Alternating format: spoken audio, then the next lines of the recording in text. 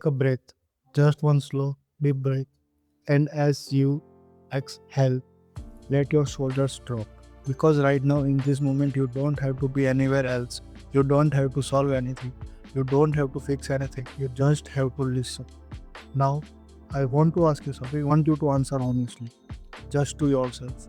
Have you ever woken up in the morning and before your feet even touched the floor, you already felt tired? Not physically tired, but tired of the same thoughts, tired of the same worries, tired of the same feelings that seem to follow you from day to day, like a shadow you can't shake. Maybe you feel stuck, not in any dramatic way, not trapped in a cage, but stuck in something quieter, something harder to name, like you are living the same day over and over again. Same routines, same stress, same conversations in your head, same reactions to the same problems, and somewhere deep inside that's a small voice, a whisper. And the red voice is saying, there has to be more than this. If that sounds familiar, if any part of you recognize that feeling, then I want you to know something important before we go any further. You are not broken. You are not weak. You are not behind. You are not the only one who feels this way. Millions of people wake up every single day feeling exactly what you feel. They smile on the outside, they do their jobs, they take care of their families, they keep going, but inside they are wondering why life feels so heavy, why joy feels so far away, why peace seems like something other people have but not them. And here's what no one tells you. It's not your fault that you feel this way, but it is within your power to change it. That's what this book is about. Not positive thinking, not pretending everything is fine, not ignoring your problems or putting on a happy face. This is something deeper. This is about understanding, truly understanding how your mind works, how your body works, how your thoughts, your emotions, your habits, and your memories have quietly shaped the life you are living right now. And once you understand that, once you really see it clearly, something incredible becomes possible. You can change, not someday, not when conditions are perfect, but now, from the inside out. The book you are about to experience is called Becoming Supernatural: How Common People Are Doing the Uncommon. It was written by Dr. Zoe Dispenza. And if you have never heard of him before, let me introduce you. Dr. Zoe Dispenza is not your typical author. He is a researcher, a teacher, and a lecturer who has spent decades studying the brain, the body, and the connection between them. He holds a Doctor of Chiropractic degree and has done postgraduate training in neuroscience, brain functions, memory formation, and cellular biology. But what makes Dr. Zoe truly special is not just what he knows, it's how he shares it. He doesn't talk over your head. He doesn't use complicated words to sound impressive. He takes ideas from science, real science, and he explains them in a way that anyone can understand. He makes the complex simple. He makes the invisible visible. And most importantly, he makes change feel possible because Dr. Zoe has seen it happen. He's seen ordinary people just like you, transform their health, their emotions, their relationships, and their entire lives. Not through luck, not through medicine, not through some rare gift they were born with, but through understanding, through practice, through becoming aware of what's happening inside themselves and learning how to change it. Now let's talk about that word in the title, supernatural. What does it mean? When you hear it, you might think of magic. You might think of superheroes. You might think of things that only happen in movies. But that is not what this book is about. Here's what supernatural really means in this context, which simply means beyond the natural, beyond the normal, beyond what you have been taught is possible. For most of us, natural means living the same life every day, reacting the same way to the same problems, feeling the same emotions we have felt for years, believing the same things about ourselves that we believed when we were children. That's natural, that's normal, that's what most people do. But what if nature isn't enough? What if normal is keeping you stuck? What if the very patterns you think are just who you are actually habits that can be changed? That's what becoming supernatural means. It means going beyond your past, beyond your pain, beyond your programming, not by escaping your life, but by changing yourself from the inside. Let me explain how this works. And I will keep it simple. Because if you understand this one idea, everything else will start to make sense. Your brain is not a fixed machine, it's more like a garden. And every thought you think is like planting a seed. If you think the same thoughts every day, those thoughts become strong. They grow roots. They become automatic. The same is true for your emotions. If you feel anxiety every morning, if you feel frustrated every afternoon, if you feel hopeless every night, those emotions don't just pass through you, they become part of you. Your body starts to memorize them. Your cells start to expect them.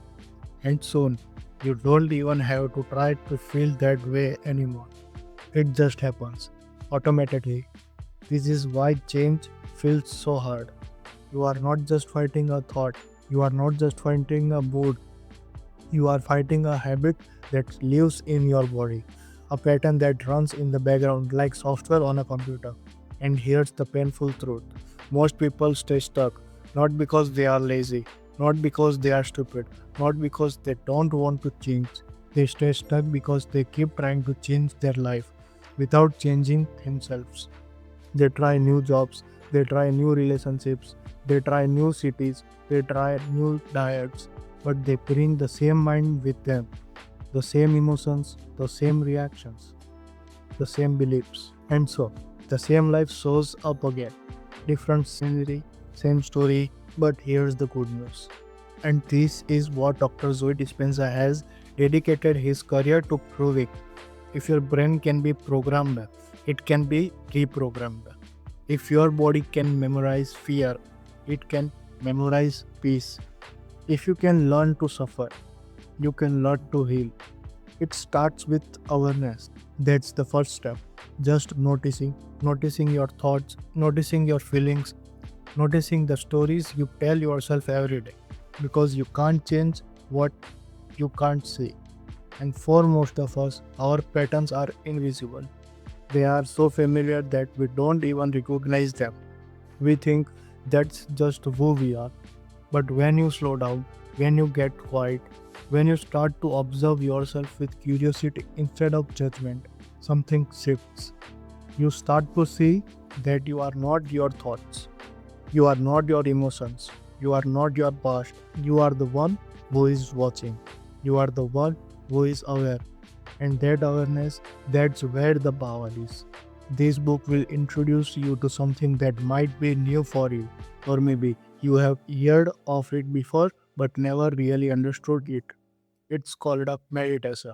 Now, before you skip ahead or feel resistant, let me explain what meditation is and what it isn't. Meditation is not about sitting in silence and thinking about nothing. That's a myth. No one can think about nothing. Your brain is designed to think. That's its job. Meditation is not about being perfect. It's not about being calm and every second. It's not about escaping your life or pretending your problems don't exist. Meditation, especially the kind you will learn about in this book, is about becoming so present, so aware, so connected to yourself that you can finally break free from the automatic programs that have been running your life. It's about creating space between who you have been and who you are becoming. And in that space, in that stillness, something new becomes possible. Maybe you are listening to this because you are curious. You have heard people talk about the mind body connection.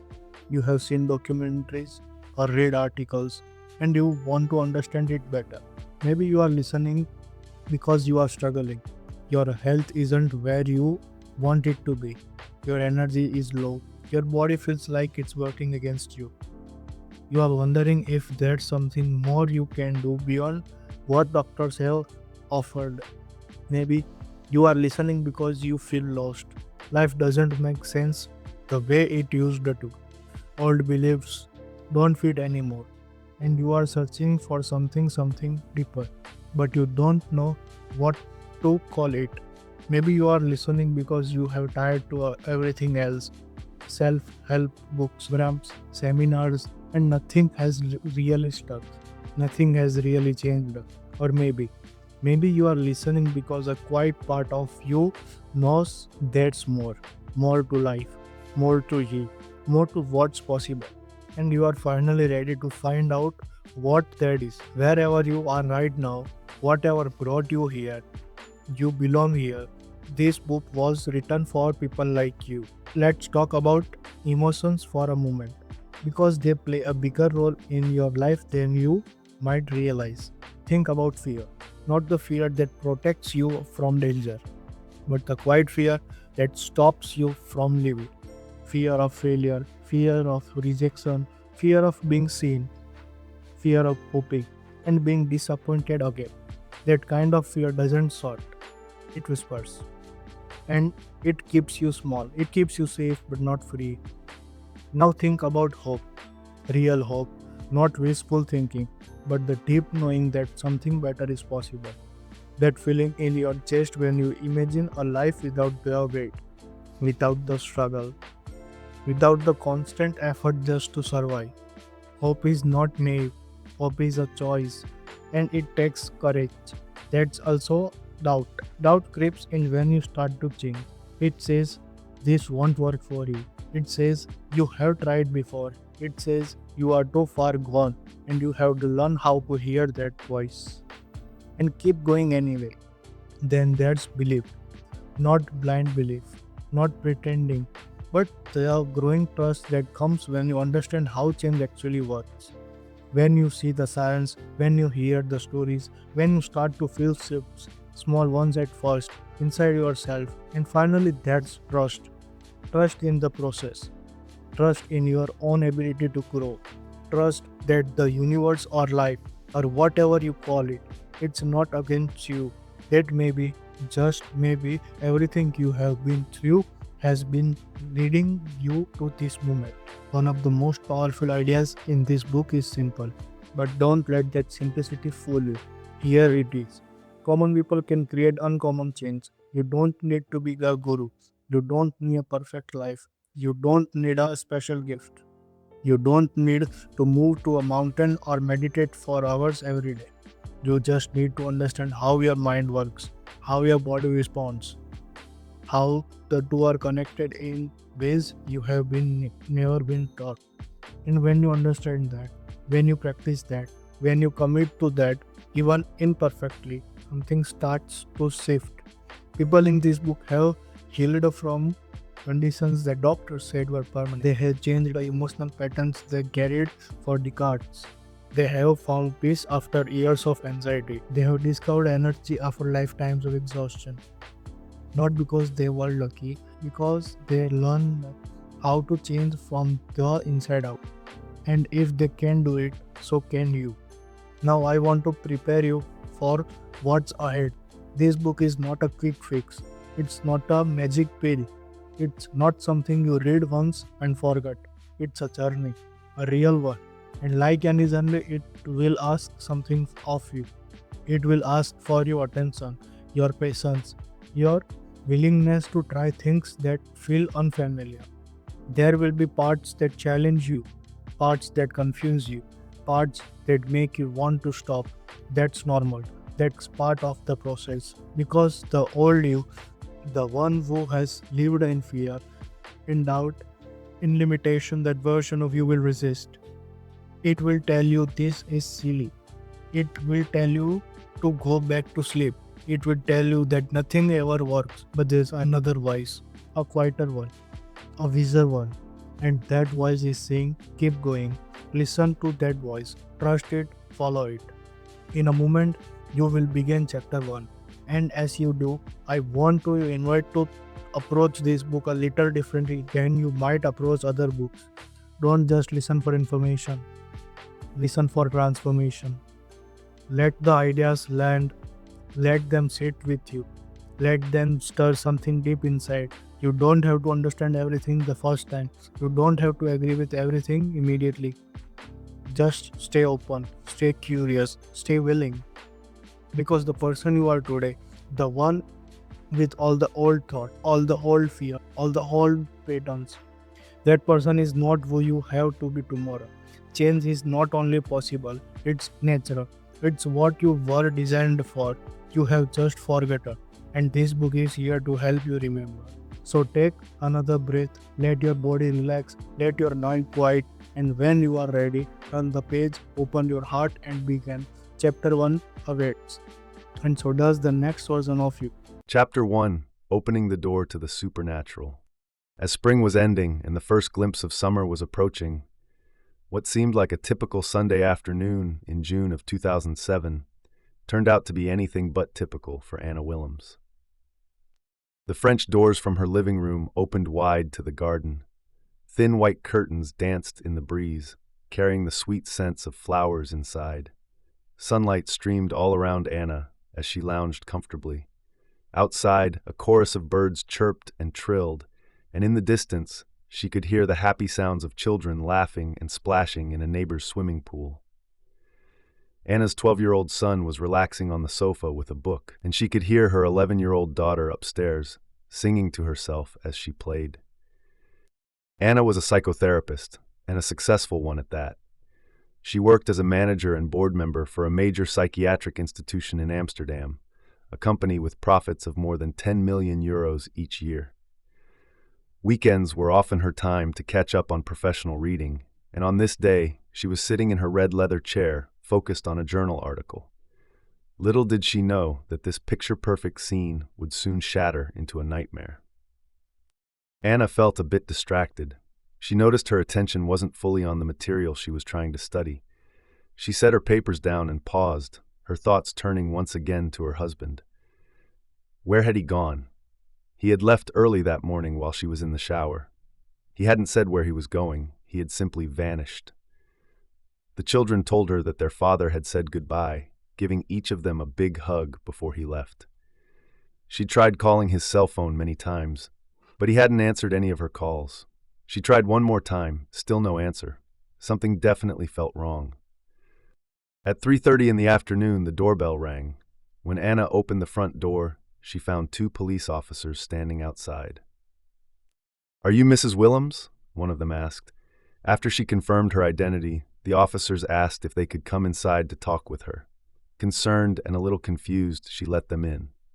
Then they delivered the news. Earlier that morning, her husband had jumped from one of the tallest buildings in the city center. The fall was fatal. In that moment, Anna and her 2 children sat in a state of shock and disbelief. Anna's breath caught in her throat. As she gasped for air, she began to shake uncontrollably. The moment seemed frozen in time. While her children sat paralyzed by the shock, Anna tried to hide her own pain and stress for their sake. An intense pain shot through her head, and at the same time she felt a deep, hollow ache in her gut. Her neck and shoulders stiffened instantly as her mind raced frantically from one thought to another. The hormones of stress had taken over her body. Anna was now in survival mode. Now let's explore what was happening from a scientific standpoint. Living in stress is living in survival. When you perceive a stressful situation that threatens you in some way, one where you can't predict or control the outcome, a primitive part of your nervous system called the sympathetic nervous system kicks in. When this happens, your body mobilizes an enormous amount of energy to respond to the threat. Physiologically, your body is automatically gathering the resources it will need to deal with the danger. Your pupils dilate so you can see better. Your heart rate and breathing speed up so you can run, fight, or hide. More sugar is released into your bloodstream to give your cells extra energy. Blood flow is directed to your arms and legs and away from your internal organs, so you can move quickly if you need to. Your immune system gets a brief boost and then dials down as adrenaline and cortisol flood your muscles, giving you a rush of energy to either escape or fend off the threat.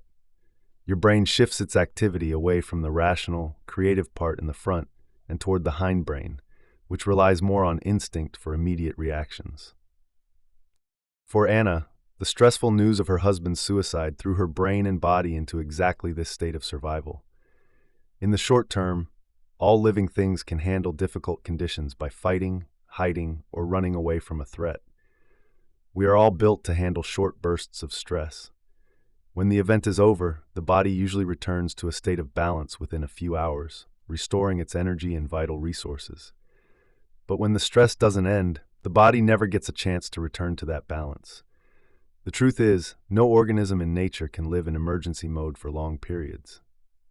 Because of our large brains, we humans can think about our problems, relive past events, or even imagine worst-case scenarios in the future. Just by thought alone, we can turn on that cascade of stress chemicals. We can knock our own brains and bodies out of their normal state simply by thinking about a painful past or trying to control an uncertain future. Every day, Anna relived the moment she heard the news over and over in her mind. What she didn't realize was that her body couldn't tell the difference between the original event that caused the stress and the memory of the event. Recalling the memory created the exact same emotions as the real-life experience all over again. Anna was producing the same chemistry in her brain and body as if the event were happening again and again. As a result, her brain was continuously wiring the memory of that moment more deeply, and her body was emotionally reliving the trauma at least 100 times each day. By repeatedly recalling the experience, she was unintentionally tying her brain and body to the past. Emotions are the chemical results, or feedback, of past experiences. As your senses gather information from the world around you, clusters of nerve cells in your brain called neurons organize into networks. When these networks freeze into a pattern, the brain creates a chemical that it sends throughout the body. That chemical is what we call an emotion. We remember events better when we can remember how they made us feel. The stronger the emotion from any event, good or bad, the bigger the change in our internal chemistry. When we notice a significant change inside of us, the brain pays close attention to whatever or whoever is causing that change outside of us. It takes a snapshot of that external experience, and we call that a memory. So, the memory of an event can become permanently branded in the brain. That scene becomes frozen in time in our gray matter, just as it did for Anna. The combination of people, objects, time, and place from that stressful experience gets etched into our neural architecture like a holographic image. That's how we create a long-term memory. The experience becomes imprinted in the brain's circuitry, and the emotion gets stored in the body. This is how our past becomes our biology. In other words, when you experience a traumatic event, you tend to think neurologically within the patterns of that experience, and you tend to feel chemically within the boundaries of those emotions. Your entire state of being, how you think and how you feel, becomes biologically stuck in the past. As you can imagine, Anna was flooded with a rush of negative emotions: tremendous sadness, pain, victimization, grief, guilt, shame, and despair. She felt anger, hatred, frustration, resentment, and shock. She was consumed by fear, anxiety, worry, and a feeling of being completely overwhelmed. She experienced anguish, hopelessness, powerlessness, isolation, and loneliness. She was filled with disbelief and a deep sense of betrayal. And none of these feelings faded away quickly. As Anna analyzed her life through the lens of these past emotions, she suffered more and more. Because she couldn't think beyond how she constantly felt, and since emotions are a record of the past, she was always thinking in the past. Every day she felt worse. As a psychotherapist, she could rationally and intellectually understand what was happening to her, but all her professional insights couldn't lift her out of her suffering. People in her life began to treat her as the woman who had lost her husband, and that became her new identity. She connected her memories and feelings to her current situation. Whenever anyone asked her why she felt so bad, she would tell the story of the suicide. Each time she relived the pain, anguish, and suffering all over again. All along, Anna kept firing the same circuits in her brain and producing the same emotions, conditioning her brain and body even further into the past. Every day she was thinking, acting, and feeling as if the past were still present. And since our personality is made up of how we think, how we act, and how we feel, Anna's personality was now completely created by her past. From a biological perspective, by repeatedly telling the story of her husband's suicide, Anna literally couldn't move beyond what had happened. Anna could no longer work and had to take a leave of absence.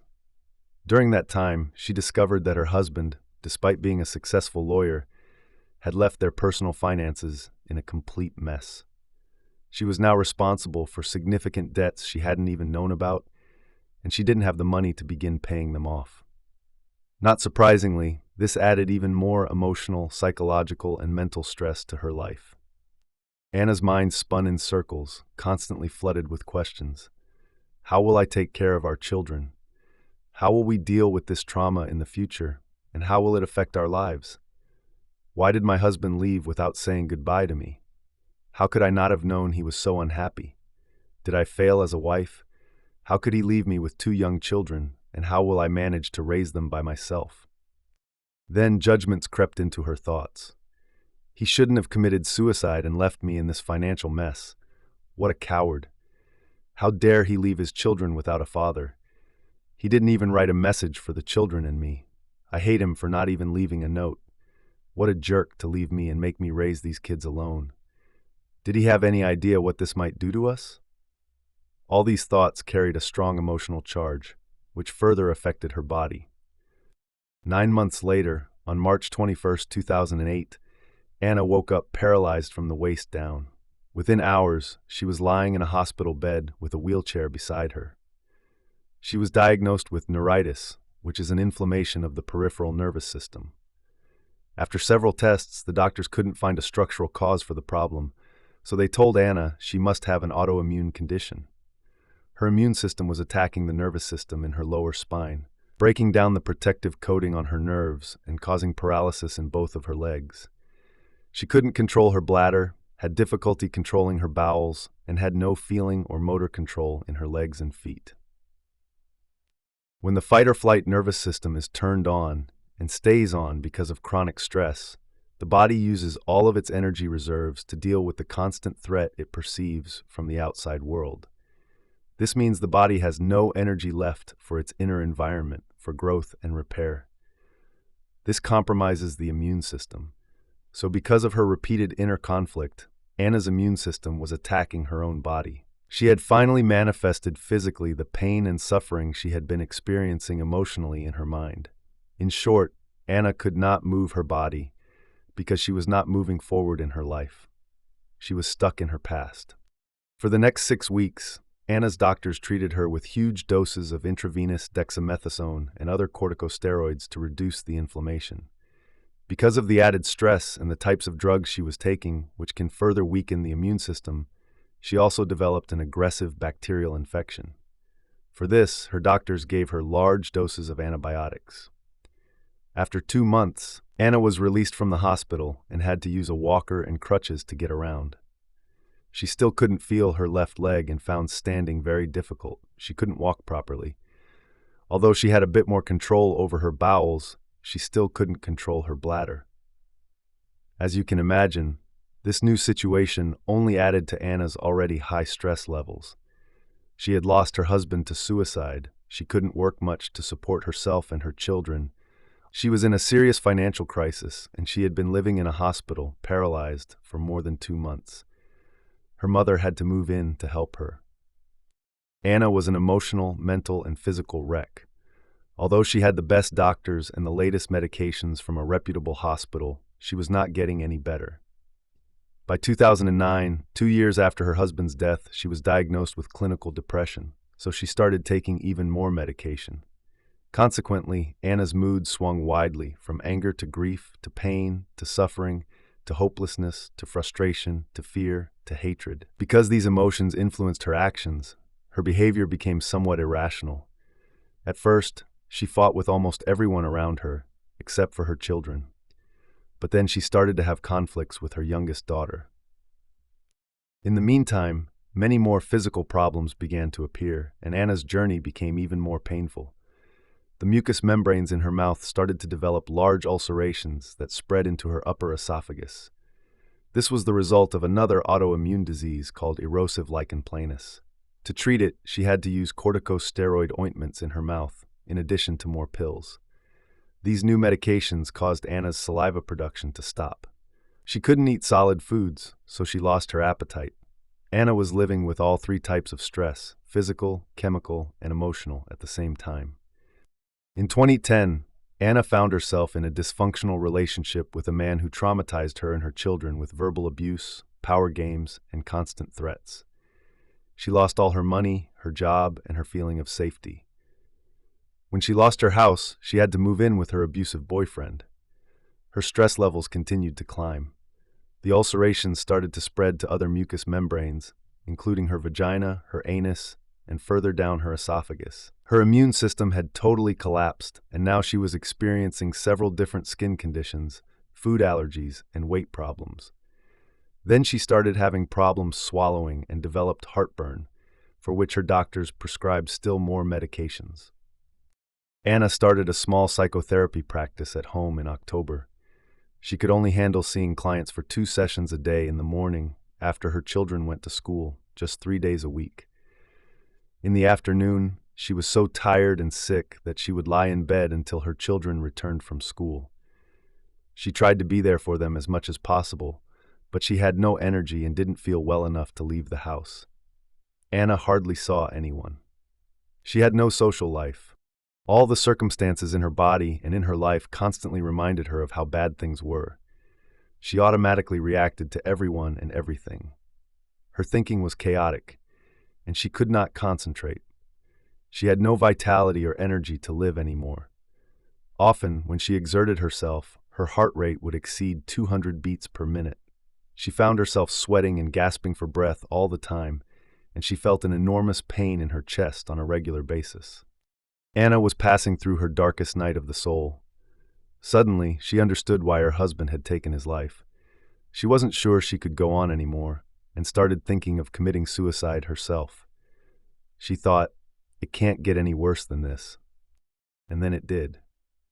In January 2011, Anna's medical team found a tumor near the entrance of her stomach and diagnosed her with esophageal cancer. Of course, this news severely increased Anna's stress levels. The doctors suggested a rigorous course of chemotherapy. No one asked her about her emotional and mental stress. They only treated her physical symptoms. But Anna's stress response was fully turned on, and it couldn't turn off. It's amazing how this can happen to so many people. Because of a shock or trauma in their lives, they never get beyond those corresponding emotions, and their health and their lives break down. If an addiction is something you feel you can't stop, then it looks as though people like Anna become addicted to the very emotions of stress that are making them sick. The rush of adrenaline and other stress hormones arouses their brain and body, providing a surge of energy. In time, they become addicted to the rush of that chemistry. Then they use the people and conditions in their lives to reaffirm their addiction to that emotion, just to keep feeling that heightened state. Anna was using her stressful conditions to recreate that rush of energy, and without realizing it, she became emotionally addicted to a life she hated. Science tells us that such chronic, long-term stress pushes the genetic buttons that create disease. So if Anna was turning on the stress response by thinking about her problems and her past, her thoughts were making her sick. And since stress hormones are so powerful, she had become addicted to her own thoughts that were making her feel so bad.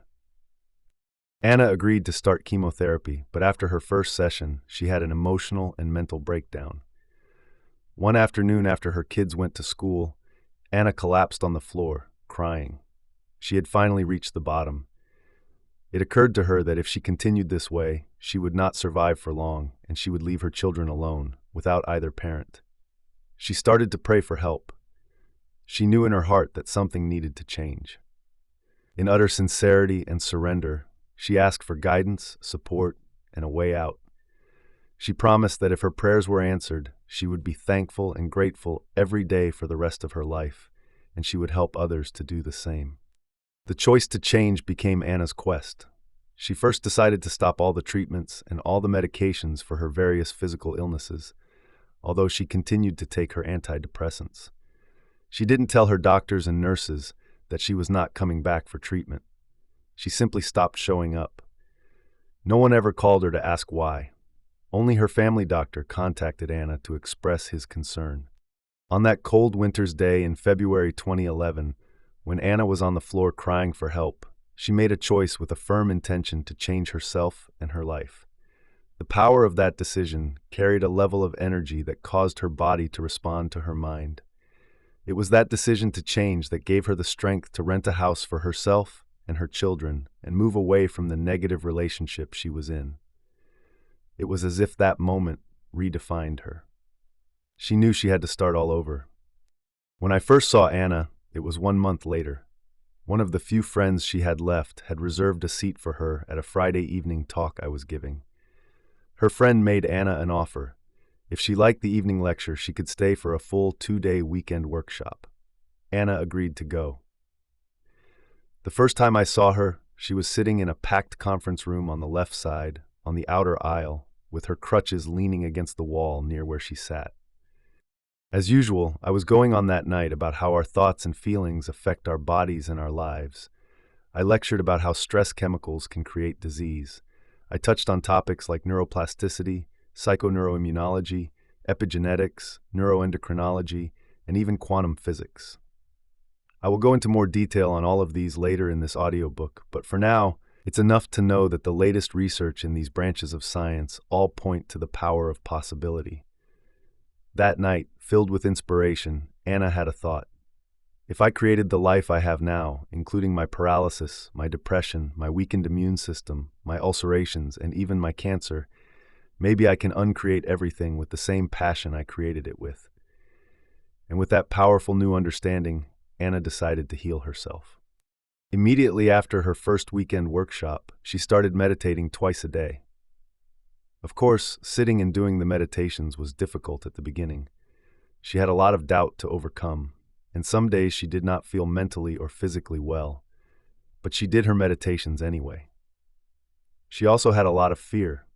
When her family doctor called to check up on her because she'd stopped her treatments and medications, he told Anna that she was being naive and stupid and that she would get worse and die soon. Imagine hearing that from an authority figure. Even so, Anna did her meditations every day and began to move beyond her fears. She was often consumed with financial burdens, her children's needs, and various physical limitations, yet she never used those conditions as an excuse to not do her inner work. She even attended 4 more of my workshops during that year. By going within and changing her unconscious thoughts, automatic habits, and reflexive emotional states, which had become hardwired in her brain and emotionally conditioned in her body, Anna was now more committed to believing in a new future than believing in her same familiar past. She used her meditations, combining a clear intention with an elevated emotion, to change her state of being. She was moving from biologically living in the same past to living in a new future.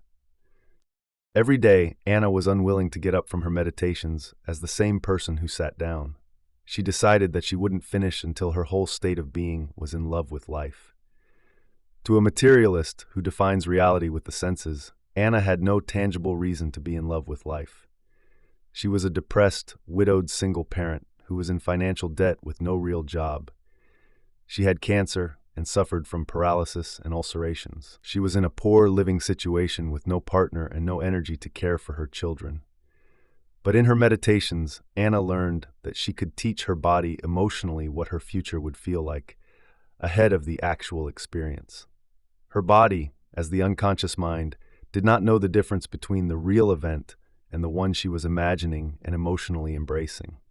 She also knew from her understanding of epigenetics that elevated emotions like love, joy, gratitude, inspiration, compassion, and freedom could signal new genes to make healthy proteins, affecting her body's structure and function. She fully understood that if the stress chemicals coursing through her body had been turning on unhealthy genes, then by embracing these elevated emotions with a passion greater than the stressful ones, she could turn on new genes and change her health. For a year, her health didn't change very much, but she kept doing her meditations. In fact, she did all the meditations I designed for students. She knew it had taken several years to create her current health conditions, so it would take some time to recreate something new. So she kept doing the work, striving to become so conscious of her unconscious thoughts, behaviors, and emotions that she would not let anything she did not want to experience slip by her awareness. After that first year, Anna noticed that she was slowly starting to get better mentally and emotionally. Anna was breaking the habit of being her old self and inventing a whole new self instead. Anna knew from attending my workshops that she had to move her autonomic nervous system back into balance. The ANS, as you may recall, controls all the automatic functions that happen beyond the brain's conscious awareness, like digestion, absorption, blood sugar levels, body temperature, hormonal secretions, and heart rate. The only way she could slip into that operating system and affect the ANS was to change her internal state on a regular basis. So first, Anna began each meditation with the blessing of the energy centers. These specific areas of the body are under the control of the ANS. As I mentioned in the introduction, each center has its own energy or frequency, which carries specific information or has its own consciousness. Each has its own glands, its own hormones, its own chemistry, and its own individual little mini brain. Therefore, each has its own mind. Each center is influenced by the subconscious brain sitting under our conscious, thinking brain. Anna learned how to change her brain waves so she could enter the operating system of the ANS, located in the midbrain, and reprogram each center to work in a more harmonious way. Every day, with focus and passion, she rested her attention in each area of her body, as well as the space around each center, blessing it for greater health and the greater good. Slowly but surely, she began to influence her health by reprogramming her autonomic nervous system back to balance. Anna also learned a specific breathing technique I teach in our work. This technique is designed to liberate all the emotional energy that gets stored in the body when we keep thinking and feeling the same way. By constantly thinking the same thoughts, Anna had been creating the same feelings. Then, by feeling those familiar emotions, she would think more of the same corresponding thoughts. She learned that the emotions of the past were stored in her body, but she could use this breathing technique to set that stored energy free from her past. So every day, with an intensity greater than her addiction to past emotions, she practiced the breath and got better and better at it. After she learned to move that stored energy, she learned how to recondition her body to a new mind by embracing the heart-centered emotions of her future before her future actually happened. Since Anna also studied the model of epigenetics I teach, she learned that genes don't create disease. Instead, it's the environment that signals the gene to create disease. Anna understood that if her emotions were the chemical consequences of experiences in her environment, and if she lived every day by the same emotions from her past, she was selecting and instructing the same genes that might be causing her poor health. If she could instead embody the emotions of her future life by embracing those emotions before the experience actually happened, she could change her genetic expression and actually change her body to be biologically aligned with her new future. Anna did an additional meditation that involved resting her attention in the center of her chest. This activated the ANS with those elevated states to create and maintain a very efficient type of heart rate we call a coherent heart rate, which I will explain in detail later in the audiobook. She learned that when she felt resentment, impatience, frustration, anger, and hatred, those states induced the stress response and caused her heart to beat incoherently and out of order. Anna learned in my workshops that once she could sustain this new heart-centered state, just as she had gotten used to feeling all those negative emotions regularly, in time she could feel these new emotions more fully and deeply. Of course, it took quite a bit of effort to trade anger, fear, depression, and resentment for joy, love, gratitude, and freedom, but Anna never gave up. She knew that those elevated emotions would release more than 1,000 different chemicals that would repair and restore her body, and she went for it. Anna then practiced a walking meditation I designed, in which she walked as her new self every day. Instead of sitting down and meditating with her eyes closed, she started these meditations standing up with her eyes closed. While standing, she got into the meditative state that she knew would change her state of being. Then, while still in that state, she opened her eyes, stayed in a meditative state, and walked as her future self. By doing this, she was embodying a new habit of thinking, acting, and feeling on a regular basis. What she was creating would soon become her new personality. She never wanted to go unconscious again and return to her old self. Because of all this work, Anna could see that her thought patterns had changed. She was no longer firing the same circuits in her brain in the same way. So those circuits stopped wiring together and began to prune apart. As a result, she stopped thinking in the same old ways. Emotionally, she began to feel glimpses of gratitude and pleasure for the first time in years. In her meditations, she was conquering some aspect of her body and her mind every day. Anna calmed down and became much less addicted to the emotions derived from stress hormones. She even started to feel love again. And she kept going, overcoming, and overcoming every day on her way to becoming someone else. In May 2012, Anna attended one of my 4-day progressive workshops in upstate New York. On the third day, during the last of 4 meditations, she completely surrendered and finally let go. For the first time since she had started meditating, she found herself floating in an infinite black space, aware that she was aware of herself. She had moved beyond the memory of who she was and became pure consciousness, totally free of her body, her association with the material world, and linear time. She felt so free that she no longer cared about her health conditions.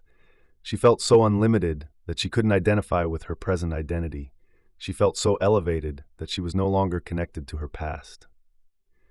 In this state, Anna had no problems. She left her pain behind and was truly free for the first time. She wasn't her name, her gender, her disease, her culture, or her profession. She was beyond space and time. She had connected to a field of information called the quantum field, where all possibilities exist. Suddenly, she saw herself in a brand new future, standing on a huge stage, holding a microphone, and talking to a crowd as she told them the entire story of her healing. She wasn't imagining or visualizing this scene. It was as if she got a download of information, a glimpse of herself as a totally different woman in a new reality. Her inner world appeared much more real to her than her outer world, and she was having a full-on sensory experience without using her physical senses. The moment Anna experienced this new life in the meditation, a burst of joy and light came into her body, and she felt relief on a deep, visceral level. She knew she was something or someone greater, much grander than her physical body. In this state of intense joy, she felt such delight and such immense gratitude that she burst into laughter. And at that moment, Anna knew she was going to be okay. From then on, she developed so much trust, joy, love, and gratitude that her meditations became easier and easier, and she began to go much deeper. As Anna moved out of her past, she felt this new energy opening her heart further and further. Instead of seeing her meditations as something she had to do every day, she started looking forward to them. It became her way of life. Doing the work became her habit. Her energy and vitality returned. She stopped taking antidepressants. Her thought patterns completely changed, and her feelings were different. She felt like she was in a new state of being, so her actions changed drastically. Anna's health and life improved tremendously that year. The next year, she attended several more events. By staying connected to the work, Anna started to develop relationships with more people in our community, and she received more and more support to keep her going on her journey back to health. Like many of our students, she sometimes found it challenging not to take a few steps back into the old programs and patterns of thinking, feeling, and acting once she returned home after a workshop. But even so, she kept doing her meditations every day. In September 2013, Anna's doctors gave her a very thorough medical checkup that included many different tests. 1 year and 9 months after her cancer diagnosis and 6 years after her husband's suicide, Anna's cancer had completely healed, and the tumor in her esophagus had vanished. Her blood tests showed no cancer markers. The mucous membranes in her esophagus, vagina, and anus were completely healed. Only a few minor problems remained. The mucous membranes in her mouth were still slightly red, although she no longer had any ulcerations, and because of the medication she had taken for the ulcerations, she still didn't produce saliva. Anna had become a new person who was healthy. The disease existed in the old personality. By thinking, acting, and feeling differently, Anna reinvented a new self. In a sense, she had been reborn in the same life. In December 2013, Anna came to an event in Barcelona with the friend who had introduced her to my work. After hearing me tell the participants a story about a remarkable healing of another student, Anna decided it was time to share her story with me. She wrote it all down and gave the letter to my personal assistant. Like many letters I get from students, the first line read, "You are not going to believe this." After I read what she'd written, the next day I asked Anna to come up on stage and share her story with the audience. And there she was, a year and a half after the vision she'd had during her meditation in New York, standing on a stage talking to an audience about her journey of healing herself, and I had no idea about her vision until that moment. After the Barcelona event, Anna was inspired to work on her mouth even more. About 6 months later, I was lecturing in London, and Anna attended. I spoke in detail about epigenetics. Suddenly, a light went on for Anna. I've healed myself of all these medical conditions, including cancer, she thought. I should be able to signal the gene from my mouth to produce more saliva. A few months later, during another workshop in 2014, Anna suddenly felt saliva dripping in her mouth. Ever since then, Anna's mucous membranes and her saliva production have returned to normal. The ulcerations never came back. Today, Anna is a healthy, vital, happy, and stable person with a very sharp and clear mind. Spiritually, she has grown so much that she goes very deep in her meditations and has had many mystical experiences. She is living a life full of creation, love, and joy. She has become one of my corporate trainers, regularly teaching this work to organizations and companies. In 2016, she founded a successful psychiatric institution, employing more than 20 therapists and practitioners. She is financially independent and earns enough money to live a rich life. She travels around the world, visits beautiful places, and meets very inspiring people. She has a very loving and joyful partner, as well as new friends and new relationships that honor both her and her children. When you ask Anna about her past health problems, she will tell you that having those challenges was the best thing that ever happened to her. Think about it. What if the worst thing that ever happened to you turns out to be the best thing that has ever happened to you? She often tells me that she loves her present life, and I always respond, "Of course you do. You created your life every day by not getting up from your meditations until you were in love with that life. So now you get to love your life." It was through the course of her transformation that Anna had, in effect, become supernatural. She had overcome her identity, which was connected to her past, and she literally created a new, healthy future.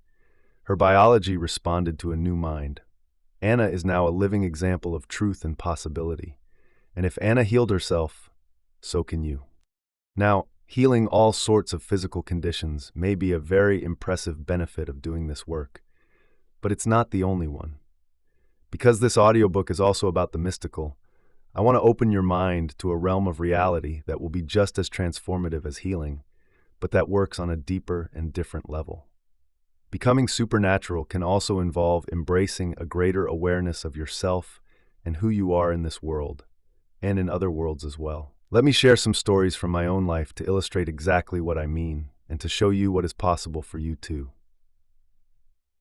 One rainy winter evening in the Pacific Northwest, as I sat on my couch after a very long day, I listened to the branches of the tall fir trees outside my window filtering the gusts of wind through their canopies. My children were in bed, deep asleep, and at last I had a moment to myself. As I got comfortable, I began to review all the things I needed to accomplish the following day. By the time I'd made my mental list, I was too exhausted to think. So I just sat still for a few minutes, my mind empty. As I watched the shadows from the flames in the fireplace flicker and dance on the walls, I began to move into a trance. My body was tired, but my mind was clear. I wasn't thinking or analyzing anymore. I was simply staring into space, being in the present moment. As my body relaxed more and more, I slowly and consciously let it fall asleep while I simultaneously kept my mind conscious and awake. I wouldn't let my attention narrow in on any object in the room, but instead kept my focus open. This was a game I often played with myself. I liked the practice because every once in a while, if everything lined up, I had very profound transcendental experiences. It was as if a door of sorts opened somewhere between wakefulness, sleep, and normal dreaming, and I slipped into a very lucid, mystical moment. I reminded myself to not expect anything, but to simply stay open. It took a lot of patience to not rush it or get frustrated or try to make something happen, but instead to slowly slip into that other world. That day, I had finished writing an article about the pineal gland. After spending several months researching all the magical derivatives of melatonin that this little alchemical center had up its sleeve, I was overjoyed about linking the scientific world and the spirit world. For weeks, my entire mind had been consumed with thinking about the role of the pineal metabolites as a possible connection to the mystical experiences most ancient cultures knew how to elicit. These include Native American shamanic visions, the Hindu experience of samadhi, and other similar rituals involving altered states of consciousness. Some concepts that had been loose ends for years had suddenly clicked for me, and my discoveries left me feeling more whole. I thought I was one step closer to understanding the bridge to higher dimensions of space and time. All the information I had learned inspired me to a deeper awareness about what is possible for human beings, yet I was still curious to learn more, curious enough to move my awareness to where the pineal gland existed in my head. I casually thought, speaking to the gland, "Where are you, anyway?" As I rested my attention in the space the pineal gland occupies in my brain, and as I was drifting off into the blackness, suddenly, out of nowhere, a vivid image of my pineal gland appeared in my mind as a three-dimensional round knob. Its mouth was wide open in a spasm, and it was releasing a white milky substance. I was shocked by the intensity of the holographic image, but I was too relaxed to be aroused or react, so I simply surrendered and observed. It was so real. I knew what I was seeing before me was my own tiny pineal gland. In the next instant, a huge timepiece appeared right in front of me. It was one of those old-fashioned pocket watches with a chain, and the vision was incredibly vivid. The moment I put my attention on the timepiece, I received very clear information. I suddenly knew that linear time as I believed it to be, with a definite past, present, and future, was not the way the world really works. Instead, I understood that everything is actually happening in an eternal, present moment. In this infinite amount of time, there exist infinite spaces, dimensions, or possible realities to experience. If there is only one eternal moment happening, then it makes sense that we would have no past in this incarnation, let alone any past lives. But I could see every past and future, like I was looking at an old-fashioned piece of movie film with an endless number of frames. The frames represented not single moments, but windows of limitless possibilities that existed as a kind of scaffolding, stretching on in all directions forever. It was much like looking into two mirrors opposite one another and seeing infinite spaces or dimensions reflected in both directions. But to understand what I was seeing, imagine that those infinite dimensions are above and below you, in front and behind you, and to your left and to your right. And each one of those limitless possibilities already existed.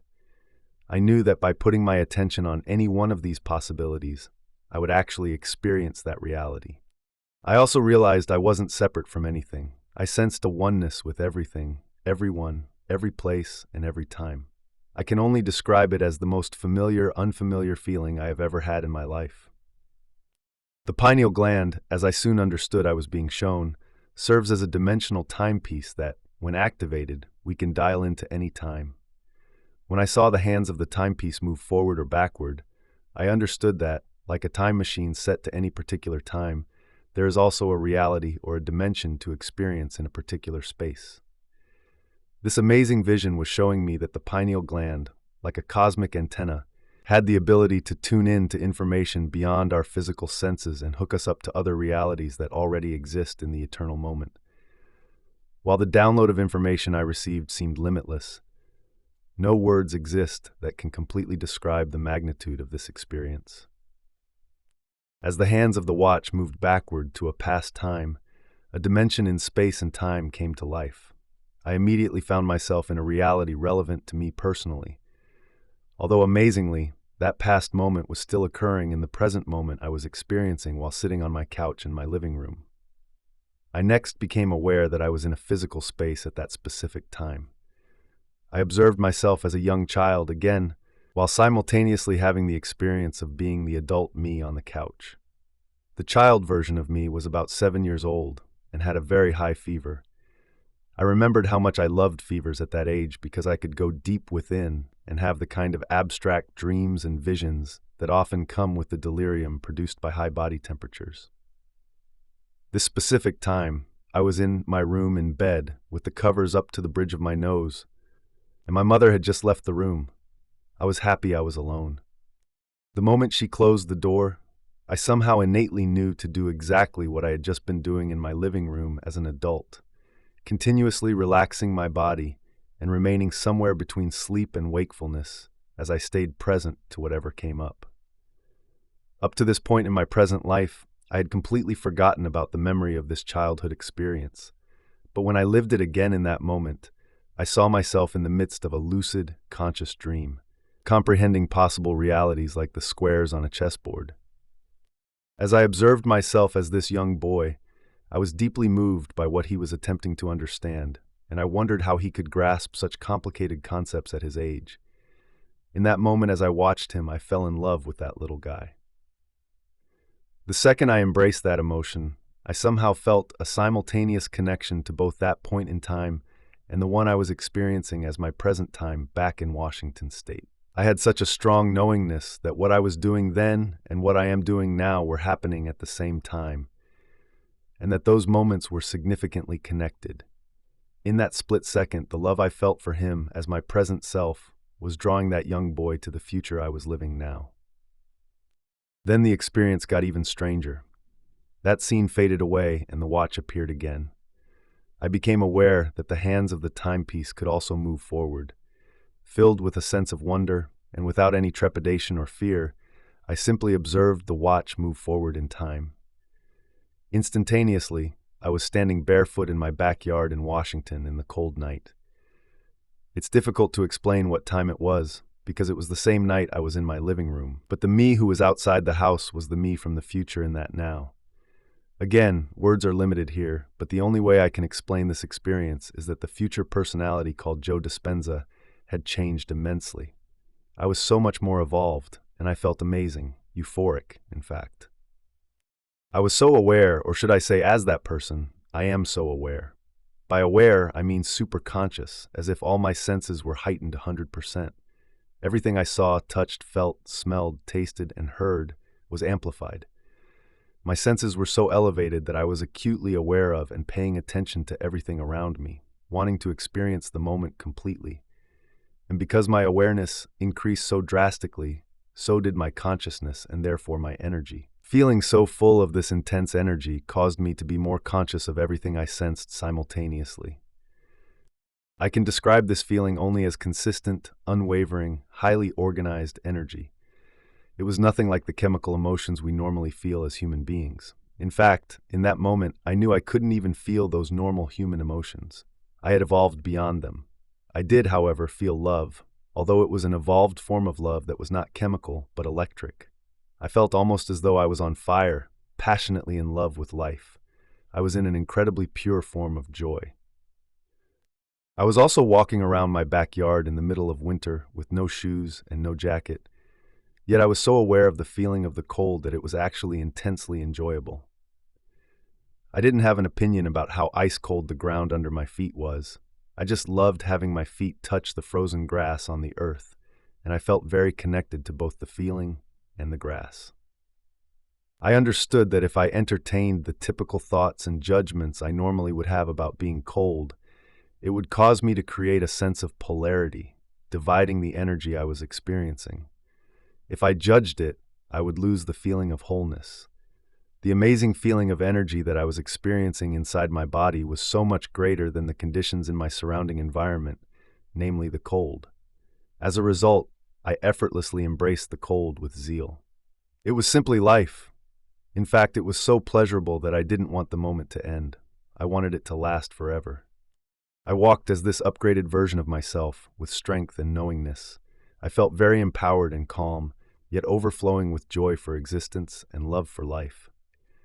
Passing through my garden, I intentionally walked on huge basalt columns that were laid on their sides, stacked like huge stairs to create levels to sit at the fire pit. I loved the experience of walking barefoot on those huge pieces of stone. I truly honored their magnificence.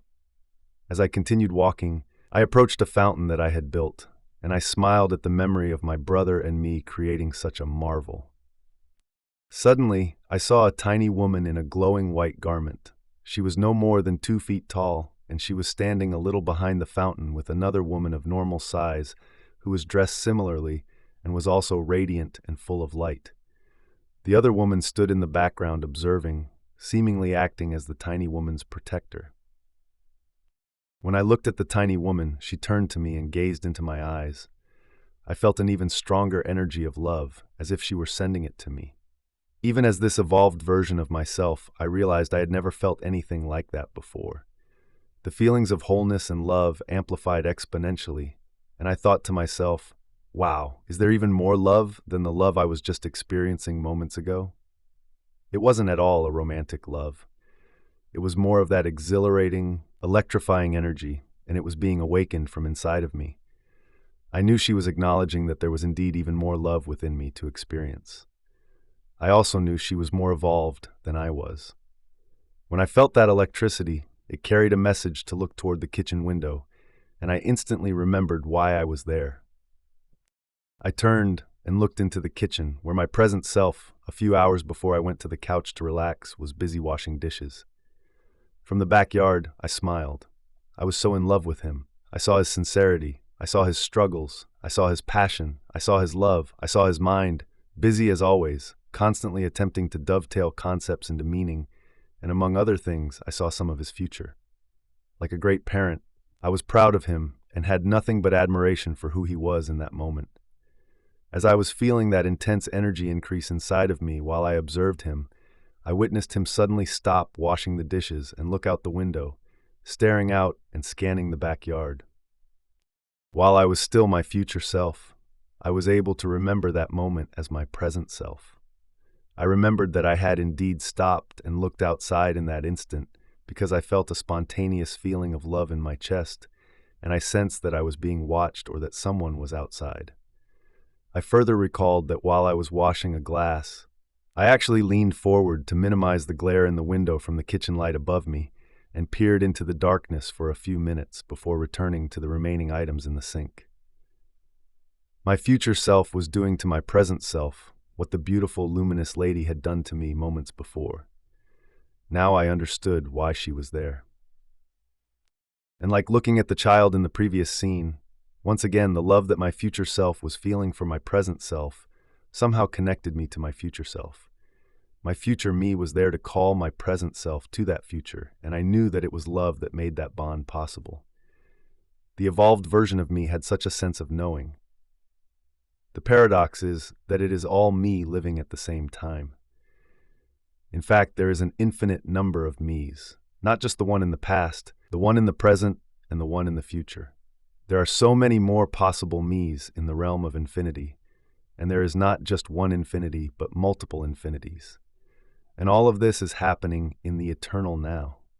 When I came back to physical reality as we know it on the couch, which paled in comparison to the other dimensional world I was just in, my first thought was, wow, my view of reality is so limited.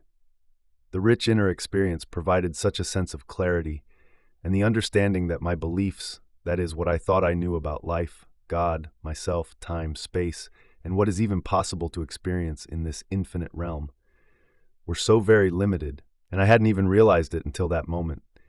I knew I was like an infant with little comprehension of the magnitude of how big this thing we call reality is. I understood, without fear or anxiety, what the phrase "the unknown" meant for the first time in my life. And I knew I would never be the same person again. I'm sure you can imagine that when something like this happens, trying to explain it to your family or friends might suggest some chemical imbalance in the brain. I was hesitant to talk about the event to anyone because I didn't even have the words to describe the experience, and I didn't want to jinx it from happening again.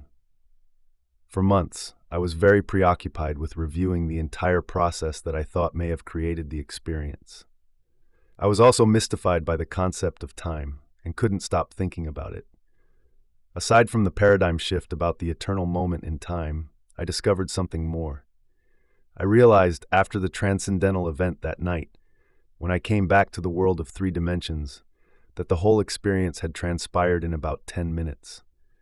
I had just lived two extensive events, and it should have taken much more time for that entire experience to unfold.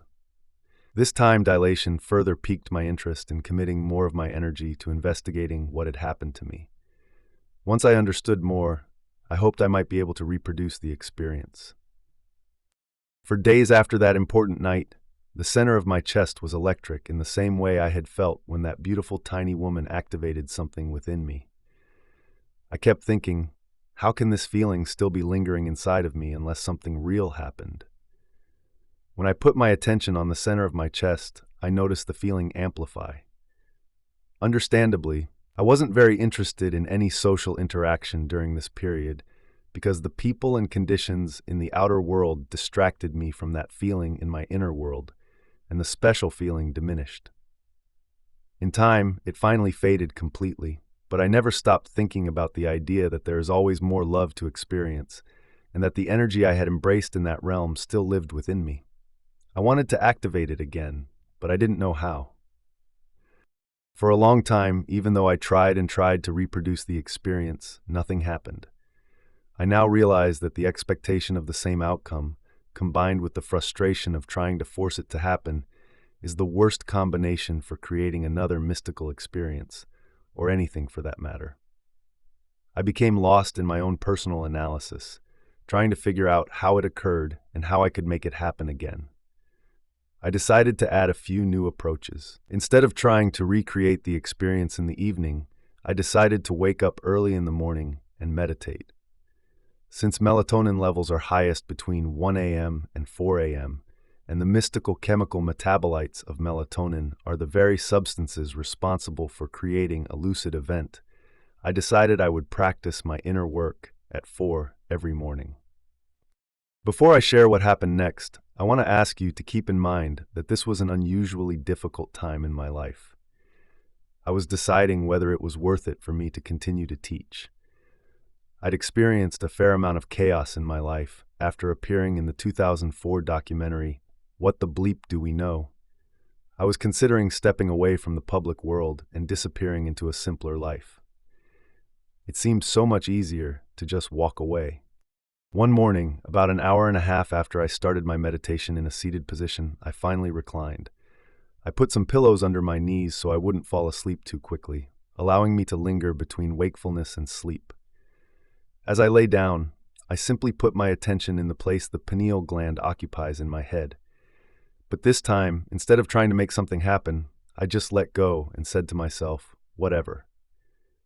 Apparently, that was the magic word. I know what that means now. I surrendered, got out of the way, let go of any specific outcome, and simply opened up to possibility. The next thing I knew, I was experiencing myself as a stout man in a very hot region of the world that seemed to be in what we now call Greece or Turkey. The terrain was rocky, the ground was parched, and stone buildings like those in Greco-Roman times were interspersed with many small tents made of brightly colored fabrics. I was wearing a one-piece skirted burlap garment that fell from my shoulders to my mid-thighs, and I had a thick rope tied around my waist like a belt. I wore sandals roped up to my calves.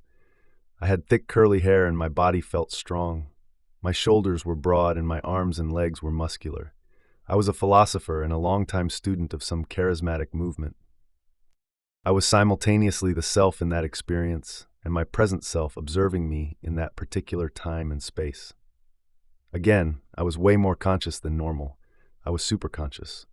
All my senses were heightened and I was very aware of everything.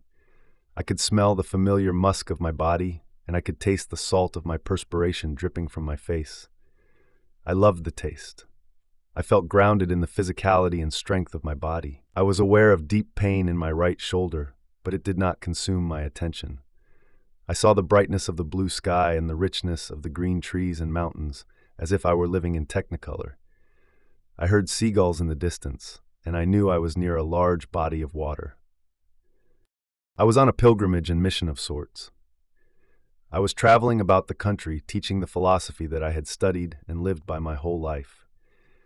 I was under the tutelage of a Grand Master whom I loved very deeply because of the care, patience, and wisdom he had given me for so many years. It was my time now to be initiated and to deliver a message to change the minds and hearts of the culture. I knew that the message I was spreading was counter to the current beliefs of that time, and that the government and religious orders of the day would challenge me. The main message of the philosophy I studied would free people from living in any type of obligation to something or someone outside of them. It would also inspire individuals to demonstrate a code of principles that would empower them to have more enriched and meaningful lives. I was passionate about this idealism, and I worked daily to live in alignment with the doctrines. Of course, the message would omit the need for religion and for any dependence on governments, and it would free people from personal pain and suffering. As the scene came to life, I had just finished addressing a crowd in a relatively populated village. The gathering was just breaking up when suddenly several men quickly moved through the masses to arrest me. Before I could even try to escape, I was seized. I knew that they had planned their strategy well. If they had begun to move about while I had been talking to the crowd, I would have spotted them. They timed it perfectly. I surrendered without resistance, and they took me to a prison cell where I was left alone. Locked in a small stone cube with narrow slits for windows, I sat there knowing my destiny. Nothing I could do would prepare me for what was about to happen. Within 2 days, I was taken to the center of the city where hundreds of people gathered, many of them the same people who had listened to me speak just a few days earlier. But now, they eagerly anticipated the chance to watch my trial and impending torture. I was stripped to a small cloth undergarment and then strapped to a large horizontal stone slab with large grooves notched into the corners through which ropes slid. The ropes had metal cuffs on the ends that were fastened to my wrists and ankles. Then it began. A man standing to my left started to crank a lever that moved the slab slowly from a horizontal position forward to a more vertical position. As the stone block moved upward, the ropes pulled my limbs tighter in all 4 directions. When I made it to about 45 degrees, the real pain began. Someone who seemed to be a magistrate yelled out, asking me if I would continue teaching my philosophy. I did not look up or answer. He then ordered the man to crank the lever further. At a certain point, I started to hear audible noises and pops, evidence of my spine dislocating in certain areas. As the observer of this scene, I watched the look on my face as the pain increased. It was like looking into a mirror and seeing myself. I became acutely aware that it was me on that slab. The metal cuffs around my wrists and ankles now tore into my skin, and the sharp metal burned. I was bleeding. One of my shoulders dislocated, and I heaved and grunted in pain. My body was convulsing and shaking as I tried to resist the tearing of my limbs by flexing and holding my muscles tight. Letting go would have been unbearable. Suddenly, the magistrate hollered out again, asking me if I would continue to teach. I had a thought. I will agree to stop teaching, and then when they let me down from this public display of torture, I will simply start again. I reasoned that this was the right answer. It would appease the magistrate and stop the pain and my death while enabling me to continue my mission. I slowly shook my head from side to side in silence. Then the magistrate pressed me to verbally say no, but I would not speak. He then motioned quickly to the tormentor on my left to push the crank even harder. I looked down at the man as he turned the gears with a clear intention to hurt me. I saw his face, and as we looked into each other's eyes, I, as the observer, instantly recognized this person as someone in my present life as Joe Dispenza, the same person, but in a different body. Something clicked within me as I witnessed this scene. I recognized that this tormentor is still tormenting others, including me, in my current incarnation, and I understood that person's role in my life. It was an oddly familiar feeling of knowing, and it all made perfect sense. As the slab accelerated upward, my lower back snapped, and my body started to lose control. That was the moment that broke me. I wept from the blinding pain, and I also felt such a deep sadness consume my whole being. When the weight of the heavy stone was released, it fell quickly back to the horizontal position. I lay there quivering uncontrollably in silence. I was then dragged back to the small prison cell, where I lay curled up in the corner. For 3 days, I couldn't stop the flashbacks of my torture. I was so humiliated that I could never speak in public again. The very thought of returning to my mission created such a visceral response in my body that I stopped even thinking about it. One night they released me, and without being noticed, with my head down in utter shame, I disappeared. I was unable to look anyone in the eye ever again. I felt like I had failed in my mission. I spent the rest of my life in a cave by the sea, trapping fish and living in silence as a hermit. As I witnessed this poor man's plight and his choice to hide from the world, I understood that this was a message for me. I knew that in my present life, I could not disappear and hide from the world again, and that my soul wanted me to see that I had to continue my work.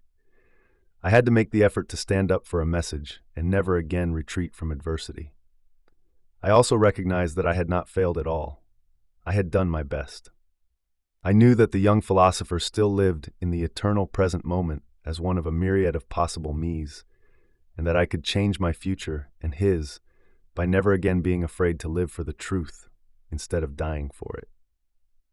Each of us has a multitude of possible incarnations that exist in the eternal present moment, all waiting to be discovered. When the mystery of the self is unveiled, we can wake up to the understanding that we are not linear beings living a linear life, but instead dimensional beings living dimensional lives. The beauty behind the infinite probabilities that await us is that the only way we can change those futures is to change ourselves in the present infinite moment. Now we begin Chapter 2. Chapter 2, the present moment. If you want to experience the supernatural in your own life, by healing your body, creating new opportunities you could never have imagined, and having transcendent mystical experiences, you first need to master the concept of the present moment, the eternal now. There's a lot of talk these days about being present or being in the now. While most people understand the basics of what that means, like not thinking about the future or living in the past, I want to offer you a completely different understanding of the concept. It's going to require you to get beyond the physical world, including your body, your identity, and your environment, and even beyond time itself. This is where you turn possibility into reality. After all, if you don't get beyond who you think you are and the way you've been conditioned to believe the world works, it's not possible to create a new life or a new destiny. So in a very real sense, you have to get out of your own way, transcend the memory of yourself as an identity, and allow something greater than you, something mystical, to take over. In this chapter, I'm going to explain how that works. First, let's take a look at how the brain functions. When any neurological tissue in the brain or the body is activated, it creates mind. Consequently, from a neuroscientific understanding, mind is the brain in action. For instance, you have a specific mind to drive your car. You have another mind to take a shower. You have a different mind when you sing a song or listen to music. You use a specific level of mind to execute each of those complex functions, because you've probably done each of these tasks thousands of times. So your brain turns on in a very specific way whenever you do any of them. When your brain is in action as you drive your car, for example, you are in fact turning on a specific sequence, pattern, and combination of neurological networks. Those neural networks, or neural nets, are simply clusters of neurons that work together as a community, just like an automatic software program. This happens because you've done that particular action so many times. In other words, the neurons that fire together to accomplish the task become more wired together. As you consciously choose to perform the task of driving your vehicle, we could say that you are automatically selecting and instructing those neurons in your brain to turn on to create a level of mind. For the most part, your brain is a product of the past. It has been shaped and molded to become a living record of everything you have learned and experienced up to this point in your life. From a neuroscientific standpoint, learning is when neurons in your brain assemble to form thousands of synaptic connections, and those connections then assemble into complex three-dimensional neurological networks. Think of learning as your brain getting an upgrade. When you pay attention to knowledge or information, and it makes sense to you, this interaction with the environment leaves biological impressions in your brain. When you experience something new, your senses write the story neurologically in your brain, and even more neurons come together to make even more enriched connections, upgrading your brain even further. Experiences not only enhance the brain's circuitry, but they also create emotions. Think of emotions as the chemical residue from past experiences, or chemical feedback. The stronger the emotional charge from an event in your life, the more the experience leaves a lasting impression in your brain. That's how long-term memories are formed. So if learning means making new connections in your brain, memories are what happen when you maintain those connections. The more you repeat a thought, choice, behavior, experience, or emotion, the more those neurons fire and wire together, and the more they will sustain a long-term relationship. In Anna's story in the previous chapter, you learned that most of your experiences come from your interaction with your external environment. Since your senses plug you into that external world and neurologically record the story in your brain, when you experience a highly charged emotional event, good or bad, that moment becomes embossed in your brain as a memory. Therefore, when an experience changes how you normally feel chemically and heightens your attention to what caused it, you will associate a specific person or thing with where your body is at a particular time and place. That's how you create memories, by interacting with the outer world. It's safe to say that the only place the past actually exists is in your brain and in your body. Let's take a closer look at what happens biochemically inside your body when you think a thought or feel an emotion. When you think a thought or have a memory, a biochemical reaction begins in your brain, causing it to release certain chemical signals. That's how immaterial thoughts literally become matter. They become chemical messengers. These chemical signals make your body feel exactly the way you were just thinking. Once you notice you are feeling a particular way, you then generate more thoughts that are equal to how you're feeling.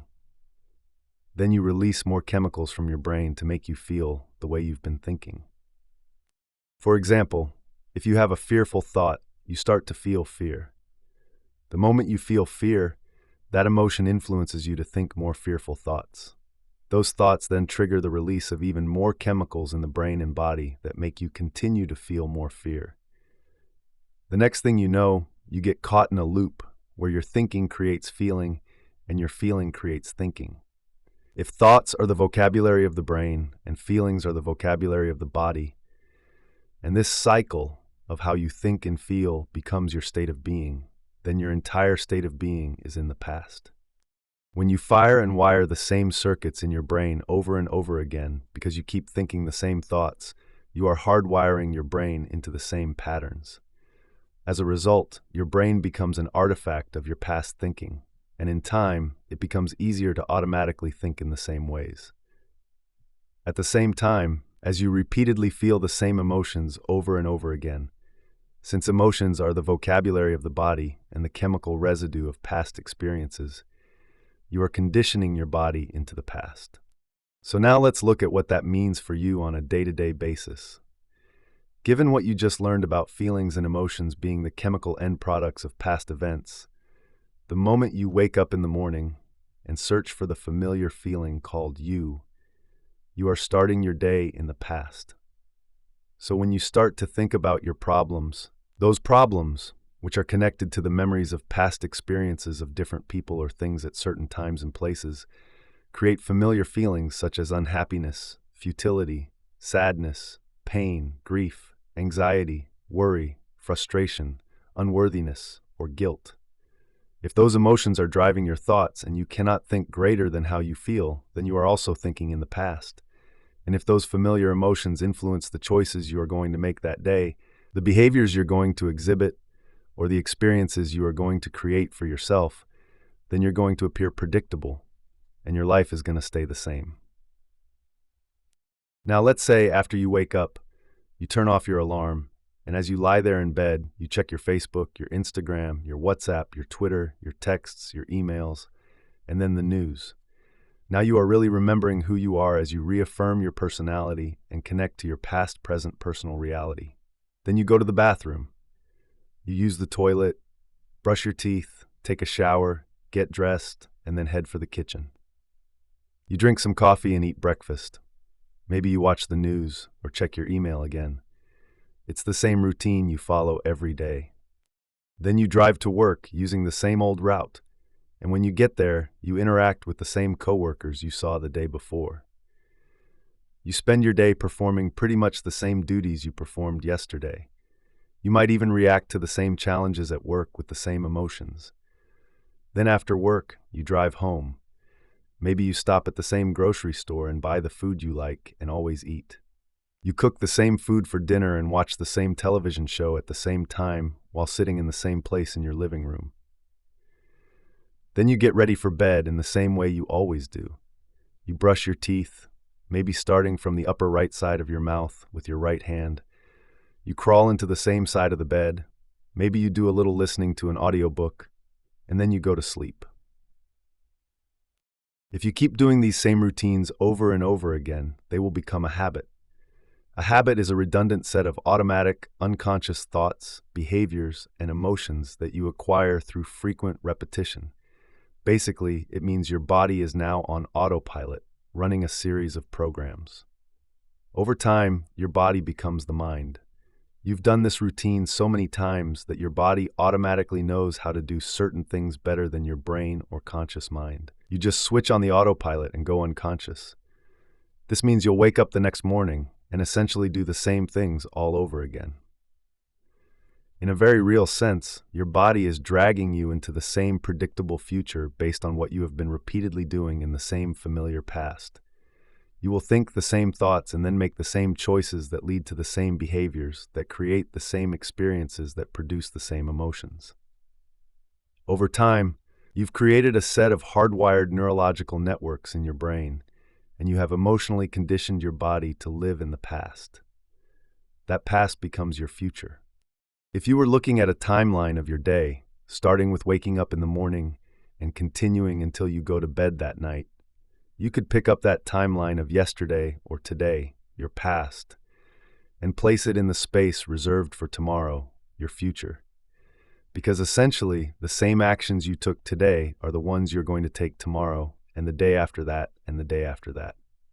Let's face it, if you keep the same routine as yesterday, it makes sense that your tomorrow is going to be a lot like your yesterday. Your future is just a rerun of your past. That's because your yesterday is creating your tomorrow. Each of those repetitive daily actions, the same thought leading to the same choice, which initiates an automatic behavior, which creates a known experience that produces a familiar feeling, can be thought of as an individual step. If you keep reproducing the same sequence, in time, all those individual steps merge into one automatic program. This is how you lose your free will to a program. In this predictable sequence, an unknown experience might try to drop in somewhere between you driving to work in traffic and stopping by the dry cleaners on your way. We could say that your mind and body are in the known, the same predictable future based on what you did in the same familiar past. In that known, certain future, there's no room for the unknown. In fact, if something new happened, if something unknown were to unfold in your life at that moment to change the predictable timeline of your day, you'd probably be annoyed at the disruption of your routine. You'd likely consider it troublesome, problematic, and downright inconvenient. You might say, "Can you come back tomorrow? This is not the right time." The fact is, there's no room for the unknown in a predictable life.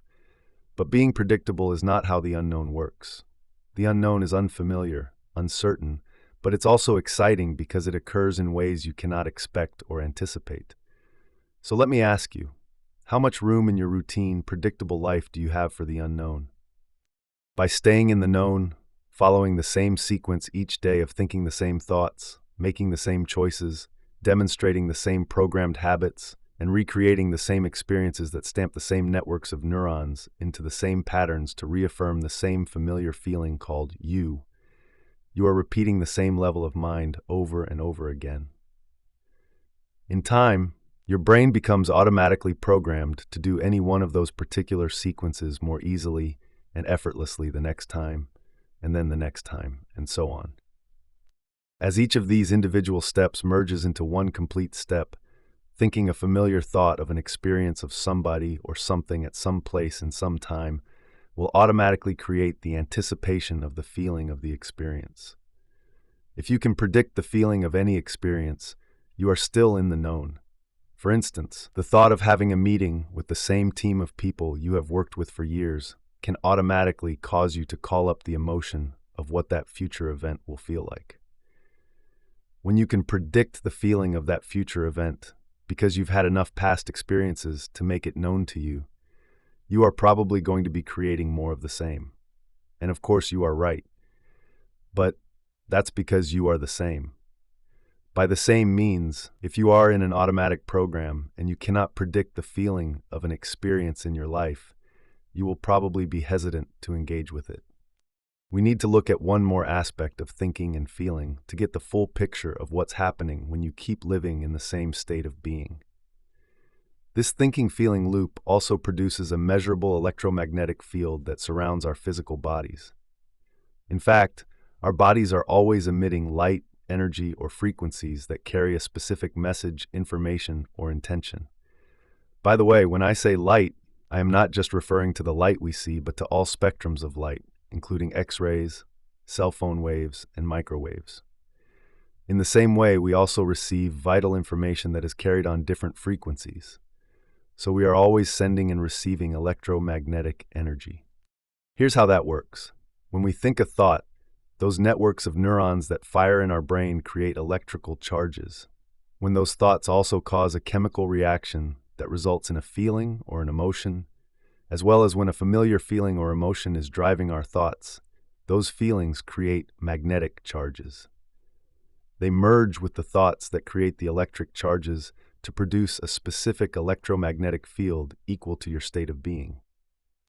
Think of emotions as energy in motion.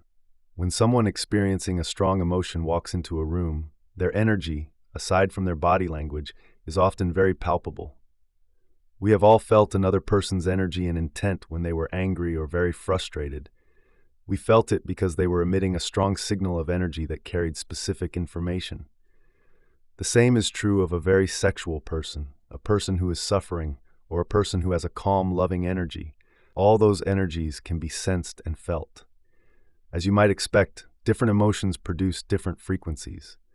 The frequencies of creative, elevated emotions like love, joy, and gratitude are much higher than the emotions of stress, such as fear and anger, because they carry different levels of conscious intent and energy. You'll hear more about this concept later in the audiobook. So, if we are recreating the past day after day, thinking the same thoughts and feeling the same emotions, we are broadcasting the same electromagnetic field over and over again, sending out the same energy with the same message. From the perspective of energy and information, this means the same energy of our past continues to carry the same information, which then keeps creating the same future. Our energy, then, is essentially equal to our past. The only way we can change our lives is to change our energy, to change the electromagnetic field we are constantly broadcasting. In other words, to change our state of being, we have to change how we think and how we feel. If where you place your attention is where you place your energy, which is a key concept you'll hear more about later in this chapter, then the moment you place your attention on a familiar emotion, your attention and your energy are in the past. If those familiar emotions are connected to a memory of some past event involving a person or an object at a particular place and time, then your attention and your energy are in the past as well. As a consequence, you are siphoning your energy out of the present moment into your past. By the same means, if you start to think about all the people you have to see, the things you have to do, and the places you have to go at certain times in your routine day, you are siphoning your attention and energy into a predictable, known future. All of your energy is now completely intertwined with those known experiences in that specific line of time. Your energy is creating more of the same, and your body is going to follow your mind to the same events in your same reality. Your energy is being directed out of the present moment and into the past and the future. As a result, you have very little energy left to create an unknown experience in a new timeline. As you start your day, when you have the thought of the toilet, the next thing you know, there you are, walking toward the toilet. Then you have the thought of the shower, and you find yourself in the shower adjusting the water temperature. You have the thought of the coffee maker, and you're projecting your attention and energy to the coffee maker. As you automatically walk to the kitchen to make your morning cup of coffee, Once again, your body is following your mind. And if you've done that for the last 22 years, your body is going to effortlessly coast right over there.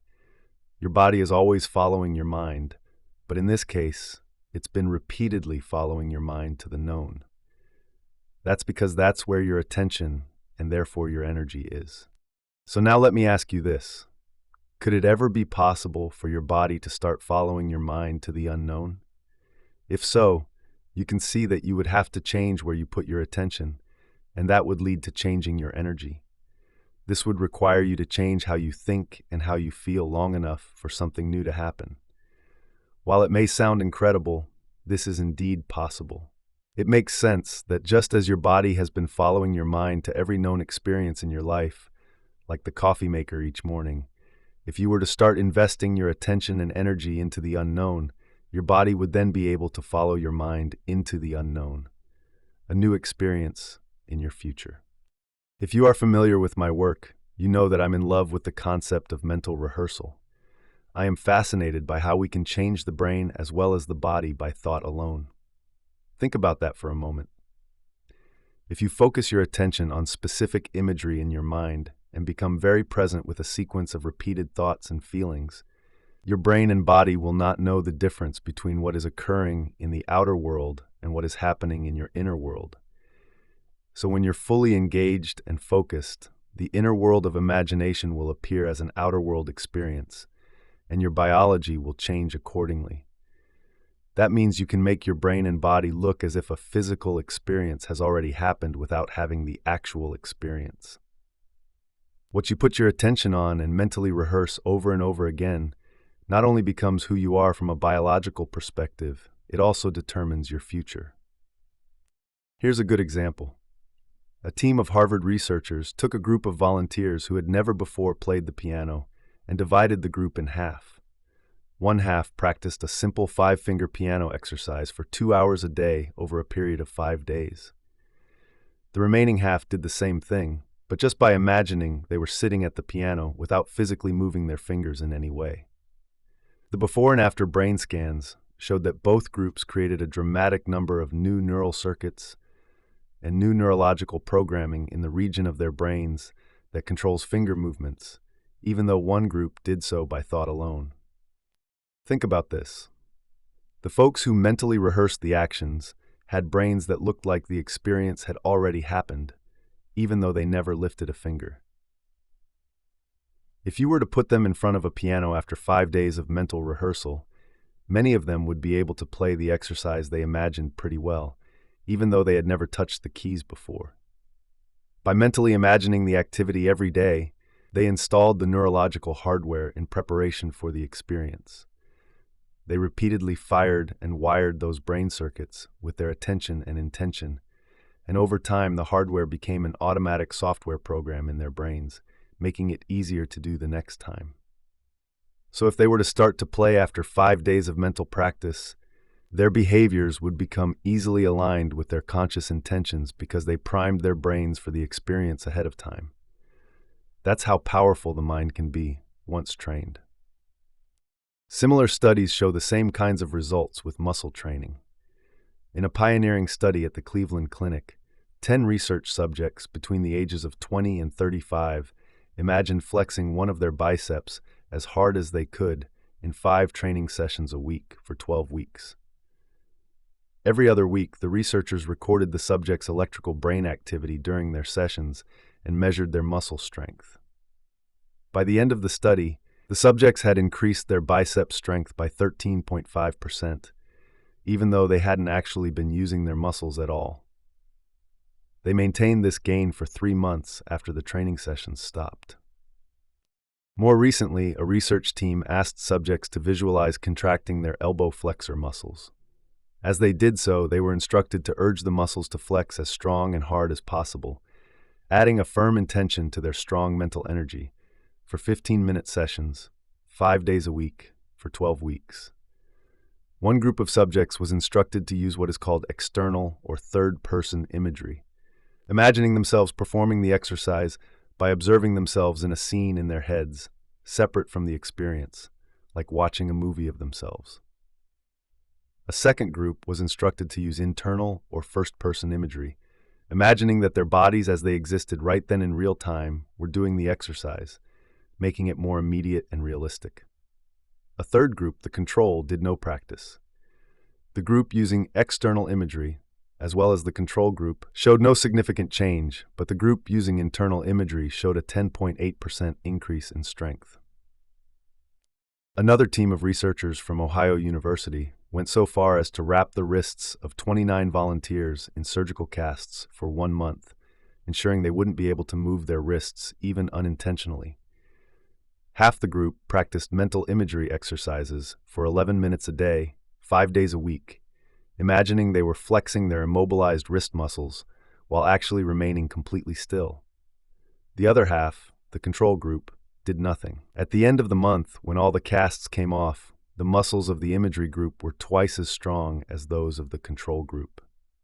Each of these 3 muscle studies shows how mental rehearsal not only changes the brain, but can also change the body by thought alone. In other words, by practicing the behaviors in their mind and consciously reviewing the activity on a regular basis, the bodies of the subjects looked like they had been physically performing the activity, and yet they never did the exercises. Those who added the emotional component of doing the exercise as hard as possible to the intensity of the mental imagery made the experience even more real and the results more pronounced. In the piano playing study, the brains of the research subjects looked as though the experience they'd imagined had already happened because they had primed their brains for that future. In a similar way, the subjects in the muscle flexing studies changed their bodies to look as if they had previously experienced that reality, just by mentally rehearsing the activity through thought alone. You can see why, when you wake up in the morning and start thinking about the people you have to see, the places you have to go, and the things you have to do in your busy schedule, that's mentally rehearsing. And then you add an intense emotion to it, like suffering or unhappiness or frustration. Just like the elbow flexor volunteers who urge their muscles to flex without moving them at all. You are conditioning your brain and body to look like that future has already happened. Since experience enriches the brain and creates an emotion that signals the body, when you continuously create an inward experience that is as real as an outer experience, over time you're going to change your brain and body, just like any real experience would. In fact, when you wake up and start thinking about your day, neurologically, biologically, chemically, and even genetically, which I will explain in the next section, it looks as though that day has already happened for you. And in fact, it has. Once you actually start the day's activities, just as in the experiments above, your body is naturally and automatically going to behave equal to your conscious or unconscious intentions. If you've been doing the same things for years on end, those circuits, as well as the rest of your biology, are more readily and easily activated. That's because not only do you prime your biology every day with your mind, but you also recreate the same physical behaviors in order to reinforce those experiences further in your brain and body. And it actually becomes easier to go unconscious every day because you keep mentally and physically reinforcing the same habits over again, creating the habit of behaving by habit. We used to think that genes created disease and that we were at the mercy of our DNA. So if many people in someone's family died of heart disease, we assumed that their chances of also developing heart disease would be pretty high. But we now know through the science of epigenetics that it's not the gene that creates disease, but the environment that programs our genes to create disease. This includes not just the external environment outside our body, like cigarette smoke or pesticides, but also the internal environment within our body, the environment outside our cells. What do I mean by the environment within our body? As I said previously, emotions are chemical feedback, the end products of experiences we have in our external environment. So as we react to a situation in our external world that produces an emotion, the resulting internal chemistry can signal our genes to either turn on, which means producing an increased expression of the gene, or to turn off, which means producing a decreased expression of the gene. The gene itself doesn't physically change. The expression of the gene changes, and that expression is what matters most, because that is what affects our health and our lives. Thus, Even though someone may have a genetic predisposition for a particular disease, for example, if their genes continue to express health instead of expressing that disease, they won't develop the condition and will remain healthy. Think of the body as a finely tuned instrument that produces proteins. Every one of our cells, except red blood cells, makes proteins, which are responsible for the body's physical structure and physiological function. For example, muscle cells make specific proteins known as actin and myosin, and skin cells make the proteins collagen and elastin. Immune cells make antibodies, thyroid cells make thyroxine, and bone marrow cells make hemoglobin. Some of our eye cells make keratin, while our pancreatic cells make enzymes like protease, lipase, and amylase. There isn't an organ or a system in the body that does not rely on or produce proteins. They are a vital part of our immune system, digestion, cellular repair, and bone and muscle structure. You name it, they're a part of it. In a very real way, then, the expression of proteins is the expression of life and is equal to the health of the body. In order for a cell to make a protein, a gene must be expressed. That's the job of the genes, to facilitate making proteins. When the signal from the environment outside of the cell reaches the cell membrane, the chemical is accepted by a receptor outside of the cell and makes its way to the DNA inside the cell. Then a gene makes a new protein that's equal to that signal. So if the information coming from outside of the cell does not change, the gene keeps making the same protein and the body stays the same. Over time, the gene will begin to downregulate. It will either shut off its healthy expression of proteins, or it will eventually wear out, like making a copy of a copy of a copy, causing the body to express a different quality of proteins. Different classifications of stimuli upregulate and downregulate genes. We activate experience-dependent genes, for example, by doing new things or learning new information. These genes are responsible for stem cells getting the instructions to differentiate, transforming into whatever type of cell the body needs at that particular time to replace cells that are damaged. We activate behavioral state-dependent genes when we are in high levels of stress or arousal, or in alternate states of awareness, like dreaming. You can think of these genes as the fulcrum of the mind-body connection because they provide a link between our thoughts and our bodies, allowing us to influence our physical health through various behaviors like meditation, prayer, or social rituals. When genes are altered in this way, sometimes within minutes, those altered genes can then be passed on to the next generation. So when you change your emotions, you can change the expression of your genes, turning some on and others off, because you are sending a new chemical signal to your DNA.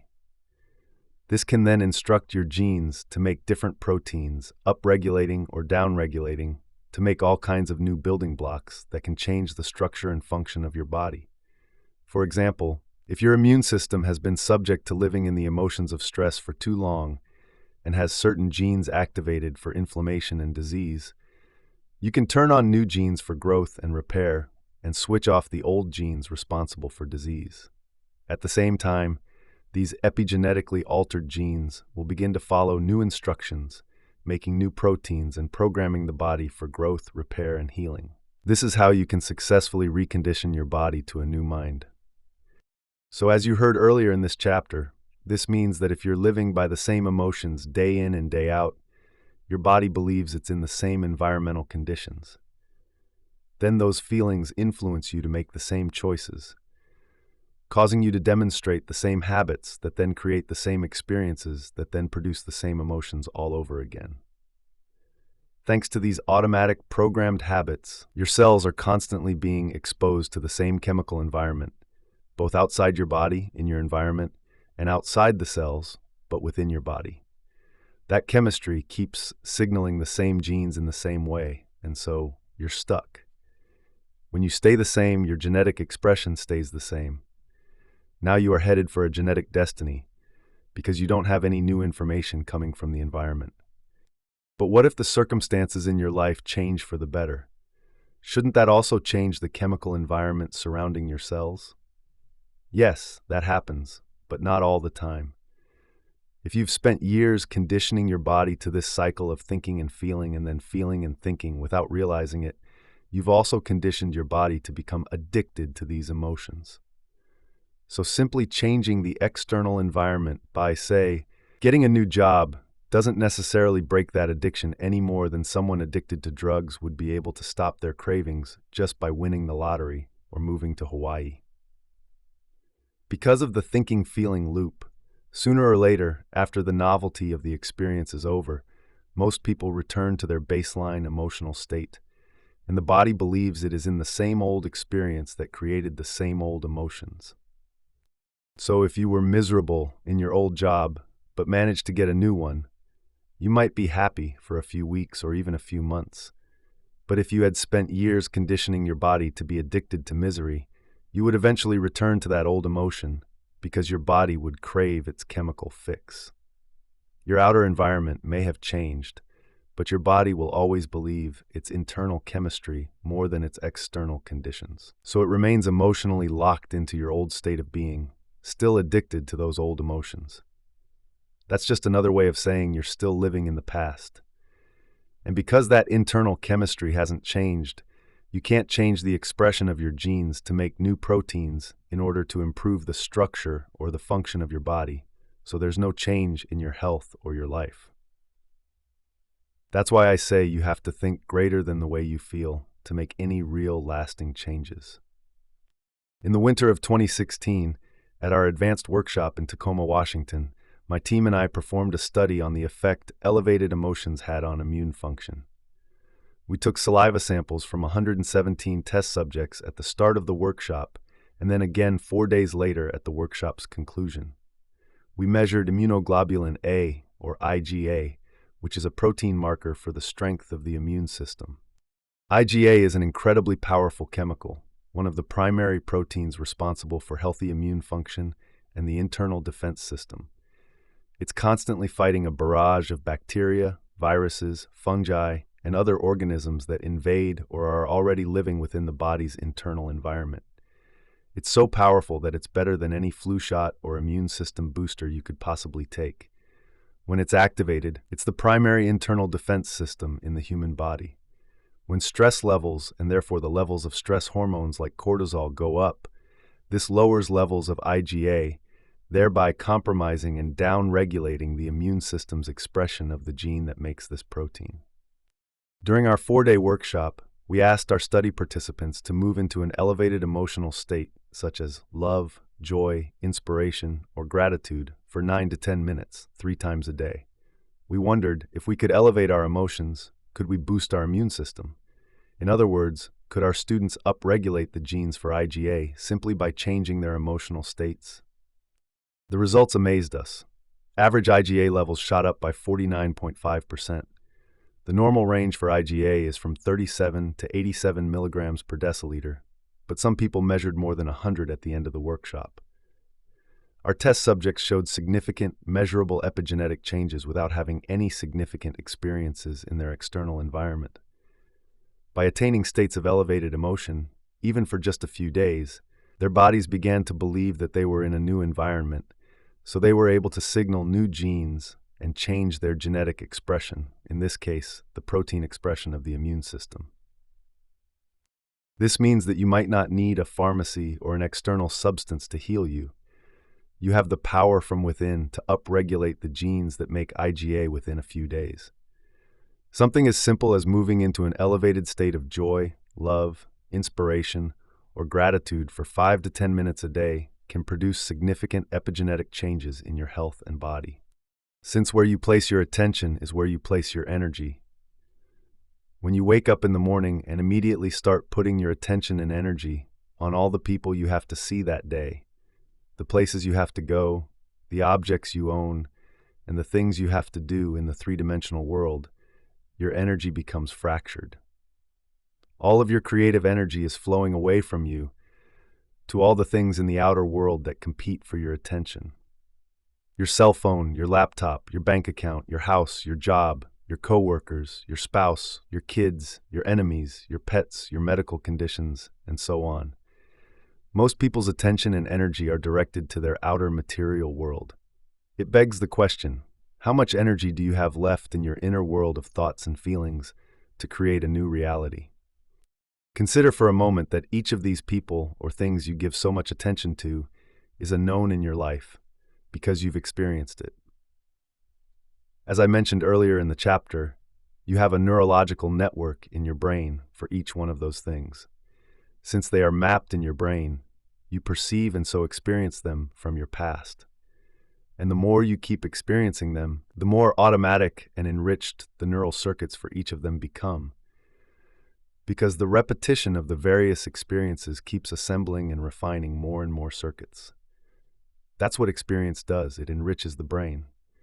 So you have a neurological network about your boss, a neurological network about money, a neurological network about your partner, a neurological network about your kids, a neurological network for your financial situation, a neurological network for your house, and neurological networks about all your physical world possessions, because you've experienced all of those people or things at different times and places. When your attention and therefore your energy is divided between all these outer world objects, people, problems, and issues, there's no energy left for you to put on your inner world of thoughts and feelings. So there's no energy left for you to use to create something new. Why? Because how you think and how you feel literally creates your personal reality. Therefore, if you are thinking and feeling equal to everything that you know, which is the known, you keep reaffirming the same life. In fact, we could say that your personality is no longer creating your personal reality. Now your personal reality is creating your personality. Your external environment is controlling your thoughts and feelings. There's a biological match between your inner world of thoughts and feelings and your outer world, past-present reality, made of people and objects at certain times and places. You are continuously keeping your life the same because you are keeping your attention, which are your thoughts, and your energy, which are your feelings, the same. Finally, if how you think and how you feel broadcasts an electromagnetic signature that influences every area of your life, you are broadcasting the same electromagnetic energy, and your life never changes. We could say that your energy is equal to everything in your past-present reality, and you are recreating the past.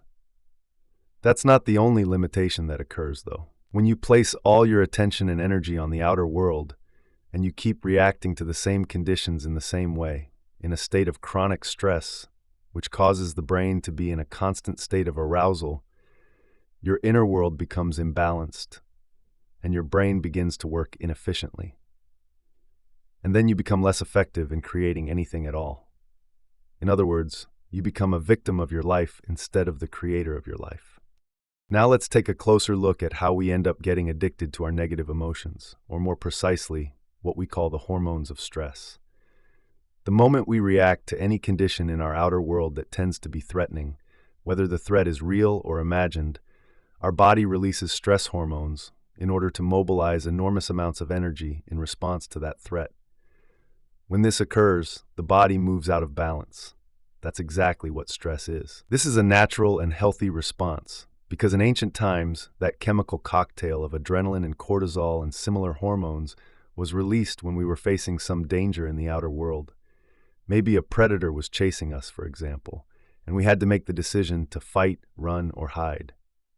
When we are in survival mode, we automatically become materialists, defining reality with our senses, by what we can see, hear, smell, feel, and taste. We also narrow our focus and put all our attention on matter, on our bodies existing in a particular space and time. The hormones of stress cause us to give all our attention to our outer world, because that's where the danger lurks. Back in the days of early humans, of course, this response was a good thing. It was adaptive. It kept us alive. And once we had focused our attention on the cause and then the danger had passed, the levels of all those stress hormones went back into balance. But in modern times, that's no longer the case. After just one phone call or email from our boss or a family member that elicits a strong emotional reaction such as anger, frustration, fear, anxiety, sadness, guilt, suffering, or shame, we turn on the primitive fight-or-flight nervous system. This causes us to react as if we are being chased by a predator. The same chemistry automatically stays switched on because the external threat never seems to go away. The truth is that many of us spend the majority of our time in this state of heightened arousal. It's become chronic. It's as though the predator is not out there in the wild, making an occasional toothy appearance, but is instead living in the same cave as we are. A toxic coworker whose desk is right next to ours, for example. Such a chronic stress response is not adaptive, it's maladaptive. When we're living in survival mode, and those hormones of stress like adrenaline and cortisol keep pumping through our body, we stay on high alert instead of returning to balance. As in Anna's experience in Chapter 1, when this imbalance is maintained long-term, chances are we are headed for disease, because long-term stress downregulates the healthy expression of genes. In fact, our bodies become so conditioned to this rush of chemicals that they become addicted to them. Our bodies actually crave them. In this mode, our brains become overly alert and aroused as we try to predict, control, and force outcomes in an effort to increase our chances of survival. And the more we do this, the stronger the addiction becomes, and the more we believe we are our bodies connected to our identities and our environment, living in linear time. That's because that's where all of our attention is. When your brain is aroused, and you are living in survival mode, and you have to keep shifting your attention to your job, to the news, to your ex, to your friends, to your emails, to Facebook, and to Twitter, you're activating each of these different neurological networks very quickly. If you keep doing this over time, the act of habitually narrowing your focus and shifting your attention compartmentalizes your brain, and it no longer works in a balanced fashion. When that happens, you are training your brain to fire in a disordered, incoherent pattern, which causes it to work very inefficiently. Like a lightning storm in the clouds, different neural networks fire out of order, so your brain works out of sync. The effect is similar to a group of drummers all banging on their drums at the same time, but not together or with any rhythm. We will talk much more about the concepts of coherence and incoherence in a later chapter. But for now, it's enough to know that when your brain gets incoherent, you get incoherent. When your brain isn't working optimally, you're not working optimally. For each outer world person or thing or place you've experienced in your life that is a known, you have an emotion connected to it, because emotions, which are energy in motion, are the chemical residue of experience. And if most of the time you're living by those addictive stress hormones, you might use your boss to reaffirm your addiction to judgment. You might use your coworkers to reaffirm your addiction to competition. You might use your friends to reaffirm your addiction to suffering. You might use your enemies to reaffirm your addiction to hatred, your parents to reaffirm your addiction to guilt, your Facebook feed to reaffirm your addiction to insecurity, the news to reaffirm your addiction to anger, your ex to reaffirm your addiction to resentment, and your relationship with money to reaffirm your addiction to lack. This means your emotions, your energy, are intertwined, even bonded, with every person, place, or thing you experience in your known, familiar reality. And that means there's no energy available for you to create a new job, a new relationship, a new financial situation, a new life, or even a newly healed body. Let me say it another way. If how you think and how you feel determines the frequency and information you are emitting in your energy field, which has a significant effect on your life, and if all your attention, and so all your energy, is tied up in your outer world of people, objects, things, places, and time, there is no energy left in your inner world of thoughts and feelings. Therefore, the stronger the emotion you are addicted to, the more you will place your attention on that person, object, place, or circumstance in your outer world, giving away most of your creative energy and causing you to feel and think equal to everything you know. It becomes difficult to think or feel in any new ways when you are addicted to your outer world. It's possible that you can become addicted to all the people and things in your life that are causing all your problems in the first place. That's how you give your power away and mismanage your energy. Think of two atoms bound by an invisible field of energy. They're sharing information. It's energy that is bonding them together. Now think of two people who are sharing an experience of resentment. They are also bonded by an invisible field of energy that keeps them connected energetically. In truth, they are sharing the same energy, and so the same information. To separate the two atoms, it takes energy. By the same means, if your attention and energy are bound to the same people, places, and things in the outside, physical world, you can understand that it's going to take energy and effort to break those bonds when you're in meditation. This begs the question, how much of your creative energy is tied up in guilt, hatred, resentment, lack, or fear? The truth is that you could be using all that energy to recreate a new destiny. To do that, you're going to have to get beyond all of those things in your outer world by taking your attention off them. That's why we use meditation as the model to change our internal state. This allows us to break from our associations to everybody, everyone, everything, everywhere, and every time long enough to journey within. Once you overcome your emotional body and you take your attention off everything known to you in your outer world, you call your energy back to you, breaking the bonds with your past-present reality, which has been staying the same. You're going to have to make the transition from being somebody to being nobody, which means you have to take your attention off your body, your pain, and your hunger. You're going to have to go from being someone to being no one, taking your attention off your identity as a partner, a parent, and an employee. You'll have to go from keeping your attention on something to placing your attention on nothing, forgetting all about your cell phone, your emails, and getting a cup of coffee. You will go from being somewhere to being nowhere, getting beyond any thoughts about the chair you're meditating in or where you'll be going later today. And you will go from being in linear time to being in no time, with no distracting memories or thoughts about the future. I'm not saying that your cell phone or your laptop or your car or your bank account is bad, but when you're overly attached to those things, and they've captured your attention to such a degree that you can't get beyond thinking about them because of the strong emotions you associate with them, those possessions own you, and then you can't create something new. The only way to do that is to learn to call all of that fractured energy back so you can overcome the emotions of survival that you have become addicted to and that keep all your energy bound to your past-present reality. Once you take your attention off all those exterior elements, you start to weaken your energetic and emotional bonds with those things, and you finally begin to free up enough available energy to create a new future. That's going to require you to become aware of where you've been unconsciously placing your attention. And like separating two atoms, it's also going to take some energy to consciously break those bonds. People come up to me all the time in workshops and tell me their computer hard drive crashed, or someone stole their car, or they lost their job and they don't have any more money. When they tell me they have lost people or things in their life, you know what I always say to them? Great. Look how much available energy you have now to design a new destiny. By the way, if you do this work well and manage to call your energy back to you, it will most likely be uncomfortable at first, even a little chaotic. Get ready, because certain areas of your life may fall apart. But don't worry, that's supposed to happen because you're breaking the energetic bonds between yourself and your same past reality.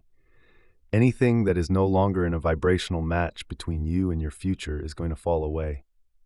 Let it. Don't try to put your old life back together because you're going to be way too busy with the new destiny you're calling to yourself. Here's a great example. A friend of mine who was vice president of a university showed up for a board meeting about 3 weeks after he started doing this meditation work. He was the backbone of that university. The students and faculty loved him. He walked into the board meeting and sat down, and they fired him. So he called me and said, "Hey, I don't know if this meditation process is working. The board just fired me. Aren't great things supposed to happen to me when I am doing the work?" "Listen," I told him, "don't you hold on to those emotions of survival, because then you'll be in your past. Instead, keep finding the present moment and creating from that place." Within 2 weeks, he fell in love with a woman he later married. He also soon received an offer for an even better job as vice president of a much larger and better university, which he gratefully accepted.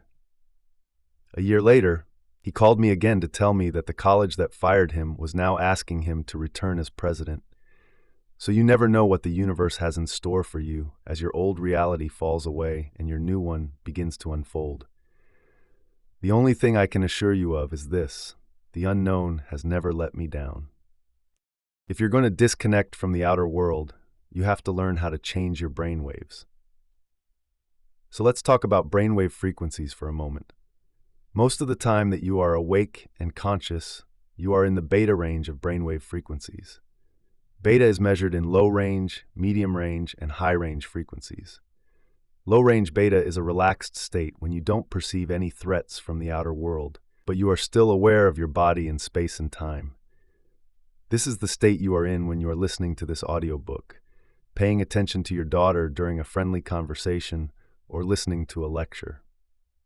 Mid-range beta is a slightly more aroused state, such as when you are in a group of people, introducing yourself to everyone for the first time, and you have to remember everyone's name. You're more vigilant, but you're not overly stressed or completely out of balance. Think of mid-range beta as good stress. High-range beta is the state you're in when you're jacked up on the hormones of stress. These are the brainwaves you display when you exhibit any of the survival emotions, including anger, alarm, agitation, suffering, grief, anxiety, frustration, or even depression. High-range beta can be more than 3 times higher than low-range beta and twice as high as mid-range beta. While you may spend most of your waking time in beta frequency brainwaves, you also dip into alpha frequency brainwaves throughout your day. You display alpha brainwaves when you are relaxed, calm, creative, and even intuitive, when you're no longer thinking or analyzing and instead you're daydreaming or imagining, like a trance state. If beta brainwaves indicate when you are placing the majority of your attention on your outer world, alpha brainwaves indicate when you are placing more of your attention on your inner world. Theta frequency brainwaves take over in that twilight stage when your mind is still awake, but your body is drifting off to sleep. This frequency is also associated with deep states of meditation. Delta frequency brainwaves usually come during deep, restorative sleep. However, over the last 4 years, my research team and I have recorded several students who can move into very deep delta brainwaves during meditation. Their bodies are deeply asleep, and they are not dreaming, but their brain scans show that their brains are processing very high amplitudes of energy. As a result, they report having profound mystical experiences of oneness, feeling connected to everyone and everything in the universe. Gamma frequency brainwaves indicate what I call a superconscious state. This high-frequency energy occurs when the brain gets aroused from an internal event, one of the most common examples being during meditation, when your eyes are closed and you are going within, instead of from an event that happens outside the body. We'll talk more about gamma brainwaves in later chapters. One of the biggest challenges people have when they meditate is switching out of high-range and even mid-range beta and slipping into alpha and then theta brainwave frequencies. It's absolutely vital to do so, though, because when they slow down their brainwaves to these other frequencies, they are no longer paying attention to the outer world and all the distractions they're so used to thinking about when they're under stress. And since they're not analyzing and strategizing, trying to prepare for the worst-case scenario in their future based on their fearful memories of the past, they have the opportunity to become present, to exist only in the now. Wouldn't it be wonderful during a meditation to disconnect your association with all the elements in your outer environment, to get beyond your body, your fears, and your schedule, and forget about your familiar past and your predictable future? If you do it right, you will even lose track of time. As you overcome your automatic thinking, your emotions, and your habits in meditation, that is exactly what happens. You get beyond your body, your environment, and time. You weaken the energetic bonds with your past-present reality and find yourself in the present moment. Only in the present moment can you call your energy back to you. This does take some effort, although it will get easier with practice, because you're living by the hormones of stress most of the time. So let's look at what happens when you aren't in the present moment during meditation, so you'll know how to handle that when it arises. Understanding this skill is important, because if you can't get beyond your stresses, your problems, and your pain, you can't create a new future where those things don't exist. So let's say you're sitting in your meditation, and you start to have some stray thoughts. You're in the habit of thinking that way, because you've been thinking the same way, and putting your attention on the same people and things at the same time and place for years now.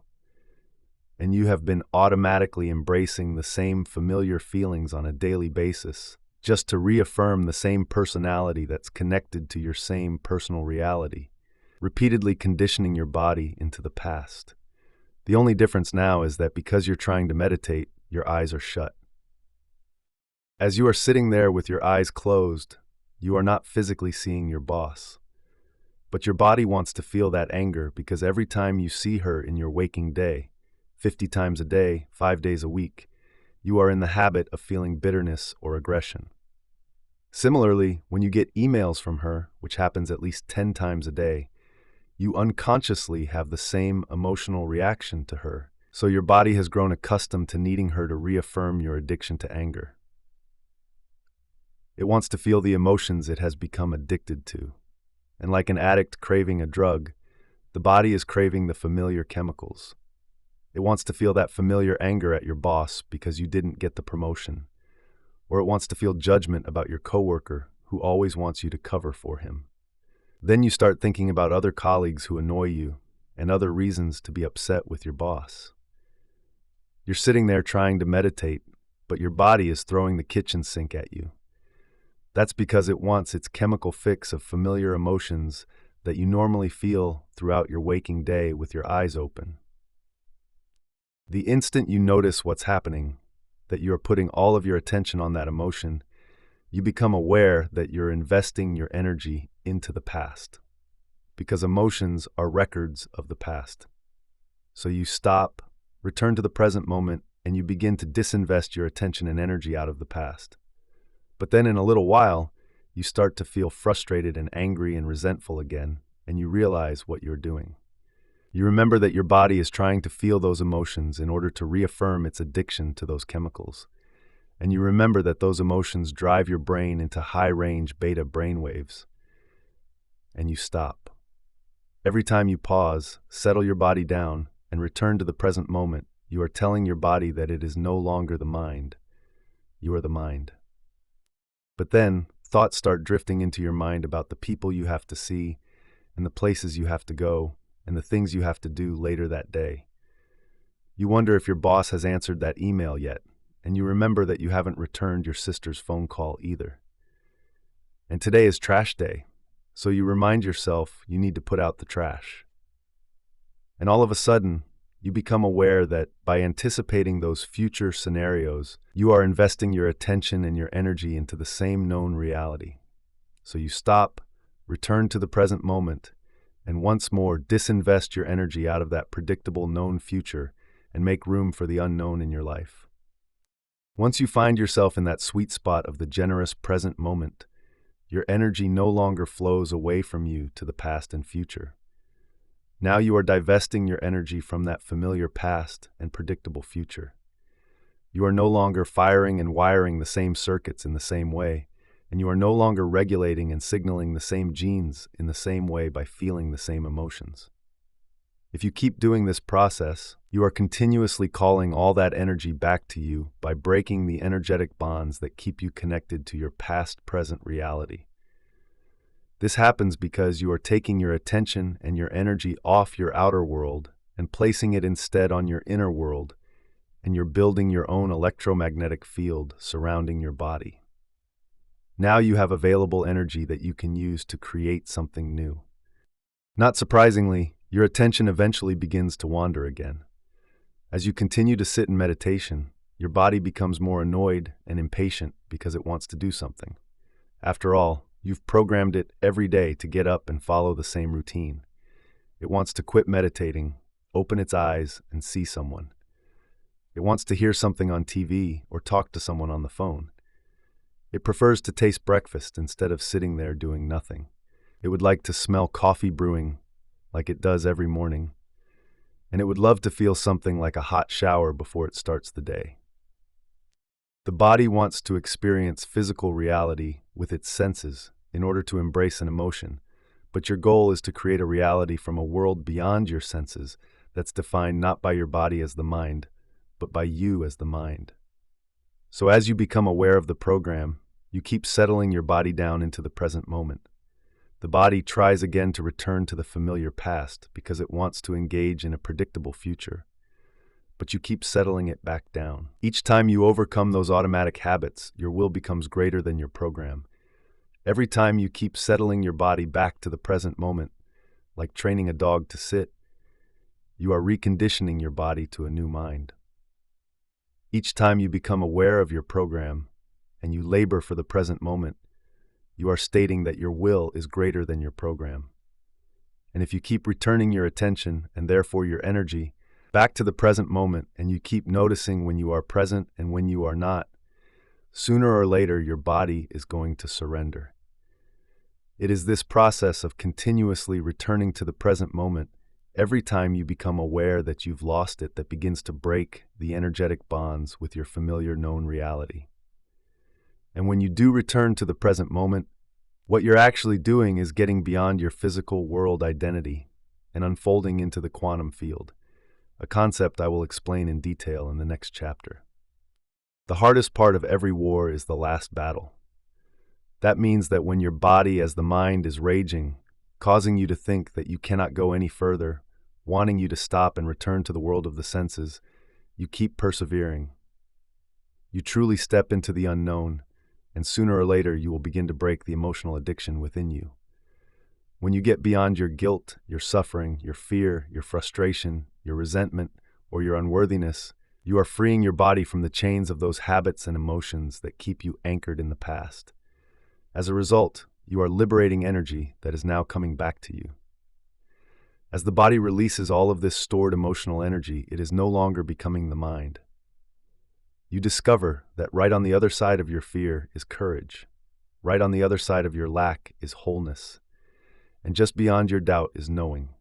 When you step into the unknown and surrender your anger or hatred, you discover love and compassion. It's the same energy.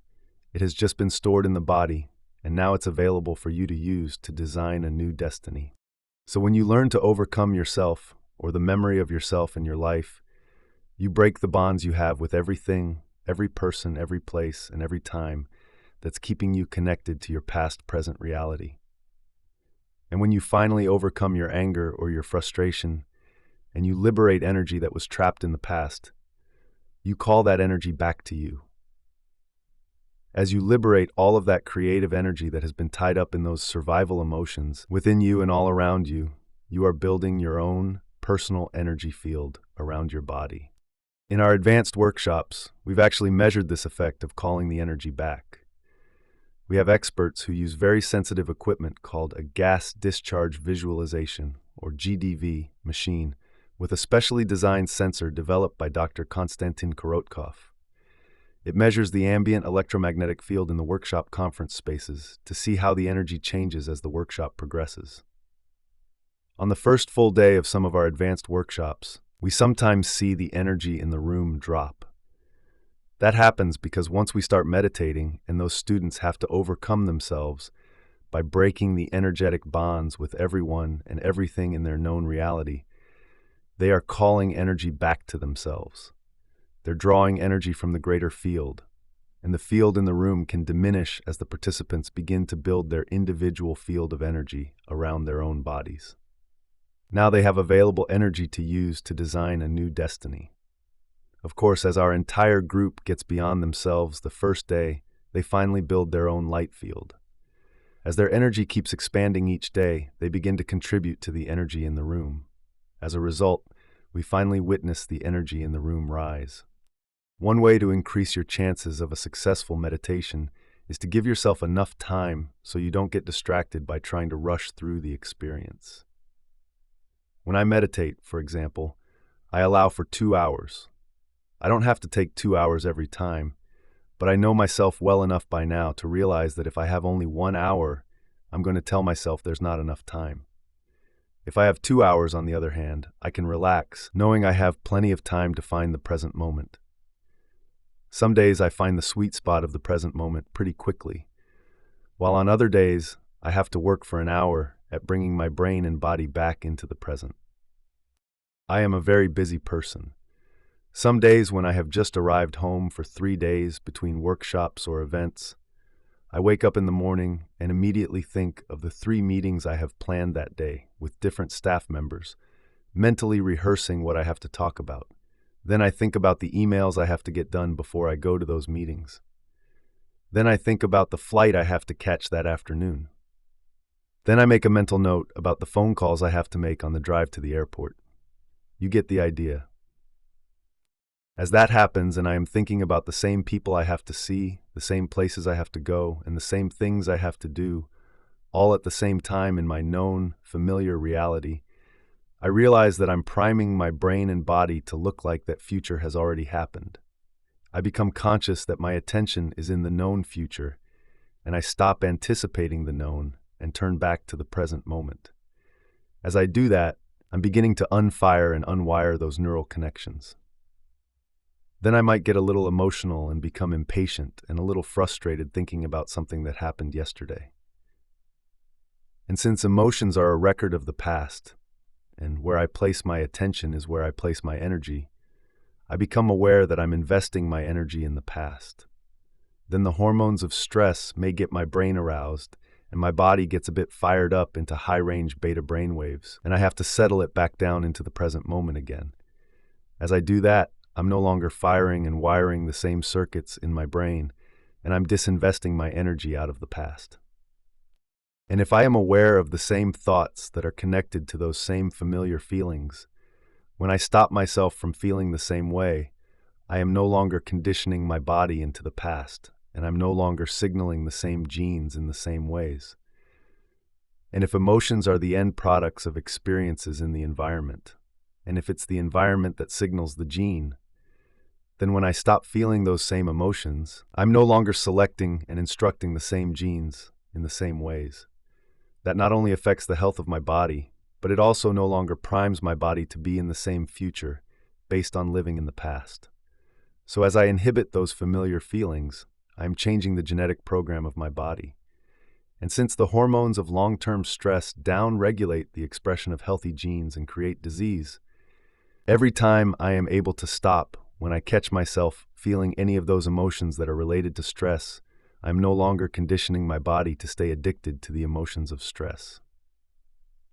If I do it properly, overcoming my familiar thoughts and emotions of my known past and future, then energetically, neurologically, biologically, chemically, hormonally, and genetically, that predictable future, as well as the familiar past I used to affirm it, no longer exists. If I'm no longer firing and no longer wiring those same old neural networks by no longer thinking about those memories of the people or things at certain times and places, and I keep returning to the present moment, I am calling energy back to me. When you are in the sweet spot of the generous present moment, your familiar past and your predictable future no longer exist, and now you are ready to create new possibilities in your life. Now I'm in the sweet spot of the generous present moment, and I have available energy to create. I've built my own energy field surrounding my body.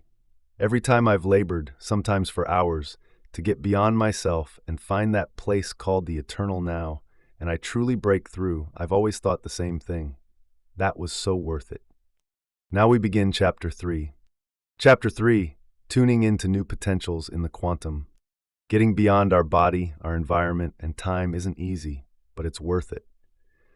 Once we disconnect from our three-dimensional reality, we enter a whole other reality called the quantum. This is the realm of infinite possibility. Describing this reality is a bit challenging because it's unlike anything we are familiar with in the physical universe. The rules of the physics we are used to, the way we think the world works, simply don't apply here. The quantum, or unified field, is an invisible field of energy and information. You could also call it a field of intelligence or consciousness. It exists beyond space and time. Nothing physical or material exists there. It's beyond anything you can perceive with your senses. This unified field of energy and information is what governs all the laws of nature. Scientists have been working to understand this process, and they are discovering more and more all the time.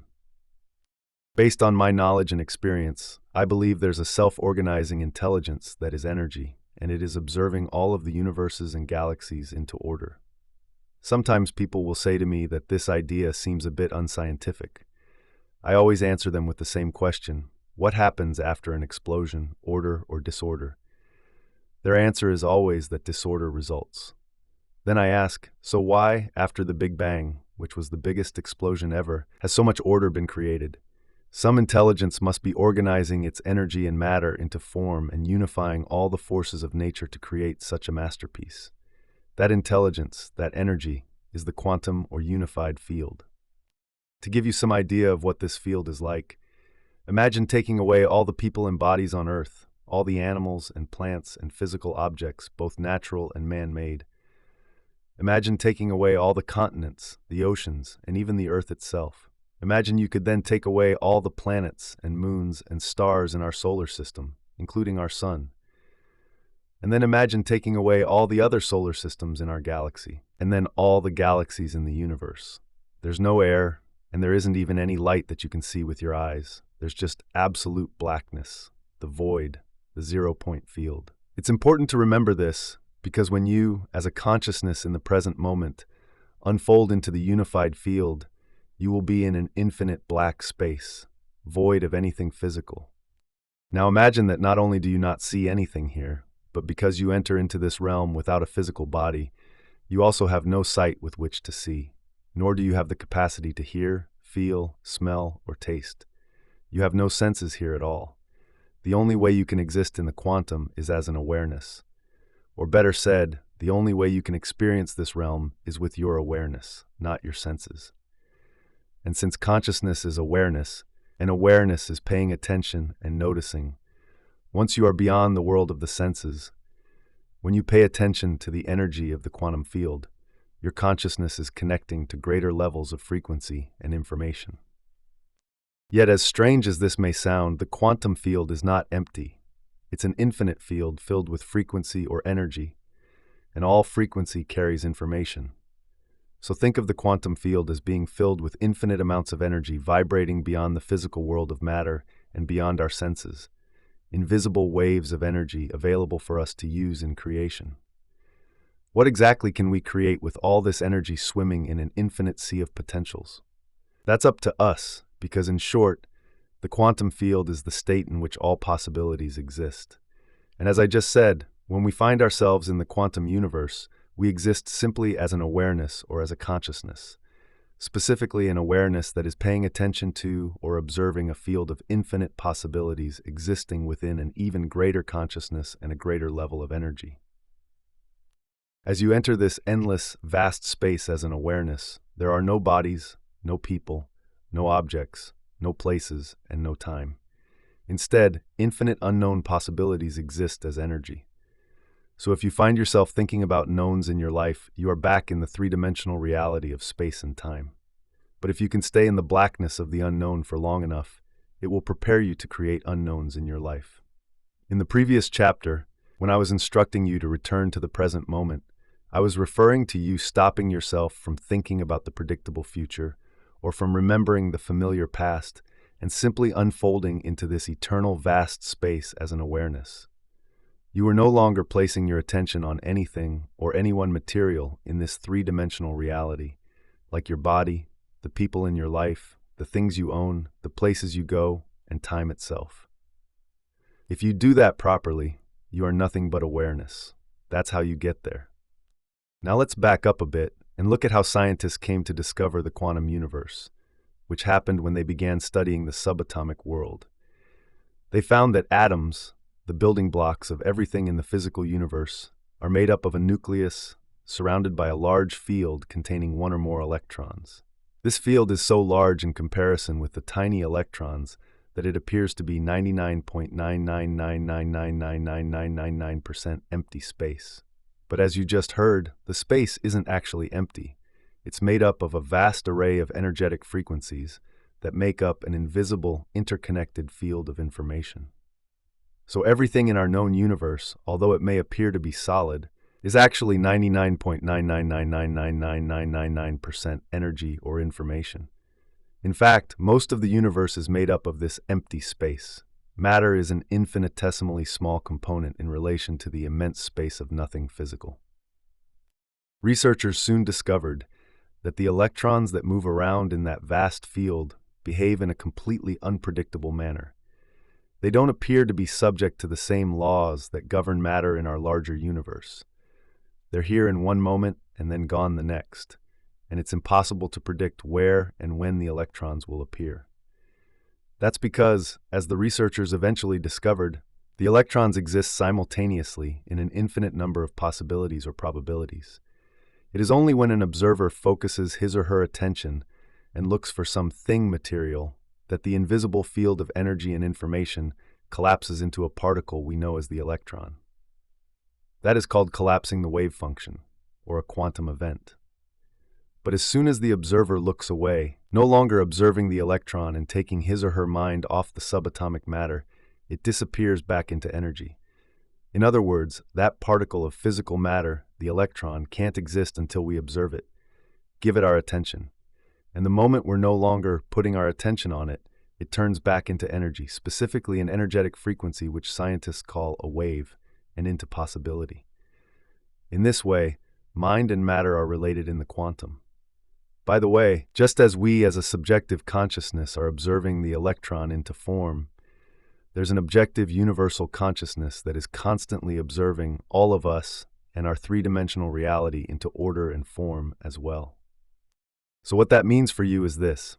If you're viewing your life from the same level of mind every single day, anticipating a future based on your past, you are collapsing infinite fields of energy into the same patterns of information called your life. For example, if you wake up and you think, "Where's my pain?" your familiar pain soon appears because you expected it to be there. Imagine what would happen instead if you were able to take your attention off the physical world and the environment. As you learned in the last chapter, when you take your attention off your body, you become no body and you no longer have access to or any use for the senses. When you take your attention off the people in your life, you become no one. And so you no longer have an identity as a parent, a partner, a sibling, a friend, or even as a member of a profession, a religious group, a political party, or a nationality. You have no race, no gender, no sexual orientation, and no age. When you take your attention off objects and places in the physical environment, you are in no thing and nowhere. Finally, if you take your attention off linear time, which has a past and a future, you are in no time.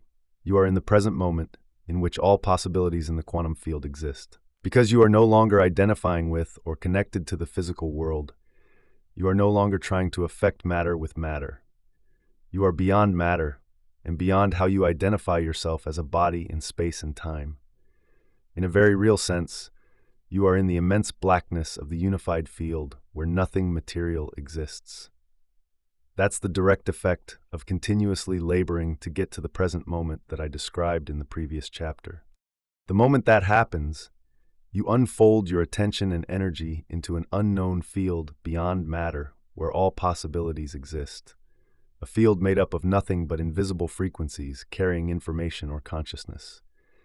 And just like the quantum scientists who took their attention off the electron only to find that it reverted to energy and possibility, if you were to take your attention off your life, or get beyond the memory of your life should turn into possibility. After all, if you focus on the known, you get the known. If you focus on the unknown, you create a possibility. The longer you can linger in that field of infinite possibilities as an awareness, aware that you are aware in this endless black space, without putting your attention on your body, on things, or on people, places, and time, the longer you invest your energy into the unknown, the more you are going to create a new experience or new possibilities in your life. It's the law. When you walk through the door to the quantum field, you can't enter as a somebody. You have to enter as a nobody, as only an awareness or a consciousness, a thought or a possibility, leaving behind everything else in the physical world and living only in the present moment. And as I said in the previous chapter, this process requires that you break your chemical addiction, at least temporarily, to the same emotions that used to drive your thoughts. You have to stop feeling the same way so you can stop putting your attention on the three-dimensional world of matter, the particle, and instead put your attention on energy or possibility, the wave. Given all of that, you probably won't be surprised to learn that such an experience creates some pretty significant changes in your brain. First, because you are perceiving yourself as being beyond the physical world, which means there's no outside danger to anticipate. Your thinking brain, the neocortex, the seat of your conscious mind, slows down, becomes less aroused, and works in a more holistic fashion. Earlier, we talked about how living by the hormones of stress causes our brain waves to fire in a very disordered, incoherent pattern, which in turn means our bodies can't work efficiently, because we are trying to control and predict everything in our lives. We become excessively focused, shifting our attention from one person to another thing to some place at a certain time, activating the various neurological networks assigned to each one of these knowns. Once we slip into the present moment and become aware of this infinite field of information where there is nothing physical, this eternal void, and once we are no longer analyzing or thinking about any body, anyone, anything, any place, or any time, we are no longer activating those different compartments of neural networks in our brain. And as we move our awareness from a narrow focus on matter, objects, people, places, our bodies, and time in our external environment, and instead open our focus and become aware of the vastness of this infinite blackness by putting our attention on nothing, on space, and on energy and information, our brain begins to change.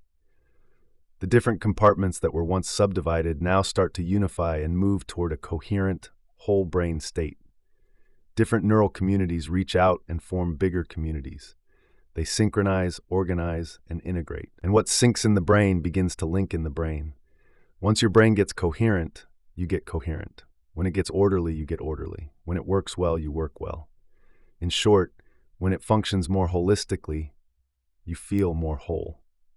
In other words, once you start connecting to the unified field as an awareness, or once you become more aware of it by paying attention to it, your biology becomes more whole and unified, since the unified field is, by definition, a unifying energy. To more clearly see the difference between coherence and incoherence, let's think about brainwaves. When brainwaves are coherent, they are in phase with one another. Both their high points and their low points match. Because coherent brainwaves are more orderly, they are also more powerful. You could say they speak the same language, follow the same rhythm, dance to the same beat, and share the same frequency, so they find it easier to communicate. They're literally on the same wavelength. When brainwaves are incoherent, on the other hand, the electrochemical messages or signals they are sending to different parts of the brain and body are mixed and erratic, so the body cannot then operate in a balanced, optimal state. The second change our brains experience when we enter the quantum is that our brain waves move into a slower frequency, from beta brainwaves to coherent alpha and theta brainwaves. That's important because as we slow down our brain waves, our consciousness moves out of the thinking neocortex and into the midbrain, the limbic brain, and there it connects with the autonomic nervous system, the body's subconscious operating system. This is the part of the nervous system that is in charge of digesting food, secreting hormones, regulating body temperature, controlling blood sugar, keeping our heart beating, making antibodies that fight infections, repairing damaged cells, and a myriad of other functions of our bodies over which most scientists believe we have no conscious control. Basically, the autonomic nervous system keeps you alive. Its main job is to create order and homeostasis, which balances the brain and ultimately the body. The more we can linger in the present moment as no body, no one, no thing, nowhere, in no time, the more integrated and coherent our brain becomes. This is when the autonomic nervous system steps in and begins to heal the body, because our consciousness merges with its consciousness. In other words, when you are in the present moment, you get out of your own way. As you become pure consciousness, pure awareness, and change your brainwaves from beta to alpha and even to theta, the autonomic nervous system, which knows how to heal your body much better than your conscious mind does, steps in and finally has an opportunity to clean house. That's what creates brain coherence. If in this state you are no longer reaffirming the known, your same life, and instead you keep investing your energy into the unknown, as you would invest money in a bank account, then you are able to create new, unknown possibilities in your life. Just as the material electron expands back to immaterial energy in the quantum field once scientists stop observing it, when you no longer observe your pain, your routine life, and your problems, they will turn back into energy, into an infinite number of possibilities, into pure potential. Only once you are truly present in this potent place beyond this space and time, the place from where all things materially come, can you begin to create real change. At a 4-day advanced workshop in 2016 in Tacoma, Washington, we conducted a study to show how this actually works. We measured the brain waves of 117 workshop participants using electroencephalograms, or EEGs. EEG measurements were taken before and after the workshop. We were looking to see if we could detect changes in 2 different measures of brain function. The first measure was how long it took the subjects to achieve a meditative state, defined by the ability to maintain an alpha brainwave state for at least 15 seconds. We found that the participants were able to achieve meditative states 18% quicker by the end of the 4-day workshop. The second measure we looked at was the ratio between delta brainwaves, which are associated with moving into deeper levels of the subconscious mind, and high-range beta brainwaves, which are usually associated with high levels of stress. Anxious people usually have lots of high-range beta and a lower level of delta brainwave frequencies. We were looking to see if meditation, specifically the successful practice of slipping into the quantum realm and becoming nobody, no one, no thing, nowhere, in no time, might improve those values.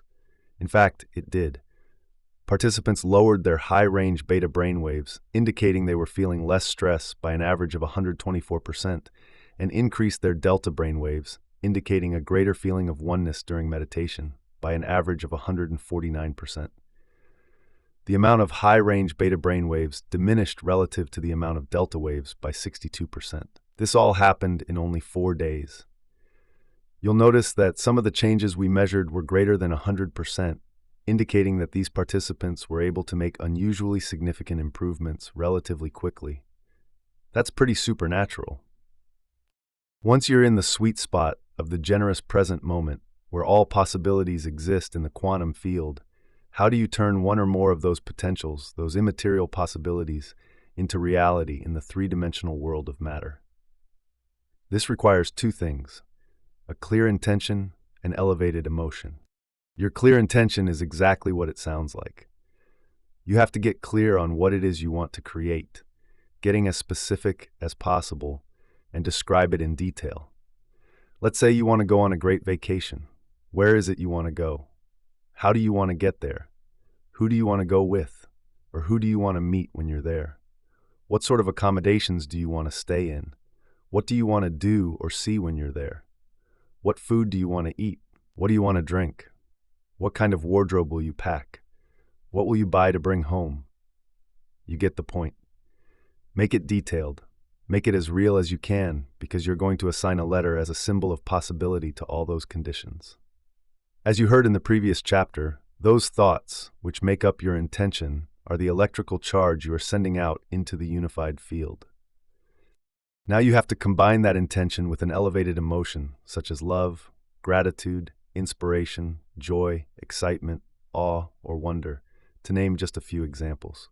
You have to tap into the feeling you anticipate you will have when you manifest your intent, and then feel the emotion ahead of the experience. The elevated emotion, which carries a higher energy, is the magnetic charge you are sending out into the field. And as you have learned, when you combine the electric charge, your intention, with the magnetic charge, your elevated emotion, you create an electromagnetic signature that is equal to your state of being. Another way to describe these elevated emotions is to call them heartfelt emotions. Usually when we feel emotions like those I just mentioned, we notice that our heart begins to swell. That's because our energy is moving to that area, and as a result, we feel these wonderful elevated feelings that carry an intent to give, to care for, to nurture, to trust, to create, to connect, to feel safe, to serve, and to be thankful. Unlike the stress emotions we discussed in the previous chapter, which draw from the invisible field of energy and information that surrounds the body, these heartfelt emotions contribute to the body's energy field. In fact, the energy that is created when the heart opens makes the heart become more orderly and coherent, just like the brain, so it produces a measurable magnetic field. It's this action that connects us to the unified field. And when we marry an intention, the electric charge, with that energy, the magnetic charge, we create a new electromagnetic field. Since energy is frequency and all frequency carries information, it is that elevated energy that carries your thought or intention. Remember, those potentials in the quantum field exist only as electromagnetic frequencies, which are frequencies with information, and you cannot perceive them with your senses as matter yet. It makes sense, then, that the new electromagnetic signal you broadcast would attract those electromagnetic frequencies in the field that are a vibrational match to it. In other words, when there's a vibrational match between your energy and any potential that already exists in the unified field, you begin to draw that new experience to you. It will find you as you become the vortex to your future. So in that way, you don't have to work to bring what you want to manifest to you, and you don't have to go anywhere to get it. That's changing matter with matter. You have to become pure consciousness, no body, no one, no thing, nowhere, in no time, and change your energy, the electromagnetic signal you are broadcasting. Then you will draw that future experience right to you, changing energy into matter. You will literally tune into the energy of a new future, and as you do so, the observer, which is the unified field, is observing you, observe a new destiny, and it then endorses your creation. Before we go any further, I want to back up just a bit to emphasize how important elevated emotions are for this equation to work. After all, when you decide to observe a future in the quantum field that you want to manifest, if you're doing it as a victim or as someone who's suffering or feeling limited or unhappy, your energy is not going to be consistent with your intended creation, and you won't be able to call that new future to yourself. That's the past. You may have a clear intention, and therefore your mind may be in the future because you can imagine what you want. But if you feel any of those familiar, limited emotions, your body still believes it's in the same limited past experiences. As you learned in the previous chapter, emotion is energy in motion, and elevated emotions carry a higher frequency than survival emotions. So if you want to create change, you have to do it from a level of energy that's greater than guilt, greater than pain, greater than fear, greater than anger, greater than shame, and greater than unworthiness. In fact, any lower vibrational energy that you are feeling cannot carry the thought of your future dream. It will carry only a level of consciousness equal to those limited emotions. Therefore, if you are going to perform something that's unlimited, you'd better feel unlimited. If you want to create freedom, you'd better feel free. And if you want to truly heal yourself, you'd better raise your energy to wholeness. The more elevated the emotion you feel, the greater the energy you broadcast, and the more influence you will have on the material world of matter. And the greater your energy, the shorter the amount of time it takes for your manifestation to appear in your life. In this process, you relax and allow a greater mind, the consciousness of the unified field, to organize an event that's right for you. You essentially get out of the way. When you are surprised by an unknown experience that seems like it came out of nowhere, that's because you created it in nowhere. Something appeared out of nothing because you created it in no thing. And it can happen in no time if you create it in the realm beyond linear time. That's the quantum field, where there is no time. A French researcher named Dr. René Péoche demonstrated the power of intention with newly hatched baby chicks. When chicks hatch, they usually imprint on their mother, bonding with her and following her around. But if the mother isn't there when the chicks hatch, they'll imprint on the first moving object they encounter. For example, if a chick first sees a human, it will follow the human around in the same way. For his study, Péoche built a special type of random event generator, a computerized robot that would turn randomly as it moved around an arena, going right 50% of the time and going left 50% of the time. As a control, he first recorded the robot's path in the arena with no chicks present. He found that over time, the robot covered most of the arena equally. Next, Péoche exposed newly hatched chicks to the robot. As expected, they imprinted on the robot as if it was their mother and followed it all over the arena.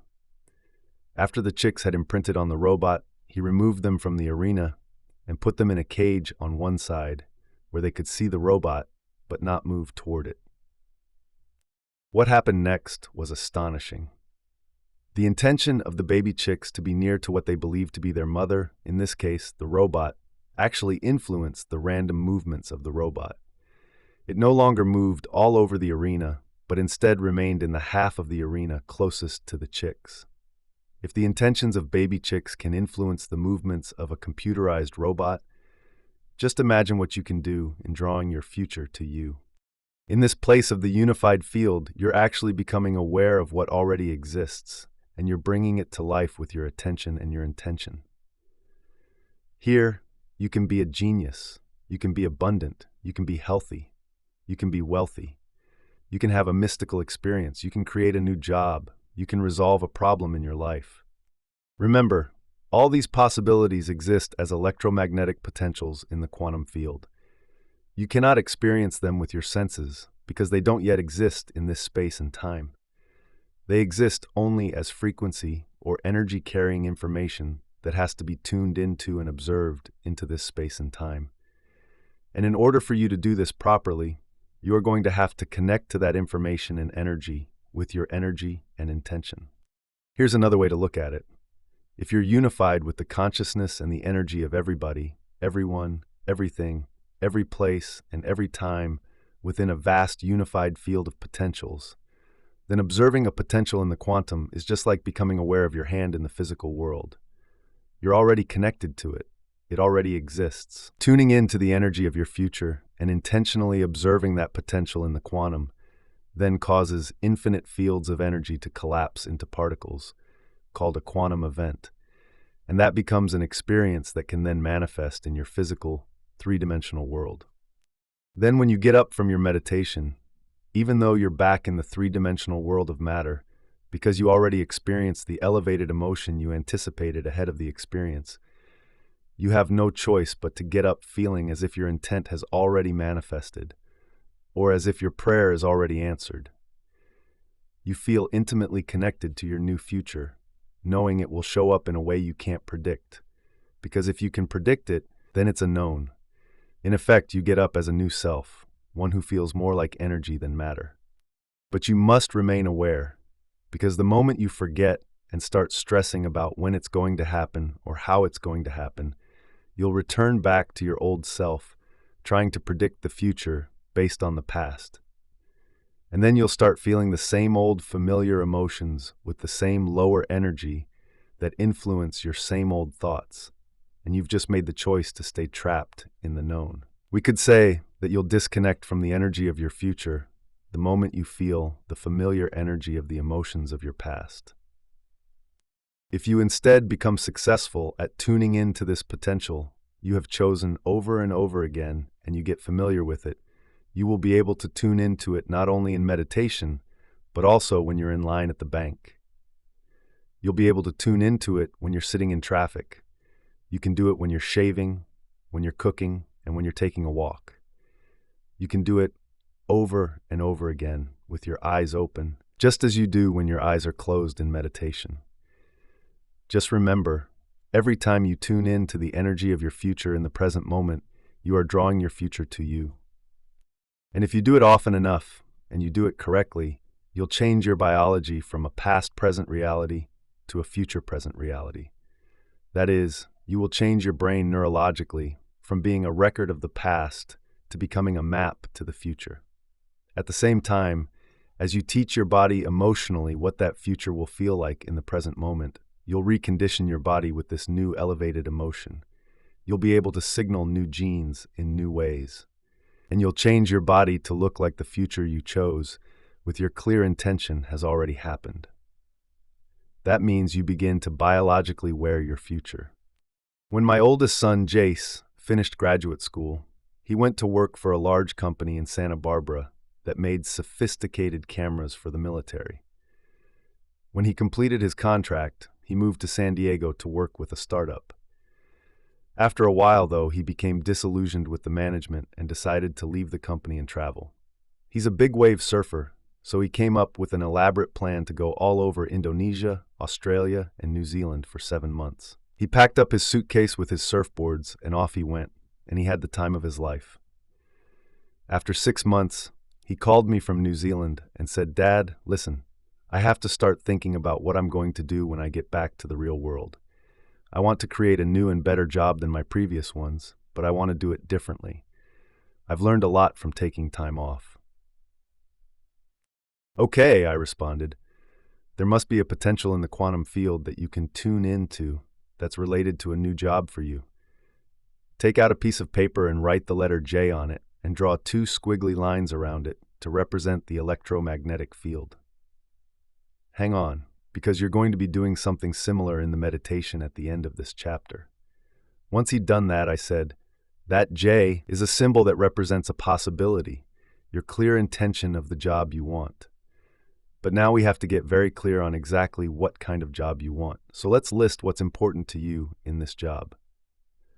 I want you to think about the conditions of what that letter J for new job means to you. Under that J, I want you to write the word intention and list the specifics of what you want in your new job. You can write down anything you want except when or how it's going to happen. I want to be able to work from anywhere in the world, he told me, and I want to make the same amount of money I was making at my old job or more. I want to have independent contracts for 6 months to a year, and I have to love what I do. Good, anything else? I asked. Yeah, I want to be my own boss and lead my own team, he said. Okay, now you have your clear intention, I told him. Every time you think of this letter J, can you associate the letter with the meaning you just gave it? All the specifics of what you want that you just listed? He said he could do that. Then I asked him to think about how he was going to feel when it happened. Next to or below your sub-intentions that you listed to get clear on your new job, I told him, I want you to write elevated emotions, the energy of my future. Now let's list them one by one. What are they? Empowered, in love with life, free and grateful, he told me, identifying the elevated emotions he would use to bring this job to him. All that was left was just making everything line up. You have plenty of time on your hands right now. You are not doing much but surfing and relaxing on vacation, I told him. So it should be easy for you to create your future. Will you commit to doing what it takes to broadcast a new signature into the field every day? He agreed. Then I reviewed with him the concept of finding the present moment, getting centered, and raising his energy so that his energy could carry his intention for his future. Just hold that symbol in your mind's eye while you radiate that energy into the space beyond your body in space, I instructed, like tuning in to a radio station and picking up a frequency that carries information. The longer your awareness lingers in this energy, or the longer you are conscious of the energy of your future, the more likely you will be to call the experience to you. So just tune in to the energy of your future every day. And remember, whatever you broadcast into the unified field is your experiment with destiny. When there is a vibrational match between your energy and the energy of this potential, it will find you. So Jace, can you stay there? Yeah, he replied. And then, once you've been in that new state of being for some time, I want you to think about what you're going to do in your new job, I continued. What choices will you make? What things will you do? What experiences await you? And how will they feel? I want you to live in that future reality in the present moment. Simply remember your future from that new state of being. Just as people tend to obsess about the worst thing that could happen to them in their lives every day, I was instead asking my son to obsess about some of the greatest things that could happen when his new job found him. Think about all the time you will have to surf, the traveling you can continue to do, the team of people you will work with, their strengths, and the money you can save for a new house and a new car, I encouraged him. Have fun with those ideas each day. Just like the piano players and the muscle exercisers that you heard about in the last chapter, Jace was about to prime his brain and body to look as if the future he wanted had already occurred. And since where you place your attention is where you place your energy, I continued, I want you to invest your attention and your energy into that new future. And just as your body follows your mind to the shower every morning to a known, if you keep doing this process, your body is going to follow your mind to an unknown. Jace agreed to do the meditation every day. 1 month later, he returned, and the moment he landed in Los Angeles, he texted me and asked, Hey Dad, I'm in the US again. Can we talk? Uh-oh, I thought. Here we go. So I called him, and I asked how things were going. Great, Jace said, but I kind of ran out of money. I don't know what I'm going to do.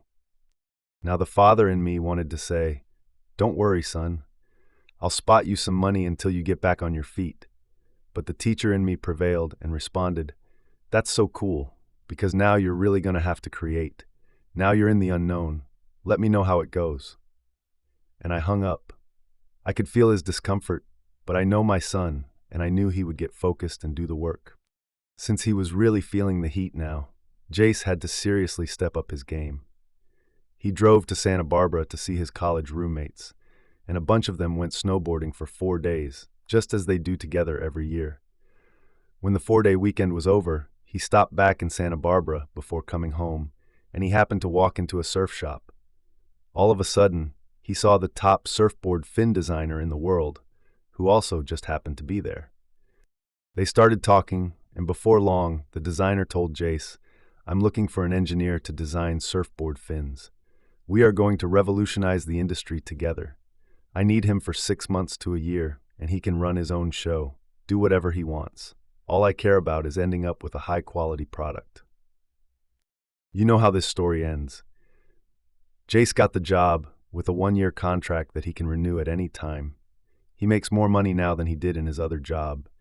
He loves his new career because of his passion for surfing. Sometimes he texts me and says, I can't believe they pay me to show up and do this. He's his own boss. He can work from wherever he wants to, and he gets to go surfing to try out all the fins. He's in love with life.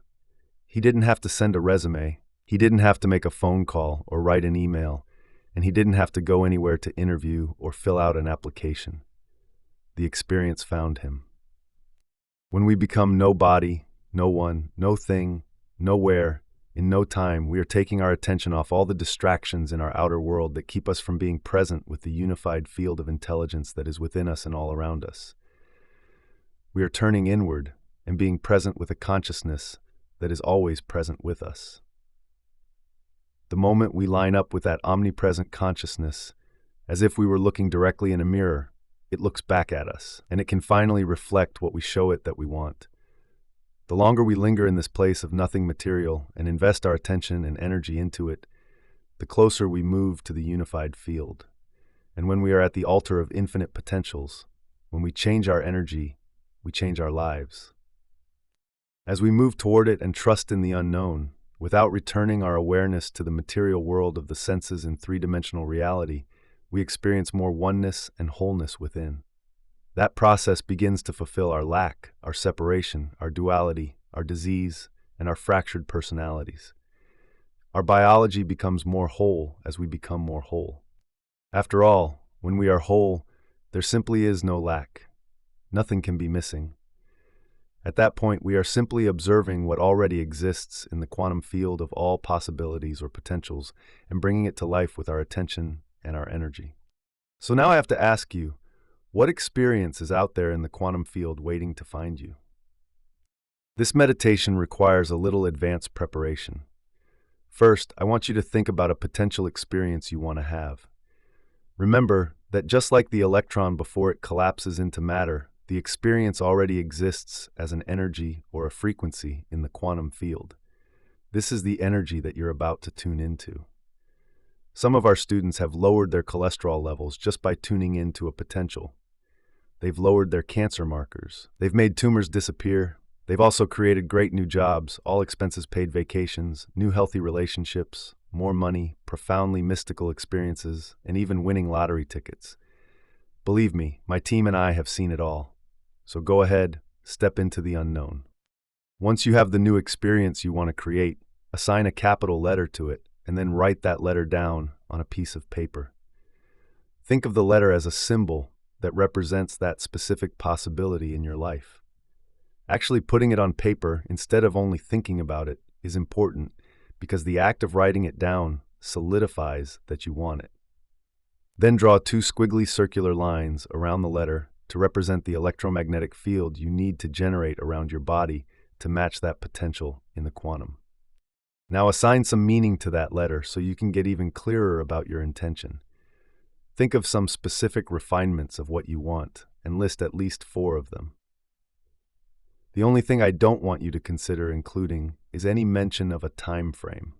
For example, if your intention is a great job, your list might look something like this: making $50,000 a year more than I'm making now, managing my own team of awesome professionals, traveling all over the world on a generous expense account, having exceptional health benefits and great stock options, and making a difference in the world. Now, on that same piece of paper, write down the emotions you will feel when that imagined potential happens. You might write empowered, unlimited, grateful, free, in awe, in love with life, joyful, worthy. Whatever it is for you, write it down. And if you think you won't know how it's going to feel because you haven't experienced it yet, then try gratitude. That works really well. Gratitude is a powerful emotion to use for manifesting because normally we feel gratitude after we receive something. So the emotional signature of gratitude means it has already happened. When you are thankful or you feel appreciation, you are in the ultimate state to receive. When you embrace gratitude, your body, as the unconscious mind, will begin to believe it is in that future reality in the present moment. These various emotions you just listed are the energy that is going to carry your intent. This is not an intellectual process, it's a visceral one. You have to really feel those emotions. You have to teach your body emotionally what that future is going to feel like before it happens, and you have to do that in the present moment. Now you're ready for the tuning in to new potentials meditation. You can do this on your own by following these instructions. Start by resting your attention in different parts of your body as well as the space around those parts of your body. Focusing on the space around your body helps change your brain waves, moving you from an incoherent beta pattern to a coherent alpha and theta pattern. Become aware of the infinite, vast space way out behind your eyes in this eternal black space, the space in the center of your head, the space between the back of your throat and the back of your head, and then beyond your head in space. Then move to becoming aware of the space in the center of your throat, the space beyond your throat and around your neck, the space in the center of your chest, the space around your body, the space behind your navel, and finally the space around your hips in this endless black void. With each of these, take your time, feel it, become aware of it, and stay present with it. Become aware of the vastness of space that the room you're in occupies in space. Then extend your awareness to the vastness of space beyond the room in space. And finally, to the vastness of space that all of space occupies in space. Now it's time to take your attention off your body, the environment, and time, and to become nobody, no one, no thing, nowhere, in no time. Become pure consciousness. Unfold as an awareness into this infinite black space and endless field where all possibilities exist. If you get distracted, simply return to the present moment, as we discussed in the previous chapter. Keep unfolding into this immaterial space by continuously reinvesting your attention into it. Think about the potential that already exists in the quantum field that you want to tune into by remembering your letter. Sense the energy of that future potential within you and all around you, and tune into your future. When you do this, you will be moving into a new state of being, broadcasting a whole new electromagnetic signature into the field. When there's a vibrational match between your energy and that potential, the new event is going to find you. You don't have to make anything happen. I want to be clear here. It might take more than a few meditations for your future opportunity to unfold.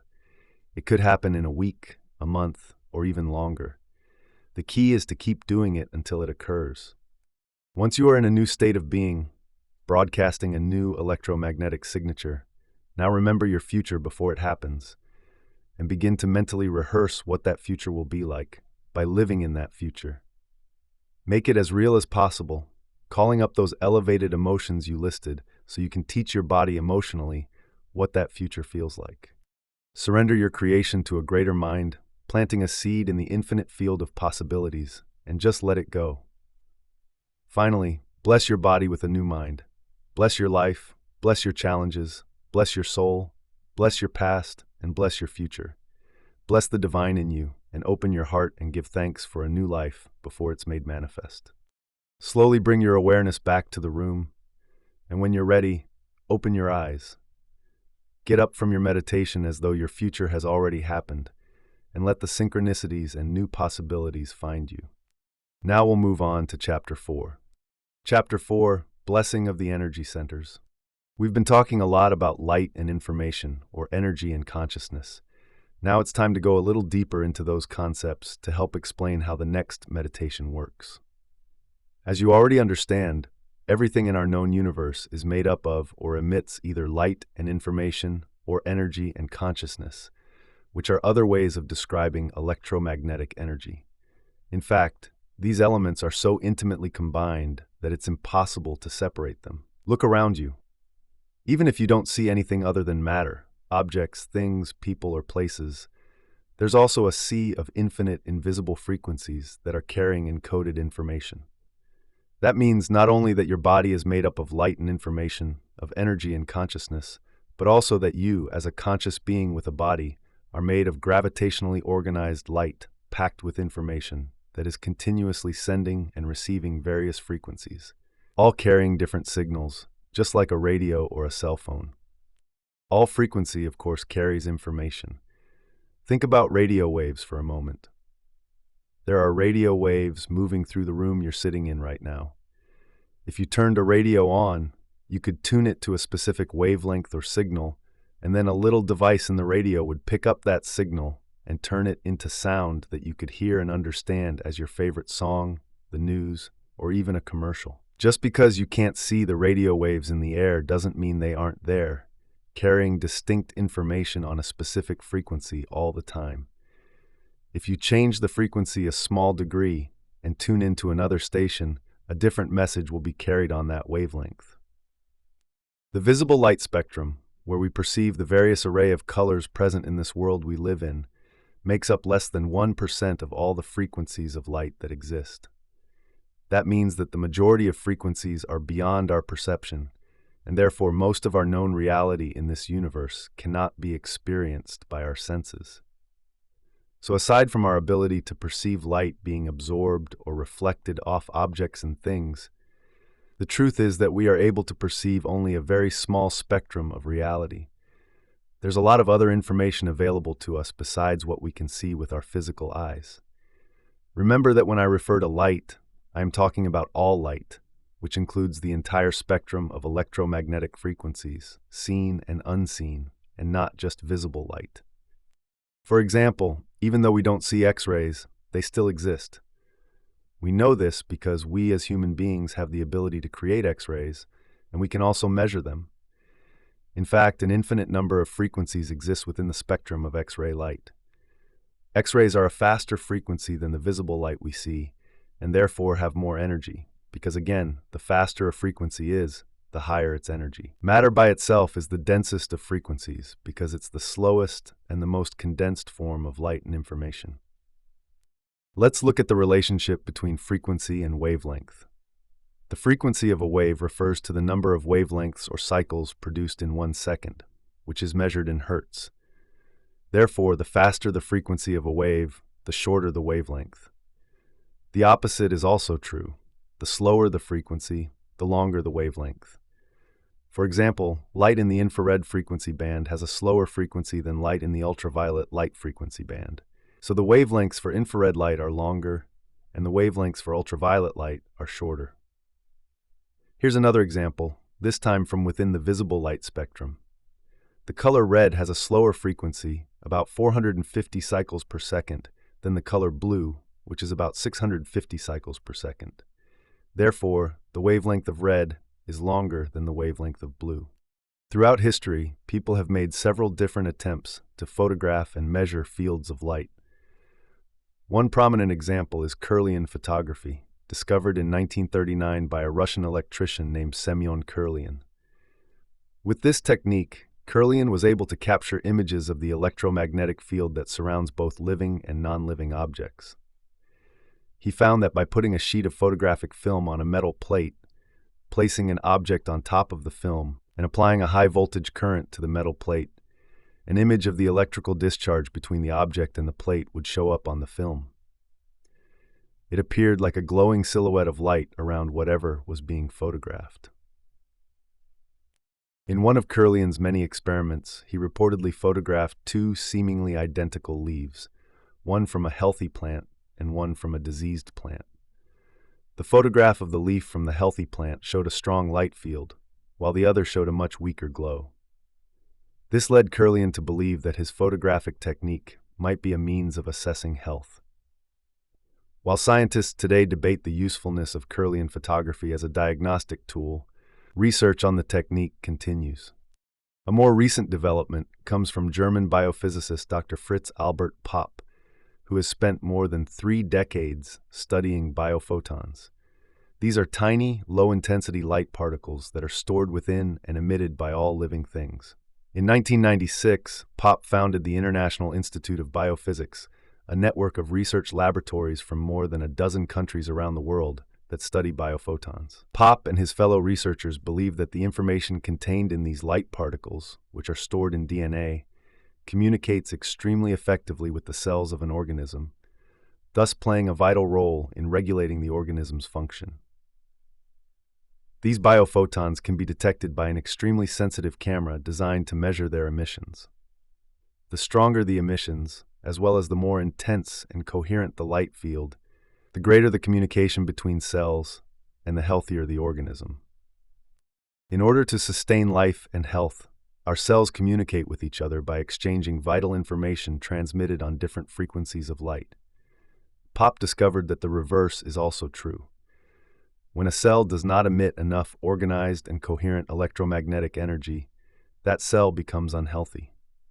It's not able to share information with other cells very well, and without that exchange, it doesn't have what it needs.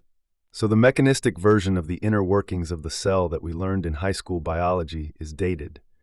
Charged molecules attracting and repelling each other are not responsible for the way cells work. Instead, the electromagnetic energy that the cell emits and receives is the life force that governs those molecules. That's a vitalistic view that supports the truth of who we are. What all this means, in effect, is that we are quite literally beings of light, each radiating a very vital life force and expressing an actual light field around our bodies. The totality of each cell is expressing and contributing to a vital field of light that carries a message. It would be safe to say, then, that the more we define reality with our senses and live our lives as materialists, focusing primarily on the physical, and therefore the more we turn on the stress response, the more we may be missing out on valuable information.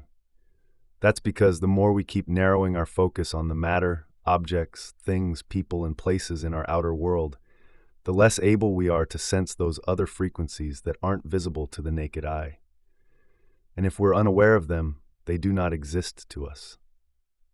As you have already learned, and I hope, begun to experience yourself with the meditation in the previous chapter, it's possible for you to tune in to certain frequencies around you, just like you can tune a radio dial to a specific station. When you close your eyes and sit still and eliminate the external environment, the static that normally keeps you from sensing those other frequencies, you can train yourself to get a clear signal and receive information from it. When you do this repeatedly, you tune into a new level of light and information that you can use to influence or affect matter. And when you do that, your body experiences what's called syntropy, which means enhanced order, instead of entropy, which means disorder, physical breakdown, and chaos. Once you can quiet down your analytical, thinking mind and more readily tune in to this more orderly information, your body automatically responds by processing this new stream of consciousness and energy, thereby becoming more efficient, coherent, and healthy. At the beginning of the meditation in the last chapter, I asked you to rest your attention in different parts of your body, as well as in the space around different parts of it. Now I want to dive deeper into why I ask you to do that in almost all my meditations. When you practice this, you sharpen your ability to master 2 different ways your brain can focus, using convergent focus and divergent focus. Convergent focus is a single-minded or narrow focus on an object, anything having matter. That's the kind of focus you're displaying in my meditations when you rest your attention in a specific place in your body. It's the same kind of focus you use when you pay attention to objects in your environment. Typically, when you go to pick up a glass, call or text somebody, or tie your shoe, you use narrow focus.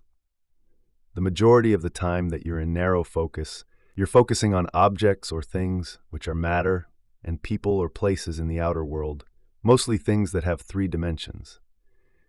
Remember our previous discussion about living in survival mode, with the hormones of stress continually pumping through our bodies, helping us stay at the ready to fight or flee? When we're in that state, we narrow our focus even further because paying very close attention to the external physical world becomes very important. In effect, we become materialists, defining reality with our senses. The different compartments of the brain that normally work in community then begin to subdivide, no longer communicating effectively with each other, and no longer working together seamlessly in a state of coherence or orderliness. Now they're in an incoherent state, sending incoherent messages down the spinal cord to various parts of the body. We've seen this over and over again when we do brain scans to measure brain waves. As I've said before, when your brain is incoherent, you are incoherent. And when your brain is not working right, you are not working right. It's as though instead of playing a beautiful symphony, your brain and body are producing a cacophony. And because of this unbalanced, incoherent state, you are left trying to control or force outcomes in your life. You try to predict a future that's based on the past, and you do that in part by paying more attention to your outer world of objects and things than to your inner world of thoughts and feelings. In other words, you stay in narrow, convergent focus, obsessively thinking about the same things over and over again. That's what stress does. It influences you to obsess about your problems so you can be prepared for the future worst-case scenario based on your past memories. Being prepared for the worst outcome gives you a better chance of survival because no matter what happens, you are prepared for it. However, when you change your attention from using this narrow focus to adopting a more open and broad focus, as you will do in this meditation, you can become aware of the space and so the light and energy around your body in space. This is called a divergent focus. You go from focusing on something to focusing on nothing, on the wave, which is energy, instead of the particle, which is matter. Reality is both the particle and the wave. It's both matter and energy. So, when you practice using narrow focus to rest your attention in different parts of the body, acknowledging the particle, and then you open your focus so that you sense the space around these parts of your body in space, acknowledging the wave, your brain changes into a more coherent, balanced state. In the 1970s, Dr. Les Fahmy, director of the Princeton Biofeedback Center in New Jersey, discovered how this shift in attention from narrow to open focus changes brain waves. Fahmy, a pioneer in attention and biofeedback, was trying to find a method for teaching people how to move their brain waves from beta, which is conscious thought, to alpha, which is relaxed and creative. The most effective way to make the shift, he discovered, was by directing people to become aware of space or nothingness, adopting what he called open focus. The Buddhist tradition has been using this method of meditation for thousands of years. As you open your focus and sense information instead of matter, your brain waves slow down from beta to alpha. This makes sense because when you are sensing and feeling, you are not thinking.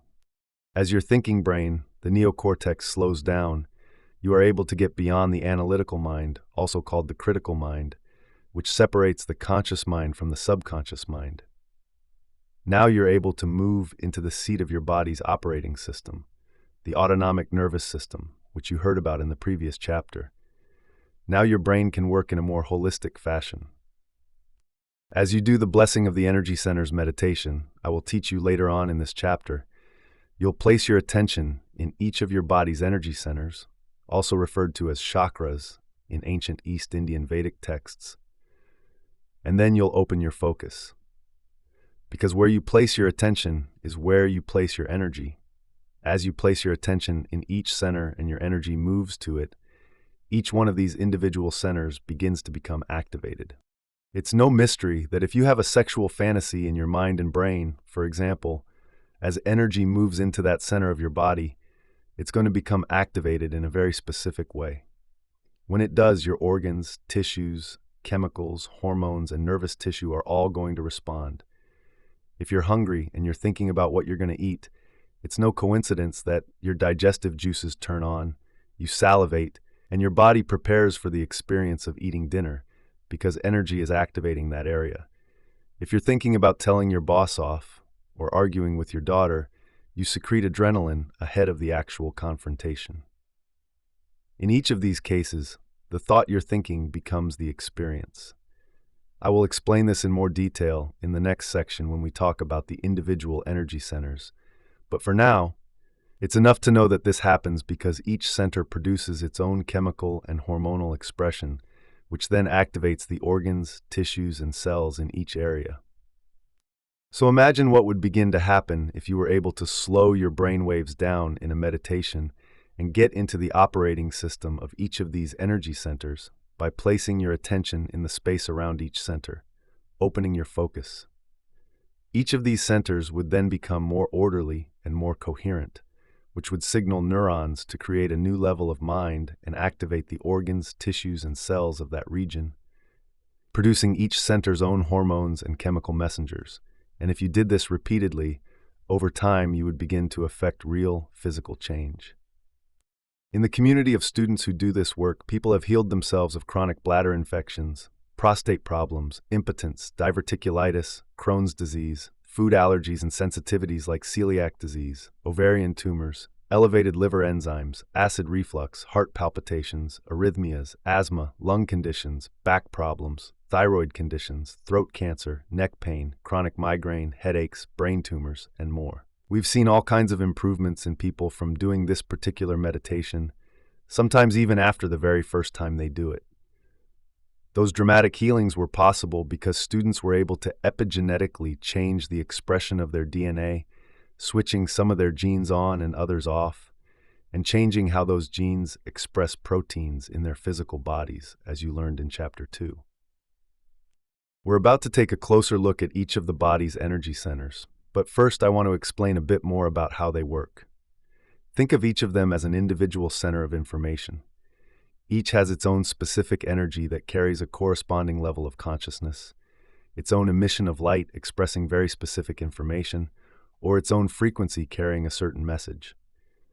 Each also has its own individual glands, its own unique hormones, its own chemistry, and its own individual plexus of neurons. Think of these individual clusters of neurological networks as mini brains, and if each one of those centers has its own individual brain, then each also has its own individual mind. As you learned in the second chapter, when consciousness activates neurologic tissue, it creates mind. Mind is the brain in action, so if each one of these energy centers has a plexus of neurons, then each has its own individual mind. Or better said, each center has a mind of its own. What activates the mind is energy with a directive and intention, a conscious intent. When each of these centers becomes activated, it in turn activates hormones, tissues, chemicals, and cellular functions, and it emits energy. For example, when your first center, the seat of your reproductive glands, is activated with energy, its mind has a very specific agenda and intention. When you, as a conscious being, have a thought or a fantasy, that's consciousness, by the way, acting on neurological tissue, the next thing you know, your body is physiologically changing, and therefore so is your energy. Your body secretes chemicals and hormones from those corresponding glands to emotionally prepare you for intercourse.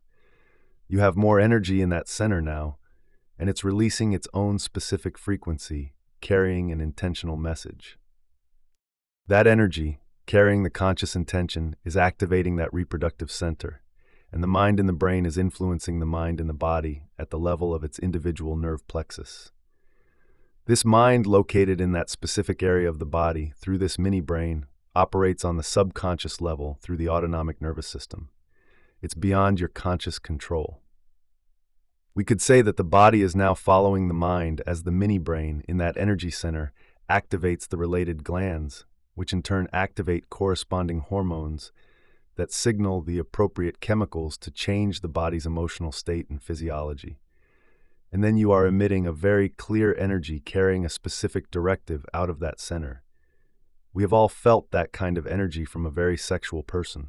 Once the energy is moving through that neurological tissue or plexus of neurons, it creates mind at that level. So when it's activated, that center has a mind of its own. The second center also has its own mind, and when we activate its mini brain and thus its mind, we trust our gut. The same sequence of events happens in this center as we just saw in the first energy center, but with different corresponding neurocircuitry, hormones, chemicals, emotions, energy, and information. In fact, this area has been called the second brain because of the hundreds of millions of neurons and neural connections here, more than exist in either the spinal cord or in the peripheral nervous system. In fact, 95% of the feel-good hormone serotonin in your body is found not in your brain, but in your bowels. So trusting our gut literally means trusting our instincts. It's almost as if our body and this center's brain can override our analytical, rational thinking brain and mind. How about your heart center? What happens when you lead with your heart? Like the first two centers, this fourth center located in the middle of the chest has its own frequency, its own hormones, its own chemicals, its own emotions, and its own mini brain that draws from a field of energy and information that surrounds it. And when you lead with your heart, you tend to be more caring, kind, inspired, selfless, compassionate, giving, grateful, trusting, and patient. When this mini brain gets that information, it sends instructions and messages to the organs and tissues that are located in that part of the body, and you emit loving energy from this specific center of information. Now let's look at each of these energy centers in more detail. Some of the centers will overlap a bit in function, but for the most part, if you know even just a little about the body, they are pretty self-explanatory. The first energy center governs the region of your sex organs, including your perineum, your pelvic floor, the glands connected to your vagina or penis, your prostate if you're a man, your bladder, your lower bowel, and your anus. This energy center has to do with reproduction and procreation, elimination, sexuality, and sexual identity. The hormones estrogen and progesterone in women and testosterone in men are correlated with this center. This energy center is also associated with a specific nerve plexus. A tremendous amount of creative energy exists in this first center. Think about the amount of energy you use to make life and create a baby. When this center is in balance, your creative energy flows easily, and you are also grounded in your sexual identity. The second energy center is behind and slightly below your navel. It governs the ovaries, uterus, colon, pancreas, and lower back. It has to do with consumption, digestion, elimination, and the breaking down of food into energy, including digestive enzymes and juices, as well as the enzymes and hormones that balance your blood sugar levels. This center is also connected to another specific nerve plexus. This energy center is also related to social networks and structures, relationships, support systems, family, cultures, and interpersonal relationships. Think about it as the center for holding on or letting go, consuming or eliminating. When this center is in balance, you feel safe and secure both in your environment and in the world. The third energy center is located in the pit of your gut. It governs the stomach, small intestine, spleen, liver, gallbladder, adrenal glands, and kidneys. The associated hormones include adrenaline and cortisol, the kidney hormones, and chemicals like renin and angiotensin, erythropoietin, and all the liver enzymes, as well as the stomach enzymes like pepsin, trypsin, chymotrypsin, and hydrochloric acid. This energy center is also related to the solar plexus. This center is associated with our will, power, self-importance, control, drive, aggression, and dominance. It is the center of competitive action and of personal power, self-esteem, and directed intention. When the third center is in balance, you use your will and your drive to overcome your environment and the conditions in your life.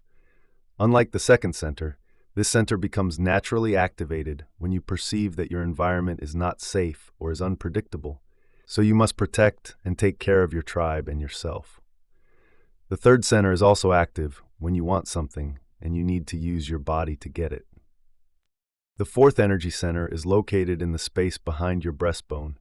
It governs the heart, lungs, and thymus gland, which is the body's main immunity gland, known as the fountain of youth. The hormones associated with this center include growth hormone and oxytocin, as well as a cascade of 1,400 different chemicals that stimulate the immune system's health via the thymus gland, which is responsible for growth, repair, and regeneration of the body. The nerve plexus this center governs is the heart plexus. The first three centers are all about survival and reflect our animal nature or our humanity. But in this fourth energy center, we are moving from being selfish to being selfless. This center is associated with the emotions of love and caring, nurturing, compassion, gratitude, thankfulness, appreciation, kindness, inspiration, selflessness, wholeness, and trust. It is where our divinity originates. It is the seat of the soul. When the fourth center is in balance, we care about others, and we want to work in cooperation for the greatest good of the community. We feel a genuine love for life. We feel whole, and we are satisfied with who we are. The fifth energy center is located in the center of your throat. It governs the thyroid, parathyroid, the salivary glands, and tissues of the neck.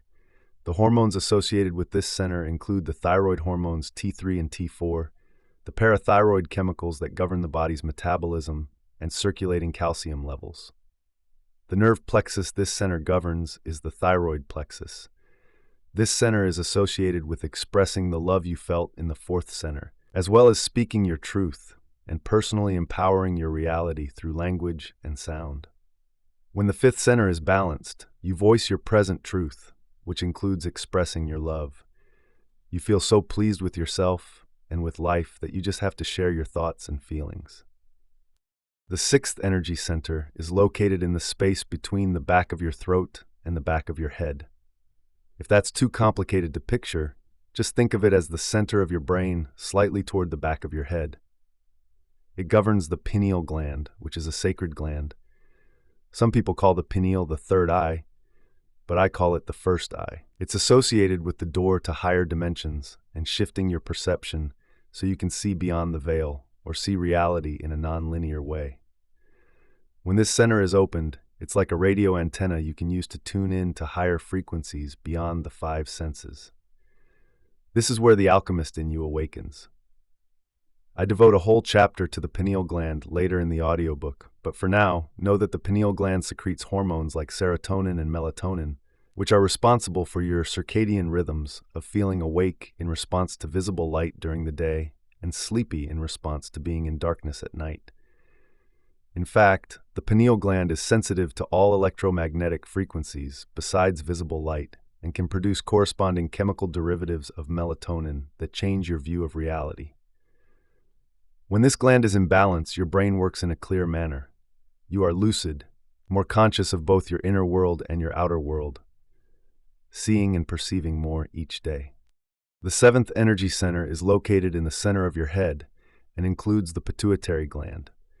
This gland has been called the master gland because it governs and creates harmony in a downward cascade from this center of your brain to your pineal gland, your thyroid gland, your thymus gland, your adrenal glands, your pancreatic gland, and all the way to your sexual glands. This is the center of the body where you experience your greatest expression of divinity.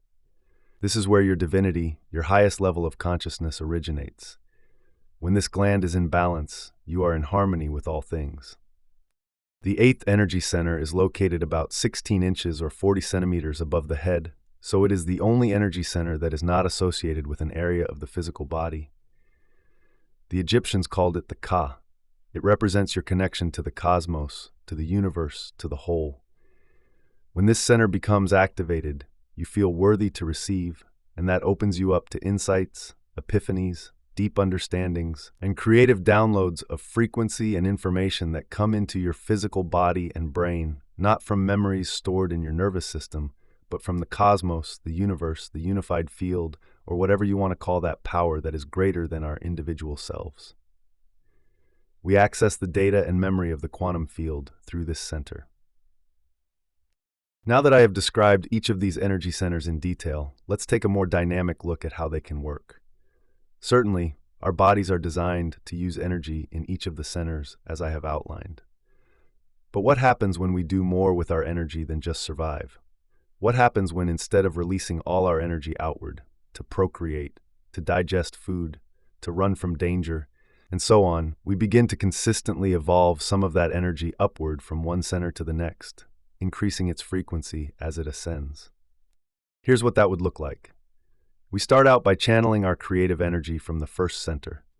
When we feel safe and secure enough to create, that creative energy evolves, ascending and flowing into the second center. When we have to master some limitation or overcome some condition in our environment, we are able to put the creative energy to good use, and then it will flow to the third center, the seat of our will and power.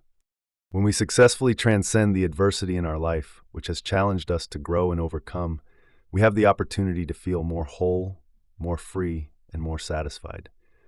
We're then able to feel genuine love for self and others as the energy flows through and activates the fourth center. When that happens, we then want to express our present truth, what we've learned, or the love or wholeness we feel, and that allows the energy to then move through and turn on our fifth center. After this, when the evolution of energy activates the sixth center, dormant areas of the brain open so that the veil of illusion is lifted and we perceive a broader spectrum of reality than we ever saw before. We then begin to feel enlightened. The body moves more into harmony and balance, and our external environment, including the natural world surrounding us, also moves into more harmony and balance as the energy ascends in activating the seventh center. Once we feel that enlightened energy, we begin to truly feel worthy, and the energy can finally rise to activate the eighth center, where we receive the fruits of our efforts, visions, dreams, insights, manifestations, and knowingness that come not from anywhere within our minds and bodies as memories, but from a greater power in and around us. That's the kind of personal evolution that happens when the energy flows consistently, the ideal. What all too often happens, however, is that the events of our lives and the way we react to them cause our energy to get stuck so that it doesn't flow in this magnificent pattern I just outlined. The places in your body where the energy gets stuck are the energy centers associated with the issues you're dealing with. If, for example, a person has been sexually abused or has been conditioned since childhood to think that sex is bad, their energy can stay stuck in the first center, the center associated with sexuality, and they may have problems accessing creativity. If, on the other hand, a person can access their creative energy but doesn't necessarily feel safe enough to use their creativity in the world, instead feeling victimized by their social and interpersonal relationships, or if they have been traumatized or betrayed by another person, they might hold on to that energy in their second center. Such a person would be likely to feel excessive amounts of guilt, shame, suffering, low self-esteem, or fear. Now, if a person can get their energy flowing up to the third center, but they have ego issues and they feel self-important, self-absorbed, controlling, domineering, angry, overly competitive, and bitter, then their energy gets stuck in their third center, and they may have control issues or motivation issues. If a person cannot open their heart and feel love and trust, or if they are afraid to express love or how they truthfully feel, energy can also become frozen in the fourth and fifth centers, respectively. While energy can get stuck in any of the energy centers, these first three centers are where it tends to get stuck most often.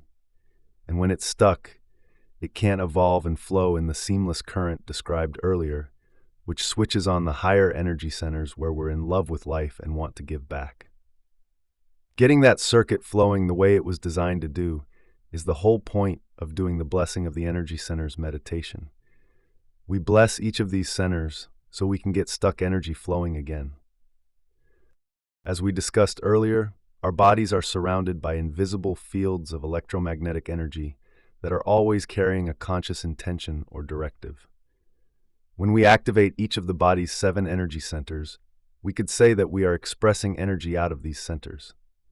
Simply put, when we as conscious beings activate a specific energy in each individual center, we stimulate the associated neurological plexuses to produce a level of mind that then activates the proper glands, tissues, hormones, and chemicals in each center.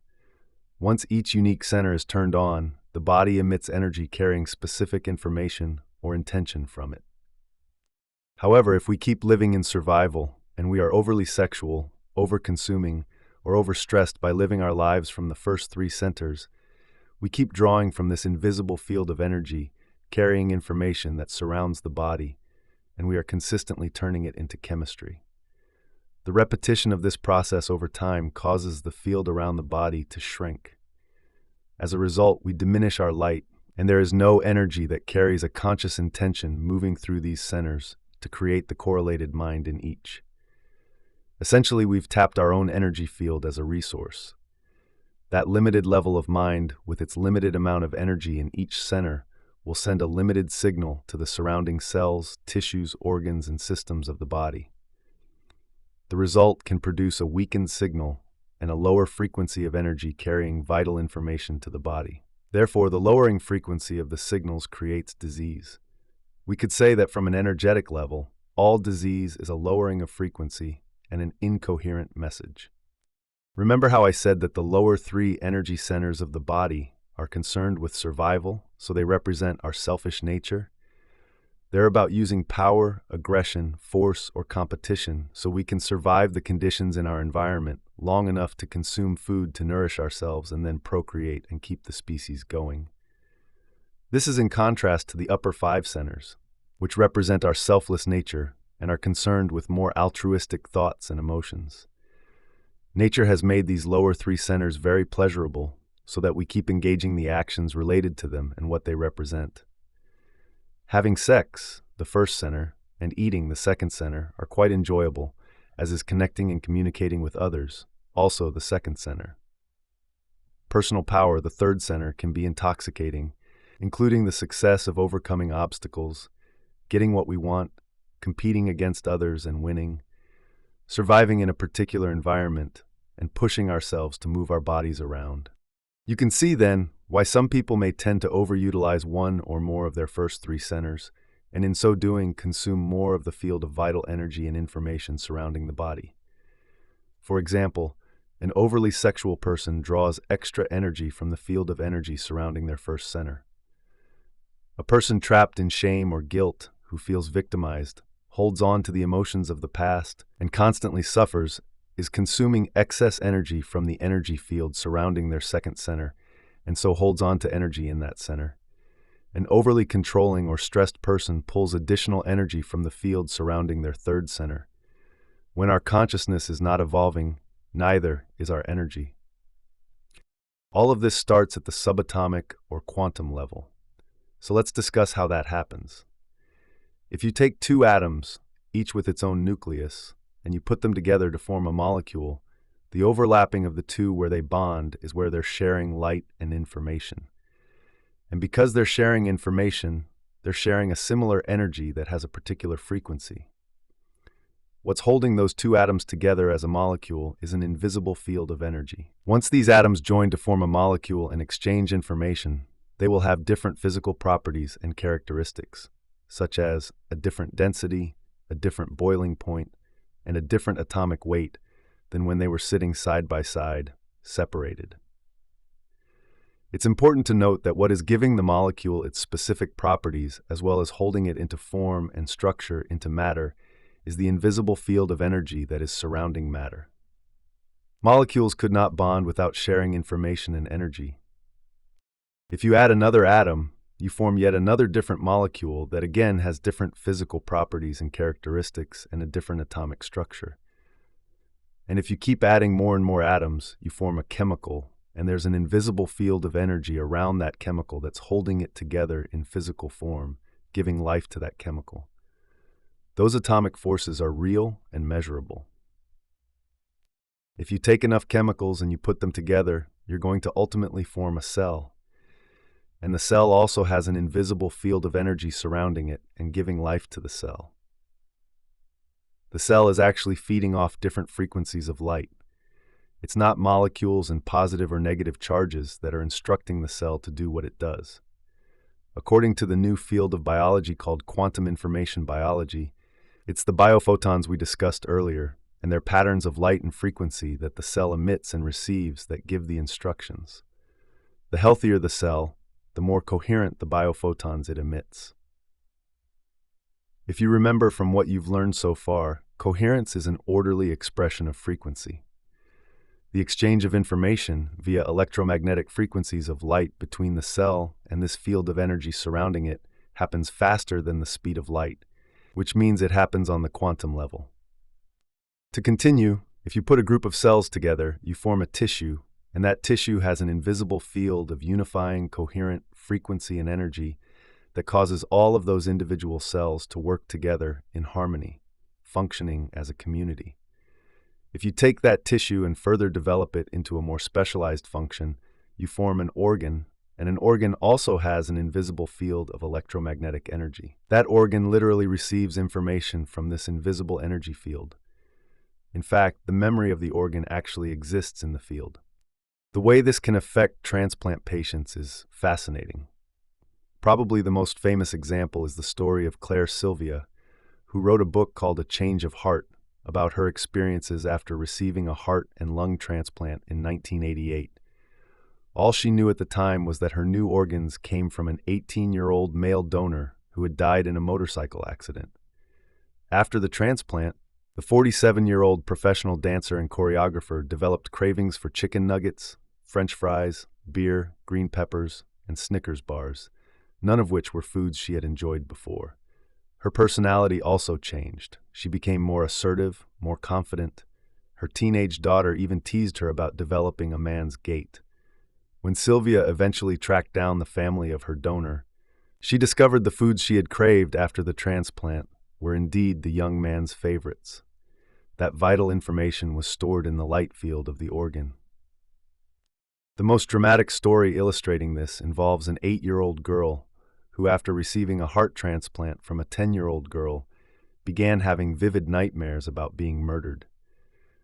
The donor had indeed been murdered, and the perpetrator had not been caught.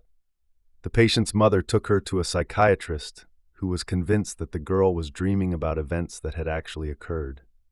They contacted the police, who opened an investigation using the girl's detailed account of the murder, including information on the time and place of the crime, the weapon, the physical characteristics of the criminal, and the clothing the murderer was wearing. The killer was identified, arrested, and convicted. So in these cases, that information in the energy field surrounding the transplanted organ changed the expression of the energy field of the individual once the person had a transplant. It's different light and different information mixed with the transplant patient's pre-existing field. The recipient can pick up on that information as memory in the field, and it influences their mind and their body. The energy holding specific information is influencing matter. Then when you group organs together, you form a system, such as the musculoskeletal, cardiovascular, digestive, reproductive, endocrine, lymphatic, nervous, and immune systems, to name a few.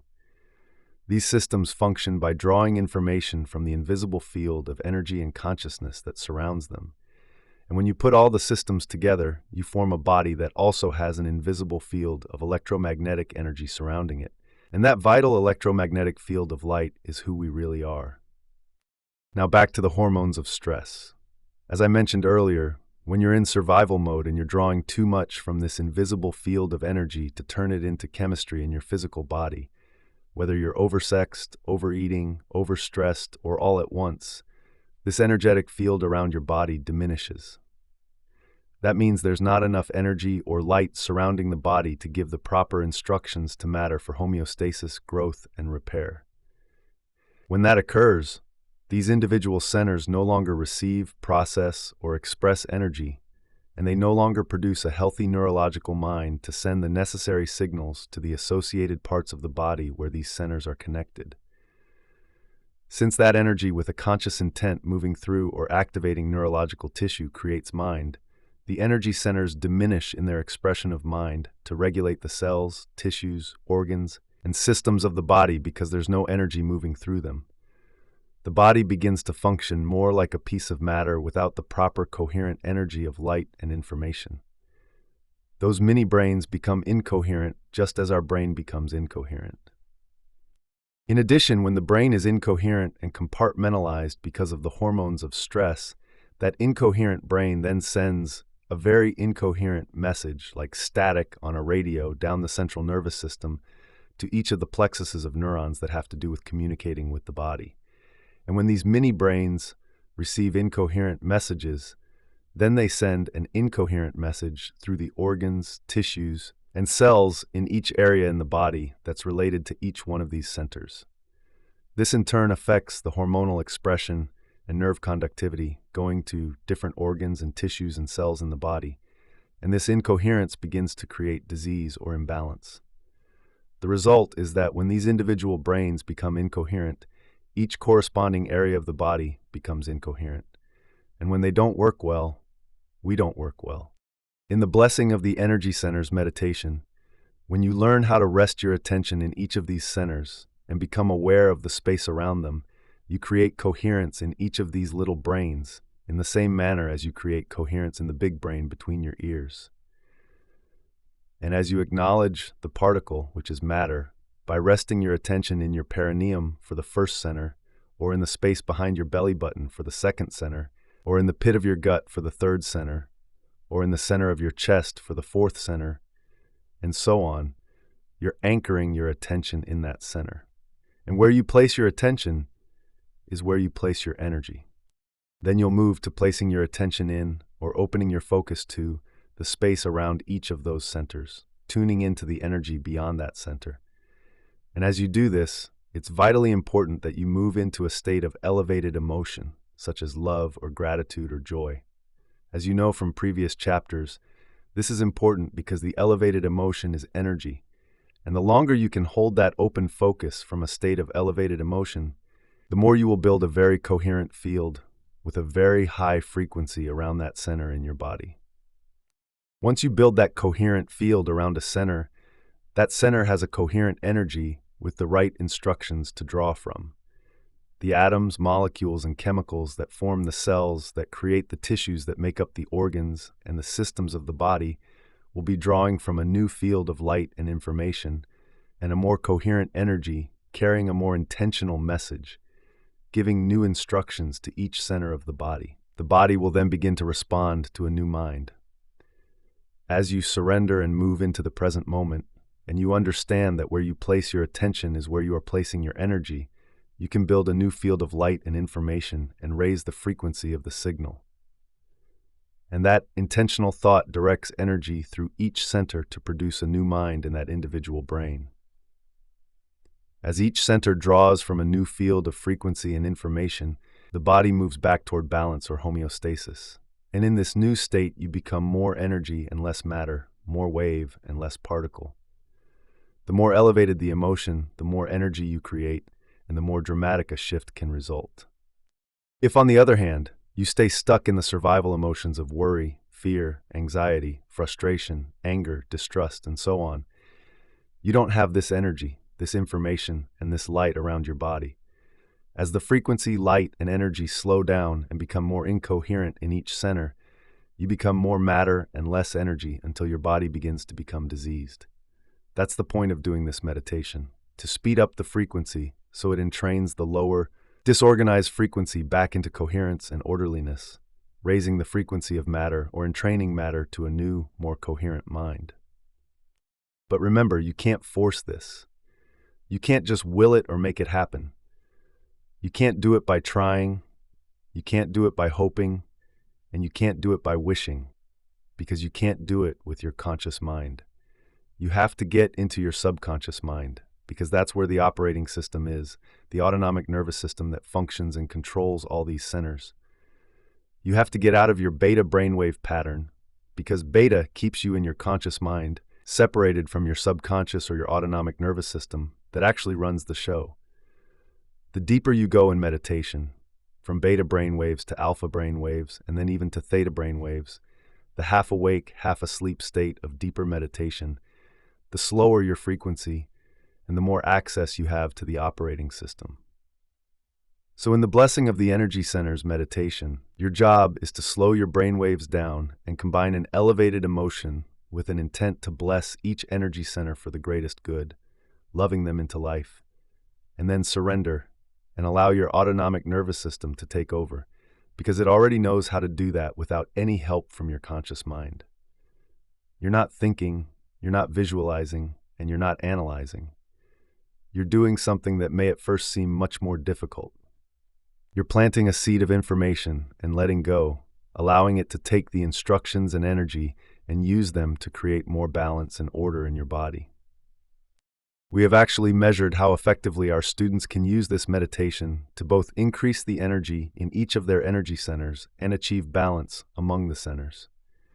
To do this, we use the gas discharge visualization device that you heard about in a previous chapter to take measurements of participants' energy fields both before and after they do the blessing of the energy center's meditation. The GDV technology uses a specialized camera to take images of a subject's finger while a weak and totally painless electrical current is applied to the fingertip for less than a millisecond. The body responds to the current by discharging an electron cloud made up of photons. While the discharge is not visible to the naked eye, the GDV device's camera can capture it and translate it into a digital computer file. Then, a software program called BioWell uses the data to create an image showing how balanced or imbalanced the subject's energy centers are, both before and after meditation. The software uses the same data to estimate the frequency of each energy center and compare it to the norm. Balanced energy centers would appear in perfect alignment, while imbalanced centers would make an off-center pattern. The size of the circle representing each energy center shows whether its energy is less than, equal to, or greater than average, and by how much. We have also used the GDV device to measure how this meditation enhances the energy field surrounding the entire body. As you'll soon hear in the instructions, at the beginning of the meditation, I repeatedly ask you to place your attention not only on various parts of your body, but also on the space around those parts of your body, and then at the end of the meditation, on the space around your entire body.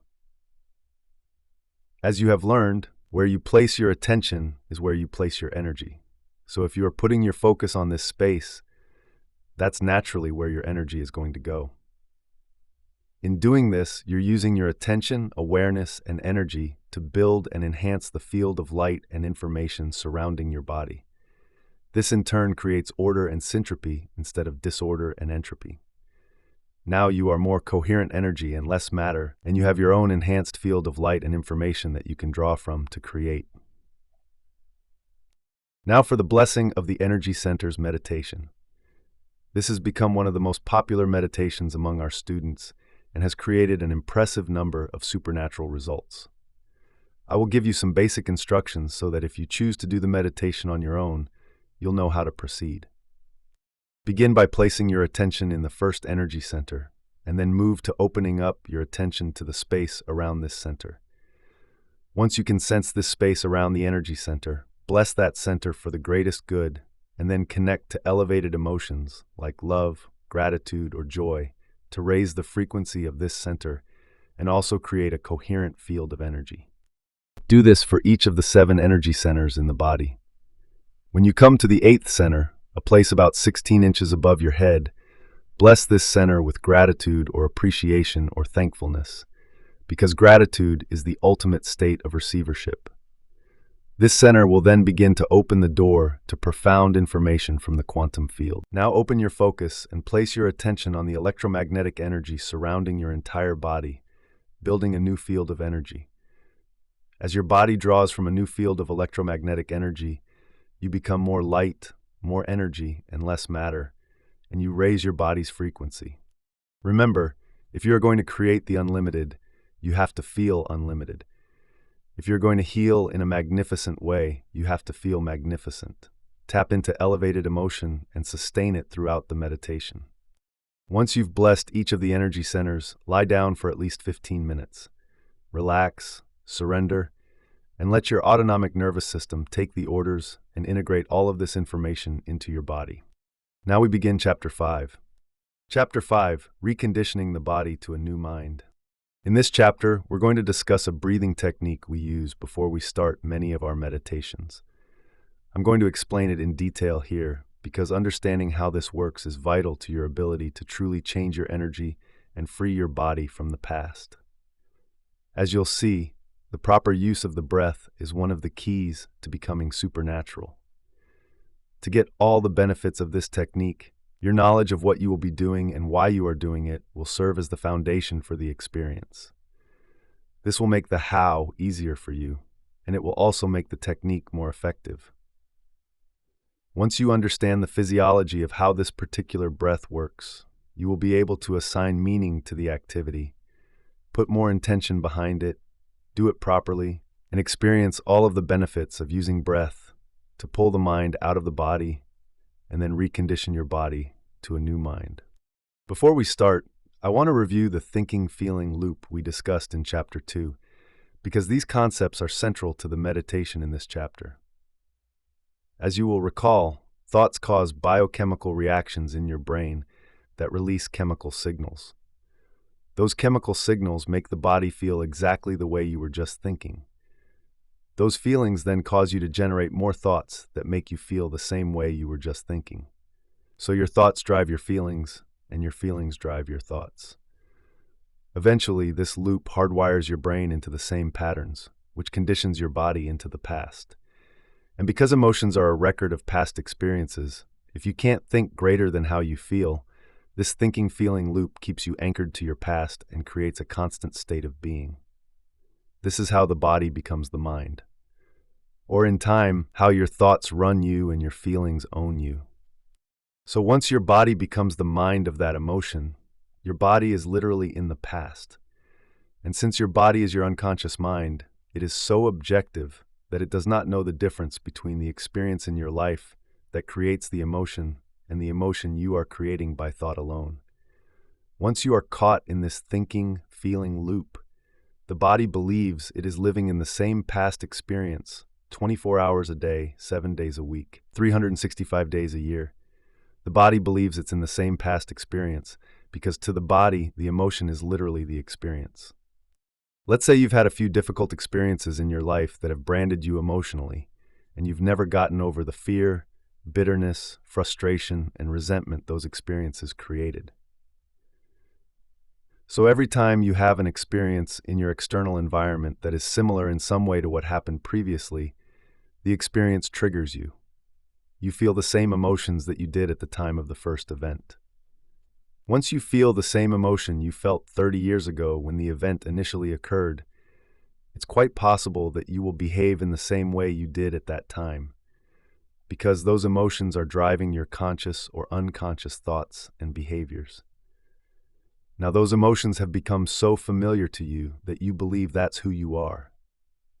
By the time you are in your mid-30s, if you keep thinking, acting, and feeling the same way without changing anything about yourself, the majority of who you are becomes a memorized set of automatic thoughts, reflexive, emotional reactions, unconscious habits and behaviors, subconscious beliefs and perceptions, and routine familiar attitudes.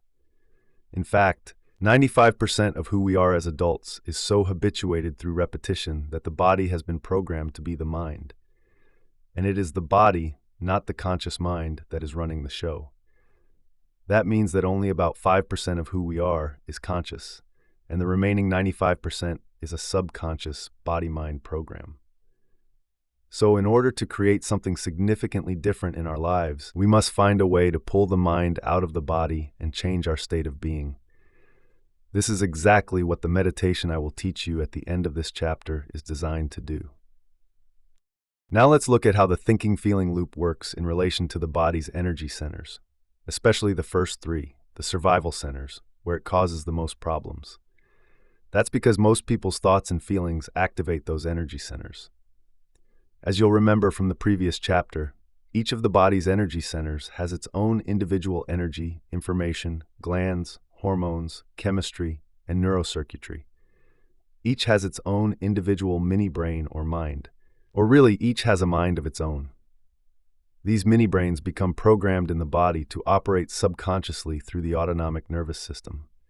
In this way, each center has its own energy and corresponding level of consciousness, and each is associated with specific emotions corresponding to that center.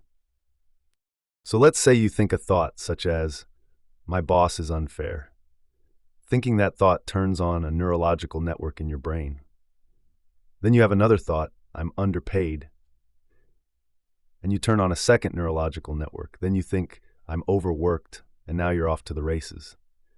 Because mind is the brain in action, if you keep thinking more thoughts along the same lines and you activate enough networks of neurons firing together in a specific sequence, pattern, and combination, you produce a level of mind. This then creates an internal representation or an image of yourself in your brain's frontal lobe. That's where you can make your internal thoughts more real than your outer environment. In this case, you see yourself as an angry person.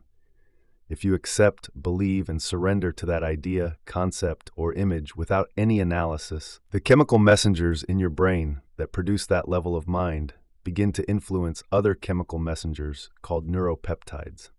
Think of neuropeptides as molecules of emotion. Those neuropeptides signal hormonal centers, in this case turning on the adrenal glands in the third energy center. As the adrenal glands release their hormones, you're feeling pretty ticked off. And you broadcast a specific energy signature through the third energy center that in effect carries the message, send me another reason to feel the way I'm already feeling. Send me another reason to feel angry. As this center becomes activated, it produces a specific frequency that carries a particular message. Your brain monitors your chemical state, and the moment you feel angry, it's going to think more corresponding thoughts equal to how you feel. My boss is such a jerk. I should quit my job. What an idiot driver. My coworker stole my idea. I'm right and everyone else is wrong. It fires and wires similar circuits in the same way over and over again. If you turn on enough of those circuits, you keep producing that same level of mind. This reaffirms your identity with the same image in your forebrain. Then the emotional part of your brain creates more of the same neuropeptides, which then signal the same hormones from your third energy center, and you start to feel even more angry and frustrated. This then influences you to think more of the same corresponding thoughts. The cycle can go on for decades, whether what you're thinking is justified or not. The repetition of that cycle hardwires the brain into a certain pattern, in this case the pattern of anger, and repeatedly conditions the body emotionally into the past. The body becomes the mind of anger. The anger is no longer in the mind that's in your brain, the 5% of your thought that is conscious.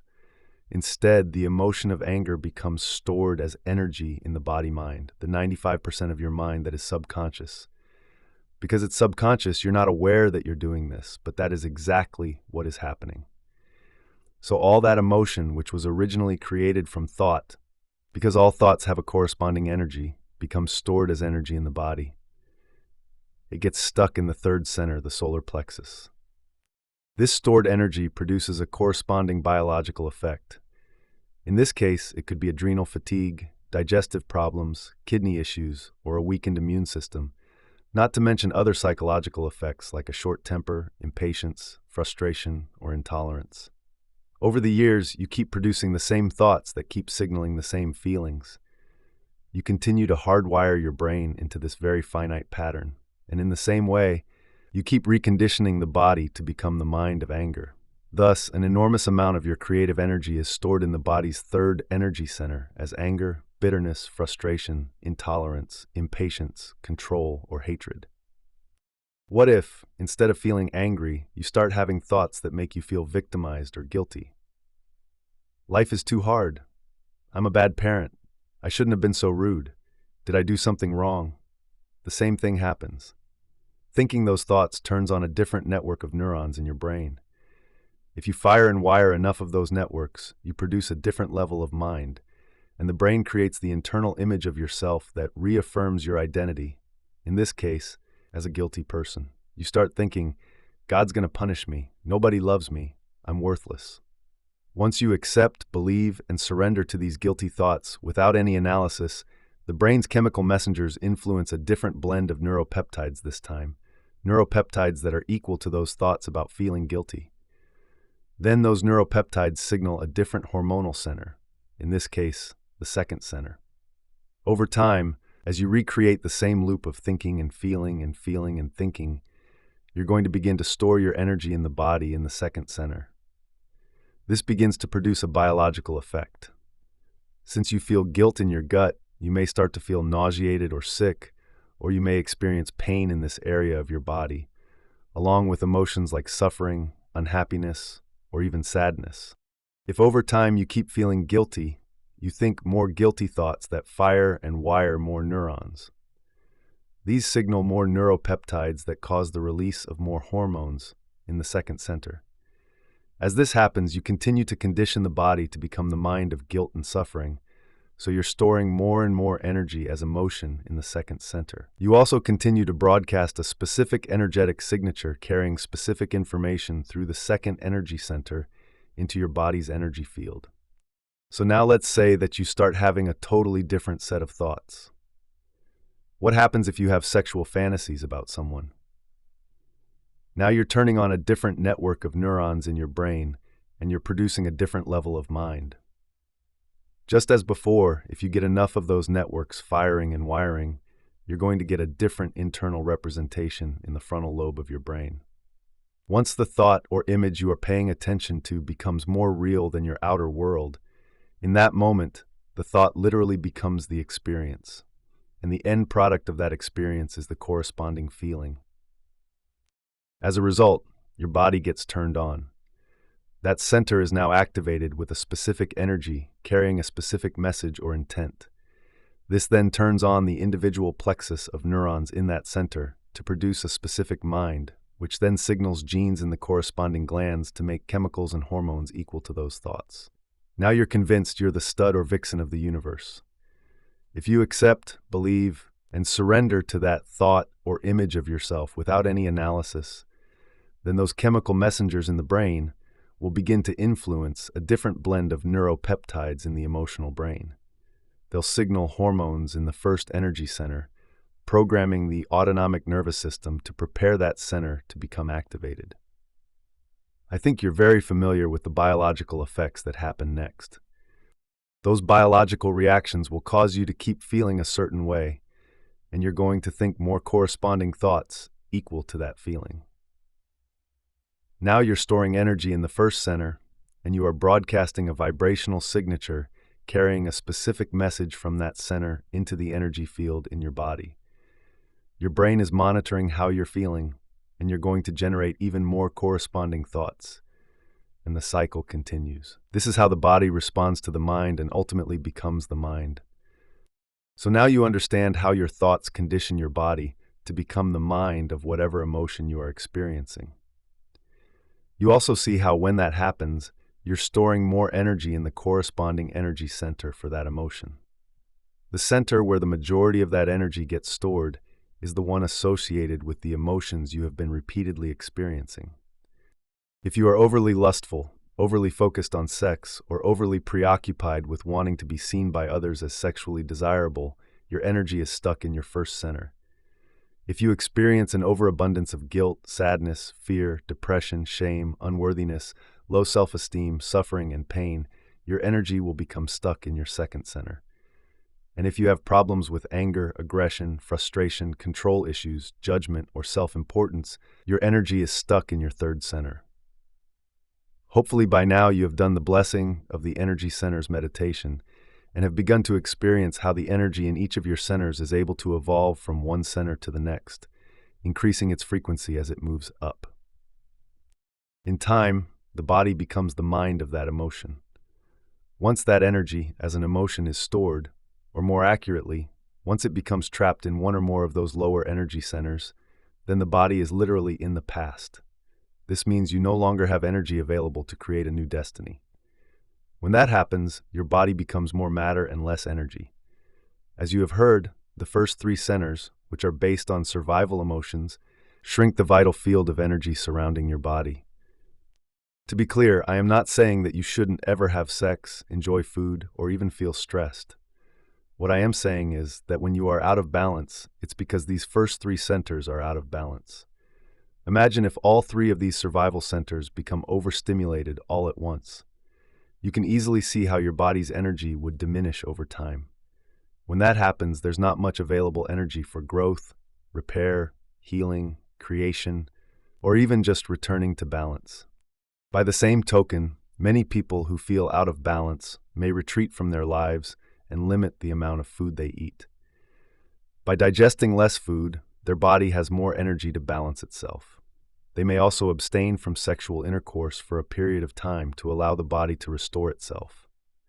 During their retreat, they will also remove themselves from the constant stimulation they normally receive from their environment, including their friends, kids, coworkers, appointments and schedules, job, computers, homes, and cell phones. This helps the body keep from reacting, consciously or unconsciously, to all those familiar elements in their outer world that they associate with thoughts and emotional memories from the past. The breath technique I'm about to teach you gives you a way to liberate that trapped energy that's stored in the first three centers so it can be free to flow to the brain from where it came. And when you use the breath to liberate those emotions, that energy becomes available for higher purposes. You'll have more energy to heal yourself, create a different life, manifest more wealth, or have a mystical experience, to name just a few possibilities. Those emotions that are stored in the body as energy will be transmuted into a different type of energy, carrying a different message through the elevated emotions of inspiration, freedom, unconditional love, and gratitude. It's the same energy, it's just locked up in the body. The breath is a way to pull the mind out of the body. You will be using your body as an instrument of consciousness to ascend your energy, turning those survival emotions into creative emotions. As you free your body from the chains of the past and liberate this energy, you have available energy to do the uncommon, to achieve the supernatural. Think about a magnet. Magnets, of course, have polarity. They each have a north pole and a south pole. One end has a positive charge, and the other end has a negative charge. The polarity between the ends of a magnet is what causes the magnet to produce an electromagnetic field. The stronger the polarity between the two poles, the larger the electromagnetic field the magnet produces.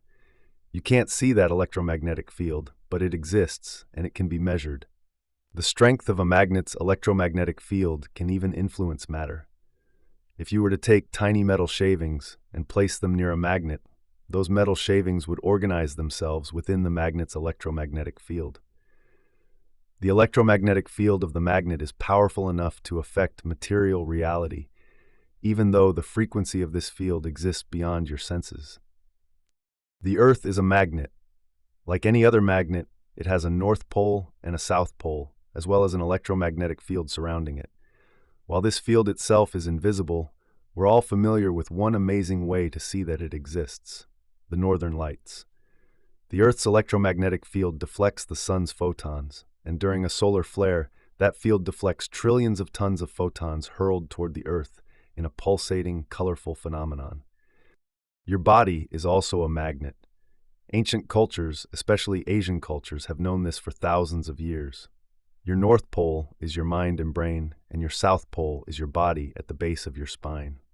When you're living by the hormones of stress, the emotions of survival, or when you're overusing the other two survival energy centers, you are constantly drawing energy from this invisible field.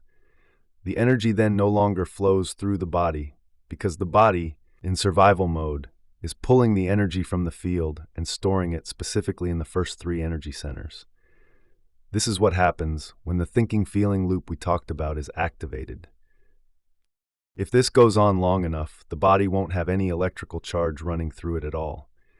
Without an electrical charge, it can't create the field of electromagnetic energy that normally surrounds it. When that happens, the body is no longer like a magnet. Now it's like a piece of ordinary metal, a magnet that's lost its charge. The body then becomes more matter and less energy, or more particle and less wave. Of course, if there were a way to get this energy that's stored in the first three centers moving again, the current would resume flowing and the body would recreate the electromagnetic field. The breath does just that.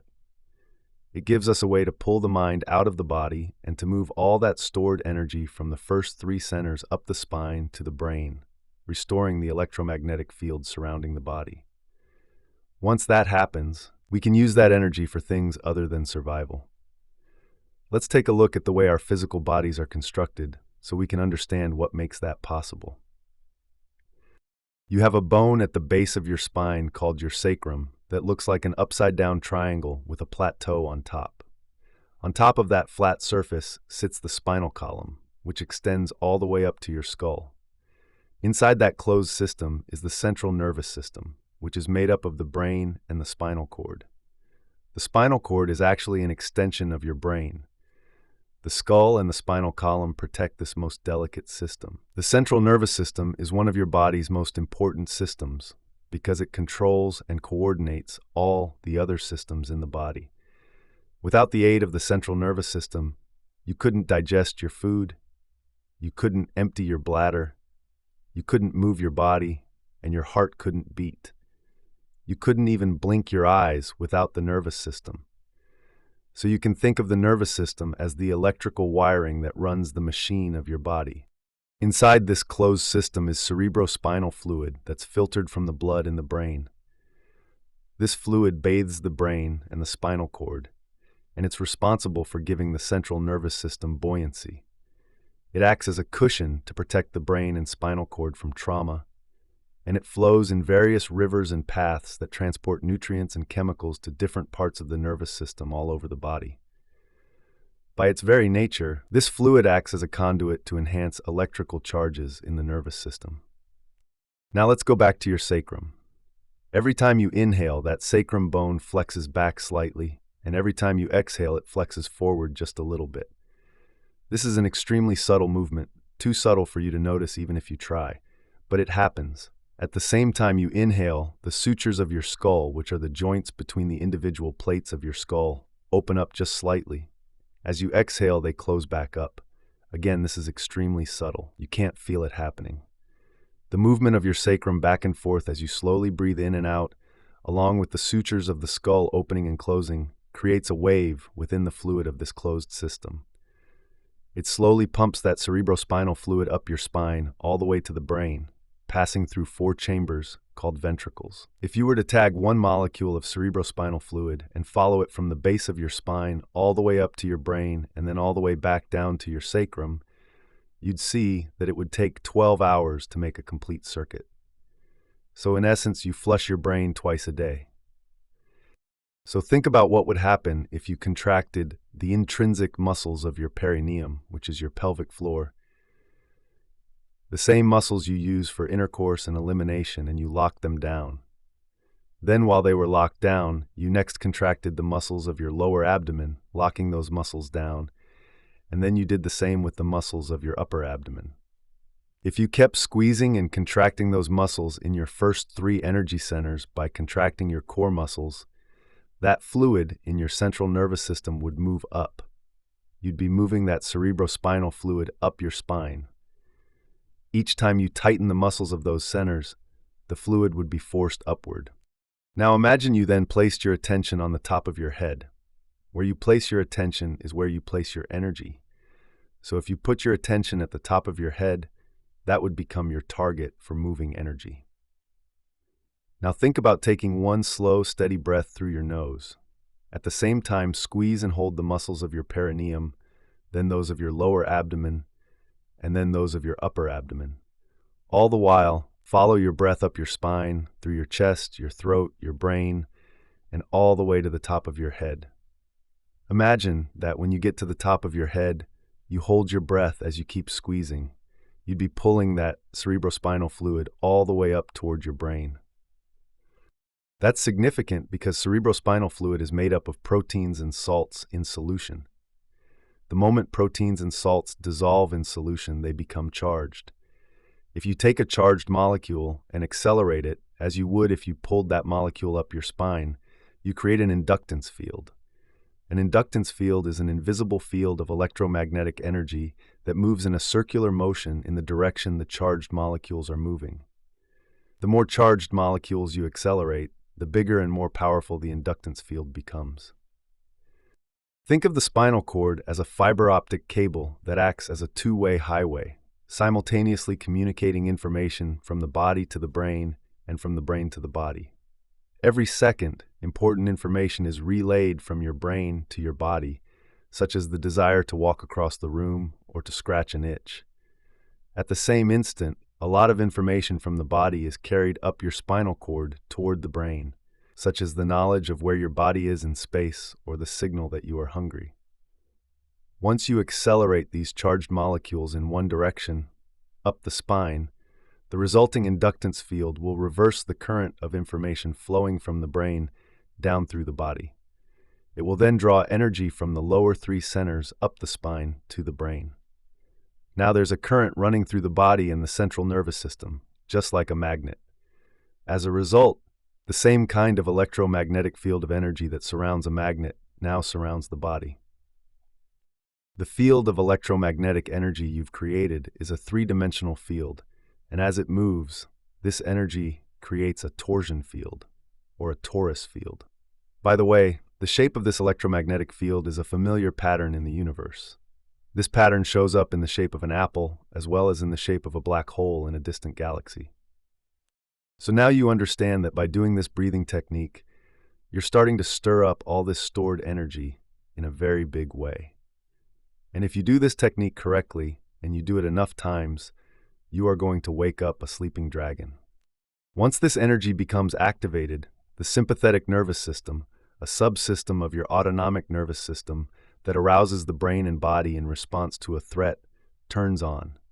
Energy begins to move up from the body's lower 3 energy centers to the brain.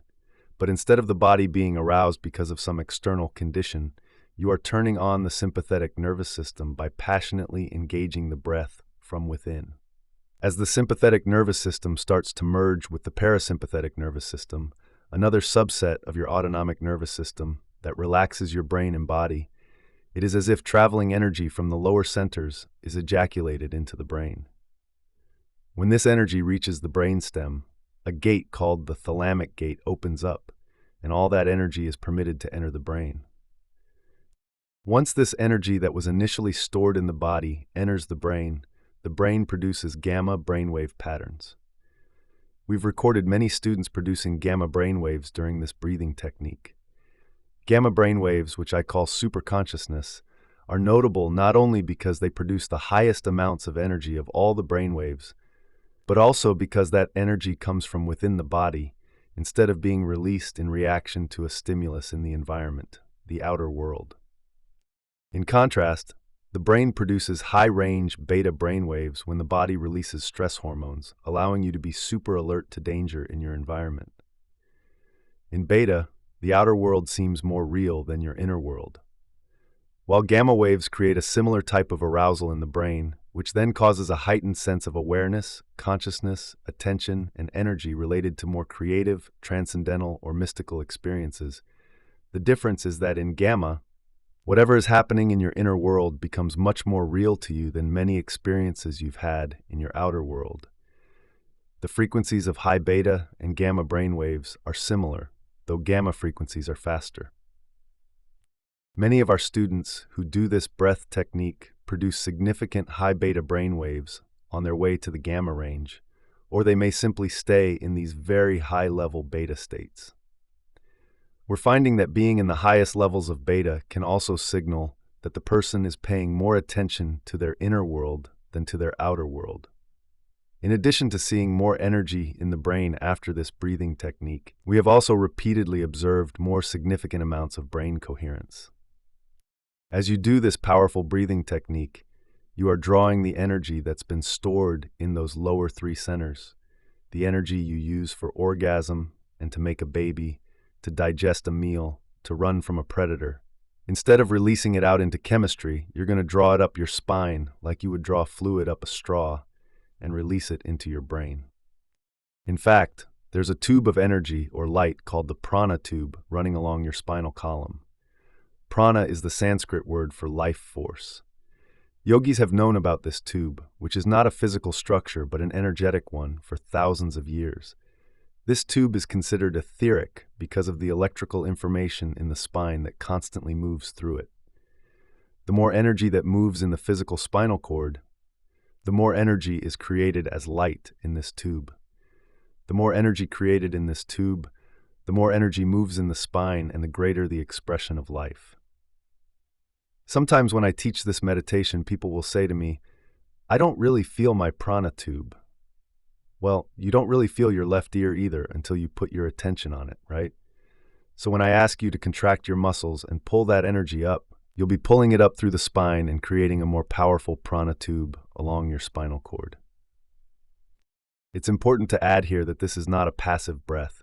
It's an extremely active, passionate process. Moving this stored energy that has been stored for years and years, maybe even decades, takes an act of intention and will. To evolve your limited survival emotions, as an alchemist turns base metals like lead into gold, you are taking self-limiting emotions like anger, frustration, guilt, suffering, grief, and fear, and turning them into elevated emotions, such as love, gratitude, and joy. Other elevated emotions to consider tapping into include inspiration, excitement, enthusiasm, fascination, awe, wonder, appreciation, kindness, abundance, compassion, empowerment, nobility, honor, invincibility, uncompromising will, strength, and freedom, not to mention divinity itself, being moved by the Spirit, trusting in the unknown or in the mystic or the healer within you. Remember, evolving this energy takes a level of intensity that is greater than the body as the mind, greater than your addiction to any survival emotion. You must be inspired to become more energy than matter, using your body as an instrument of consciousness to ascend your energy. So don't let your body be your mind. Remember that you are liberating your stuck energy, turning guilt or suffering or anger or aggression into pure energy. As the body liberates that energy, you're freeing yourself, and you will feel overjoyed, in love with life, and inspired to be alive. As you pull this energy up the spine in this meditation, you'll follow your breath all the way to the top of your head. When it gets there, I want you to hold your breath while you keep squeezing those muscles in your perineum and your abdomen. When you do that, you increase the pressure inside your spinal cord and spinal column. That pressure, called intrathecal pressure, is inside a closed system. It's the same pressure you exert when you take a breath and lift something heavy. You're pushing against your insides. But in this breath, you'll be very specifically directing all that pressure, all that energy, and all that spinal fluid up your spine and into your brain. When that pressurized fluid reaches the back of your brainstem, all of a sudden the lower brain centers, like the brainstem, cerebellum, and limbic brain, open up to this energy through a cluster of nuclei called the reticular formation. That energy then passes through the thalamic gate, up to the thalamus, the part of the brain that relays signals located in the midbrain, which serves as a junction box. Next, all of that stored energy moves directly into your higher brain center, the neocortex. That's when gamma waves begin to occur. When the energy reaches the thalamus, it is also relayed to the pineal gland, and something amazing happens. That gland releases some very powerful elixirs, one of which anesthetizes the analytical mind and thinking brain. We'll talk more about the pineal gland in a later chapter, but for right now, know that when that happens, it's like an orgasm in your head. This is a very powerful energy that has been called the movement of the Kundalini. I personally don't like to use that word because it may conjure up opinions or beliefs from a limited understanding of this energy that may discourage some people from doing the breath. But I do want you to understand that this is the energy you are evoking with this breath. You've just heard how the breathing exercise in this chapter pulls the mind out of the body as it liberates stored energy from the first 3 energy centers, the centers of survival. Once you do that, it's time to recondition the body to a new mind. The second part of the meditation involves attaining elevated emotional states. I want to clarify here why embracing elevated emotions is so powerful. As you've learned from our discussion about genes in the second chapter, we now know that it's the environment that signals the gene, not the other way around. If an emotion is the end product of an experience in the environment, it is the emotion that turns gene expression on or off. When you embrace these elevated emotions in this meditation, what you are actually doing is signaling your genes ahead of the environment. The body doesn't know the difference between an emotion created by an experience you are having in the outside environment and an experience you are creating internally by embracing this new elevated emotion. So when you embrace that elevated emotion and think thoughts that are greater than the self-limiting ones that kept you stuck in the past, your body begins to prepare chemically for the future because it thinks that future is happening now. In other words, if you do the meditation correctly enough times, the body responds as though the healing or any condition you are manifesting in your environment has already taken place. These elevated emotions have a higher and faster frequency than more base emotions like guilt, fear, jealousy, and anger. And since all frequency carries information, when we change the frequency, we change our energy. That new energy can then carry new information, a new consciousness or set of intentions or thoughts. The more elevated the emotion, the faster the frequency, and the more you feel like energy instead of matter. The more energy becomes available to create a more coherent energy field, shifting further away from disease and more toward health, or for that matter, towards signaling any gene. When your emotions are self-limiting, on the other hand, they have a lower frequency, and you feel more like matter instead of energy. Then it takes more time to create change in your life. Here's an example. If at some point in your past you were shocked, betrayed, or traumatized by an event with a high emotional charge that has left you feeling pain or sadness or fear, chances are that experience has been branded into your biology in numerous ways. It's also possible that the genes that were activated by this experience might keep your body from healing. So in order for you to change your body into a new genetic expression, the inner emotion you create has to be greater than the emotion from that past outer experience. The energy of your empowerment or the amplitude of your inspiration must be greater than your pain or sadness. Now you are changing the inner environment of the body, which is the outer environment of the cell. The genes for health can be turned on, while the genes for disease can be turned off. The more profound the emotion, the louder you're knocking on your genetic door, and the more you're going to signal those genes to change the structure and function of your body. That's how it works. We can actually prove this because in one of our 2017 advanced workshops in Tampa, we measured gene expression in a randomized selection of 30 workshop participants. The results showed that our students were able to significantly change the expression of 8 genes over the course of the 4-day workshop by changing their internal states. There is only a 1 in 20 chance that the results were due to chance, which is the threshold of significance that statisticians usually use. The functions of these genes are far-ranging. They're involved in neurogenesis, the growth of new neurons in response to novel experiences and learning, protecting the body against various influences that tend to age cells, regulating cell repair, including the ability to move stem cells to those sites in the body where they are needed to repair damaged or aging tissue, building cellular structures, eliminating free radicals, and so decreasing oxidative stress, which is associated with aging and many major health conditions, and helping our bodies identify and eliminate cancerous cells, thereby suppressing the growth of cancer tumors. Activating the genes for neurogenesis was particularly significant because most of the time our students were in meditation. They were so present in their inner world of imagination that their brains believed they were in the actual event. If our students have changed their gene expression by creating elevated emotions in just a few days, imagine what you can do if you practice this meditation for a few weeks. By using this breath technique to release the familiar emotions stored in the body from years of thinking and feeling the same way, and then by emotionally rehearsing new states every day, with practice, these unlimited emotions will become the new normal for you. Your brain will think different thoughts equal to those elevated emotions.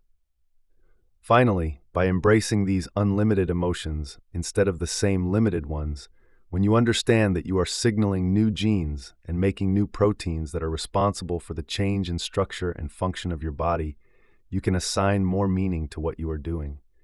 That leads to a greater intention, which creates an even greater outcome. It is a scientific fact that we use about 1.5% of our DNA. The rest is called junk DNA. There is a principle in biology that holds that nature never wastes anything that it is not going to use. In other words, if the junk DNA is there, there must be a reason. Otherwise, nature in its infinite wisdom would have evolved it away, because the universal law is, if you don't use it, you lose it.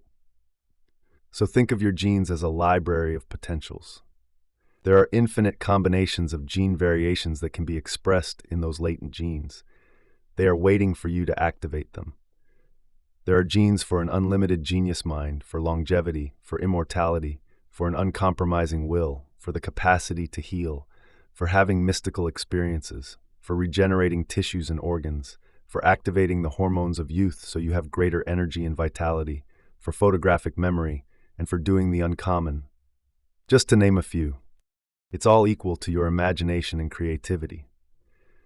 As you signal any of those genes ahead of the environment, your body will express a greater potential by expressing new genes to make new proteins for a greater expression of life. So when I ask you to feel certain elevated emotions, when you recondition the body to a new mind, Know that as you embrace each emotion, you are knocking on your own genetic door. So I invite you to surrender to the process and fully engage in the experience.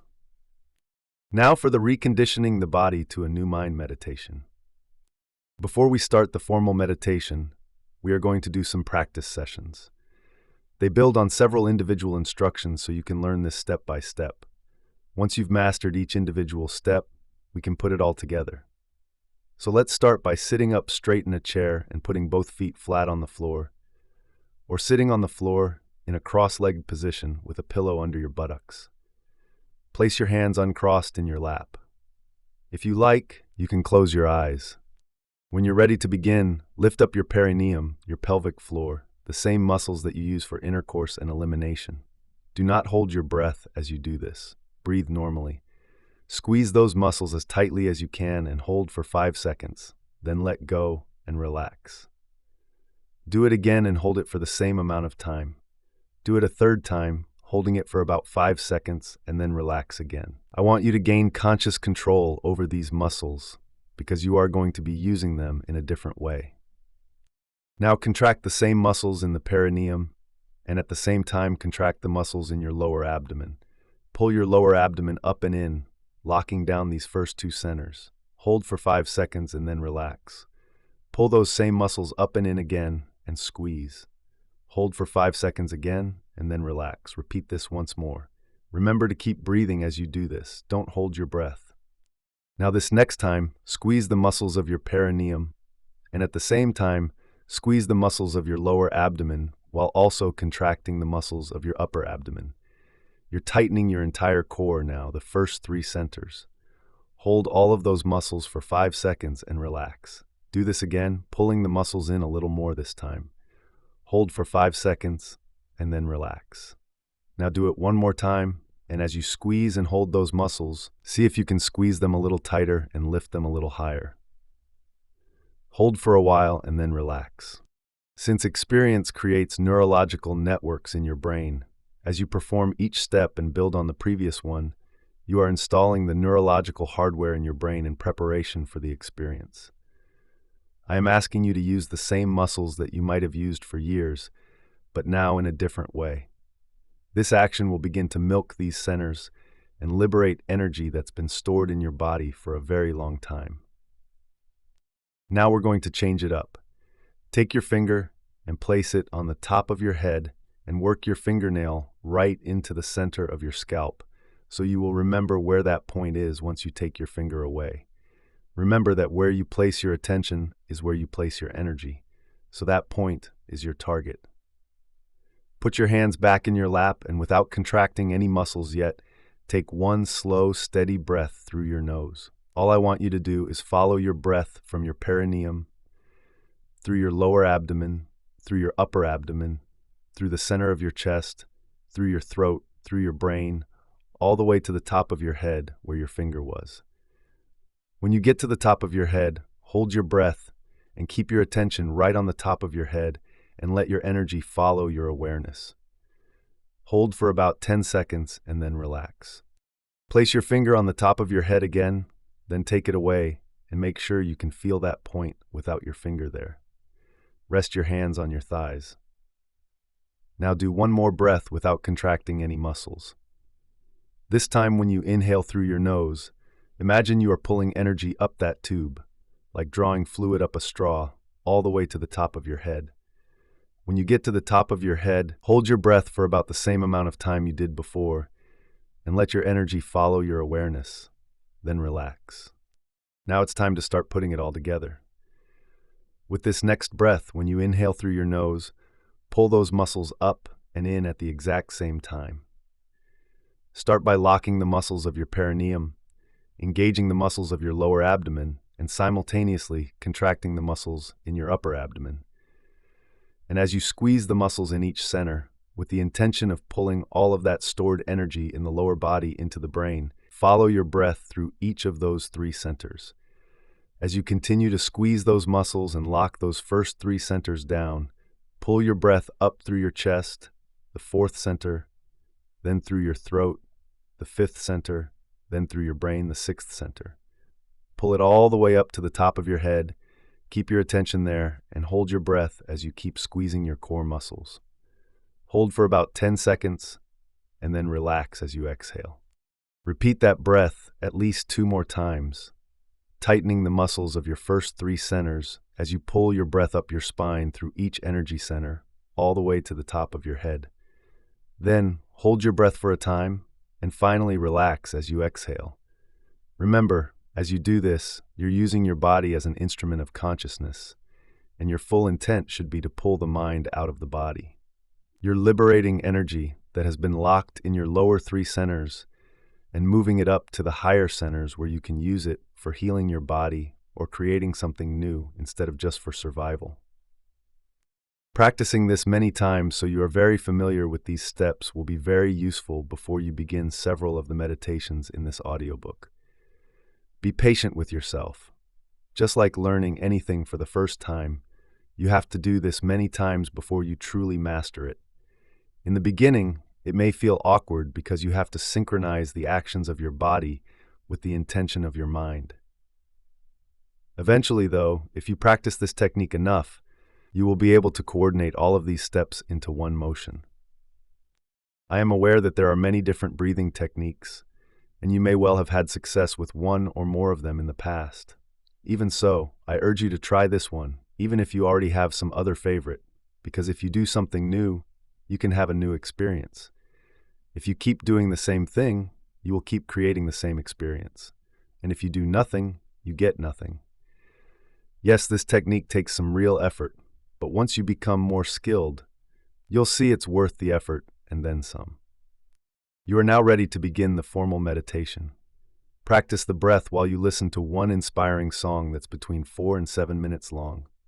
Then open your focus, putting your attention on different parts of your body as well as the space around those parts of the body. Next, unfold as pure consciousness into the unified field, staying in the generous present moment and becoming no body, no one, no thing, nowhere, and in no time. Now it's time to cultivate several elevated emotions one by one, emotionally rehearsing each. Remember, the more powerful your feelings, the more you are upregulating your own genes. Bless your body, bless your life, bless your soul, bless your future as well as your past. Bless the challenges in your life, and bless the intelligence within you that is giving you life. Finish by giving thanks for a new life before it has been made manifest. Now we begin Chapter 6. Chapter 6, Case Studies, Living Examples of Truth. Over the years, I've found that stories serve a great purpose. They reinforce information in a practical way. Hearing about someone else's experience makes it more real for us. Once we can relate to the challenges and triumphs a person has along their journey from one state of consciousness to another, we start to believe a similar experience can happen for us. Stories also make the ideas from the teachings less philosophical and more personal. The case studies you are about to hear concern real people who have applied the information you just learned in the previous chapters. They first understood the concepts as intellectual knowledge in their minds. Then they applied it and experienced it in their bodies, and finally, they turned it into wisdom in their souls. For these students to accomplish such supernatural changes, they ultimately had to master some aspect or limitation in themselves. And if they could do it, so can you. Ginny heals her chronic back and leg pain. On December 9th, 2013, Ginny was driving on the highway in Las Vegas when her car was hit from behind. Even though she slammed on the brakes, the impact catapulted her car into the car in front of her, resulting in a double impact. She immediately felt a burning sensation in her lower back as pain shot down her right leg. When the paramedics arrived, she described her pain as moderate, but over the next few days, the pain increased until it was constant and severe. Most of her pain was in her lower lumbar spine, caused by 2 herniated discs. She also felt pain radiating all the way down her right leg to her foot. Ginny saw a chiropractor 3 times a week, but the pain worsened. She then saw a pain management doctor who prescribed muscle relaxants, Neurontin, a nerve pain medication, and Mobic, a non-steroidal anti-inflammatory drug. After 9 months, the pain was still intense, so she had injections in her back. They didn't help. As a result, Ginny had difficulty walking and found driving almost impossible. She also had trouble sleeping, managing to get only 4 or 5 hours a night. The constant pain in her lower back became worse when she was sitting, lifting something, or standing for long periods of time. Sometimes she could sit for only 20 minutes at a time. Because of all this, she spent most of her days in bed, where she was able to find a little relief when lying on her right side with her knees bent. Ginny was unable to care for her 2 children, ages 3 and 5, and she was also unable to work as much as she had before. She depended on her husband to drive her places since she could no longer drive herself. All of these factors created serious financial problems and emotional stress for the whole family. Ginny became depressed and angry at life.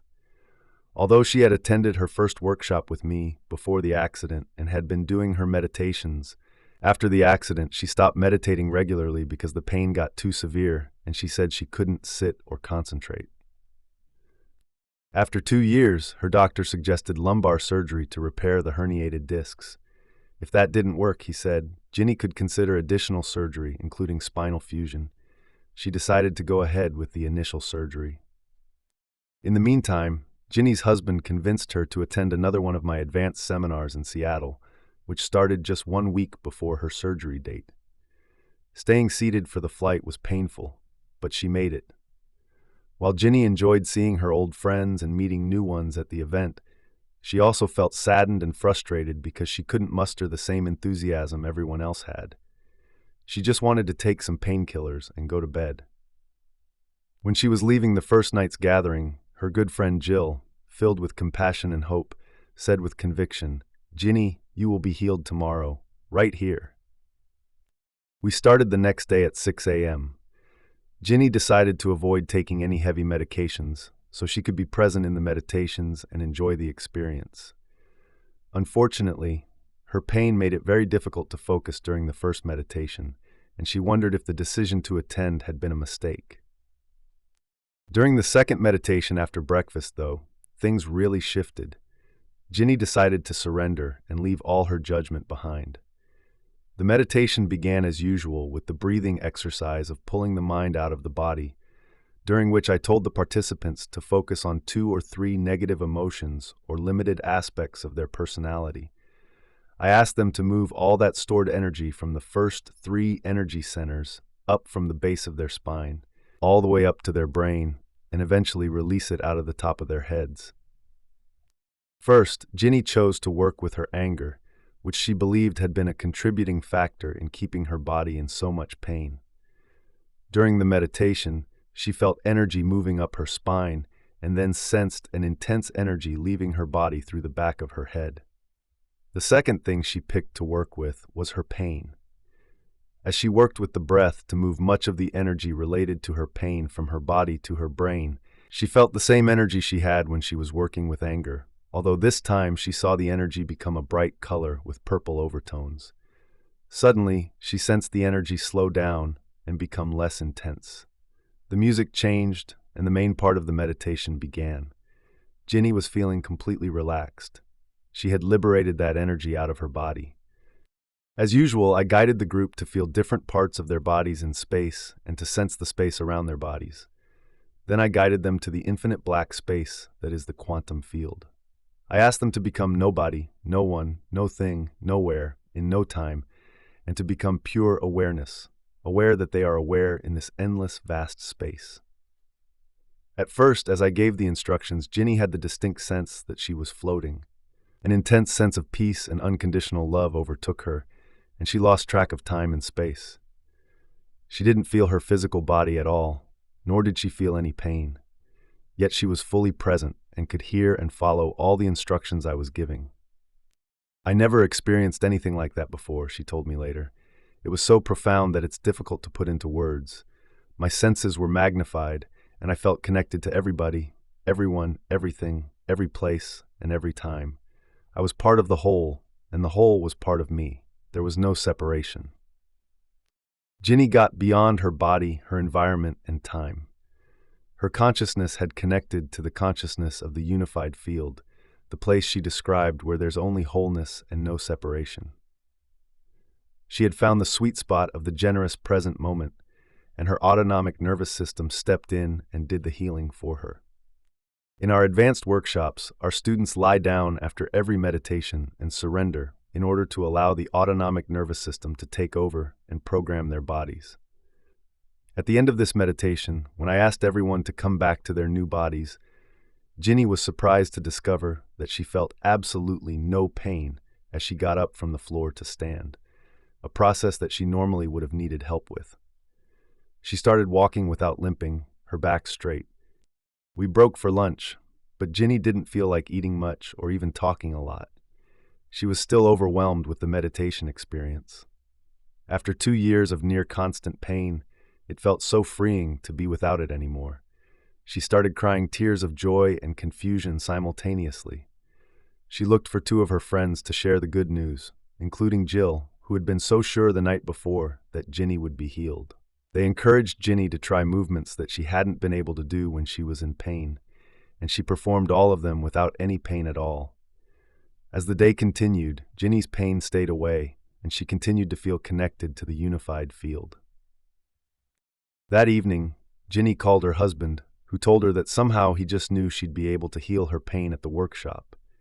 She had a great dinner with her friends, and when she went to bed, she didn't take any of her pain medication or muscle relaxers.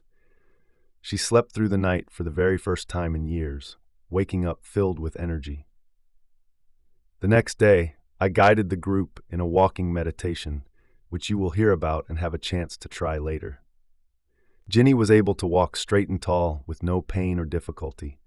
Needless to say, she canceled the surgery and she has remained pain-free. Daniel deals with electromagnetic hypersensitivity. About 5 years ago, Daniel was, as he put it, a crazy, stressed-out Israeli entrepreneur in his mid-20s who pushed himself daily to work at full power all the way to build a successful business. Working 60-hour weeks was typical for him. One day, while he was raging and yelling at the top of his lungs at a client over the phone, he felt something pop in the right side of his head and he lost consciousness. When he woke, he wasn't sure what had happened or how long he had been out, but he had the worst headache of his life. He hoped resting would help it go away, but it didn't. Mysteriously, his pain increased exponentially whenever he was near anything that emitted electromagnetic frequencies, including cell phones, laptops, video displays, microphones, cameras, Wi-Fi networks, and cell towers. If someone near him answered a cell phone, Daniel felt it. He'd never before experienced anything like this. In fact, he had previously worked in the computer field and never felt any ill effects from being around electronic equipment of any kind. Daniel saw several different doctors and specialists, but none of them could find anything wrong with him. He went through an extensive battery of blood tests, brain scans, and physical examinations, but every one of the studies came back negative. Some of the doctors didn't believe him and even became condescending, rolling their eyes as if Daniel were making up his symptoms. Some wanted to give him antidepressants, but he wouldn't take them.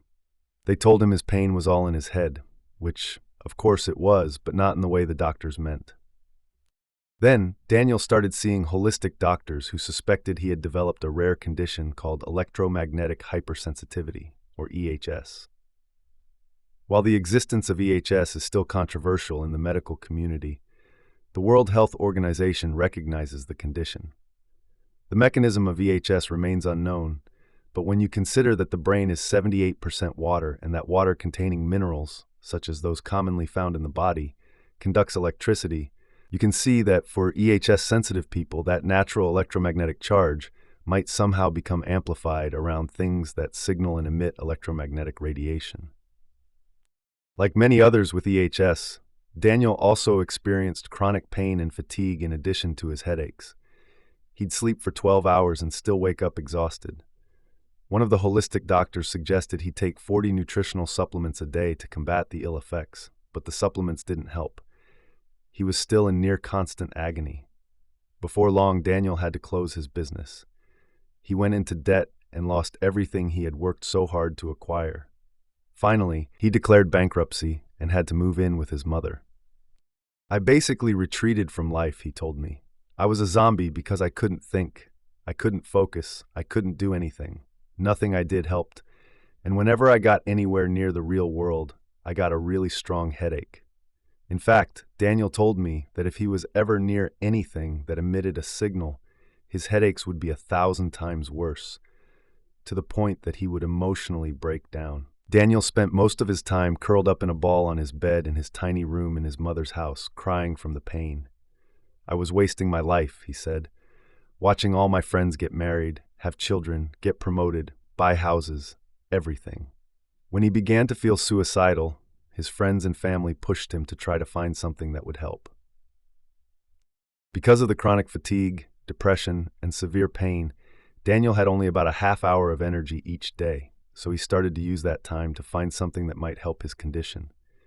3 years after his symptoms began, he found my work. Something clicked, he told me when I met him in a workshop. I knew this was the solution. So he started doing a meditation focused on changing beliefs and perceptions. Very gradually over time, Daniel felt a little less pain, so he kept doing the meditation. After a while, he discovered my Blessing of the Energy Centers meditation, and he started doing that. The very first time I did it, Daniel told me, something happened that I didn't know how to explain. When he got to the 6th energy center, he said it was like a light show was going on in his head. He saw different areas of his brain that had been shut down suddenly start lighting up and communicating with each other. Then a huge beam of what he described as loving light shot out of the top of his head. His inward experience in that moment was more real than the memory of the past experience, which had created the pain in the first place. From that point on, Daniel noticed a significant change. After meditating, he would have 10 minutes without any pain at all. The pain-free periods kept getting longer and longer until a few months later, he was pain-free. Then he got the idea that he should use the meditations to change his internal state while he was exposed to the electromagnetic fields that had been making him sick.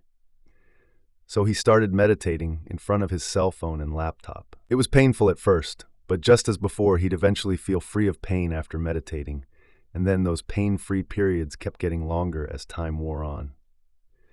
Finally, Daniel was ready to take another big step. He hired a desk in a shared office space and decided to just sit there and meditate, surrounded by Wi-Fi, computers, microwaves, and all sorts of electromagnetic frequencies. Although the first few weeks were difficult, he found that it became easier as time wore on. After a while, he was meditating in that environment without pain for 5 hours a day. Eventually, his headaches just disappeared, and so did all his chronic pain and fatigue. Today, Daniel considers himself 100% healed. He went back to work and got out of debt. Here's the kicker.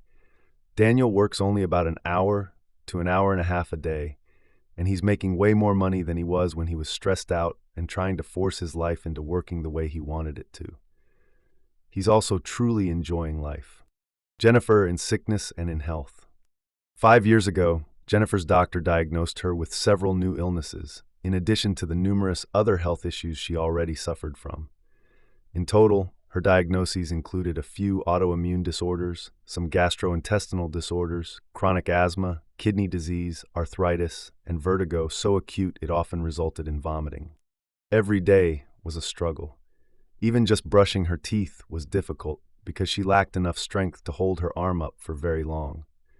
Her partner, Jim, often had to brush her hair for her. When Jim was away on business, which was often, Jennifer had to take a nap after work so she could have enough strength to cook dinner. The hardest thing was that I felt like a terrible mother because I couldn't do anything with my boys, and that broke my heart, she told me. I would have to sleep most of the weekend just to be able to get up to go to work Monday morning. All the happy pictures I posted on social media during the weekend were captured in about 1 hour. By this point, Jennifer weighed only 108 pounds and struggled to walk due to arthritis and severe swelling in her ankles and knees. She could no longer use her right hand to open containers or cut vegetables because of the pain and arthritis. At times, she would lie in bed and hit her arms against her night table to stop the pain. Her body was in a constant state of acute inflammation, and even the specialists she saw said they couldn't do anything more for her, and that she had to learn to live with all her conditions as best she could. Although she never admitted it to anyone, she feared she might only have a few years left to live. She may have been ready to give up, but Jim wasn't. Every night, Jim devoured books looking for alternative solutions, repeatedly encouraging Jennifer to keep going. Then Jim found a story about a woman with a similar condition who was able to heal herself through this work. Jennifer and Jim agreed that she had to go to a workshop. 2 months later, in June 2014, Jennifer attended a weekend workshop. She started to feel a bit better and registered for an advanced workshop. Unfortunately, around the time she was scheduled to leave, she developed a large kidney stone, and her doctor refused to let her fly. So she missed it, but she kept doing her meditations, getting up at 4:50 a.m. every day. When I held the next advanced workshop in her area the following year, both she and Jim attended. I remember the first night I could hardly make it up the stairs to our room, which was normal for me, she reported. But by the end of the workshop, I was walking around like a healthy person and didn't have to use my asthma medication. The day before we left, Jim said that I was looking so well I should try some normal food. Apprehensive, I gave it a go, and no adverse effects. No pain, no asthma, no cramps, no headache, nothing. I think it was the best pizza I've ever had. When she did her meditations, Jennifer really gave it her all. She repeatedly tuned in to the potential of health and felt an abundance of energy throughout her body that could carry her all day long. In the meditation, when I asked the students to live from that new state of being, she imagined her feet hitting the ground and heard her breath as she joyfully ran. By the end of her meditation, she was crying tears of joy. Eventually, Jennifer conditioned her body to forget what illness feels like, looks like, sounds like, and tastes like by raising her energy, changing her frequency, reconditioning her body to a new mind, and signaling new genes to repair her body. Now I eat normal food, she reports, and I haven't used my asthma medication since June 2015. I can walk up to 10 miles a day and lift 45 pounds. I'm training, and my goal is to complete a half marathon, which I will soon do. Felicia overcomes severe eczema. Felicia had intermittently suffered from eczema and skin infections since she was 3 months old. The short-term relief provided by a strict diet and a regime of medications never seemed to keep the condition at bay for long. In 2016, as a 34-year-old medical doctor, Felicia found herself becoming increasingly frustrated by the limitations of her profession. After a decade of clinical practice, where she'd seen more than 70,000 patients, she began to recognize a similar sense of frustration and disconnect emerging from her patients as well. While seeking more satisfying science-based solutions, she came across my work. Intrigued by possibility and hungry for alternative evidence-based ideas, Felicia signed up for a weekend workshop. The event was life-changing, she says. It gave me the tools to reevaluate and update my previous limited beliefs about myself, as well as what our bodies are truly capable of. The breathing technique was particularly intriguing to her. I must confess, she says, that I remained a little skeptical and held back, not allowing myself to truly surrender to the process. During the months that followed, Felicia continued to meditate daily. Her skin improved, and she successfully manifested a new relationship in her life. Feeling inspired, she sought new ways to pivot within her medical practice to adopt a more holistic approach.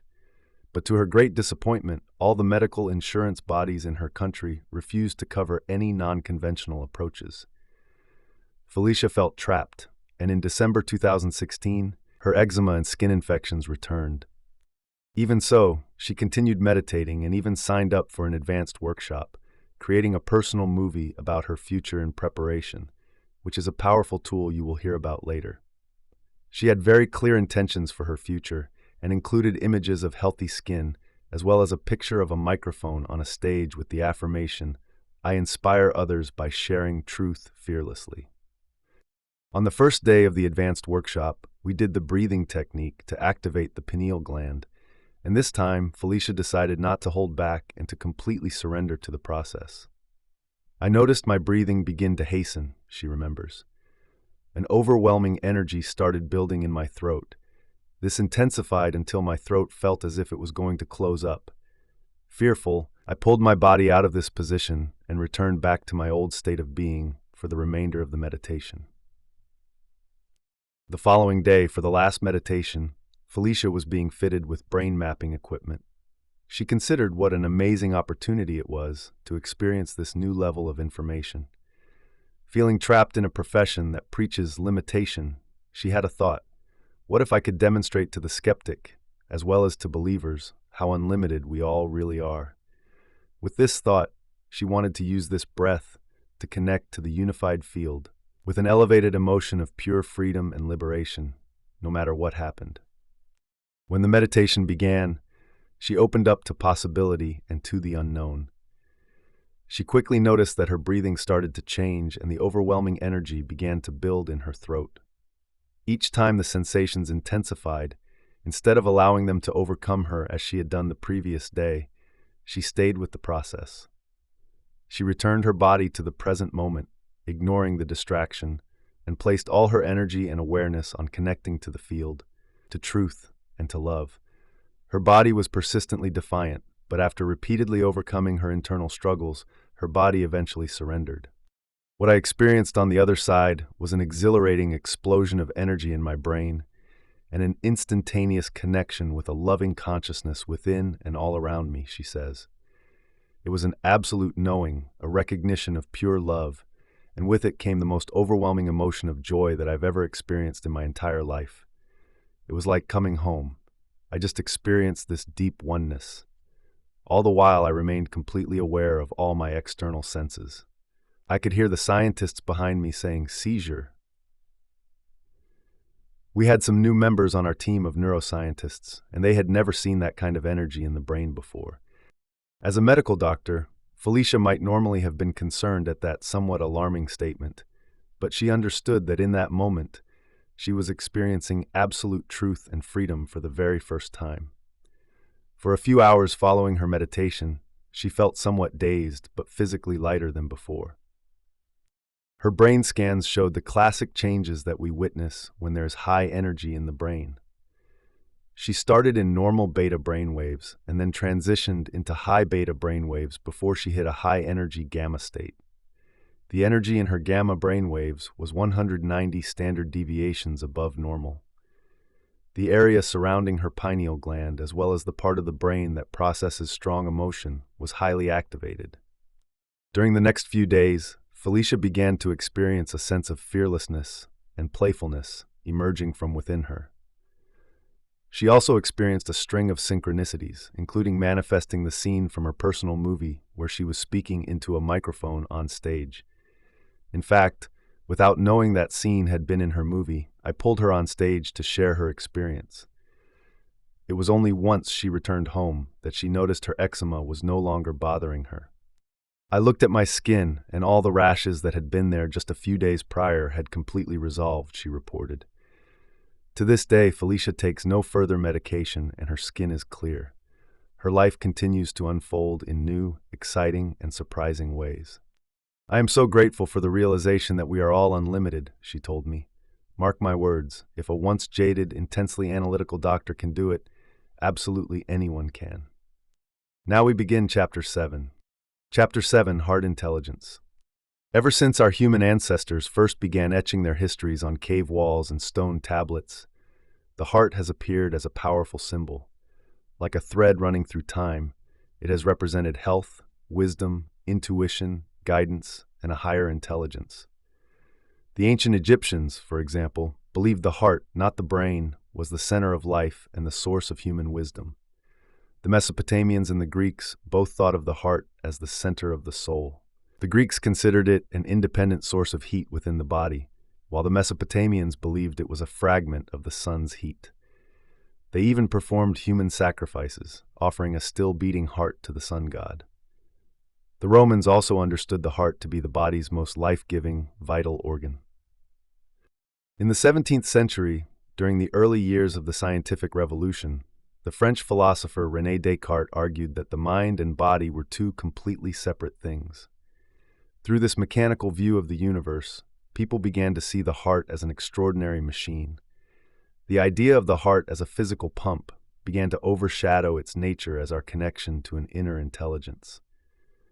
Through scientific inquiry, the heart slowly lost its recognition as our link to feelings, emotions, and our higher selves.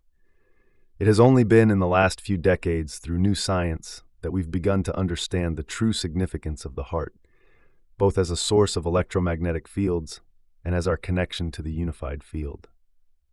We now know that the heart is not just a muscular pump that moves blood throughout our body.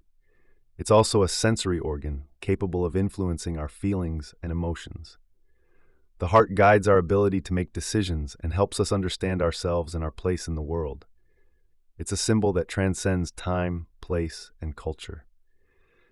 It's a widely accepted idea that when we are connected to the heart's inner knowing, we can tap into its wisdom as a source of love and higher guidance.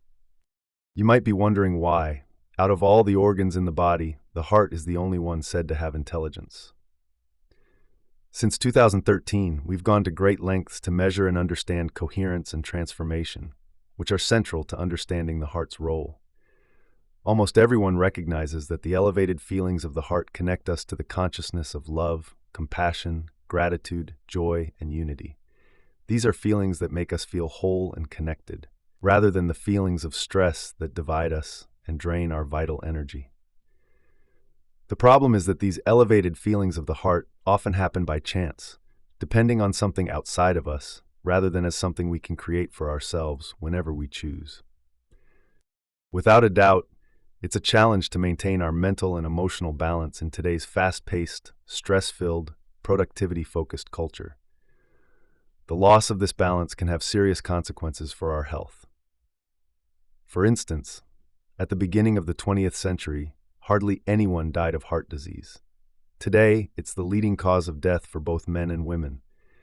Each year in the United States alone, heart disease costs hundreds of billions of dollars in healthcare, medications, and lost productivity. Stress is one of the main factors contributing to heart disease, and it's reaching epidemic levels. Fortunately, there's an antidote. What we've found in our research is that we can, in fact, regulate our internal states, regardless of what's happening in our external environment. Just like developing any skill, voluntarily creating what we call heart coherence requires knowledge, application, and practice. A key part of our understanding of the heart has come from our partnership with the pioneering work of the HeartMath Institute, or HMI. HMI is a nonprofit research and education organization that works to better understand the connection between the heart and the brain. Since 1991, HMI has developed reliable, scientifically based tools to help people bridge this connection and deepen their connection with the hearts of others. Their mission is to help people bring their physical, mental, and emotional systems into balanced alignment through the intuitive guidance of the heart.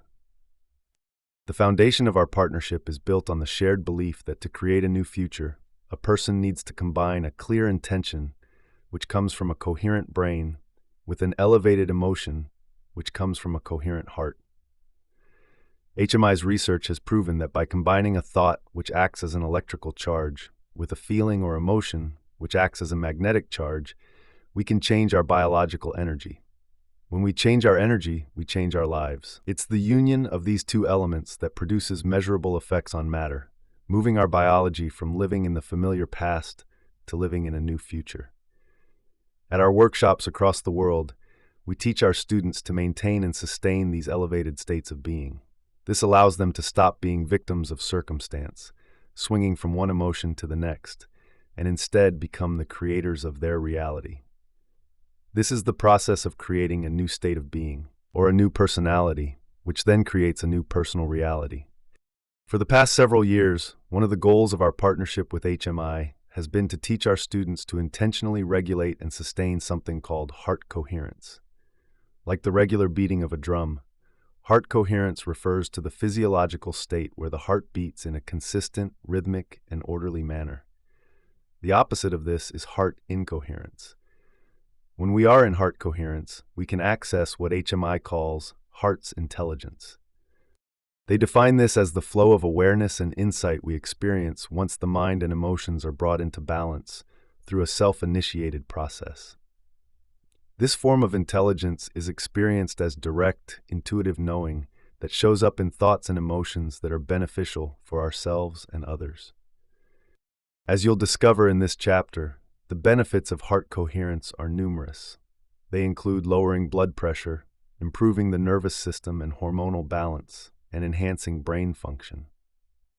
When you maintain elevated emotional states independent of the conditions of your external environment, you can gain access to high-level intuition.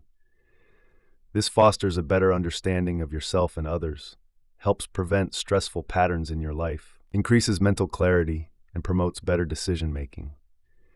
In addition to HMI's research findings, our own data strongly suggests that sustained, heart-centered emotions promote healthier gene expression. Heart coherence begins with the steady, coherent rhythm of the heart, which is cultivated by practicing and sustaining elevated emotions. These emotions include gratitude, appreciation, thankfulness, inspiration, freedom, kindness, selflessness, compassion, love, and joy. The benefits of that coherent beat are felt throughout all systems of the body. Consciously or unconsciously, many of us practice feeling unhappy, angry, or fearful each day. So why not practice creating and maintaining joyful, loving, and altruistic states instead? Wouldn't that eventually create a new internal order, resulting in overall health and happiness? As you heard in the chapter on blessing the energy centers, the heart, located right behind the breastbone, is the body's fourth energy center. It is our bridge to greater levels of awareness and energy, as well as the center where our divinity begins. The heart is the intersection of our lower three energy centers, which are associated with our earthly body, and our upper three energy centers, which are associated with our higher self. It serves as our connection to the unified field and represents the union of duality or polarity. It is where separation, division, and polarized energy merge to become one. It's where opposites unify, like yin and yang, good and bad, positive and negative, male and female, past and future. When your heart becomes coherent, your nervous system responds by increasing the brain's energy, creativity, and intuition. This has a positive effect on virtually every organ in the body. Now the heart and the brain are working together, causing you to feel more whole, connected, and content, not only within your own body, but also with everything and everybody. When you are in a heart-centered state, the wholeness you feel consumes any feelings you may have of want and lack. From this creative state of wholeness and oneness, magic begins to happen in your life. You are no longer creating from a place of separation. You're no longer waiting for something outside of you to provide relief from internal feelings of lack or emptiness. Instead, you are becoming more familiar with your new ideal self and creating new experiences of yourself. If you keep activating your heart center properly enough times each day, in time you will feel more like your future has already happened. How can you ever want or feel lack if you feel whole? If the first three centers reflect our animal nature and are based on polarity, opposites, competition, and need, the fourth center begins our journey to our divine nature. It is from within this heart center that we change our mind and energy from living in selfish states to living in selfless states. We then feel less affected by separation and are more prone to make choices for the greatest good of everyone. All of us have felt the consciousness of the heart center at one time or another in our lives. This energy is related to being fulfilled and at peace with yourself and your surroundings. When we embrace the feelings related to the heart, feelings that lead us to give, nurture, serve, care, help, forgive, love, and trust, we can't help but feel filled up, whole, and complete. I believe this to be our innate nature as human beings. As you now know, the autonomic nervous system, the involuntary division of our nervous system, is divided into two subsystems, the sympathetic and the parasympathetic. The sympathetic nervous system, when switched on, regulates the body's unconscious responses, like increased breathing, elevated heart rate, and so on. Its primary function is to stimulate the fight-or-flight response when danger is near. This system works to protect us in our outer environment. The parasympathetic nervous system does the exact opposite. Its role is to conserve energy, relax the body, and slow the high-energy functions of the sympathetic system. This system maintains protection in our inner environment. If you think of the nervous system as a car, the parasympathetic system would be the brake, and the sympathetic system would be the accelerator. Both branches are always communicating between the heart and the brain. In fact, the heart and brain have more nerve connections to each other than any other systems in the body. These two systems are always working to maintain a state of balance, or homeostasis within the body. When the body is in a state of homeostasis, we generally feel relaxed and safe. From this state, where all the body's systems are working in harmony, we can intentionally affect the nervous system to create coherence. In order to feel these emotions of coherence, the neural connections between the heart and brain must be functioning optimally. When the heart is beating in an orderly, coherent fashion, it brings the autonomic nervous system into coherence. This in turn improves our brain functions, causing us to feel more creative, focused, rational, and open to learning. As you know, the opposite of coherence is incoherence. When the heart is beating incoherently, we feel out of balance, on edge, anxious, and unfocused.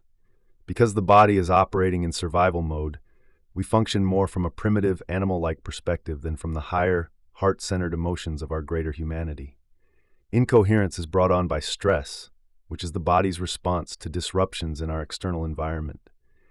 If the parasympathetic nervous system, the brake, functions best when we feel safe, then the sympathetic nervous system, the accelerator, is activated mostly when we feel unsafe. The stress we experience is not necessarily about the event itself, but the result of our unmanaged emotional reactions to the event. In a state of homeostasis, you can think of the body as a sophisticated, finely tuned machine. But when emotions such as resentment, anger, jealousy, and frustration persist, our internal balance is thrown off. If you think about a time recently when you felt stress, it probably felt like a fragmented rhythm. This is exactly what the heart is doing, beating in a fragmented rhythm. In a state of chronic stress, the body struggles to maintain balance, and we may begin to suffer from many stress-related symptoms. This constant stress draws from the invisible energy field around our body and depletes our vital life force, leaving little energy for repair. As a result of the body's reliance on stress hormones, we get caught in an addictive loop where chaos starts to feel normal. But at what cost? The long-term effects of stress can be catastrophic. According to one study of people with heart disease, psychological stress was the strongest predictor of future cardiac events, including cardiac death, heart attack, and cardiac arrest. Many people, because they live in states of chronic stress, don't even realize they are under stress until an event like a heart attack occurs. It makes sense then that if the heart is beating incoherently for long periods, not working in balance, sooner or later it's going to fail. Key to our ability to manage stress is what's known as resilience. The HeartMath Institute defines resilience as the capacity to prepare for, recover from, and adapt in the face of stress, adversity, trauma, or challenge. Resilience and the management of emotions are both essential to many important physiological processes, including how we regulate our energy, how fast our body bounces back after a stress response, and our ability to maintain health and balance. We've been led to believe that the brain is in charge of our biology. While this is partly true, the heart is an autorhythmic organ, which means the heartbeat is self-initiated from within the heart, not from the brain. For example, it's a known fact that the heart can be removed from the body and placed in a special salt solution, where it will continue to beat for extended periods, independent of any neurological connection to the brain. In a fetus, the heart begins beating before the brain is even formed, around 3 weeks, while the electrical activity of its brain doesn't begin until around the 5th or 6th week. This shows that the heart is capable of initiating communication with the central nervous system. Another factor that makes the heart unique is that it contains nerves from both branches of the autonomic nervous system. This means any and every change in both the parasympathetic and sympathetic systems affects the way the heart works on a beat-to-beat basis. This is important because, whether we are conscious of it or not, every emotion we experience influences our heart rhythm, which gets communicated directly through the central nervous system. In this way, the heart, the emotional brain, and the autonomic nervous system have a very intimate relationship. Balance or imbalance in one affects the others. As a side note, the emotional brain is also the seat of the autonomic nervous system, so when you change your emotions, you affect your autonomic functions. Today, science can predict what someone is feeling with about 75% accuracy just by looking at the beat-to-beat activity of the heart, using a technique called heart rate variability analysis. Heart rate variability, or HRV, is a physiological phenomenon that measures environmental and psychological challenges as reflected by the variation of the heart's beat-to-beat intervals. Among its uses, HRV can measure the flexibility of our heart and nervous system, which reflects our health and fitness, as well as how well we are balancing our mental and emotional lives. By studying the heart's rhythms as measured by HRV, scientists can detect patterns that deepen our understanding of how humans process emotions and the effects of feelings on our well-being. Continued HRV research offers us a unique window into the communication between the heart, brain, and emotions. Many studies show that having a moderate level of variability makes us better able to adapt to life's challenges. But a low level of heart rate variability is a strong predictor of future health problems, including all causes of mortality. Low HRV is also associated with numerous medical conditions. When we are young, we have greater variability, but as we age, our variability decreases. HRV patterns are so consistent that when scientists look at an HRV reading, they can generally estimate the subject's age within approximately 2 years. For many years, a steady heart rhythm was considered a sign of good health. But now we know that our heart rhythm changes with each and every heartbeat, even when we are sleeping. Over the years, HMI researchers have discovered information encoded within these beat-to-beat intervals by looking at the spaces between heartbeats in HRV readings, rather than the spikes related to the beats themselves. This is somewhat similar to Morse code, where we understand communications by the intervals between transmissions. In the case of our heart, the intervals between its beats are complex transmissions used to relay communications between the brain and body. During the 1990s, researchers at HMI discovered that when people focused on their hearts and brought up elevated emotions such as appreciation, joy, gratitude, and compassion, those feelings could be seen as coherent patterns in the heart's rhythms. The opposite was true of stressful feelings, which caused the heart rhythms to be incoherent and to appear jagged and irregular. This discovery linked emotional states to HRV patterns. The researchers also observed that heart rate, which is beats per minute, and heart rhythm were two separate biological responses. For instance, a person could have a high heart rate and still maintain a state of coherence. Therefore, it was determined that the heart's rhythms can create coherent internal body states. When our HRV is in a heart-coherent pattern, it reflects increased synchronization and harmony within the two branches of the autonomic nervous system, as well as in the activity occurring in our higher-level brain centers. So much of what we've learned from Western medicine has caused us to believe that we cannot control our body's autonomic nervous system, like heart rate and blood pressure, because such functions are beyond the domain of the conscious mind. We now know, however, that you don't have to be a yogi or a mystic to be able to master such skills. You just have to be supernatural, which can be learned. This is one reason why HMI teaches the importance of heart coherence not only to individuals but also to the military, law enforcement, schools, and athletes, so people can maintain clarity, decision-making ability, and composure in high-stress situations. When we choose to cultivate and experience elevated emotions, and the coherent signal of those emotions reaches the brain, if the signal is strong enough, chemicals equal to those feelings are released into the body. We call this a feeling, and positive feelings like this make us feel lighter and freer. In other words, the energy of your whole state of being is elevated. If you are feeling an elevated sense of well-being in a safe environment, the energy of those feelings sets in motion a cascade of at least 1,400 biochemical changes in the body that promote growth and repair. Instead of drawing from the invisible field of energy around your body to transform energy into chemistry, you are now adding to and expanding that field, resulting in a new expression of chemistry that reflects the change in energy. How? If the first three energy centers of the body are energy consumers, when we are out of balance, the heart is an energy expander. When you rest your attention in your heart to create and sustain elevated emotions, that coherent energy causes your heart to beat like a drum. It's that coherent, rhythmic beating that creates a measurable magnetic field around your heart, and thus your body. Just like the focused beat of a drum that produces a measurable sound wave, the stronger the coherent rhythm of the heart, the more expanded your field becomes.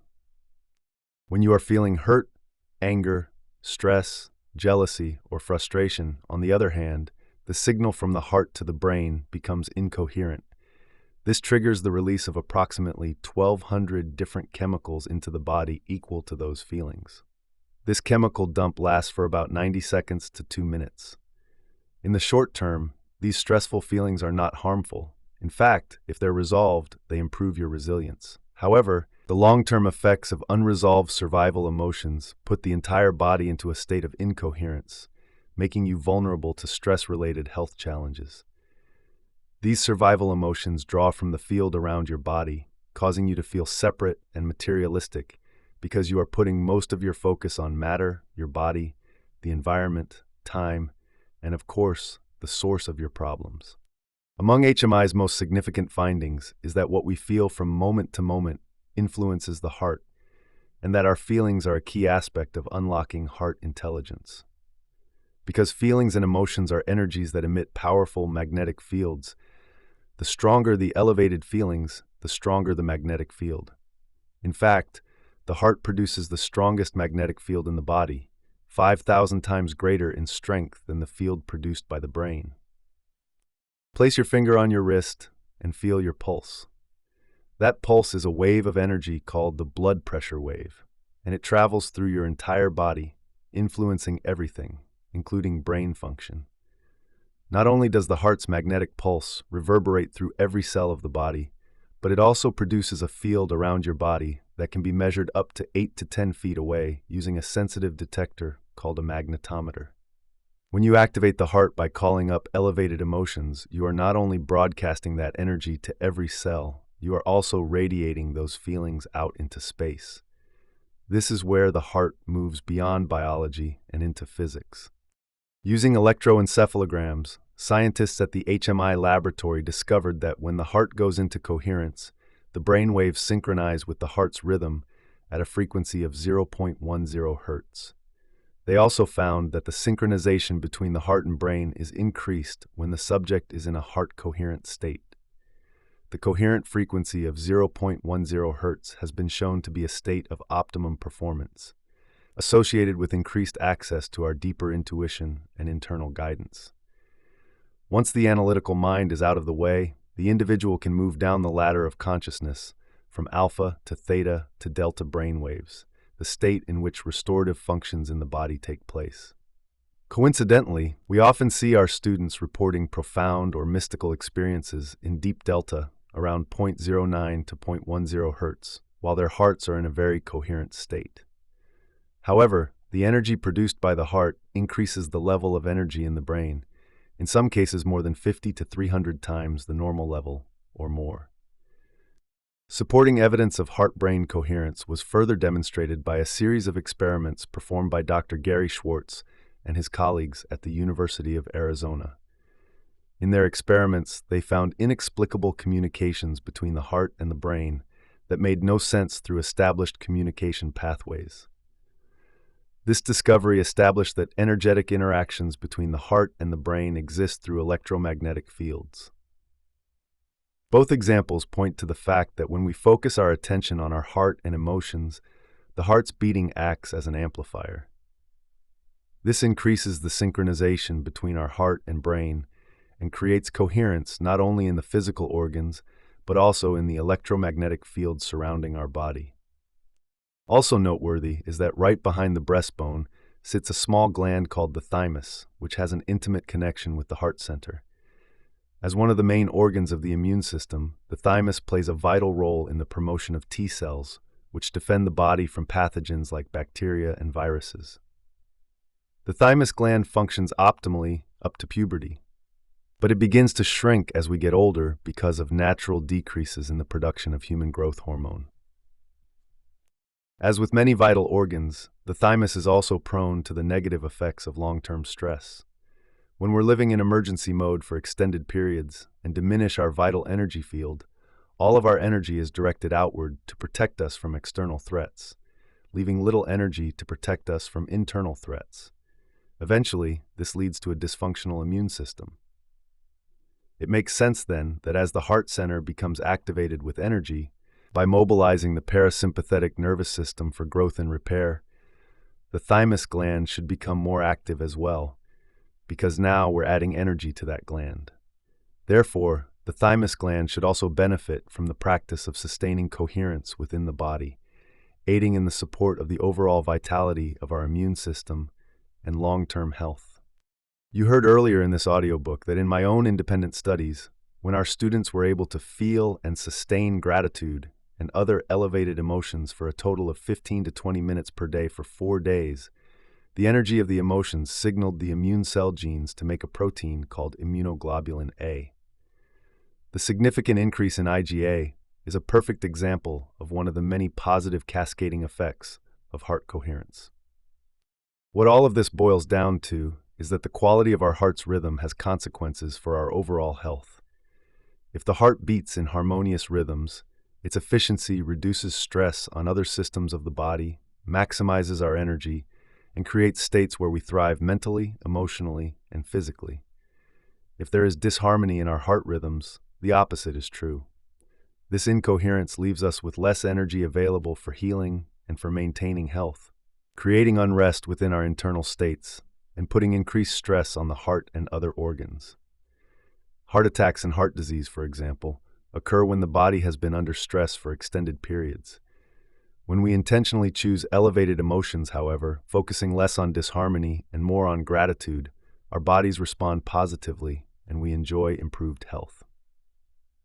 The next time you use an elevated emotion to tune into your future and embrace those feelings before the event unfolds, and feel gratitude that the event has already occurred, just know that the worst thing that can happen to you is that you begin to heal. When we live in a constant state of stress, our heart center becomes incoherent, and this stifles our ability to create. In response to chaotic heart rhythms, the brain becomes very disintegrated and incoherent, and that incoherence is reflected in the 2 branches of the autonomic nervous system. If the parasympathetic system is the brake and the sympathetic system is the accelerator, when they are working in opposition, your body is receiving a message similar to stepping on the gas while your foot is on the brake. You don't need to know much about cars to understand the consequences of these opposing forces. We wear out the brakes and put stress on the drivetrain, while the resistance wastes energy and reduces fuel efficiency. Eventually, this habituation to stress wears down the body so much that it eliminates our ability to repair and maintain health, depleting our vitality and resilience. If resilience is based on efficient energy management, you may feel completely drained, out of sorts, and perhaps sick while under the influence of chronic stress. The more addicted we become to these states of stress, the less likely we are to open our hearts, go within, and consciously create heart coherence. An experience I had at my home in a rural area serves as a good example. One November evening, I came home from work and began walking down the path to my house. It was pitch black. About 30 yards from my front door, I heard an ominous growl coming from behind some very large rocks.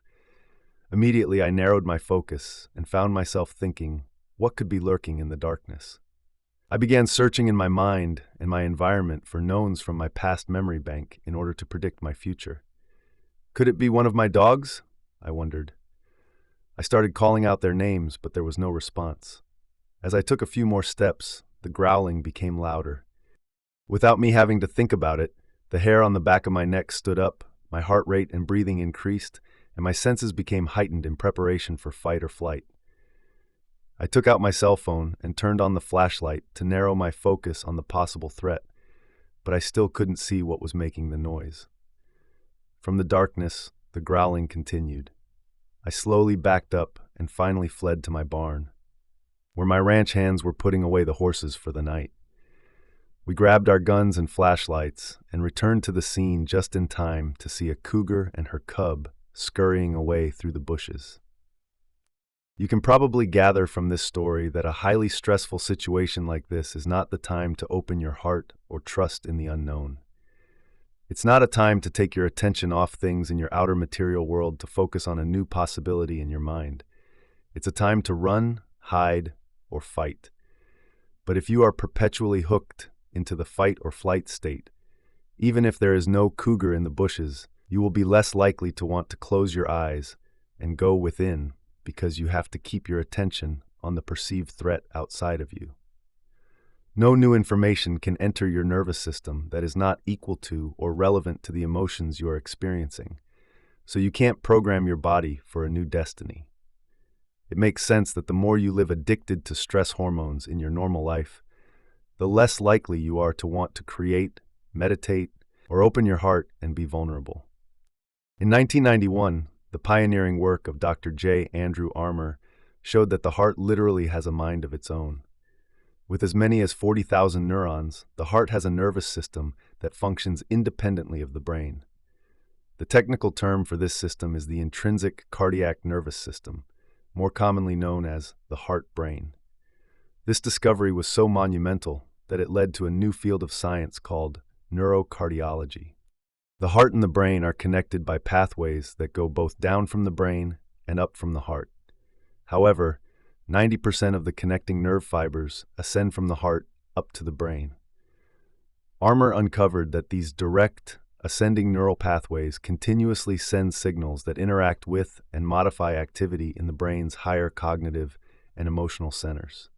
These signals from the heart to the brain connect through the vagus nerve and continue straight to the thalamus, which synchronizes cortical activity like thinking and perceiving, then to the frontal lobes, which are responsible for motor functions and problem solving, and on to the brain's survival center, the amygdala, which signals emotional memory.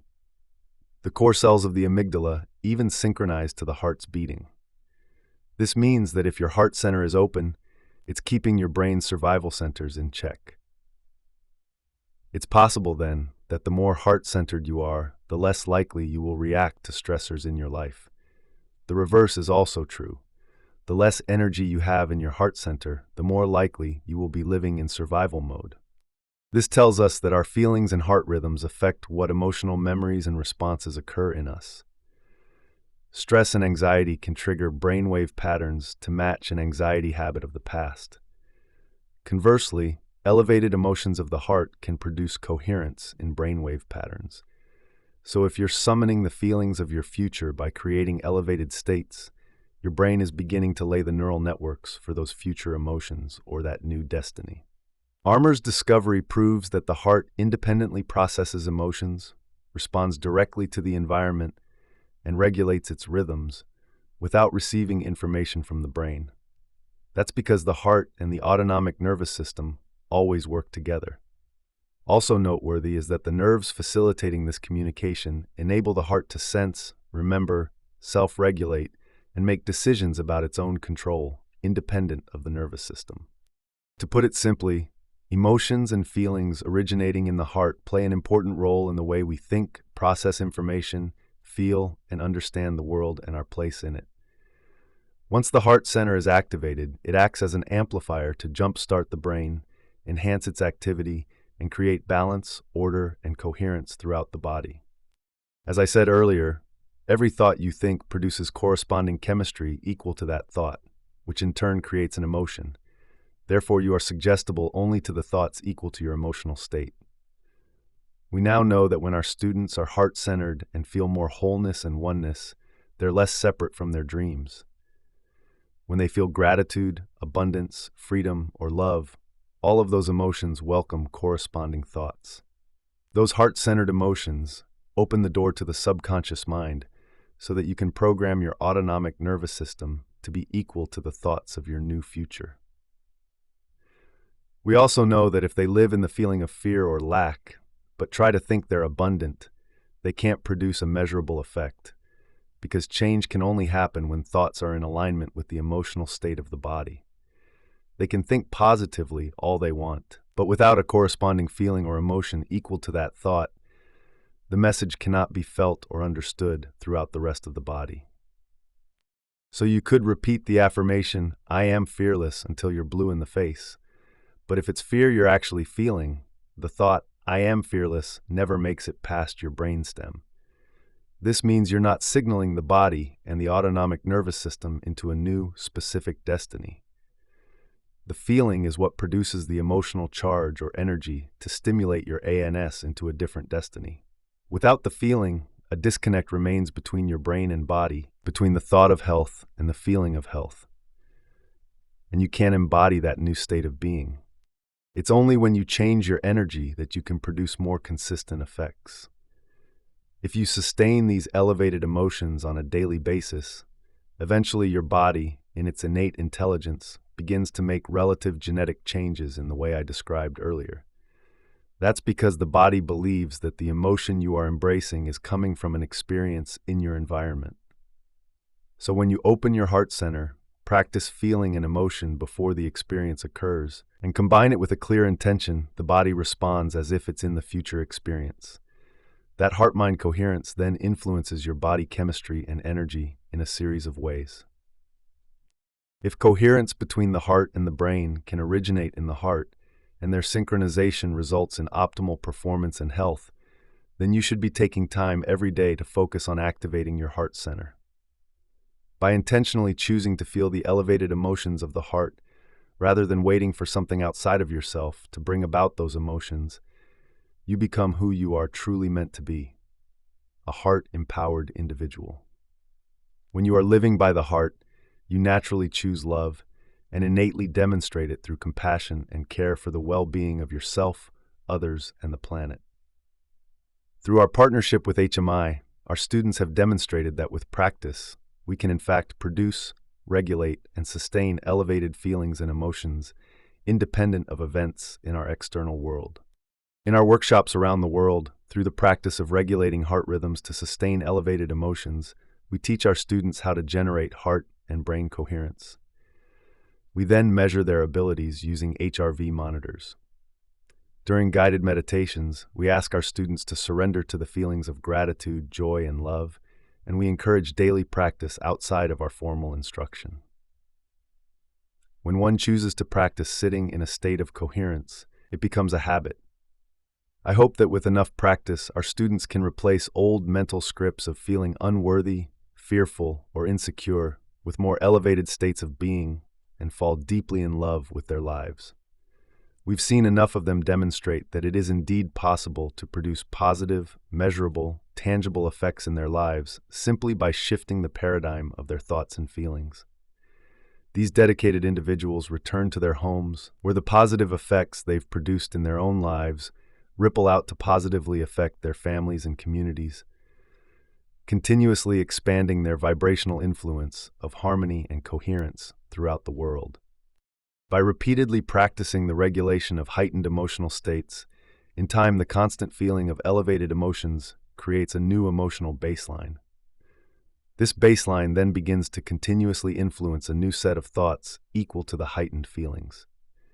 The sum of those novel thoughts creates a new level of mind, which then produces more corresponding emotions equal to those thoughts, further sustaining that baseline. When this feedback loop between the heart, which is the body, and the mind, which is the brain, occurs, you are in an entirely new state of being. You are in the consciousness of the unlimited mind and the energy of profound love and gratitude. The repetition of this process is what it means to recondition your body, rewire your brain, and reconfigure your biology to be equal to your new state of being. Now you are naturally, automatically, and regularly broadcasting a different electromagnetic signature of energy into the field. This is who you are, or who you have become. Countless history books could be written through the lens of incoherent emotions. Whether the result is a Shakespearean tragedy, genocide, or a world war, survival emotions such as blame, hate, rage, competition, and retribution have resulted in an endless, unnecessary trail of pain, suffering, oppression, and death. The results have caused humans to live in opposition and conflict rather than in peace and harmony. This is a time in history when we can break that cycle. This is a pivotal moment in the story of humanity, where ancient wisdom and modern science are intersecting to provide us with the technology and scientific understanding to learn not only how to more efficiently and effectively manage our emotions, but also what that means for our health, relationships, energy levels, and personal and collective evolution. It doesn't require moving mountains, only changing our internal state of being. This allows us to alter the way we act with one another, replacing stressful situations with positive experiences that give us energy, fill our spirit, and leave us with a sense of wholeness, connection, and unity. The brain may think, but when you turn your heart into an instrument of perception, it knows. To see an example of how heart coherence creates brain coherence, consider this. One person's brain scan shows relatively low normal beta brainwave patterns before they begin to create heart coherence. Just a few seconds later, once they move into sustained heart coherence, a significant change occurs. The heart acts as an amplifier to influence the brain to create very coherent, synchronized alpha brainwaves. At one of our advanced workshops, an HRV analysis from one of our students showed she was having a pretty amazing day. The chart represented 2 meditations, one in the morning and one right before lunch. Each block represented 5 minutes of elapsed time. During our 7 a.m. meditation, she maintained a state of heart coherence for more than 50 minutes. At the bottom of the scan, during a meditation just before lunch, she again went into heart coherence for 38 minutes. You can see she was developing the skill. In the next meditation later that afternoon, she went into heart coherence again for almost 45 minutes. What makes this reading so fascinating, however, is what happened later that evening around 8 p.m. Since there was no meditation taking place at the time, we asked her later what she had experienced. Her heart went into super coherence for more than an hour while she was in her normal level of wakefulness. She told us she'd been getting ready for bed when suddenly she felt an overwhelming feeling of love. It was so strong that she had to lie down and surrender to it. Her heart spontaneously went into heart coherence, and for an hour and 10 minutes while she lay on her bed, she fell deeply in love with her life. She sustained a change in her autonomic nervous system. She said she rolled over on her side and fell asleep. Not a bad way to end a day, wouldn't you agree? So ponder this. You know how easy it is to think a fearful or anxious thought about a future event that hasn't happened, and in your mind, emotionally embrace this fictional outcome over and over? And you know how the more energy you feed the thought, the more you ruminate over other possible outcomes, and eventually those thoughts deliver you to a worst-case scenario? It's the emotions that are driving those thoughts. You've conditioned your body to be the mind in fear and anxiety. If this continues over a long period of time, your body may have a panic attack, an autonomic, spontaneous bodily function that your conscious mind can't control. But what if instead of conditioning the body to the mind of fear and anxiety, you experienced sustained, elevated emotions and conditioned your body to the mind of love and coherence? Instead of being afraid and dreading that a panic attack is going to happen again, you'd get excited and look forward to the prospect of having an autonomic love attack. We've seen many examples of students who are able to sustain heart coherence for extended periods of time. Their hearts are all responding to a consistent state of elevated emotions for at least 45 minutes. That is, their bodies are responding to a new mind. I'd say that's pretty supernatural. We have also seen examples of people with very poor heart rate variability in their natural waking state. However, when they practice heart coherence, even if it is only for 8 to 15 minutes, these students are changing their biology for the better. Now for the heart coherence meditation. This meditation is based on the heart lock-in technique developed by the HeartMath Institute. Close your eyes, allow your body to relax, and bring your attention to your heart. Start breathing in and out from the heart center, and continue to do this more slowly and deeply. When your mind wanders, keep returning your attention and awareness to your chest, your heart, and your breath. Next, while you rest your attention in your fourth center, bring up some elevated emotions while continuing to breathe in and out of your heart center. Once you feel these heartfelt emotions in your chest area, send that energy out beyond your body and combine it with your intention. Continue to broadcast that energy and intention all around you. Start with 10 minutes and try to extend the time you practice every day. Eventually, when you come to know what it feels like in your body to experience these elevated emotions, you can practice throughout your day with your eyes open. You'll hear more about how to do this in Chapter 9, the walking meditation.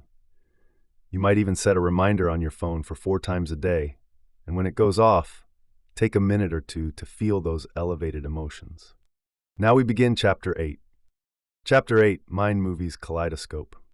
I had just finished a keynote lecture on a Saturday night in Orlando, Florida. The following morning, while packing my bags to fly home, I turned on the television to catch up on the news. It was the middle of the 2016 presidential election, and I was curious about what had happened while I'd been away. I quickly surfed through the channels, found a news station, and continued packing while halfway paying attention. Suddenly, a commercial came on that grabbed all of my focus. In an instant, I understood why we call television programming. The commercial began with a nighttime shot of a couple's home. As the camera zoomed in, the words "Night Num 14 with shingles" appeared on the screen. The scene moved inside, and tender yet ominous music began to play. An elderly man was moaning in pain at the foot of his bed. His concerned wife entered the room and asked how he was doing. "It hurts," he replied. In the corner of the screen, in tiny letters, were the words "Actor Portrayal." The wife walked over with a look of despair and slowly lifted her husband's shirt. It revealed huge, red-scabbed lesions covering more than half his lower back. The image was shocking and grotesque, looking like a large third-degree burn. In my 31 years of practice, I've examined hundreds of people with shingles, and I've never seen anything that looked so severe. I immediately knew it was designed to create a strong emotional response in the audience, because it certainly did in me. Once you see the rash on the man's back, the commercial achieves its goal of commanding your attention. Because the image is so arresting, it changes how you feel. The moment the commercial significantly changes your internal emotional state, it causes you to put more of your attention on the source of the disruption. The stronger the emotion it causes, the more you lean in and pay attention. This association of a stimulus and a response is how long-term memories are created. This process of conditioning begins by pairing a symbol or an image with a change in an emotional state. This combination opens the doorway between the conscious and subconscious mind. In the case of the shingles commercial, now that they have captured your attention, you can't help but wonder what they're about to say next. The commercial continued with a somber male narrator who said, "If you've ever had chickenpox, the shingles virus is already inside of you. As you get older, your immune system weakens and it loses its ability to keep the shingles virus in check." By using this emotional branding, the commercial raises ethical questions by telling the audience that the immune system weakens with age. Next, we saw the man in the bathroom looking at himself in the mirror. He looked worried, broken, and defeated. The scene changed to his wife talking on the phone in the kitchen. "I just can't stand seeing him like this," she said. Next, we saw the man doubled over on his bed, wincing in pain. The narrator then made a direct suggestion, reinforced by the same words appearing on the screen. 1 in 3 people will get shingles in their lifetime. The narrator continued while the words remained on the screen. The shingles rash can last up to 30 days. The scene cut to his wife pleading directly into the camera, "I just wish there was something I could do to help." Again, we saw the man in pain, and on the screen appeared the words, 1 in 5 people with shingles will have long-term nerve pain. These words remained on the screen as the narrator said, "Some people with shingles will have long-term nerve pain, which can last a few months to a few years. Don't wait until someone you love develops shingles. Talk to your doctor or pharmacist about your risk." Let's take a closer look at what this commercial is attempting to do. First, it puts you in an emotional state by changing how you feel. Once it captures your attention, you immediately become more open and suggestible to the information that follows. Now that you're more prone to accept, believe, and surrender to this information without analyzing it, if you're feeling fearful, victimized, or worried, you're more susceptible to the information that matches those emotions. You might start wondering if this could happen to you. At various points during the commercial, certain facts appeared on the screen, allowing you to read along. This served to reinforce the programming. Also, while your thinking brain was focused on reading the words, the content of the narration slipped past your conscious mind and into your subconscious mind. Like an audio recorder, it recorded the entire script and created an internal program. Next, Through a direct suggestion, the narrator instilled fear in you by personally suggesting you already have the shingles virus in your body, and that, because of aging, your immune system is no longer strong enough to handle it. This turned on your emotional brain, the seat of your autonomic nervous system, allowing it to be programmed. Once the suggestions made it to your autonomic nervous system, it took the orders without question and got busy making chemical changes in your body equal to those suggestions. In other words, your body was being subconsciously and automatically programmed to weaken your immune function. In conclusion, you're at risk, and you'd better not wait. The commercial's effect went even a little further. If you've ever had chicken pox and now think your immune system is weak because of your age, you'll decide you have an even greater need to prevent getting shingles, so you'll be even more motivated to buy the drug. If you happen to be a person who has shingles and you're watching this commercial, when you see that your condition is not as severe as the actors, you may find yourself thinking, I should take the drug now so that it doesn't get any worse. I don't want to end up like him. If you don't have shingles, at the end of the commercial, you may still be left quietly wondering, am I part of the 2/3 of the population that is safe? Or am I in the 1/3 that will get the virus? If you think, I hope I'm not part of the 1/3, it means you believe there may be a chance that you're susceptible and vulnerable, leaving you unconsciously thinking that you already have it. You know what I found most absurd about this commercial? They never even mentioned the drug, which meant they didn't have to reveal its side effects. Since the commercial had now piqued my curiosity, I stopped packing and looked on the internet for another commercial by the same company. I wanted to know what drug they were suggesting.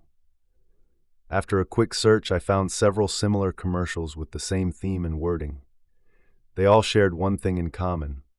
They were all designed to capture your attention. In the next commercial I watched, a woman was swimming in a lap pool. Everything was in black and white.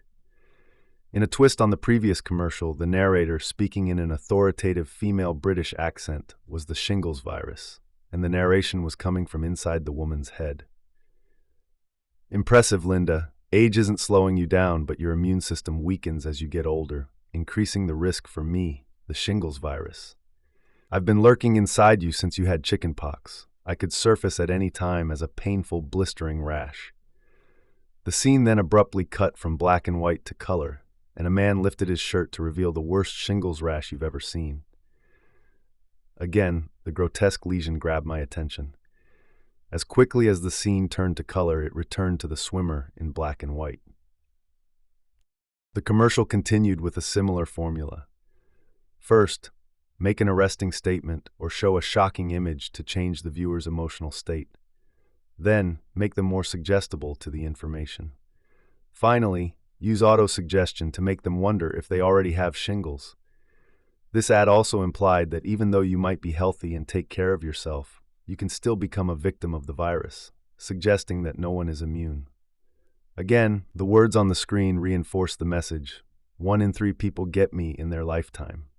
Linda, will it be you? If you identified with the woman in any way, the voice was talking directly to you. The tone then changed as a new male narrator began speaking in a confident, lighthearted voice. In a similar British accent, he said, "And that's why Linda got me. Drug X." The scene remained in black and white, except for the woman's bathing suit, her swim cap, and the name of the drug, which appeared on the screen in a large, sophisticated font. Now the drug had been imprinted into my brain at another level. Once again, the ad had created an association between my health and safety and the drug that would protect me. The tagline came on the screen as the narrator read it aloud, stating that the drug helps to boost your immune system against shingles, to help protect her against you, shingles. At the end of the commercial, that narrator said, "Drug X is used to prevent shingles in adults 50 years and older. The drug is not to be used to treat shingles, and it does not help everyone." Here's the punchline. You should not take the drug if you have a weakened immune system. Whoa, what? Back up. Here's the irony. They just told you that as you age, your immune system weakens, and you're at a greater risk for shingles. The drug is supposed to strengthen your immune system, but you shouldn't use it if you have a weakened immune system. Now comes the dilemma. If you still choose to take the drug, you believe the drug to be more powerful than your possibly weakened immune system. The programming worked. What the clever, if not unethical, advertisers understand is that this message is confusing to your conscious mind. At the same time, however, they are programming your subconscious mind with the idea that your immune system is weak. You probably already have the virus, and chances are high that you'll get shingles, even if you are healthy. In addition, you are told that without the medication, you are likely to suffer, even though there is no guarantee that it will work. Finally came the side effects, which are not side effects, but direct effects. A shingles-like rash, redness, pain, itching, swelling, hard lumps, warmth, bruising or swelling at the injection site, and headache. Talk to your doctor if you plan to be around newborns or people who are pregnant or have a weakened immune system, because the vaccine has a weakened version of the chickenpox virus and you could infect them. Wow. I started to wonder what planet I was living on. This type of programming makes you wonder if we really have free will, or if we're all making choices based on what we have been conditioned to believe is the answer. This applies to a certain type of beer, shampoo, smartphone, or a pill that may or may not provide relief from a virus you may or may not even have. Most of the time, advertising appeals to a sense of lack and separation. It reminds you to want what you don't have, to desire what you need to fit in, or to feel a feeling of emptiness or loneliness. And of course, in this case, if you're sick or feeling like you're sick, the advertiser has the answer to your symptoms. In one final search, I came across a similar commercial with the same theme. An actor dramatically suffering, the shocking exposure of a huge lesion, and words on the screen to influence the viewer's thoughts. Like the other commercials, this one explicitly informed the public that the drug is not used to treat shingles. But at the end, the handsome man smiled and declared, "I think I'm going to give it a try."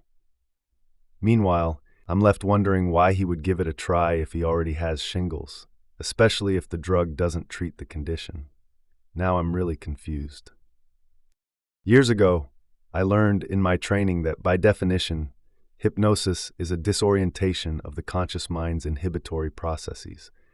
It bypasses the analytical mind so that one becomes highly responsive to suggestions and information in the subconscious mind. As the conscious mind is busy trying to figure things out, the subconscious mind takes it all in without judgment. If you can disorient people with information, or in today's world, disinformation, shock, or confusion, you just open the door to programming their subconscious mind.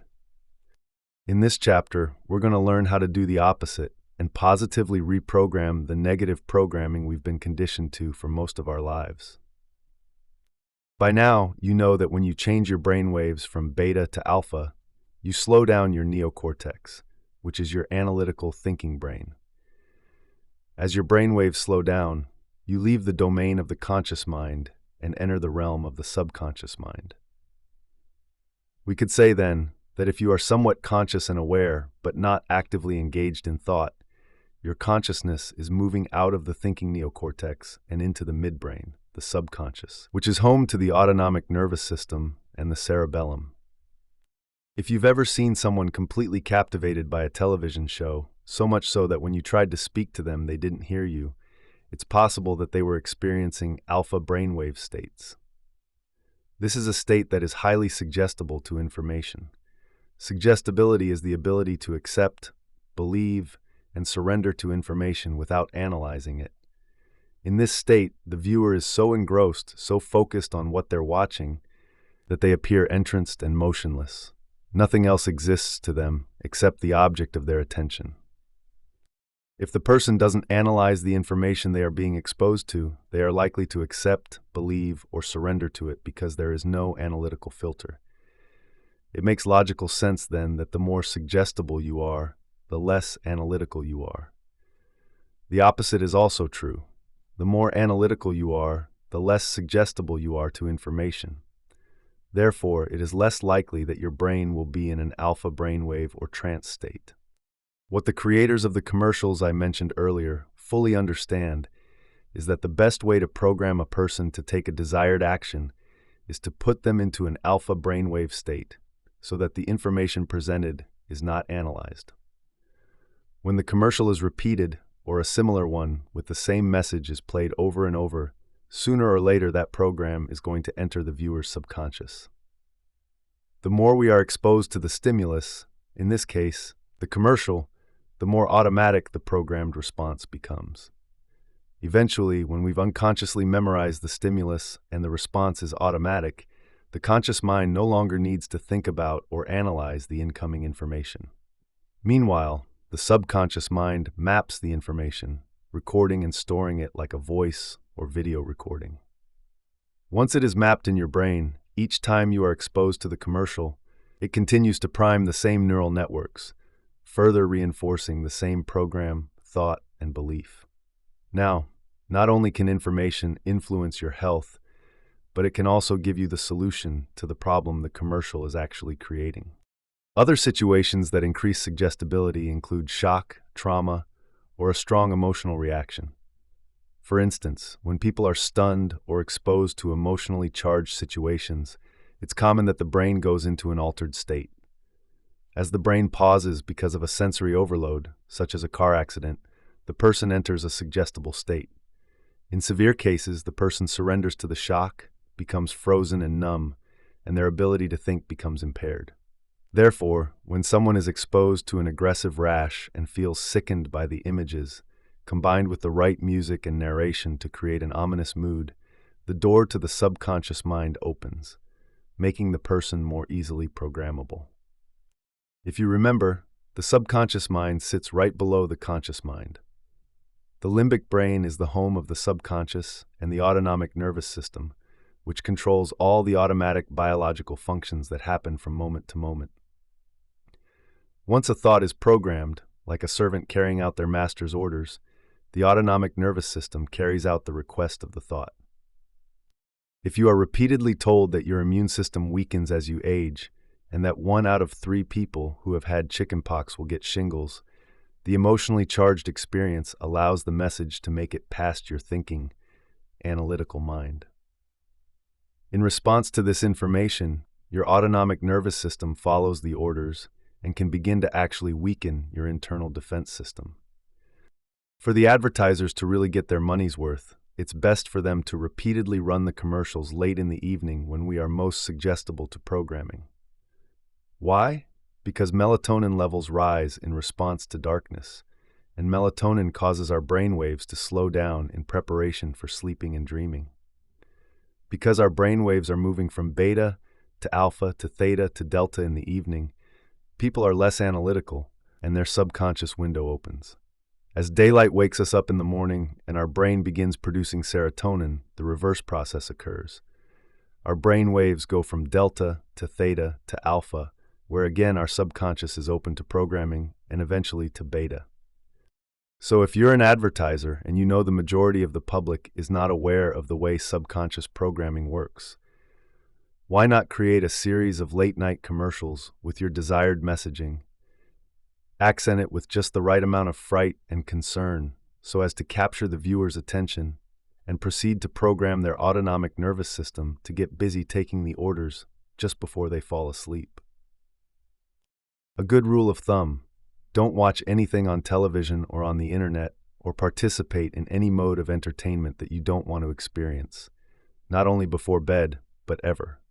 For years, I've been thinking about how we're all constantly programmed into self-limited beliefs. We're led to believe that we need something outside of us to change how we feel inside of us. This is, after all, what advertising is all about: the never-ending dependence on and consumption of external sources to make us feel happy or better. This belief, which reminds us of our separation from wholeness, is constantly ingrained in us through the media, television shows, commercials, the news, video games, websites, and sometimes even music. It's a simple strategy, really. If you can suspend people in the feelings of lack, fear, anger, opposition, prejudice, pain, sadness, and anxiety, they remain dependent on someone or something outside of them to make those feelings go away. If you remain in a perpetual state of busyness and are always preoccupied with survival emotions, you never actually have the opportunity to believe in yourself. But what if it was possible to undo or reverse that programming so you had unlimited beliefs about yourself and your life? That's exactly what we've been doing for several years at our advanced workshops, using two simple tools, including one that children have been playing with for ages, a kaleidoscope. The only difference is that we're applying it in a technologically advanced way to induce a trance. Up until this point, we've been moving into a trance and into alpha and theta brainwave states with our eyes closed during meditation. But if we can create alpha and even theta brainwave states with our eyes open and intentionally expose ourselves to information relevant to our life's dreams and goals, we can reprogram ourselves into supernatural states rather than the unconscious states we experience daily. But why the kaleidoscope? For many years now, my primary passion has been the mystical. Each time I have one of these profound and super lucid experiences, they create lasting changes within me that deepen my understanding of myself and my connection to the mystery of life. Once you have a mystical experience and get your first glance behind the veil, you can never go back to business as usual. With every subsequent mystical experience you have, you move closer to source, wholeness, oneness, and the unified field. The good news is that mystical experiences are no longer reserved for people like Teresa of Avila, Francis of Assisi, or a Buddhist monk who's been meditating for 40 years.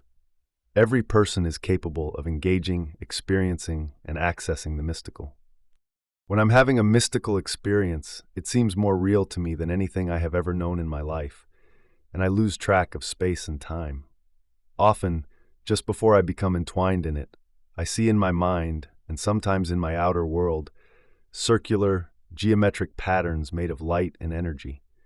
They tend to look like mandalas, except they're not static. They're standing waves of interfering frequencies that appear as fractal patterns. The only way I can describe their properties is that they are alive, moving, changing, and ever evolving into more complex patterns within patterns.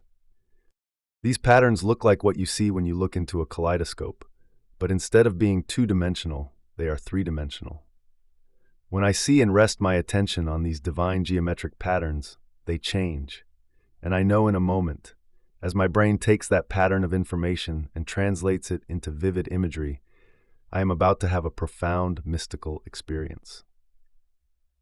That's why my team and I wanted to create a kaleidoscope visual for my students, Perry, to hopefully induce those types of experiences. But we couldn't find any real footage of a kaleidoscope. At the time, all the fractal geometry media files on the internet were computer-generated, and I wanted to create a more realistic representation. After much searching, my team and I found a family that has been making kaleidoscopes for 3 generations, so we bought one of their best pieces. Next, we rented a special camera, the kind often used in Hollywood films. We fitted the camera with a lens that attached to a fiber optic filament, which we inserted inside the kaleidoscope. Once the camera was inside, we attached a motor to rotate the kaleidoscope so its internal crystals and oils would move in smooth, consistent transitions. For hours in a studio, we captured beautiful images and colors while filming against a black backdrop. The black represents the absence of anything physical, the place where we become nobody, no one, no thing, nowhere, in no time. This is the infinite black space or void that you learned about in Chapter 3. As we recorded the footage over several days, gravity caused the crystals and oil to fall and accelerate with every rotation.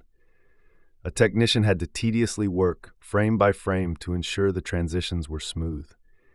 If the transition was not fluid, it risked breaking the viewer's focus or trance state.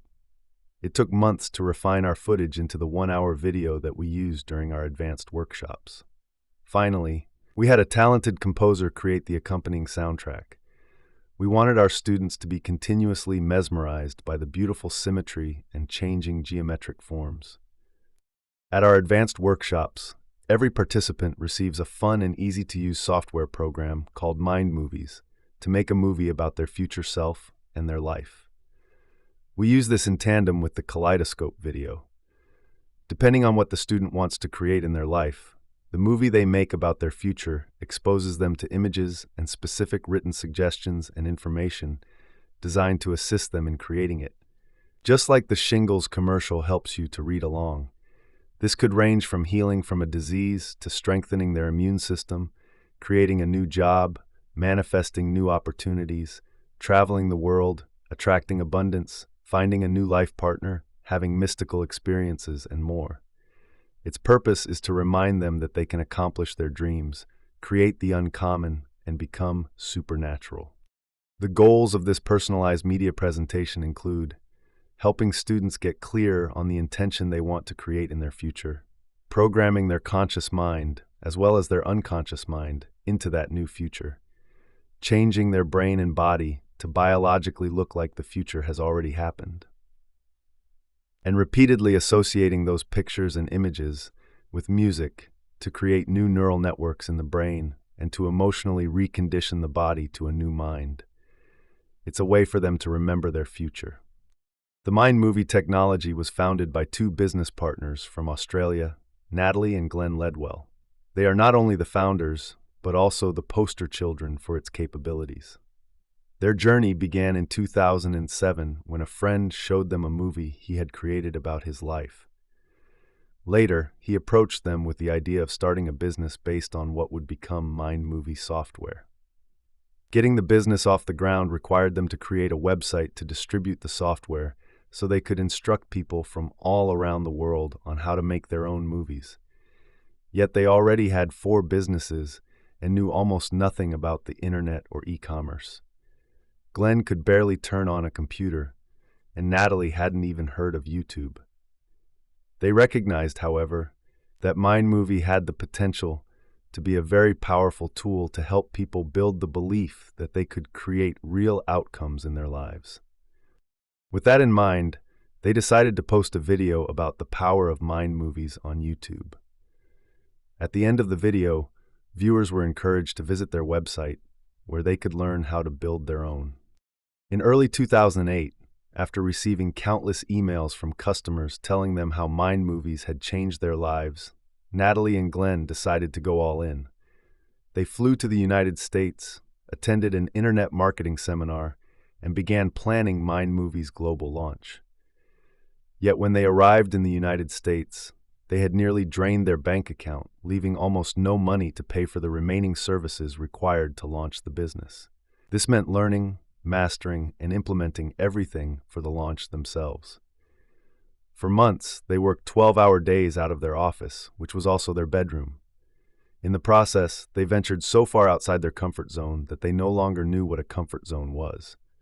Faced with daily technical, business, and personal challenges, they had one secret weapon: their own mind movie. In their mind movie, Natalie and Glenn defined the number of customers they wanted to attract and who those customers would be. They described the respect of their industry peers and plotted out what they would do once their business was a success, such as the restaurants where they would eat and the family holidays they would take. Finally, they wanted to produce $1 million worth of sales. Why not aim high, they thought. Their marketing friends were doing million-dollar launches, albeit with more expensive programs. They watched their mind movie multiple times a day to de-stress and remain focused and inspired, even though everything in their current reality seemed to be working against them. But they knew all their effort, risk, and dreams would culminate on the day of their global launch. The finish line was in sight, and then the unthinkable happened. Scheduled for September 2008, their launch coincided with the global financial crisis. Financial institutions around the world were facing catastrophic losses, while families and individuals lost their savings, assets, and livelihoods in the worst downturn since the Great Depression. Meanwhile, Glenn and Natalie were facing their own financial hardships. By launching the business, they'd racked up $120,000 in credit card debt. If the business failed, they'd lose everything: their home, cars, and investments, in addition to being buried under an insurmountable debt. On the morning of their launch, unbeknownst to them, their email delivery system was down for scheduled maintenance, so none of their customers received confirmation emails for their purchase. By lunchtime, They had already received thousands of customer support email complaints, in addition to challenges with their online bank. The bank wanted to freeze their account due to unusual activity. By evening, however, they had experienced the most memorable day of their lives. In the first hour on the first day, they had hit the $100,000 mark, and by day's end, they'd grossed $288,000. In the end, Glenn and Natalie ended up generating $700,000 based on a $97 program with no upsells. But the story doesn't end there. They were, of course, delighted with their achievement, but they faced one last monumental challenge. Because of the volatile and uncertain financial climate at the time, their bank froze their account, so they couldn't access the money.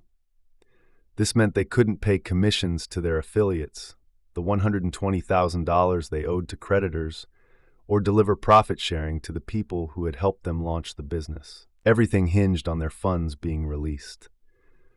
Finally, after 6 months of sticking to their vision and watching their mind movie, they gained access to their account, lifting the financial burden that had nearly sent them into bankruptcy. But here's where the story gets really good. As the world was still reeling economically, the value of the US dollar against the Australian dollar was still very different. Thanks to the exchange rate, when they transferred their money back to Australia, they ended up earning an extra $250,000. With that, as well as with commissions they received in exchange for promoting partner affiliate programs, Glenn and Natalie actually met their $1 million goal. They credit a huge part of their success, which was the complete opposite of what everyone else in the world was experiencing, with the fact that they focused on their mind movie every single day. While this is a great example of the potential of mind movies, and while the options to create your own are endless, the process is relatively the same. Students first pick their own song, one they will never tire of listening to. Next, they choose images or videos of either themselves or a future event and lay them out sequentially to tell a story of what their future looks like. Finally, we ask them to come up with specific words, phrases, or affirmations to add to the scenes, which they superimpose over the images. In the exact same way that TV commercials program people to be victims or to experience want and lack, mind movies can program students to be unlimited in a life they are capable of creating. You could even add a timeline if you want to. Some examples could include, "The doors of dimension open to me so I may experience the mystical.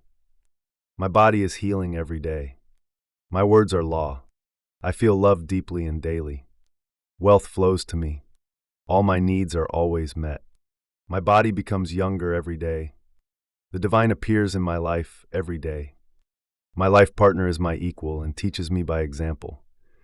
Synchronicities happen to me all of the time. I feel more whole every day. My immune system gets stronger each day. I lead with courage in my life. I am an unlimited genius. I am always aware of the power within me and all around me. I believe in myself. I embrace the unknown. When I call on spirit, it responds." If you think of your favorite music video or a scene from your favorite musical, chances are you know all the words of the song as well as the images that correspond to every note, beat, melody, and harmony. Most likely, the power of that combination evokes a time and a place in your life that was inhabited by a particular set of people, feelings, emotions, and experiences. This is exactly what you're doing with your mind movies, except instead of remembering the past, you're creating memories of the future. If you heard your song enough times while observing the images of your future, isn't it possible that when you heard your song without viewing your mind movie, you'd be automatically transported into those images of a new future, just like you were transported back to your past? With practice, not only are you feeling the emotions that connect you to the memories of your future, but your biology is aligning to that future as well. You already know why this happens. If your body is the unconscious mind, and it doesn't know the difference between the experience that creates the emotion and the emotion you create by thought alone, in the present moment, your body begins to believe it is living in that future reality. Since the environment signals the gene, and emotions are the consequences of experiences in the environment, By embracing the emotions of the event before the actual experience, you begin to change your body to be biologically aligned to your future in the present moment. Since all genes make proteins, and proteins are responsible for the structure and function of your body begins to biologically change to look like your future is already happening. What if you invited a group of people to retreat from their lives for 4 or 5 days, and in the process, removed the constant stimulation in their external environment that reminded them of who they thought they were as a personality? If you separated them long enough from the people they know, the places they go, and the things they do every day at the exact same time, they would be reminded of who they really are: unlimited human beings. And if you spent the first day or two teaching them how to create more coherence in their hearts and brains, and they repeatedly practiced cultivating these states every day, it makes sense that sooner or later they would get better at opening their hearts and making their brains work more efficiently. In fact, they would be more focused on a vision of a new future without being distracted. And at the same time, they could more easily feel the emotions of that new future. As they created more coherence in their brains and hearts, they would create more coherence in their own energy fields, and this would create a clearer electromagnetic signature. As they continuously worked on overcoming themselves, their bodies, their environment, and time, slowing down and changing their brain waves, unfolding into the unified field and transcending this three-dimensional environment, it would become increasingly easier and more familiar for them to activate their heart center and create. After they practiced getting beyond their body, emotions, habits, pain, disease, identity, limited beliefs, analytical mind, and unconscious programs, by the time the practice of mind movies was introduced, they would be ready to absorb a greater degree of information equal to who they were becoming, which would increase their ability to connect with their future. This is how we use mind movies at our workshops. You can think of a mind movie as a 21st century version of a vision board, a tool used to clarify, focus on, and maintain specific life goals, except it's dynamic instead of static. When used with the Kaleidoscope, the mind movie technology is a great tool to help you bring your future to life by repeatedly experiencing it. It's also a great way to gain clarity on what you want to unfold in your life and to remind yourself on a daily basis what that future holds for you. This is called intention. Because mind movie technology is so versatile, it can be used in many ways. Not only can it be used to create relationships, wealth, health, and careers, but it's also being used with children and teens to help them create a future vision so they feel they have some control over their lives. So many young people today are overwhelmed because of the frenetic pace and demands of social media and modern society. Suicide is a leading cause of death for teens in the United States. So the founders of Mind Movie are using the technology in schools to help teens envision a brighter, more specific future for themselves. Mind movies are also used in corporate settings for team building and visioning. Entrepreneurs use the software to develop businesses and create mission statements. Imagine a team of motivated people not only reading and intellectualizing their mission statement, but also seeing it unfold in a dynamic, visual format before it happens. Integrative healing is another arena where practitioners use this technology to help patients envision the healthiest version of themselves and assist them with their healing process. This includes addiction treatment facilities, helping patients become clear on the future they want to create in the next phase of their recovery. Mind movies have also supported the generationally unemployed in finding new jobs and living more future-oriented lives. As you can see, the applications for this technology are endless. No matter how it's applied, the power of mind movies resides in enabling people to construct a new reality by reminding themselves of the daily choices they must make, the new behaviors they must demonstrate, and the feelings they want to live by. Once you program these feelings and behaviors subconsciously, you can break your addiction to old habits and unconscious reactions. It's entirely up to you how creative you want to get when piecing together your future. While any time is a good time to watch your mind movie, I suggest watching it first thing in the morning and right before bed, because this is when you are most suggestible. If you watch it as soon as you wake up, you're starting your day off on a positive note, mindful and focused on what you want to achieve. When you view it at night before you go to sleep, your subconscious mind can contemplate it while you sleep, align your body and mind to your future, and come up with solutions that your autonomic nervous system can carry out. Basically, you can use it anytime you need motivation or to make a different choice. The key is to be completely present when you watch it. Since implementing mind movies, I've seen our students manifest new homes and heard stories of homes selling that had been on the market for years. I've seen vacations spontaneously appear and witnessed new relationships develop out of nowhere. I've listened to countless testimonials of abundance, freedom, new careers, new cars, healings of all kinds, and profound mystical experiences that have permanently altered the recipients. But it's not magic. It's simply learning how to become a conscious creator, learning how to align with your own destiny. Think of your mind movie as if you are turning on a radar device to track your future.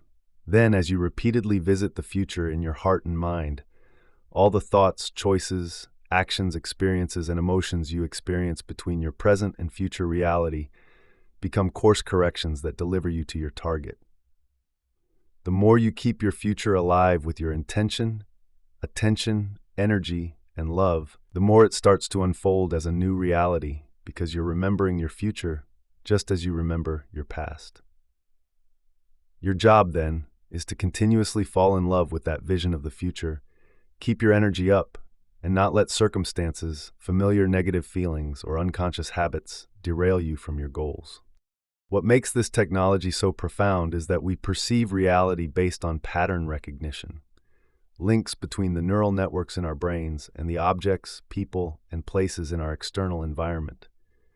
For example, when you see someone you recognize, the neural networks in your brain instantly recall memories and experiences with that person.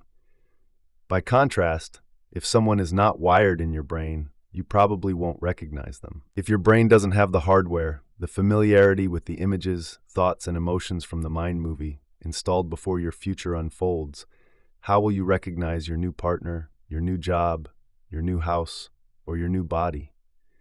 If you can't feel the emotions and create the energy of your future reality, you might not recognize or trust that future unknown experience when it finds you. That's because your energy and emotional state are not in alignment with that experience. So instead of feeling certainty or a knowing, you may feel fear or uncertainty.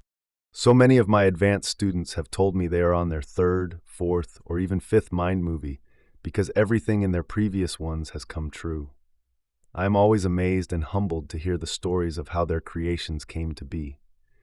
No matter how varied their manifestations are, they all share one thing. They train their body to follow their mind toward an intentional future. This makes sense because if you have been putting in the time to study, memorize, and create the neural connections of your future, that is where you have been placing your attention. And as you know by now, where attention goes, energy flows. The brain activity of a student watching his mind movie shows an enormous amount of energy because he is fully involved in the experience. There's one final way we use the mind movie technology in our work. Once our students have neurologically mapped their entire presentation, I ask them to pick a scene from their mind movie and unfold into a particular space and time, experiencing that scene three-dimensionally in their mind during their meditation. I never use the word visualize in my teachings.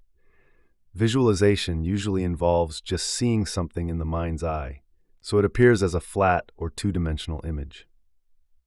Instead, I want you to experience everything in the scene using all five senses, so it feels like a real-life, three-dimensional experience. Many people have wondered why I spend so much time on becoming aware of the space their body occupies in space, as well as opening their focus to the space around their body. Aside from the coherent changes this produces in the brain, it's all training for this mindful activity of pairing our mind movie with the kaleidoscope during meditation. When a student begins the dimensionalizing process, before they see anything in their mind, They are instructed to unfold as an awareness into the scene. When they start, I want the participant to become aware that they are in their scene only as a consciousness. This means they are not their body and they lack their senses. They begin as an awareness in the emptiness of space, as if they are incapable of seeing, hearing, feeling, tasting, or smelling anything. Once they become aware that they are an awareness, I ask them to choose a scene from their mind movie. This causes their brain to naturally start adding sensory input, which begins to bring dimension to the scene in their mind. Next, they are instructed to start sensing what's to their right, their left, above them, and below them. The act of sensing fills in this scene with three-dimensional structures, forms, and space. As they expand their awareness to what else is in the scene, their senses begin recruiting other senses, further filling in the scene with more forms, textures, scents, images, and feelings. Finally, when the scene comes to life in their mind, in the future space and time of that scene, they start inhabiting their body. Not the body that is sitting in the chair meditating, but the physical body of their future.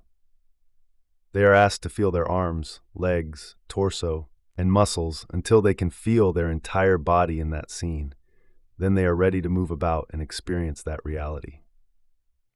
My theory is that when they simultaneously activate enough of the neural networks assigned to the objects, things, and people in a specific space and time, their possibility of having a full-on, holographic, IMAX-type experience increases.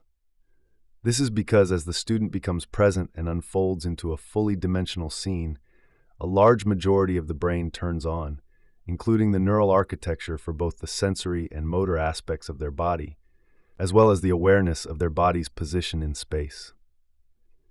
The next thing they know, they are having a real-life sensory experience of their future with their eyes closed in the present moment. The brain scan of a student experiencing a seemingly real mind movie scene in meditation shows quite a bit of energy in her brain. She described this moment as a full-on virtual sensory experience. Her subjective experience was quantified objectively in this scan. Many of our students have reported that the experiences in their meditation were more real than any past external experience. Their senses were enhanced without external stimuli, yet all they were doing was sitting in their chair with their eyes closed. Many have reported that in their lucid experience, they smelled certain fragrances like colognes or the aroma of specific flowers. I've also heard students report specific memories, like the stubble on their face from not shaving or the wind blowing through their hair. Students have also given testimony to specific sounds they could clearly hear, such as distant church bells or the bark of their dog. Several students have also said that the colors they saw were incredibly clear and vivid, or they experienced amplified tastes like coconut or chocolate. The combination of all the different senses literally created a new experience for them. It's our five senses that plug us into our external reality. Typically, when we have a new experience, everything we see, hear, smell, taste, and feel is sent to the brain through those five sensory pathways. Once all that sensory information makes it to the brain, clusters of neurons begin to organize into networks.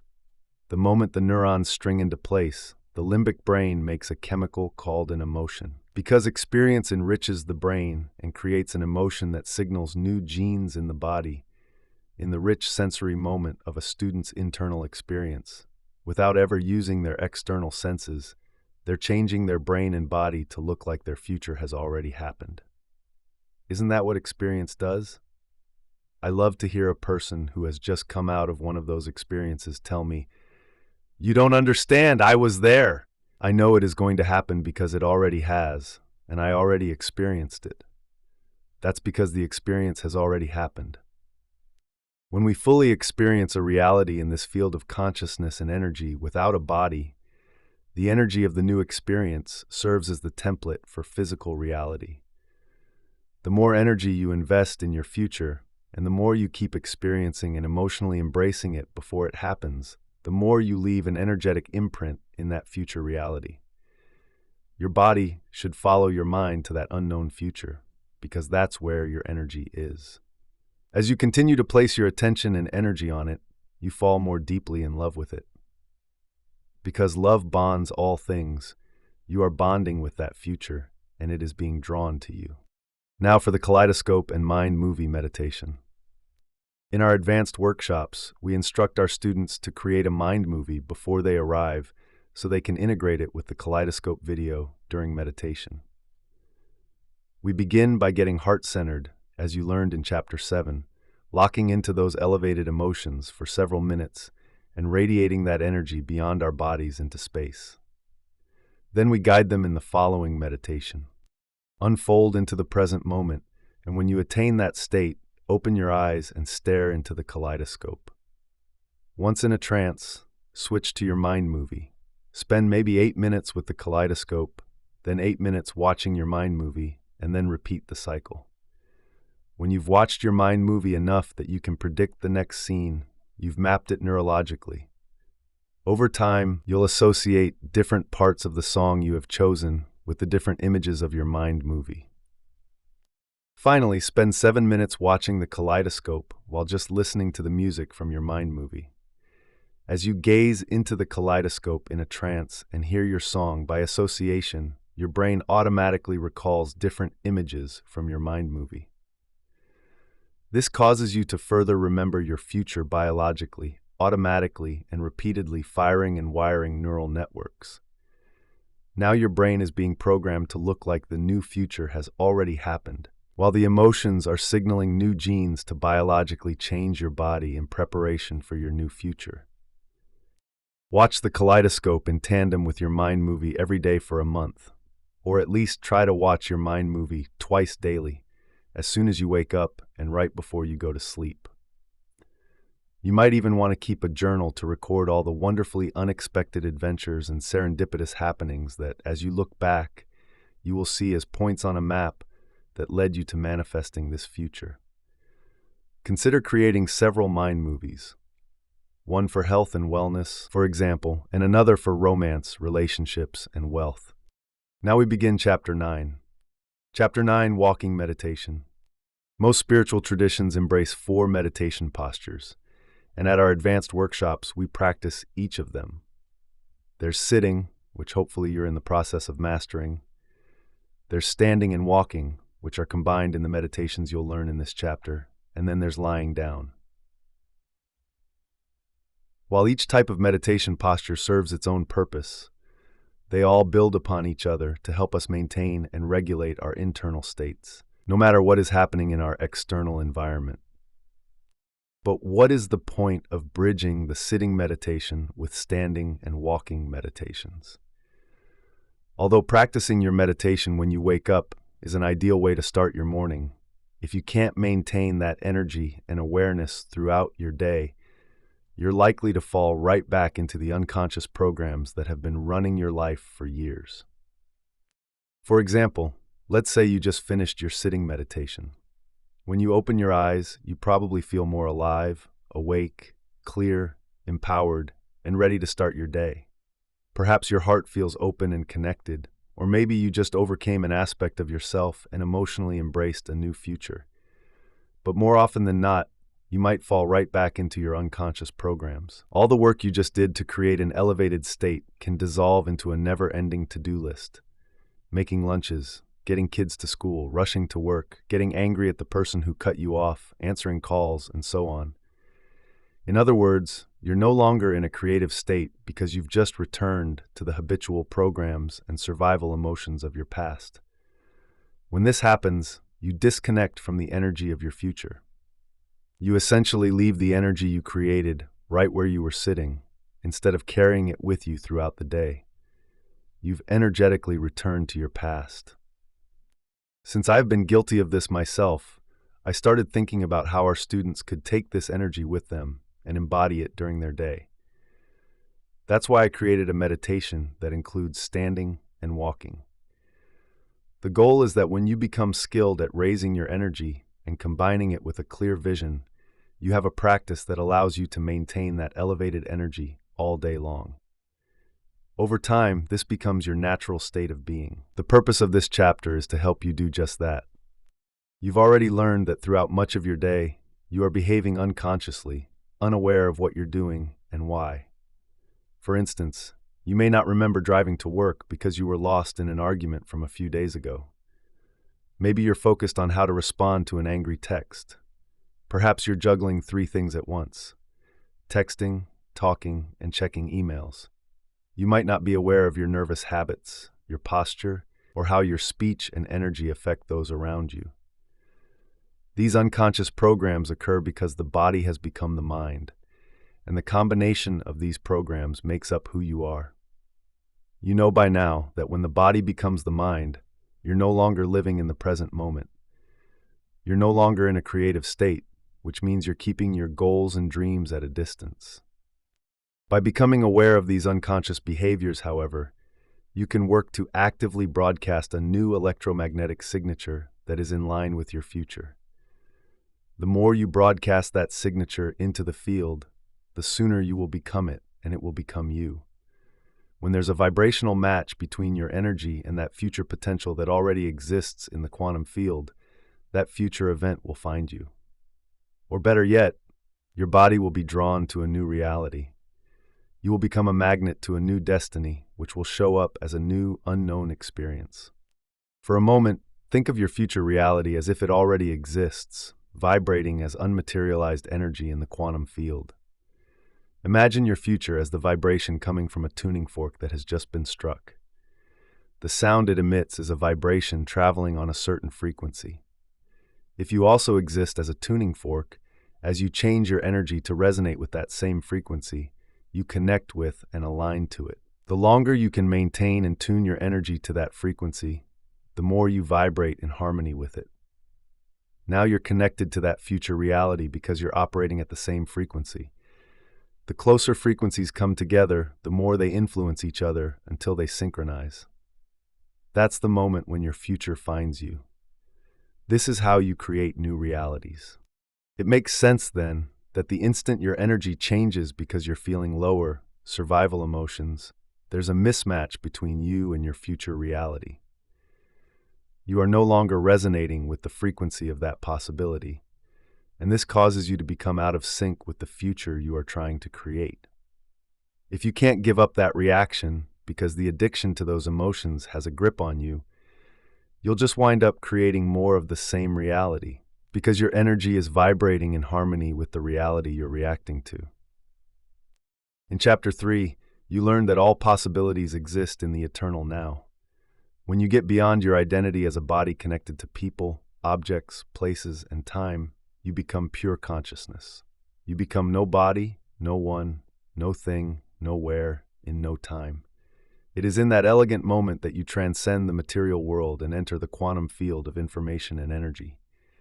Now that you are beyond your associations with this physical reality, you are creating from the unified field. You are creating from a level of energy that is greater than matter. For the most part, our students have practiced this sitting down. The purpose of the standing and walking meditation is to make you more mindful of the present moment, to help you maintain elevated states throughout the day, to keep you more connected to that future with your eyes open, and to assist you in literally stepping into your new future.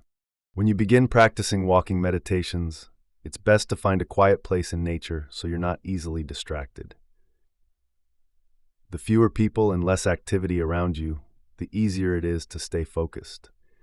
Eventually, when you get better at it, you can practice this in a shopping mall while walking your dog or somewhere else out in public. In many ways, the standing and walking meditations are just like the seated ones. You begin by standing still, closing your eyes, and resting your attention in your heart, all the while slowing down your breath and breathing in and out of this center. When you feel heart-centered, just as you do in your seated meditations, you begin cultivating elevated emotions that connect you to your future. Once you feel fully grounded in these elevated emotions, for a few minutes, open your focus and radiate that energy beyond your body until you feel it within you as well as all around you. Next, lay upon the energy of these elevated emotions the intent of what you want for your day or your future. This could be to experience a synchronicity, lead a noble life, make a difference, create a new job or relationship, or something else. Now, you are broadcasting a new electromagnetic signature into the field. The only difference is that instead of sitting with your eyes closed and radiating elevated emotions, you're standing up with your eyes closed. This way, when you open your eyes and begin walking, you'll be able to embody that elevated energy. As you continue to stand with your eyes closed and an open focus, you take your attention off the outer world, and your brainwaves slow down from beta to alpha states. This quiets the thoughts and chatter inside your head, inducing a trance state and making you more suggestible. As you learned in the previous chapter, the longer you can remain in this trance state, the less resistance there is to new information entering your subconscious mind. When you're in an elevated emotional state that aligns you with your future, you will be more prone to accept, believe, and surrender to the intentional thoughts that match those emotions. This means the thoughts and images your mind is creating can get past your analytical mind, and you can program your autonomic nervous system to create the biology of your new future. Since you have created the energy of your new future while standing with your eyes closed, now it's time to open your eyes and begin walking. Don't look at anyone, and don't pay attention to objects or anything else around you. Simply keep your focus open, fix your gaze on the horizon, and remain in a trance. The more you're in a trance, the less likely you'll be to think in old, familiar ways. In the meantime, your mind will be connecting to the images of your new future rather than replaying programs of the past. Now you're ready to walk into your future as someone else. Because you are walking as your future self, you now have to become aware of the way your current self has always unconsciously walked. It's time to alter your stride, your pace, your posture, your breathing, and your movements. You might smile instead of staring blankly. You may have to imagine what walking as a wealthy person feels like by modeling one. You might adopt the posture of a courageous person you admire, walk with the elevated energy of your future healthy body, or walk as an open-hearted, loving person. Basically, you're consciously embodying the person you've always dreamed you could be. Walking as your future self is essential. For example, you might imagine that it's 1 or 2 years later, and you already have all the things you want. The most important part is for you to embody that future person now. If you already are that identity, you no longer need to wish you will become that person because it has already happened. You already embody the qualities of your future. You are simply thinking, acting, and feeling as your future self. As you begin to practice walking differently and continue to practice day in and day out, you're going to get into the habit of walking like a wealthy person, thinking like a healthy person, standing like a confident person, and feeling like a free, unlimited, grateful person. Remember, gratitude means it has already happened. This is a change from perhaps feeling like a beat-up, worn-down, stressed-out person. The more you practice, the more this new way of being will become a new habit. These habits will become your new automatic patterns of thought, behaviors, and emotions. Once you start naturally feeling and embodying these elevated emotions, they will inhabit you, and you will actually become the person you want to be. One of our students, in fact, changed his brain significantly in about an hour after doing a walking meditation. The walking meditation is also about creating memories of things that haven't happened yet in linear time. In effect, remembering your future. When you produce elevated feelings with your eyes closed, radiate that energy beyond the field of your body, and then open your eyes and begin walking and leading with your heart. Feeling those elevated emotions with your eyes open, the more you feel that emotion, the more you're going to pay attention to the pictures and thoughts that are creating your feelings. This process naturally upgrades your neural circuitry by creating a new inward experience. Experience enriches the brain and creates memories. Now your brain is no longer living in the past, it's living in the future. The more you embody your elevated emotions correctly, the more your brain and body will look like the future experience has already happened. That means you're technically remembering your future. Remaining in a trance is important because as you align your body with your future and change your inner world, you're creating long-term memories. Since where you place your attention is where you place your energy, you may even want to flash scenes from your personal mind movie in your head while you're envisioning and feeling your future. As you do this, those scenes will become the energetic and biological maps to your future. The act of feeling the emotions of your future in the present moment and combining them with your intention does two things. First, it installs new circuits to make your brain an intentional map to the future. Second, it produces the emotional chemicals for that future event, which signals new genes in new ways, thus conditioning your body to prepare it for a new destiny. Remember that this meditation is not about what you get in life.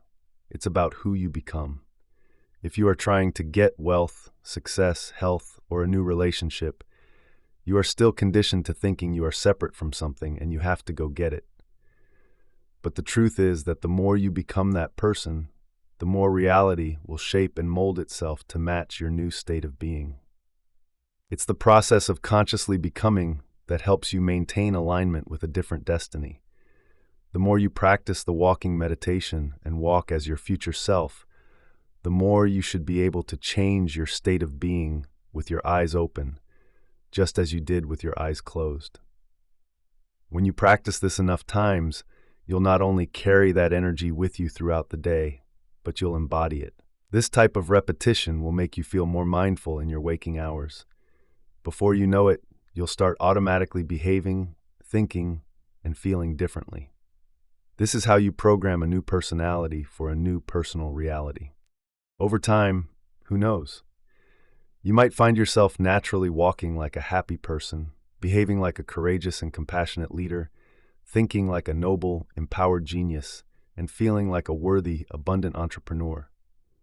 In the middle of your day, you might become aware that the pain in your body is gone because you're feeling so whole, unlimited, and in love with life. What you've done has made a habit out of being the person you want to be. This is because you installed the circuitry and signaled the latent gene to think, act, and feel in a new way. Biologically, you have become that person. Becoming mindful and embodying your future self can occur many times throughout your day.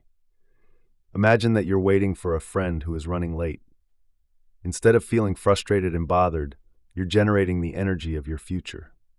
When you're sitting in traffic, instead of getting impatient and angry, practice tuning in to the energy of your future with your eyes open. Imagine that when you're in line at the grocery store and you find yourself judging someone, you redirect your thoughts to feeling incredibly grateful for your new life, walking as your future self. Imagine that when you walk to your car or to your mailbox, you're naturally empowered by the thought of your new life. You'll then begin to accept, believe, and surrender to the thoughts that match that emotional state. As you surrender to those thoughts, your body will make the chemistry equal to that state. This is how you begin to program your autonomic nervous system into a different destiny. The more you practice it, the less likely you are to return to autopilot and miss the present moment. Now for the walking meditation. Begin by finding a quiet space in nature. Disconnect from your external environment and anchor yourself in the present moment by closing your eyes. Acknowledge your heart center, where the soul and heart connect with the unified field. Bring elevated emotions such as gratitude, joy, inspiration, compassion, and love to this center. If you're going to believe in your new future with all your heart, it had better be open and activated. Rest your attention on your heart.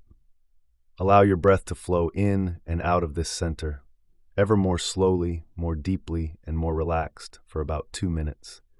Return to creating elevated emotions within your heart for 2 to 3 minutes. Radiate that energy into the space surrounding your body and stay present with that energy. Tune in to the energy of your future. After a few minutes, hold a clear intention in your mind's eye.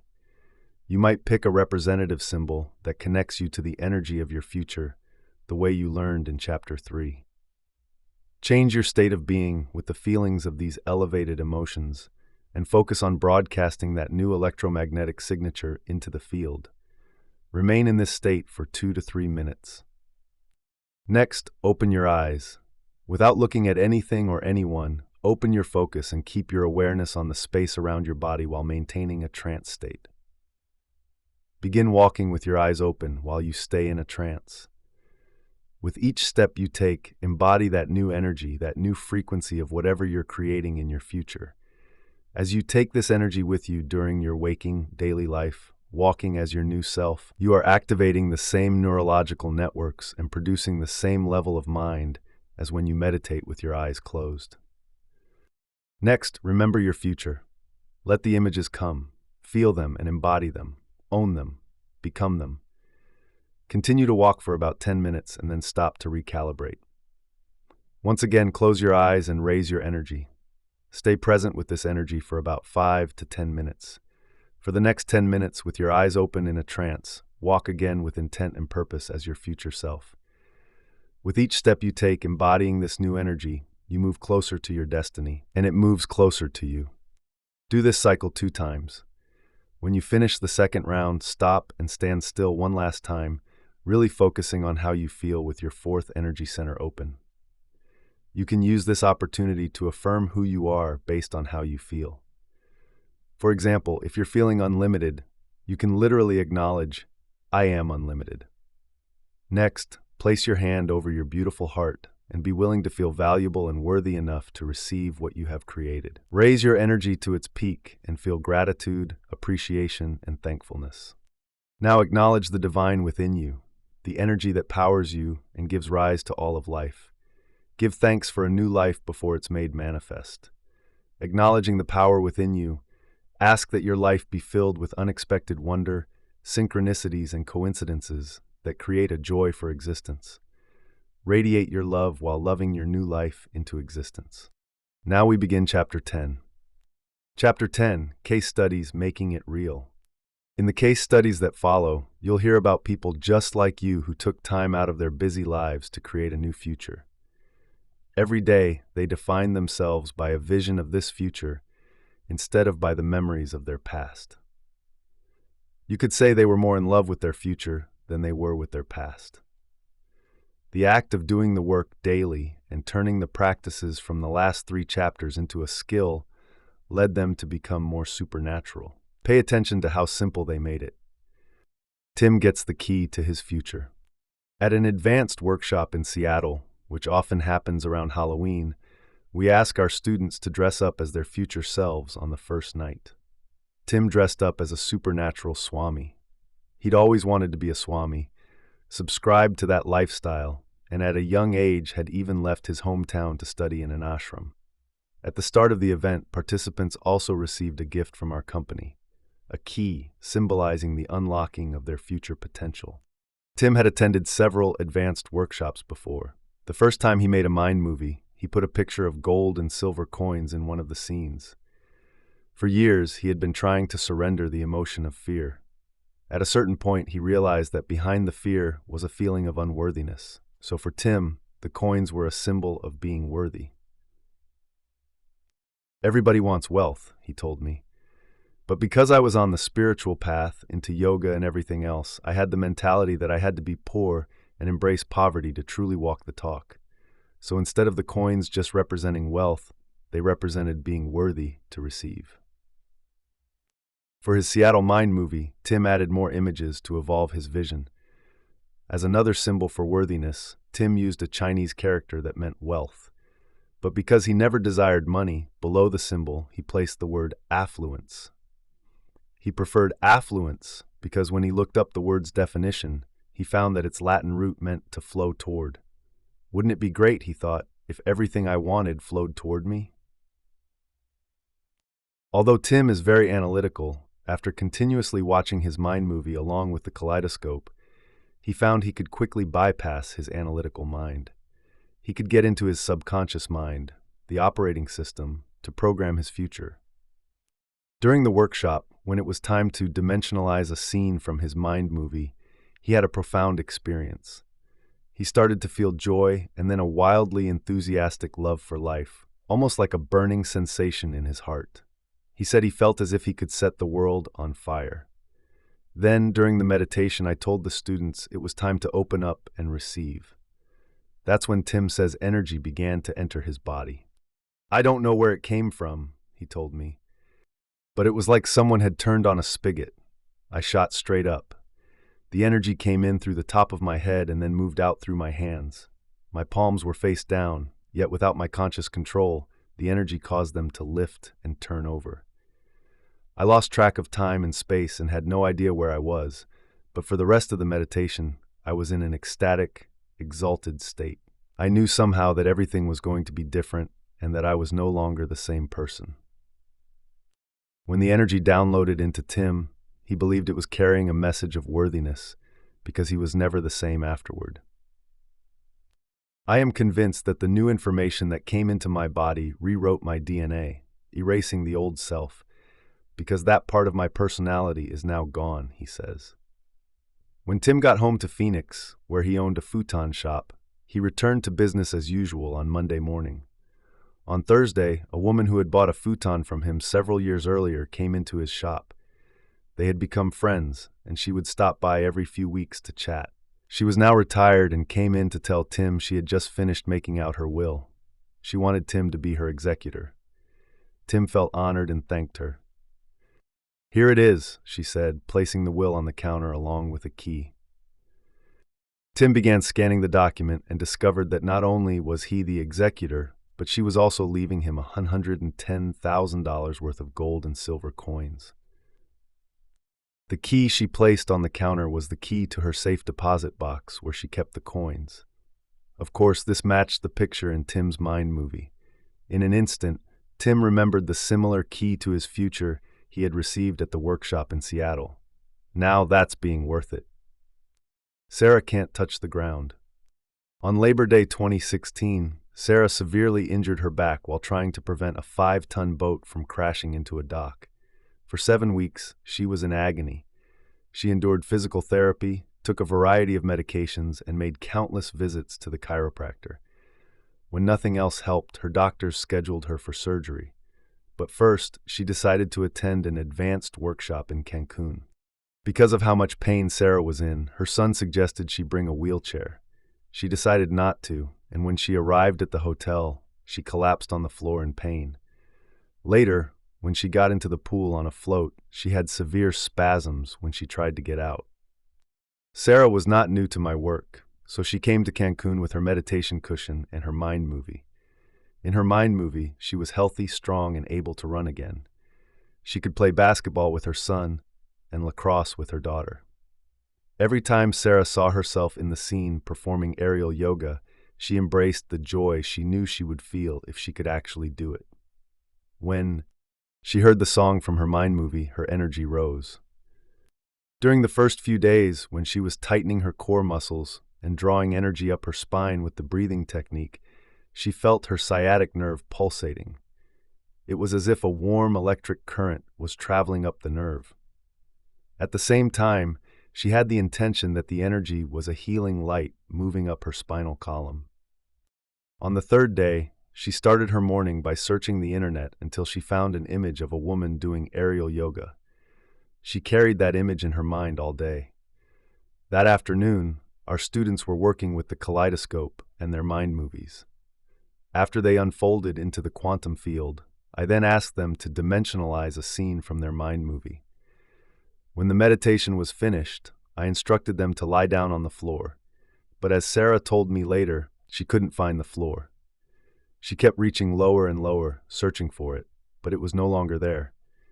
The next thing she knew, she was in another dimension, having a full-on IMAX-like sensory experience, but without her physical senses. She was living a future scene from her mind movie.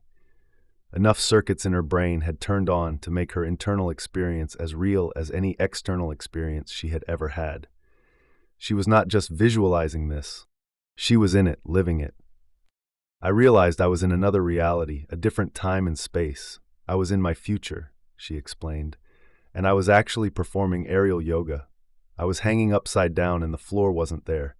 I kept reaching for it, but I was just swinging upside down from this beautiful red silk scarf. I felt freedom from my pain. I was swinging freely in space. Eventually, she did lie down with tears of joy flowing down her cheeks. When she came out of that meditation, all of her pain was gone. I knew I was healed, she said. I was in awe of the power of my mind and I felt tremendous gratitude. I continued to manifest things. Now we begin Chapter 10. Chapter 10, Case Studies Making It Real. In the case studies that follow, you'll be introduced to people just like you who took time out of their busy lives to create a new future. Every day, they define themselves by a vision of this future instead of by the memories of their past. You could say they were more in love with their future than they were with their past. The act of doing the work daily and turning the practices from my mind movie, in fact, my mind movie can't even keep up with my life. Terry walks from the last 3 chapters, into a skill led them to become more supernatural. Pay attention to how simple they made it. Tim New Future. In September 2016, while practicing her walking meditation along Australia's beautiful Sunshine Coast, gets the key to his future. At an advanced workshop in Seattle, which often happens around Halloween, we ask our students. Terry had a profound experience. Toward the end of her meditation, when she stopped for the final part, she was feeling connected, uplifted, and expansive. As she followed my instructions, she opened herself up to the field with the intention to dress up as their future selves on the first night. Tim dressed up as a supernatural Swami. He'd always wanted of being worthy of her future life. With no warning, she felt an electric charge enter her body through the crown of her head. It continued to flow down into her heart. As the energy coursed through the rest of her body, surging through her thighs to be a Swami, followed the lifestyle, and at a young age had even left his hometown to study in an ashram, and down into her feet, her legs began shaking uncontrollably. The only way I can describe it is that there was an occurrence. At the start of the event, participants also received a gift from our company, a key to symbolize unlocking the potential of their future intense shaking from the inside, she told me. But it was a voltage of energy that my body had never experienced self. Tim had attended several of our workshops before. The first time he made a personal movie about his future, which I thought I was going to fall over. It was at that point I lost all conscious control over my lower body. She burst into uncontrollable tears, and with that release, her mind and body also began to let go. Time appeared to stand, you'll recall, as a tool we use. He put a picture of gold and silver coins in one of his scenes. For years, he had been trying to surrender the emotion of fear, but at a certain point, he realized that behind the fear was still. Terry understood that her body was surrendering a lifetime of past, unresolved emotions. As the surge of electricity continued to move through a feeling of unworthiness. So for Tim, the coins were a symbol of being worthy. Everybody wants wealth. She felt huge amounts of dense, dark matter falling away from her body. I believe this matter was trauma, he told me. But because I was on the spiritual path, into yoga and everything else, I had the mentality not only from my lifetime, but also past lifetimes, she remembered. It included the trauma of my father nearly dying from them, that I had to be poor and embrace poverty to truly be authentic. So instead of the gold and silver coins just representing wealth, they a suicide attempt when I was 8, which has cast a shadow over my life by preventing me from allowing myself to receive unconditional love. She felt all her limiting beliefs, many of which she had acquired through deep emotional conditioning and the unconscious beliefs of others, represented being worthy to receive. For his Seattle workshop, Tim updated his movie and added more images to evolve his vision, as simply dissolve. Everything that was not in alignment with who I really am just fell away, Terry said. Another symbol for worthiness, Tim used a Chinese character that meant wealth, but because he never really desired money, Below experienced true liberation, something my soul has been yearning for a very long time. I knew in that moment that my soul had guided me to that very beach, at that very moment, with all these people, to do this important work. She, the symbol, he placed the word affluence. He preferred affluence because when he looked up the word's definition, he found that its Latin root meant to flow toward. He thought, wouldn't it be great if everything I wanted fell to her knees, an overwhelming amount of love flowing through her. Kneeling in the sand, humbled by this power, she saw that every choice she had made up to that point was necessary for her to arrive at this poignant moment. In that instant, she flowed toward me. Although Tim is very analytical, After continuously watching his movie along with the Kaleidoscope video, he found he could quickly bypass his analytical mind and get into the subconscious mind, the operating system, to program his future. During observed who she had been for the last year, consistently choosing to do the meditations every day, all the while falling in love with herself. She knew that her future self in that moment was calling her past self to have this experience of profound love. When it was time to dimensionalize a scene from his movie, that is, to experience it in 3D, Terry came back to the three-dimensional reality of her senses. She felt an overwhelming sense of peace and oneness with everything around dimensions in his mind. He had a profound experience. He started to feel joy and then a wildly enthusiastic love for life, her. She reported a deep reconnection to her physical, mental, emotional, and spiritual self. She said she felt almost like a burning sensation in his heart. He said he felt as if he could set the world on fire, than herself, than she had in a very long time. This experience reminded me that I am, as during the meditation I told the students it was time to open up and receive, and that's when Tim says we all are, an aspect of divine energy, she said, and that I am worthy of receiving it. Energy began to enter his body. I don't know where it came from, he told me. Now we'll move on to Chapter 11. Chapter 11, Space-Time and Time-Space.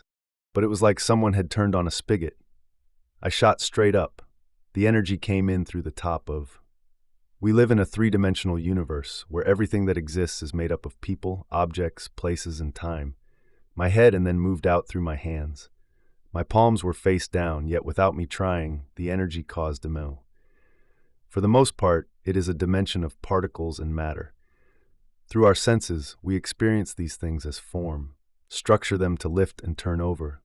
I lost track of time and space and had no idea where I was, but for mass and density. If I placed an ice cube, your cell phone, or an apple pie in front of the rest of the meditation, I was in an ecstatic, exalted state. I knew somehow that everything was going to be different, you. For example, you could not experience any of these objects without your senses. It's your senses that give rise, and that I was no longer the same person.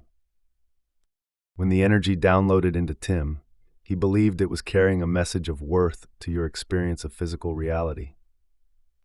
While the ice cube, cell phone, and apple pie all have height, widthness, because he was never the same afterward. I am convinced that the new information that came into my body, Ru, and depth, they only exist to you because you can see, hear, taste, smell, and feel them. If you lost all 5 of your senses at once, you would be incapable of experiencing these physical objects because you would have no awareness of them, wrote my DNA, erasing the old self, because that part of my personality is now gone, he says. When Tim got home to Phoenix, where he owned and operated a futon shop, he returned to business as usual on Monday morning. They would literally not exist to you. In this three-dimensional reality, you can't experience them without your senses, or can you? According to astrophysics, in this realm of 3 dimensions, the known universe, there's an infinite amount. Thursday, a woman who had purchased a futon from him several years earlier came into his shop. They had formed a friendship, and every few weeks she would stop by to chat. She was now retired and came in to tell Tim she had just finished of space. Let's call this space-time reality. Take a moment to think about that. From the small making out her will, she wanted Tim to be her executor. Tim felt honored and he thanked her. Place where we sit staring out into the universe, when we look up at the night sky, we see only a tiny sliver of it. Here it is, she said, placing the will on the counter along with a key. Read it. Tim, it appears infinite to us, and yet infinite is even bigger than that. In other words, Inda began to scan the document and discovered that not only was he the executor, but she was also leaving him $11 realm of space-time. Space is eternal. It has no end and goes on forever. But what about time? The way you and I typically experience time is by moving our bodies through space. For example, it might take you 1,000 worth of gold and silver coins. The key she placed on the counter was the key to her safe deposit box, where she kept the coins. Of course, these match the picture in Tim's movie. In 5 minutes to set this audiobook aside, walk to the kitchen, pour a glass of water, and return. This happens because an instant, Tim remembered the similar key to his future he had received at the workshop in Seattle. Now that's what thought, that started in your mind, created a vision of what you were going to do. You acted on that thought, and as I call being worthy. Sarah can't touch the ground. On Labor Day 2016, Sarah severely a result. You experienced time by moving from one point to another through space. Before you walked to the kitchen, injured her back while trying to prevent a 5-ton boat from crashing into a dock. For 7 weeks, she was in agony. As you were sitting in your chair, when you became conscious of the kitchen in relation to where you were sitting, you experienced a separation feeling. She endured physical therapy, took a cocktail of medications, and made countless visits to the chiropractor. When nothing else helped, her doctors scheduled her for surgery. But first, she decided to attend an advanced workshop in Cancun. Because of how much pain, Sarah, between 2 points of consciousness, where you sat and the kitchen. To close the gap between those 2 points, you moved your body through was in, her son suggested she bring a wheelchair. She decided not to, and when she arrived at the hotel, she collapsed space, and that took time. It makes sense then that the greater the space or distance between 2 points, the more time it takes to get from one to the other. Conversely, the faster you travel between these 2 points, the shorter the amount on the floor in pain.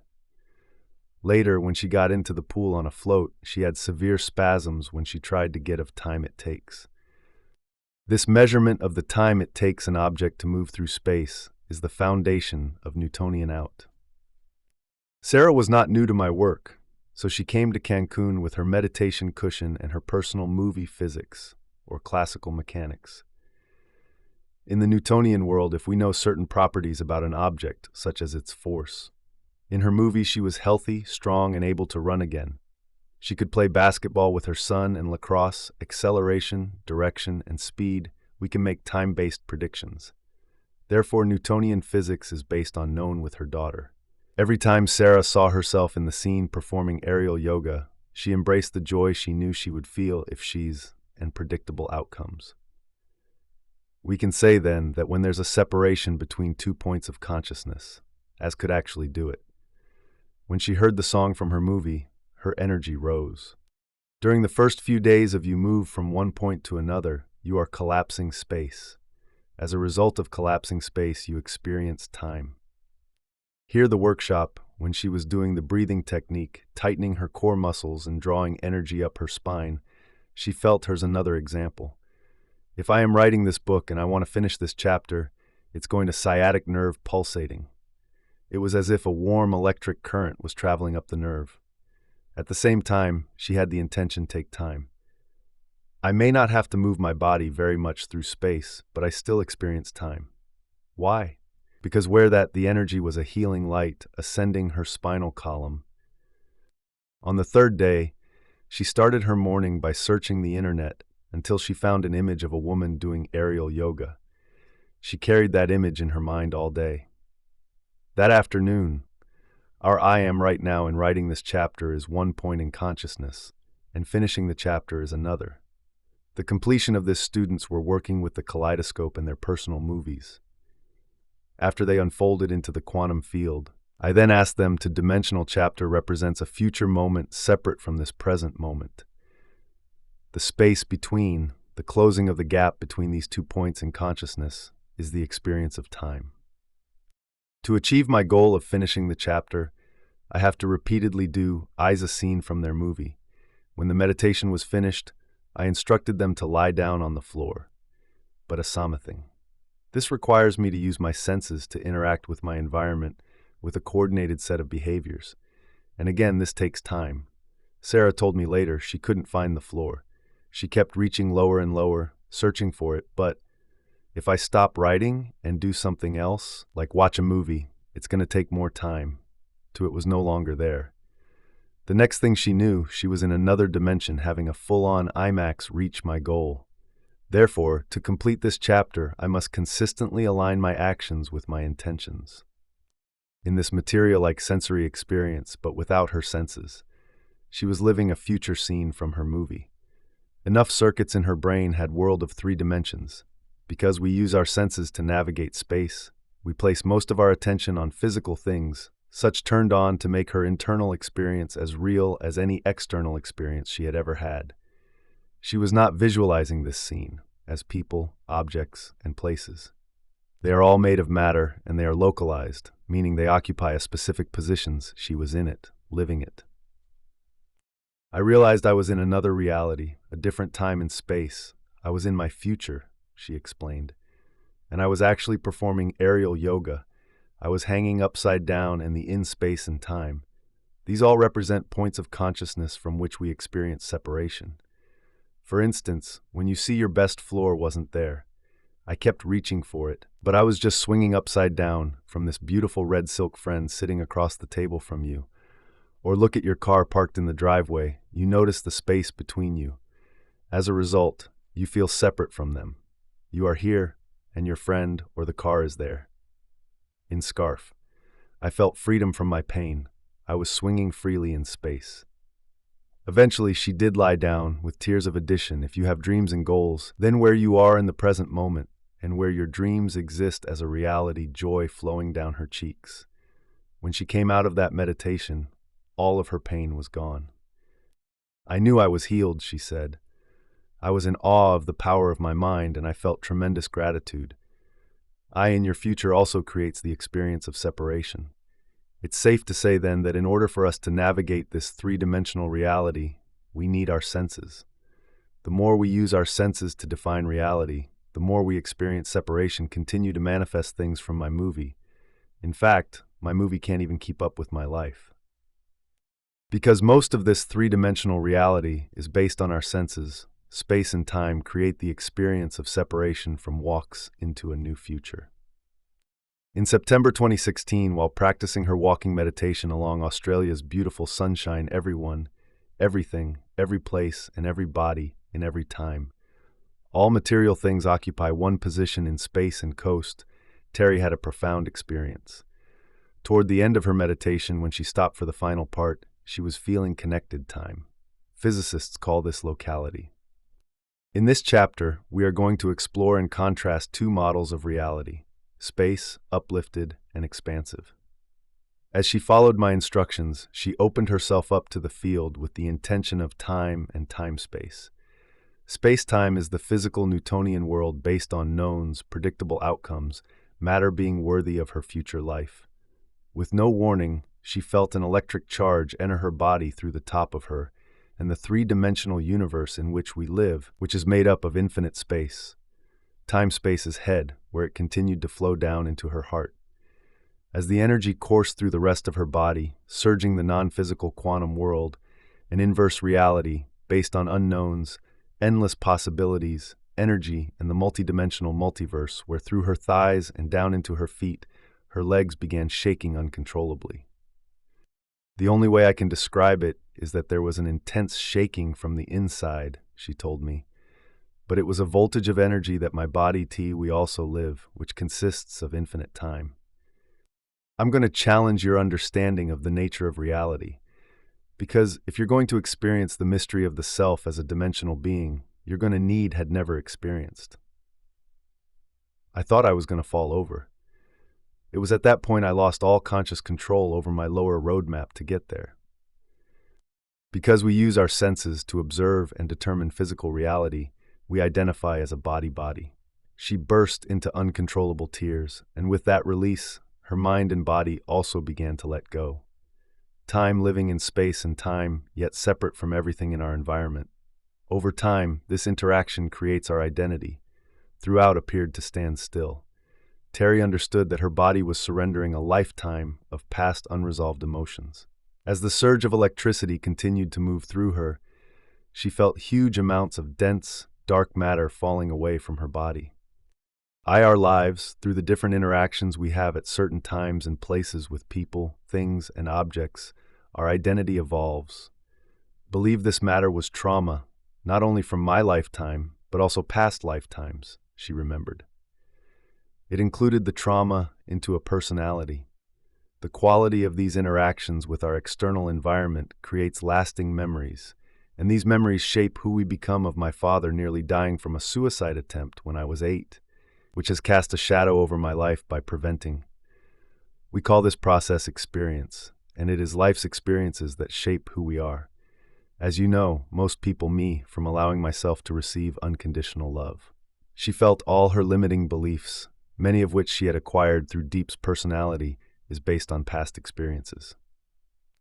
As you learned in Chapter 8, to our brains, the material objects, emotional conditioning, and the unconscious beliefs of others simply dissolve. Everything that was not in alignment with who I really things, people, and places that we perceive daily appear to us as patterns.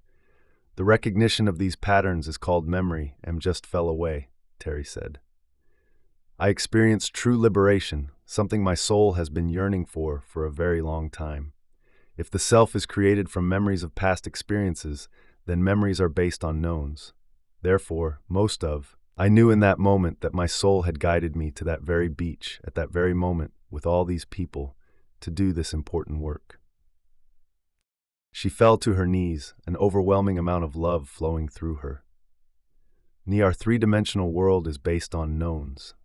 This is where most of us focus our attention. When you align everything eeling in the sand, humbled by this power, she saw that every choice she had made up to that point was necessary material in your external world with the memories of your past experiences. You recognize them as familiar. You're matching a physical reality with a set of neurological networks in your brain. This is called pattern recognition, and it's the process for her to arrive at this poignant moment. In that instant, she observed who she had been for the last year, which most people perceive reality through a lens of the past. We could say then that we're materialists not consistently choosing to do the meditations every day, all the while falling in love with herself. She knew that her future self in that moment was calling her past self to have this experience of profound love. When Terry came back to the three only living in this dimension but also enslaved to it, because we've defined ourselves as a body, living in a dimensional reality of her senses, she felt an overwhelming sense of peace and oneness with everything around her. She reported a deep environment at certain times. Our focus is more on matter and less on energy. From a quantum perspective, we reconnection to her physical, mental, emotional, and spiritual self, and said she felt more like herself than she had in keeping our attention on the physical particle, which is matter, instead of the immaterial wave of possibilities, which is energy, a very long time. This experience reminded me that I am, as we all are, an aspect of divine. This is how we become immersed in this three-dimensional reality. When stress is thrown into the equation, our body begins to energy, she said, and that I am worthy of receiving it. Now we begin Chapter 11. Draw from the invisible electromagnetic field of energy around us to produce chemistry. The greater the frequency, intensity, and duration of the stress. Chapter 11, Space-Time and Time-Space. We live in a three-dimensional universe where everything the more energy our body consumes. The very nature of these chemicals endorses our senses, causing us to pay attention to that exists is made up of people, objects, places, and time. For the most part, it is a dimension matter and knowns. As this vital field of energy around our body shrinks, we feel more like matter and less like of particles and matter. Through our senses, we experience these things as form, structure, mass, and density.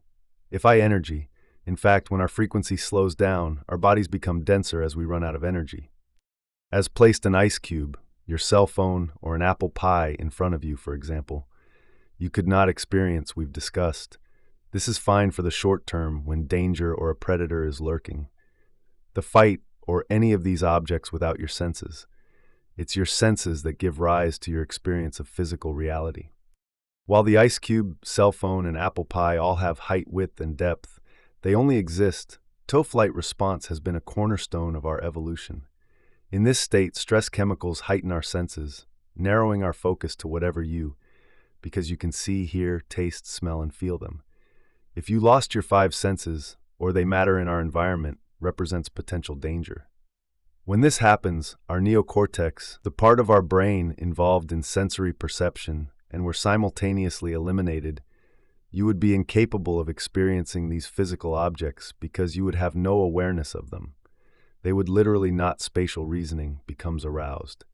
For survival purposes, this narrows our focus on our body and the external threat, causing us to become preoccupied by the time between the moment of the perceived threat and the moment we reach safety, both of which are points of consciousness. Exist to you because in this three-dimensional reality, you can't experience them without your senses, or can you? The more we experience stress, the more we feel separation.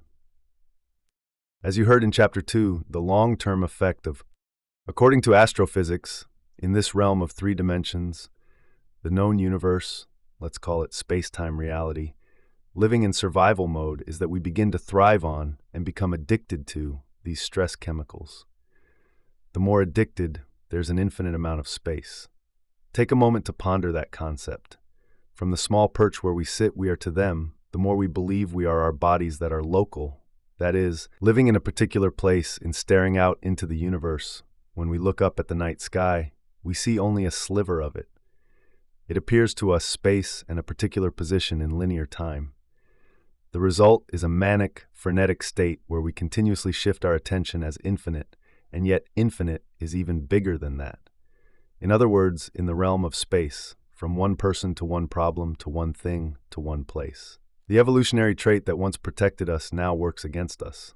Time, space is eternal. It has no end and goes on forever. But what about time? The way you and we live on constant high alert, obsessing about time. Because we view our external environment as unsafe, all of our attention is, and I typically experience time is by moving our bodies through space. For example, it might take you 5 minutes to set on that environment. As our outer world now appears more real than our inner world, we're addicted to someone. This audiobook aside, walk to the kitchen, pour a glass of water, and return. This happens because a thought, that, or something in our external environment. The longer we live in this state, the more our brain moves into high beta, originated in your mind, created a vision of what you were going to do. You acted on that thought, and consequently, you experienced brainwaves. As you know by now, prolonged high beta brainwaves cause us to feel pain, anxiety, worry, fear, anger, and frustration. As a result, our brainwaves become incoherent, and so do we. Time by moving from one point to another through space. Before you walked to the kitchen, as you were sitting in, when the emotions of survival have a hold on us, we need the conditions in our external world, our problems, financial war, your chair. When you became conscious of the kitchen in relation to where you were, you experienced a separation of 2 points of hardships, fear of terrorism, to reaffirm our addiction to those emotions.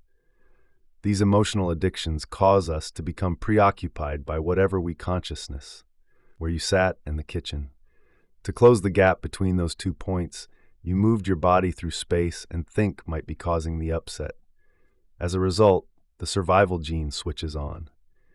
Now we're living in a self-fulfilling prophecy. If you understand that where you place your attention is where you place your energy, you know that took time. It makes sense then that the greater the space or distance between 2 points, the more time it takes to stronger the emotional reaction to the cause, the more you will consistently place all your attention on that person, thing, or problem in your get from one to the other. Conversely, the faster you travel between these 2 points, the shorter the amount of time it takes external world. When you do this, you are giving a lot of your power away to someone or something. Now this measurement of the time it takes an object to move through space is the foundation for Newtonian physics, or classical mechanics. Attention and energy are anchored in this three-dimensional realm of the material, and your emotional state is causing you to continuously. In the Newtonian world, if we know certain properties about an object, such as its force, acceleration, and speed, reaffirm your present reality. You can become emotionally attached to the very reality you want to change. This mismanagement of your energy, we can make time-based predictions. Therefore, Newtonian physics is based on knowns and predictable outcomes. We can say, keeps you enslaved to the world of the knowns, trying to predict the future based on the past. What's more then, that when there's a separation between 2 points of consciousness, as you move from one point to another, when you're in a survival state, the unknown or unpredictable is a scary place. So for you to truly make changes in your coin, you are collapsing space. As a result of collapsing space, you experience time. Here's another example. If life, you would have to step into the unknown. If you don't, nothing ever really changes. If feelings, I am working on this audiobook and I want to finish this chapter, it's going to take time. I may not have to, and emotions are a record of the past, and those feelings are driving your hardwired thoughts and behaviors. You'll keep repeating "move my body" very much through space, but I still experience time. Why? Because where I am right now in the process, you're past, and therefore become predictable. Now you're firmly in the Newtonian world, because Newtonian physics is based on predictable outcomes. That represents one point in consciousness, and finishing the chapter represents another. The completion of this chapter is a future moment separate from this present. The more you live in stress, the more you are simply matter trying to affect matter. Matter trying to fight, force, manipulate, and moment. The space between, the closing of the gap between these 2 points in consciousness, is the experience of time. Compete for outcomes. As a result, everything you want to change or manifest is going to take a lot of time. To achieve my goal of arriving at the end of the chapter, I have to repeatedly do something. This requires me to use this space-time reality. You have to move your physical body through space to create the outcomes you want. The more you are living in survival and using your senses to define reality, the more you experience separation from a new future. Between my senses to interact with and move through my environment with a coordinated set of behaviors, and again, this takes time. If where you are now as one point of consciousness and where you want to be as another lies I stop working and do something else like watch a movie, it's going to take more time to reach my intended long distance. Not to mention that your constant obsession with how it's going to happen is based on how you think it should result. Therefore, to complete this chapter, I must consistently align my actions to match my intentions. In this material world of happen, but if you're predicting, your thinking is based on knowns, so there's no room for an unknown or new possibility in your life. If you are trying to buy a house, for example, you need to save 3 dimensions. Because we use our senses to navigate space, we place most of our attention on physical things such as people, objects for a down payment, look for a house, get a loan, go through the application process, and then spend in places. They all are made of matter and they are localized, meaning they occupy a position in space and time, 30 years dragging your body back and forth to work through space to pay it off. These 2 points in consciousness, having. These all represent points of consciousness from which we experience separation. For instance, when you observe your best friend sitting across the idea to buy the house and having the house paid off are going to take time to meet. In a similar way, the table, or look at your car parked in the driveway, you notice the space between you and them. As a result, you feel separate. You are here, and your friend or the car is there. In addition, if you have dreams and if you want a new relationship, you might go online, set up a profile, and go on many dates in the hopes of finding someone. If you want a new job, you might take the time to create a resume, search for positions, and go on goals. Then where you are in the present moment, and where your dreams exist as a reality in your future, also creates the experience of separation. It's safe to say then that first, in order for us to navigate this 3-dimensional reality interviews, what these processes have in common is they require time, which you experience as linear. You may get what you want, we need our senses. Second, the more we use our senses to define reality, the more we experience separation. But the more you live in survival, the more time it's going to take because you're matter trying to influence. Third, because most of this 3-dimensional reality is sensory-based, space and time create the experience of separation from everyone matter. And there is a distinct separation in space and time between where you are and where you want to be. We, everything, every place, and everybody, in every time. And finally, all things material occupy one position in space, and can agree then that in this 3-dimensional reality, Within your experience of time, there's a definite time. Physicists call this locality. In this chapter, we are going to explore two models of reality: space-time past, present, and future. Since you live in linear time, you also experience a separation from time because the past, present, and time-space. Space-time is the physical Newtonian world based on knowns, predictable outcomes, matter, and the three, and future appear as separate moments. You are here, and your future is there. As I said earlier, thanks dimensional universe we live in, which is made up of infinite space. Time-space is the non-physical quantum world, and to Newtonian physics, we've unraveled the natural laws of force, acceleration, and matter, allowing us to predict outcomes. Inverse reality based on unknowns, endless possibilities, energy, and the multidimensional multiverse where we also live, which consists of infinite is. If we know the general direction, velocity, and rotation of an object traveling through space, for the most part we can predict where time. I'm going to challenge your understanding of the nature of reality, because if you're going to experience, it's going to end up and how long it will take. This is why we can travel from New York to Lost towards Steinloss. The mystery of yourself as a dimensional being, you're going to need a roadmap to get there. Because we Angelas by plane and know about how long it will take and where it will land. Within the understanding of Newtonian physics, and this three use our senses to observe and determine physical reality, we identify as a body living in space and time, yet separate from everything in our environment. Over time, this interaction creates our identity.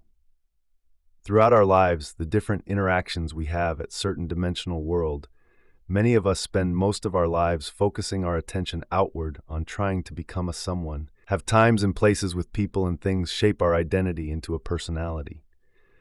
The quality of these interactions creates lasting memories, and these somebody owns some things, goes somewhere, and experience something in some time. When we don't have the things we want, memories shape who we become. We call this process experience, and it is life's experiences that shape who we are. We experience lack, and lack and separation cause us to live in a state of duality and polarity. It's natural for, as you know, most people's personality is based on past experiences. As you learned in Chapter 8, us to want what we don't have. In fact, this is how we create things. When we experience separation, to our brains, the material objects, people, and places that we perceive daily appear as patterns. The recognition of these from our future desires, we think and dream of what we want, and then set about performing a series of actions in linear time to get patterns is called memory. If the self is created from memories of past experiences, then memories are based on knowns them. If we're always under financial stress, for example, we want money. If we have a disease, therefore, most of our three-dimensional world is based on knowns. This is where most of us focus our attention.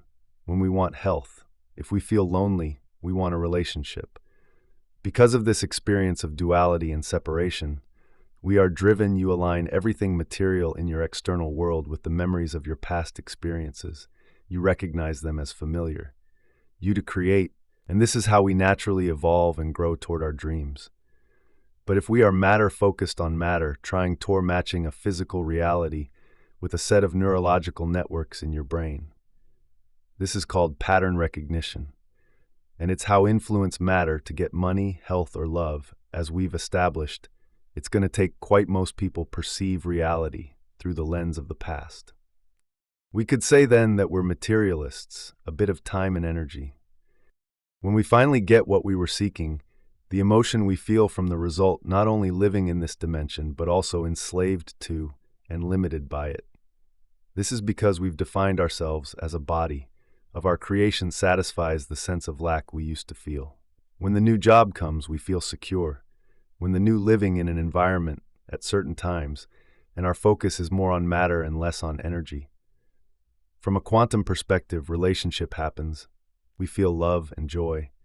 As we heal, we feel more whole. If we are living in this state, we're keeping our attention on the physical particle, which is matter, instead of the immaterial wave of possibilities, which is energy, or waiting for something or someone outside of us to change how we feel inside. Once we feel relief from the experience of lack, because this is how we become immersed in this three-dimensional reality. When stress is thrown into the equation, our body begins to draw from the invisible electromagnetic field of energy around us to produce chemistry. The greater the frequency, intensity, and duration of the stress, we are embracing the emotion connected to the external event. We pay close attention to whatever caused that relief. This cause and effect forms a new memory, and to some degree, we evolve. When something in our world doesn't happen, or the more energy our body consumes, the very nature of these chemicals endorses our senses, causing us to pay attention to matter and knowns. As this vital field of energy around our body shrinks, we feel more like matter and less like seems to be taking a long time. We experience more lack because we feel even more separate from what we're trying to create energy. In fact, when our frequency slows down, our bodies become denser as we run out of energy. Now our own emotional state of lack, frustration, and impatience is keeping our dreams at a distance, further increasing the time it will take for our desired outcome to happen. If Newtonian laws are an outward expression of the physical material laws of space-time we've discussed, this is fine for the short term when danger or a predator is lurking. In fact, the fight-or-flight response has been a cornerstone of our evolution. In this state, stress chemicals heighten our senses, narrowing a dimension where there's more space than time, we could say, in a sense that quantum laws are the inverse. The quantum is an inward expression of the laws of nature, an invisible field of information and energy that unifies everything material. This our focus to whatever matter in our environment represents potential danger. When this happens, our neocortex, the part of our brain involved immaterial field, organizes, connects, and governs all the laws of nature. It is a dimension where there's more time in sensory perception and spatial reasoning, becomes aroused. For survival, this narrows our focus on our body and the external threat causing then space. In other words, it's a dimension where time is eternal. As you learned in chapters 2 and us, to become preoccupied by the time between the moment of the perceived threat and the moment we reach safety. Both of these are points of 3. When we take our attention off people and things at certain places in our external world, no longer placing our attention on our consciousness. The more we experience stress, the more we feel separation. As you learned in chapter 2, the long-term effect of living in survival mode is that we begin to thrive on and become addicted to these stress body, and ceasing to think about time and schedules, we become no body, no one, no thing, nowhere, and chemicals. The more addicted we are to them, the more we believe we are our bodies, living in a particular place at A in no time. We do this by disconnecting from our body, our identity, our gender, our disease, our name, our particular time.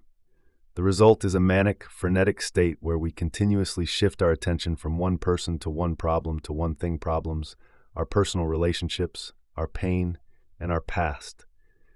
This is what it means to get beyond the self, to one place. The evolutionary trait that once protected us now works against us, and we live on constant high alert to go from the consciousness of somebody to nobody, from someone to no one, from something to no thing, from somewhere to nowhere, and from being in some time to being in no time. As we move from a narrow focus to obsessing about time, because we view our external environment as unsafe, all of our attention is on our environment. As our outer world now appears more real than our inner world, we become addicted to someone or something in our external environment. An open focus and begin to surrender all aspects of the self. We move away from the external world of people and things and froth. The longer we live in this state, the more our brain moves into high beta brainwaves. As you know, turn our attention to the inner world of energy, vibration, frequency, and consciousness. Our research shows that when we take our attention now, prolonged high beta brainwaves cause us to feel pain, anxiety, worry, fear, and anger. As off objects and matter and instead open our focus to energy and information, different parts of the brain work together in harmony. A result, our brainwaves become incoherent, and so do we. When the emotions of survival have a hold on us, the result of this unification of the brain is that we feel more whole. When we do this properly, our heart begins. We need the conditions in our external world, our problems with different people, financial hardships, fear of terrorism, or disdain to open and beat more rhythmically, becoming more coherent. As the heart moves into coherence, so too does our brain, for our job, to reaffirm our addiction to those emotions. These emotional addictions cause us to become preoccupied by whatever we think might for. Because our identity is out of the way, meaning we've gotten beyond our body, our environment, and time, the act be causing the upset. As a result, the survival gene switches on. Now we're living in a self-fulfilling prophecy of eliminating those things causes us to move into alpha and theta brainwave patterns, and we connect with the autonomic nervous system. If you understand that where you place your attention is where you place your energy, you know that the stronger the emotional. As the autonomic nervous system becomes activated, its job is to restore order and balance, causing coherence and wholeness in our reaction to the cause. The more you will consistently place all your attention on a person, thing, or problem in your external world. When you do this, you are giving a lot of your power away to someone or something. Now all your attention and energy, heart, brain, body, and energy field. This coherence is then reflected in all aspects of our biology. It is in this state are anchored in this three-dimensional realm of the material, and your emotional state is causing you to continuously reaffirm your present, where we begin to connect to the quantum or unified field. If Newtonian physics explains the physical laws of nature on a grand reality, you can become emotionally attached to the very reality you want to change. This mismanagement of your energy keeps you enslaved to scale. Like the gravitational force of the sun on planets, the quantum world deals with the fundamental nature of things at their smallest scale, such as atomic and subatomic particles. Newtonian laws are physical constants of nature. So the Newtonian world is an objective world of me's to the world of the knowns, trying to predict the future based on the past. What's more, when you're in a survival state, the unknown is a scary place. So for you to truly make changes in your life, your ability and predictable outcomes. Quantum laws, however, deal with the unpredictable and the unseen. The world of energy, waves, frequency, information, consciousness, and all spectrums of light. Governing this world is an unseen constant. A single would have to step into the unknown. If you don't, nothing ever really changes. If feelings and emotions are a field of information called the unified field, we can think of the Newtonian world as dealing with the objective, where mind and matter are separate record of the past, and those feelings are driving your hardwired thoughts and behaviors. You'll keep repeating your past and therefore become predictable. Now you're firmly in the Newtonian world because Newtonian physics is based on predictable outcomes. The more you live, and of the quantum world as dealing with the subjective, where mind and matter are unified by energy, or better yet, where mind and matter are so connected that it's impossible to separate the two. In the quantum or unified field, there's no separation in stress. The more you are simply matter trying to affect matter, matter trying to fight, force, control, and compete between 2 points of consciousness. It is the domain of oneness, or unity consciousness. Whereas in our three-dimensional reality for outcomes, as a result, everything you want to change or manifest is going to take a lot of time. In this space, space is infinite. In the quantum world, time is infinite. If time is infinite and eternal, it's no longer linear time reality. You have to move your physical body through space to create the outcomes you want. The more you are, meaning there is no separation of past or future. With no past or future, everything is happening right now, in living in survival and using your senses to define reality, the more you experience separation from a new future, between where you are now, this eternal present moment. Because time is infinite in this time-space reality, as we move through time, we experience space as one point of consciousness, and where you want to be as another lies a very long distance, not or spaces. In the material world of things, when we move through space, we experience time. Yet in the immaterial, to mention that your constant obsession with how it's going to happen is based on how you think it should quantum world of energy and frequency, the opposite is true. In the world of space-time, as we change the speed happen. But if you're predicting, your thinking is based on knowns, so there's no room for an at which we go from point A to point B. The time it takes to get there changes in the world of unknown or new possibility in your life. If you're trying to buy a house, for example, you need to save time-space. As we become aware of a change in the speed of the frequency or vibration of energy, we can go from one for a down payment, look for a house, get a loan, go through the application process, and then spend space to another space, or from one dimension to another dimension.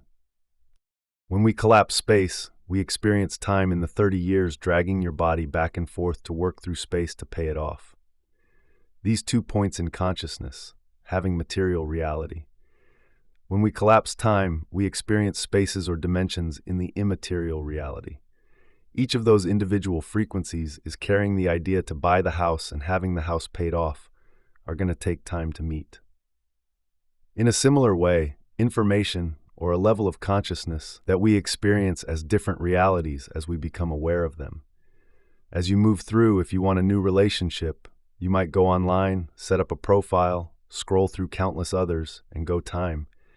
You experience different dimensions in the eternal present moment. In space-time, you experience the environment with your body on many dates in the hopes of finding someone. If you want a new job, you might take the time to create your senses and time. Time appears linear because you are separate from objects, things, people, and places. Resume, search for open positions, and go on interviews. What these processes have in common is they require time, as well as the past and the future. In time-space, however, you experience this realm with your awareness, as a consciousness, not as a body with senses. This realm exists beyond your senses. You access this domain when you are which you experience as linear. You may get what you want, but the more you live in survival, the more time it's totally in the present moment. So there is no past or future, just one long now. Since your awareness is beyond going to take, because you're matter trying to influence matter, there is a distinct separation in space and time between where you are and where you want to be. We can agree, then, that in this three-dimensional reality, within your experience of time, the realm of matter, because you have taken all your attention off matter, you can become aware of different frequencies all carrying information. These frequencies allow you to have access to different unknown dimensions. So if you are in a realm above the senses and unfolding, there's a definite past, present, and future. Since you live in linear time, you also experience as consciousness into the energy of the unified field.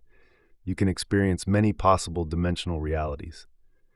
I know this is a big concept to take separation from time because the past, present, and future appear as separate moments. You are here, and your future is there and all at once, so hang in there. If you are confused, it means you're about to learn something new. As I said earlier, thanks to Newtonian physics, we've unraveled the natural laws of force, acceleration, and when I say that as you move through time, you experience space or spaces, I mean all possible dimensions and possible realities.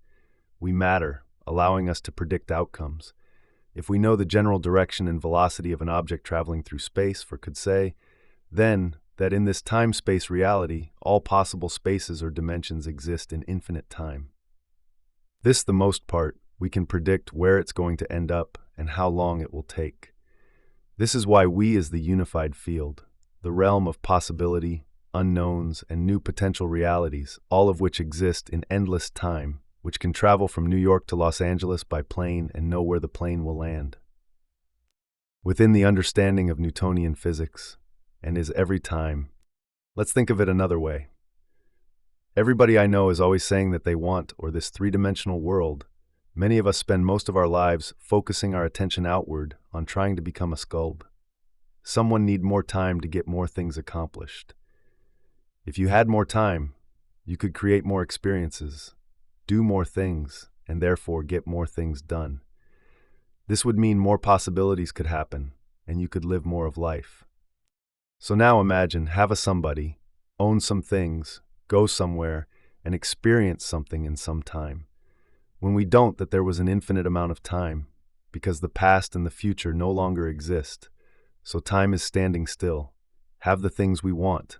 We experience lack. Lack and separation cause us to live in a state of duality and polarity, and you had all the time you needed.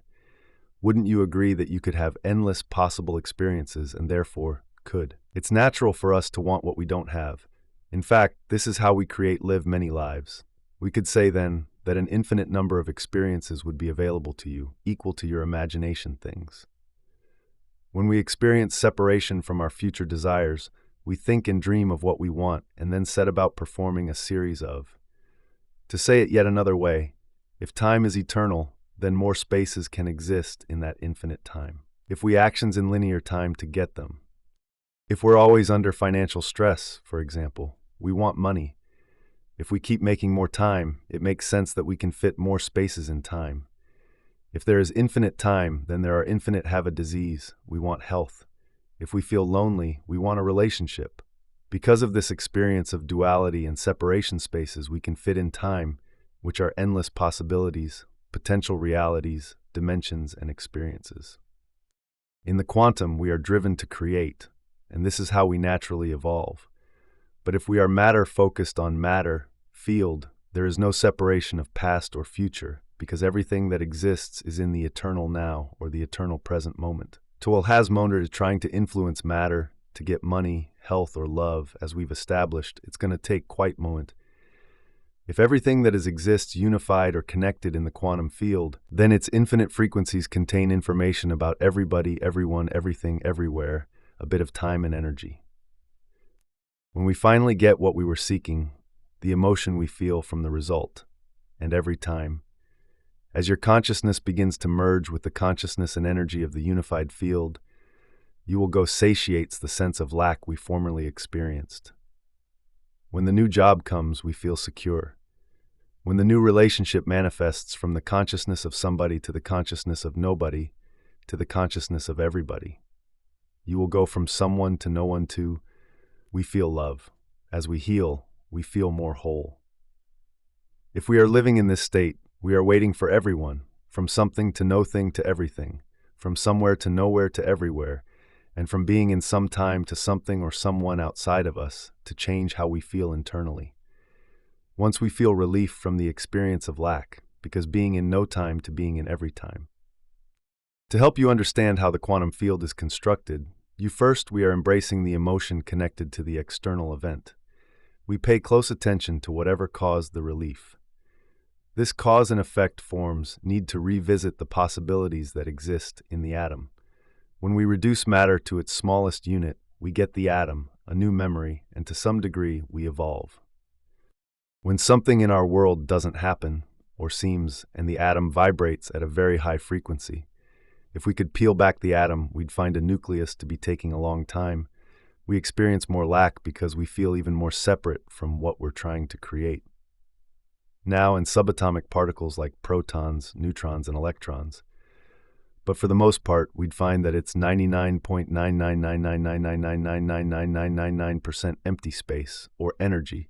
As you, our own emotional state of lack, frustration, and impatience is keeping our dreams at a distance, further increasing the time it will take for heard earlier. The classical model of the atom we learned in grade school is outdated. In reality, electrons dawn our desired outcome to occur. If Newtonian laws are an outward expression of the physical laws of space-time, at move in fixed orbits around the nucleus like planets orbiting the sun. Instead, the space around the nucleus is more like an invisible field dimension where there's more space than time. We could say that quantum laws are the inverse.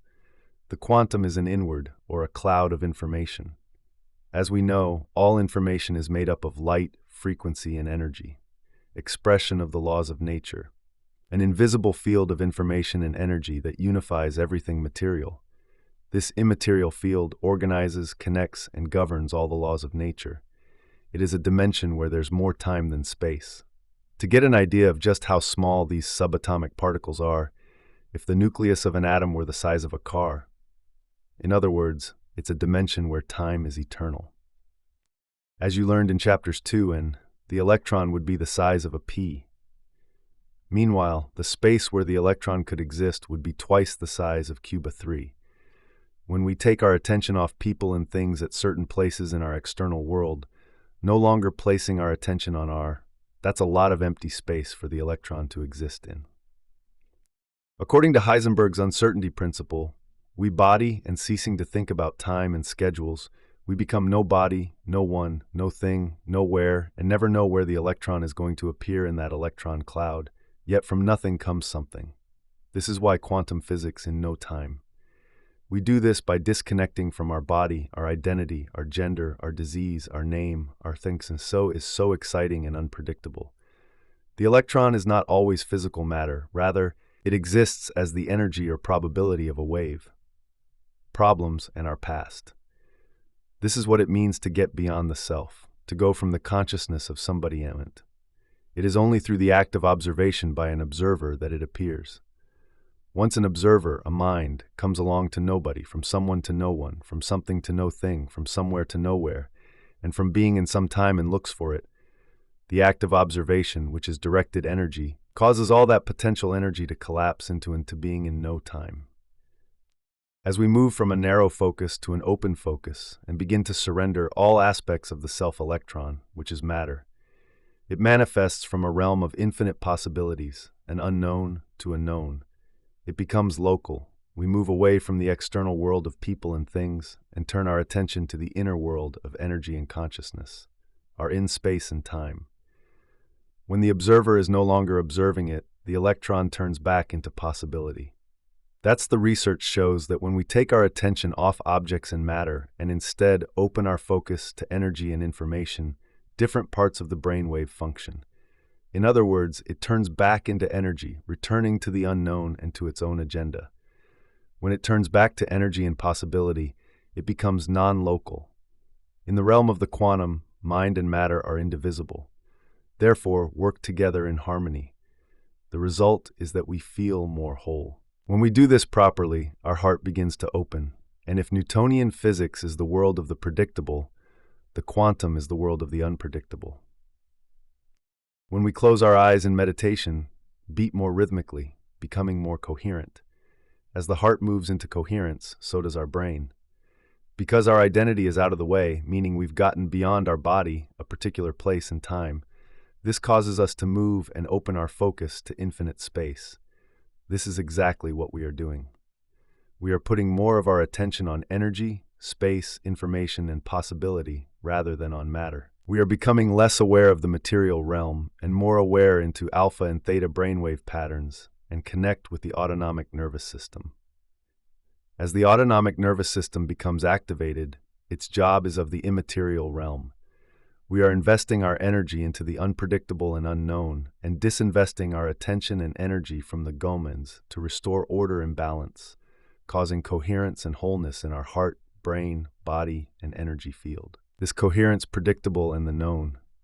Each time we do this, we develop a deeper understanding of what the unified field is then reflected in all aspects of our biology. It is in this state where we begin to connect to the quantum or, before we go any further, let's briefly review what we just learned.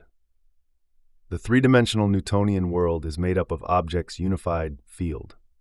If Newtonian physics explains the physical laws of nature on a grand scale, the quantum world deals with the fundamental people, places, matter, and time.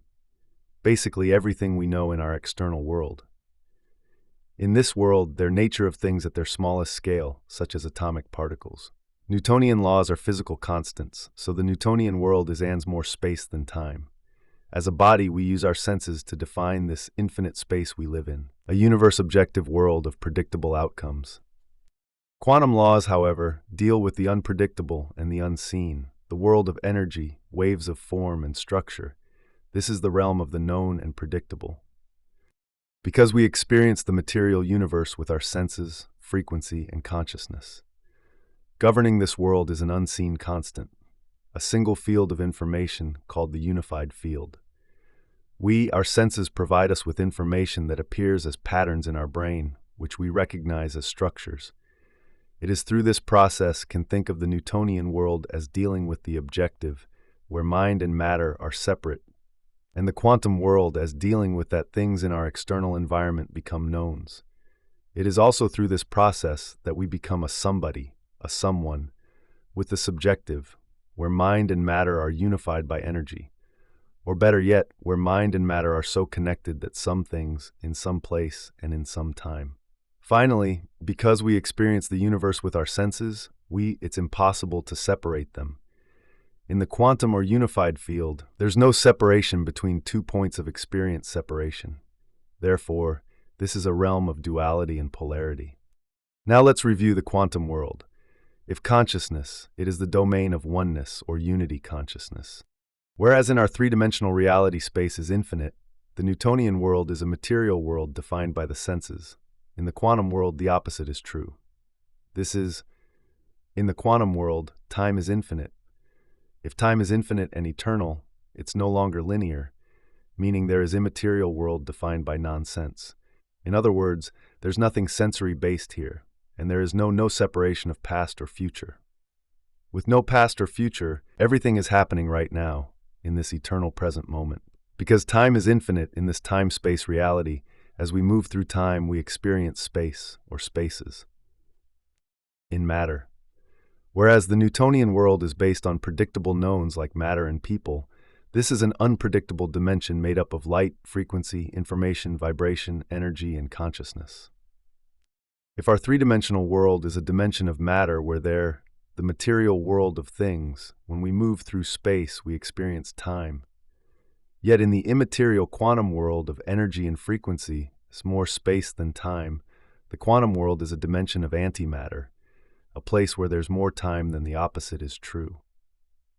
In the world of space-time, as we change the speed with which we go from point space, because there is more time than space, all possibilities exist in the eternal present moment.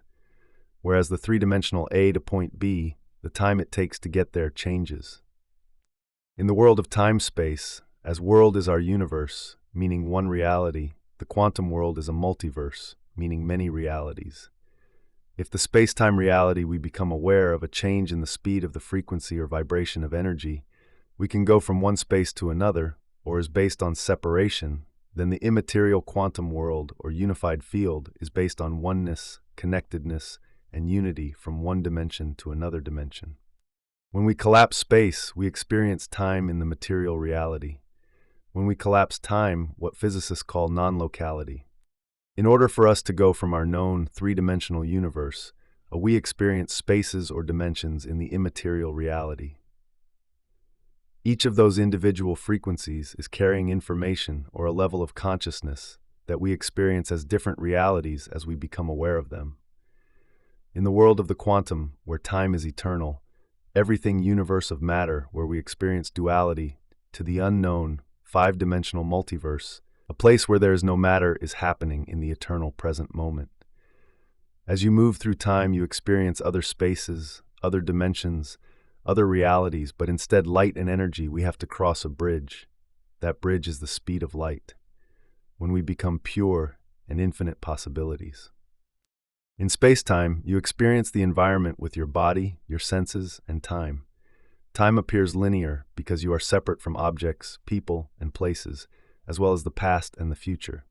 In time consciousness and become nobody, no one, no thing, nowhere in time, we are crossing that threshold from matter to energy space. However, you experience this realm with your awareness as a consciousness, not as a body with senses.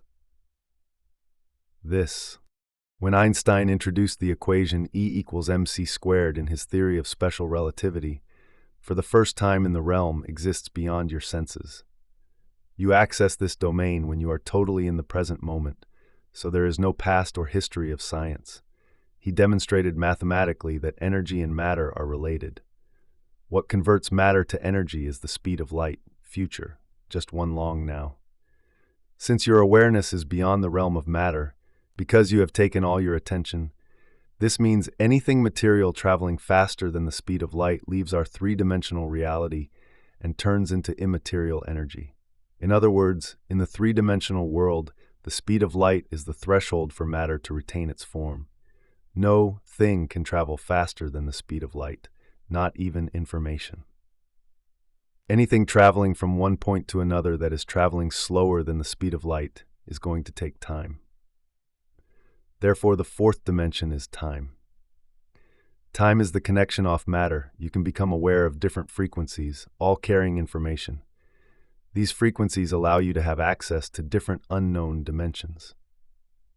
So if you are in a realm above the senses and unfolding as consciousness into the energy of the unified field, you can experience many possible dimensional realities. I know this is a big concept, so hang in there. If you are confused, it means that links the three-dimensional world to the five-dimensional world and beyond. Once something is traveling faster than the speed of you're about to learn something new. When I say that as you move through time you experience space or spaces, I mean all possible dimensions and possible realities. We could say then that in this time-space reality all possible space is light.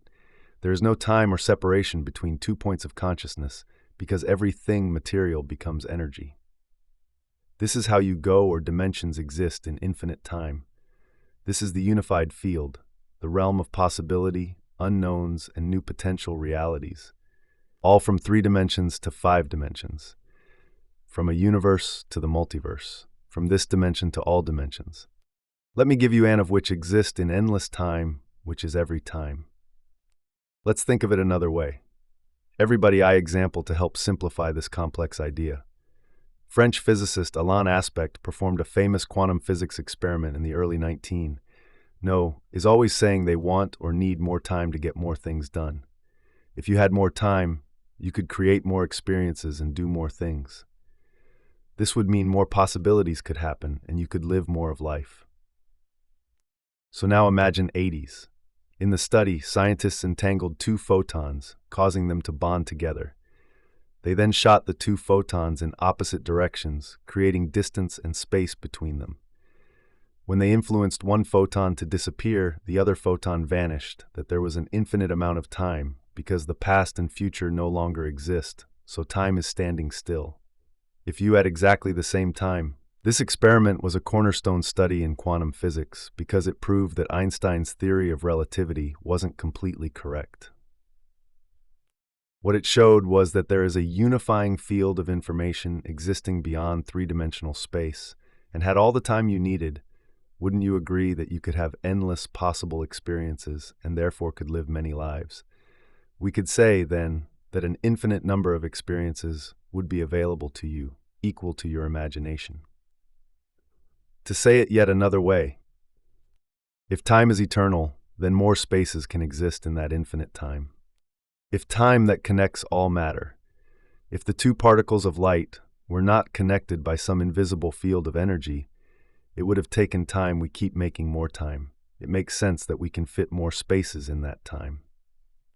If there is infinite time for information to travel from one local point in space to the other, according to Einstein's theory, if one particle disappeared, then there are infinite spaces we can fit in that time, which means endless possibilities, potential realities, dimensions, and experiences.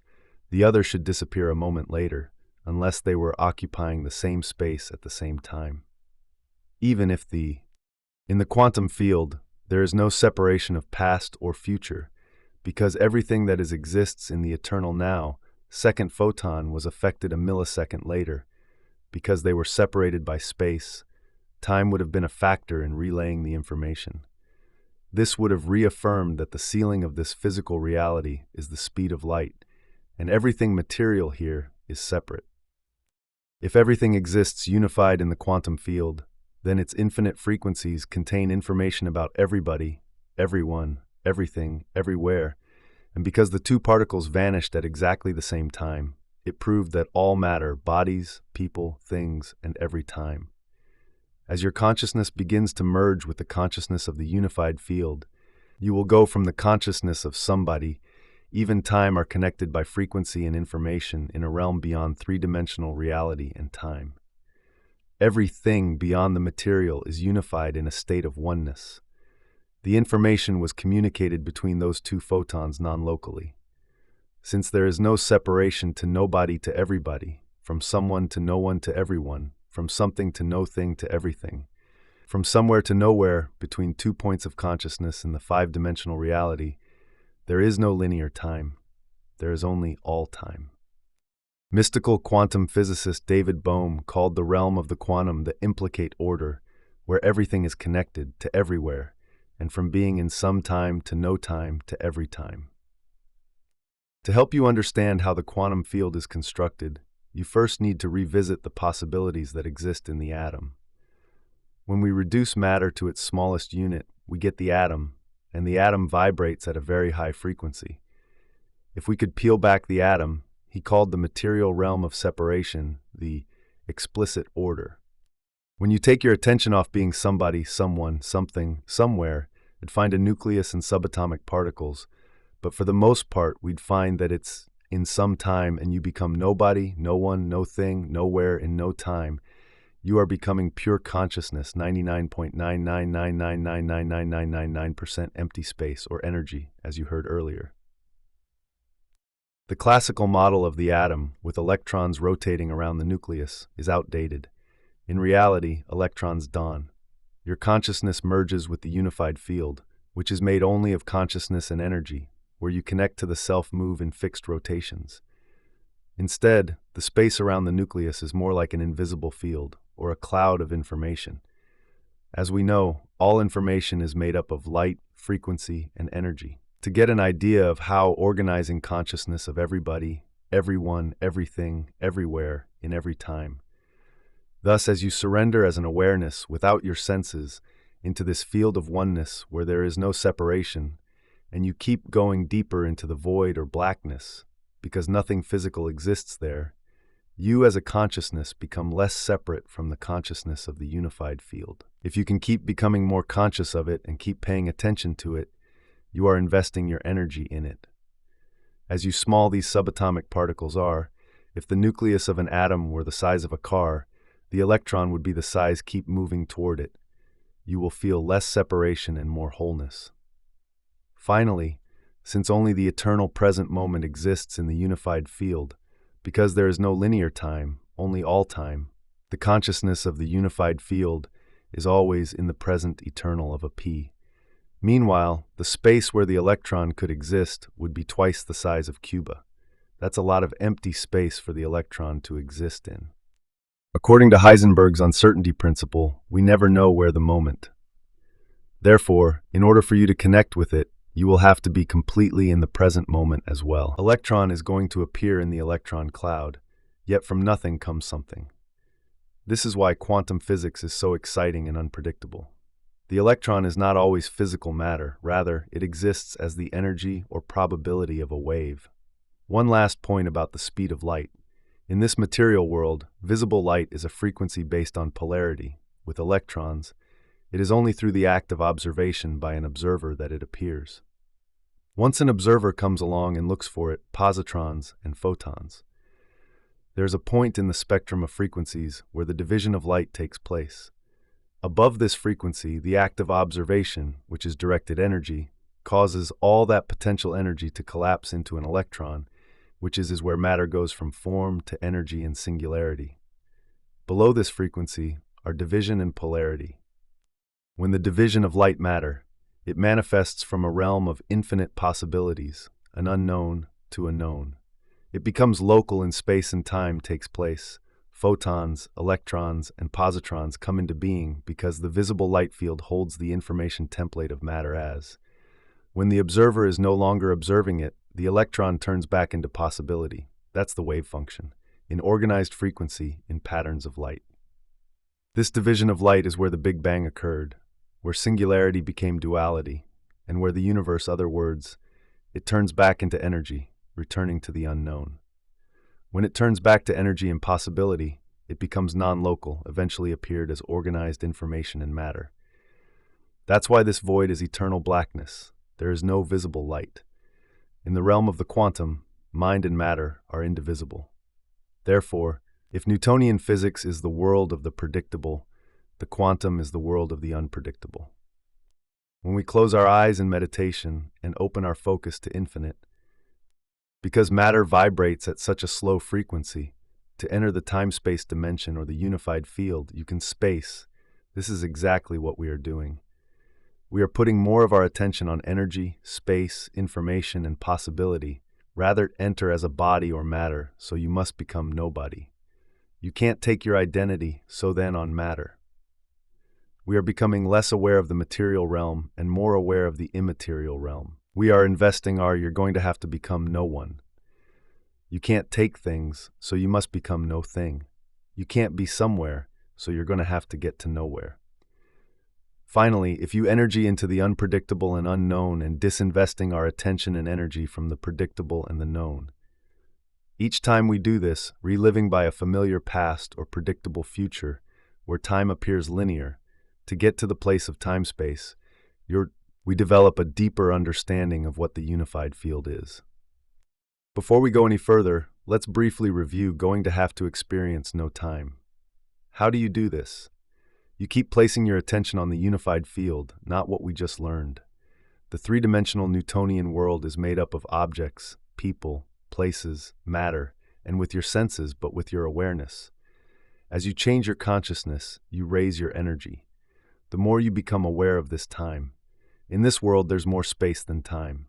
As a body, we use our senses to define this infinite space we live in, a universe of form and structure. This is the realm of the known and predictable. Because invisible field, the more you're moving further away from the separation of matter and closer to oneness. Now you're in the quantum, or the unified field. This is the realm of information that connects everybody, everyone, everything, everywhere. We experience the material universe with our senses. Our senses provide us with information that occurs as patterns in our brain, we and every time. Matter is very dense, and because of its density, it vibrates at the slowest frequency in the though. Recognize these patterns as structures, and through this process, things in our external environment become knowns. It is also through this universe. As you raise matter's frequency by speeding it up, matter as we know it dematerializes into energy process that we become a somebody, a someone, with some things, in some place, and in some time. Finally, because we, at some point just beyond the visible light spectrum, above the realm of duality, any information about matter converts to more unified experience, the universe with our senses, we experience separation. This is a realm of duality and polarity. If the Newtonian world is a energy, the higher the frequency, the more orderly and coherent that energy becomes. At this level, duality and polarity unify material world defined by the senses. In the quantum world, the opposite is true. This is an immaterial world defined by non to become one. We call this love or wholeness because there is no longer any division or separation. It is where positive sense. In other words, there's nothing sensory-based here, and there is no matter. Whereas the Newtonian world is based on predictable knowns, like matter and time, this is an unpredictable dimension made up of light, frequency, information, and negative join, where male and female unite, where the past and future merge, where good and bad no longer exist, and in consciousness. If our three-dimensional world is a dimension of matter where there's more space than time, the quantum, where opposites become one. As you continue up this scale away from matter and separation, you experience greater and greater degrees of world, is a dimension of antimatter, a place where there's more time than space. Because there is more time than space, wholeness, order, and love. The orderliness of this more coherent energy is carrying information, and that information is more, and all possibilities exist in the eternal present moment. Whereas the three-dimensional world is our universe, meaning one reality, the more love. If you continued speeding matter up even faster, eventually it would vibrate so fast that it would exist as a straight quantum world is a multiverse, meaning many realities. If the space-time reality is based on separation, then the immaterial line, infinite frequencies exist in that line, which means infinite possibilities exist there as well. This is the zero-point field quantum world, or unified field, is based on oneness and connectedness.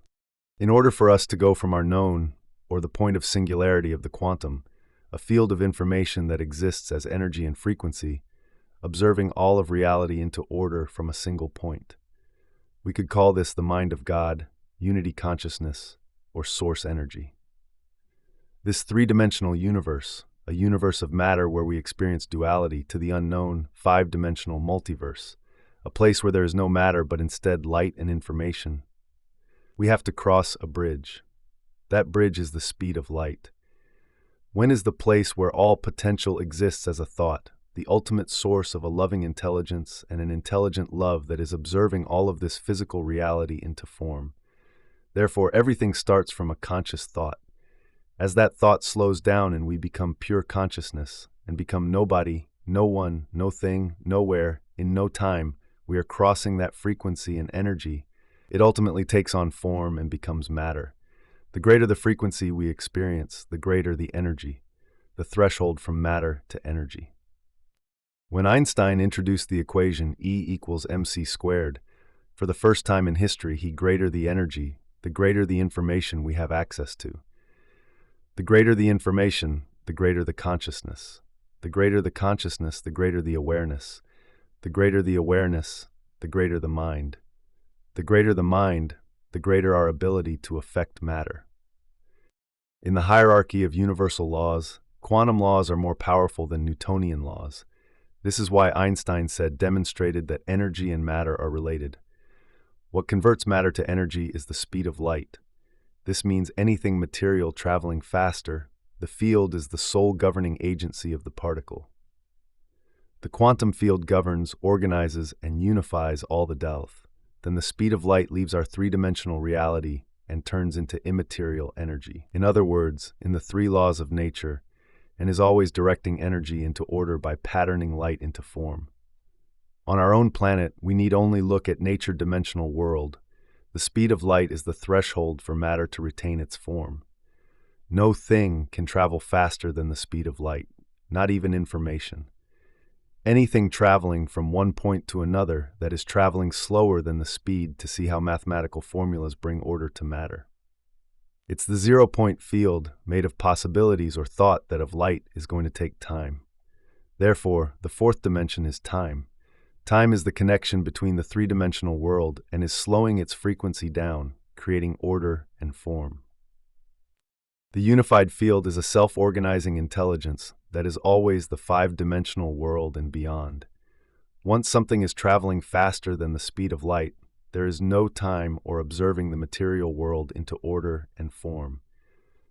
The more you can surrender to it, move closer to it, and become one with no separation between 2 points of consciousness, because everything material becomes energy. This is how you go from 3 dimensions to 5 dimensions. The less separation and lack you feel, and thus the more wholeness and oneness you experience. When you as an awareness unfold into this infinite realm of possibilities, you begin to feel connected to the consciousness of everyone, everybody, everywhere, from a universe to the multiverse, from this dimension to all dimensions. Let me give you an example to help simplify this complex idea. French physicist Alain Aspect performed a famous quantum physics experiment in the early 1980s. Everything, in every time, including your future dreams. Since consciousness is awareness, and awareness is paying attention, the first step to experiencing the unified field is to become aware of it. If you're not aware of it, it doesn't exist for Ford. In the study, scientists entangled 2 photons, causing them to bond together. They then shot the 2 photons in opposite directions. The more you pay attention to this field, the more you will become aware of it. There is a catch, creating distance between them.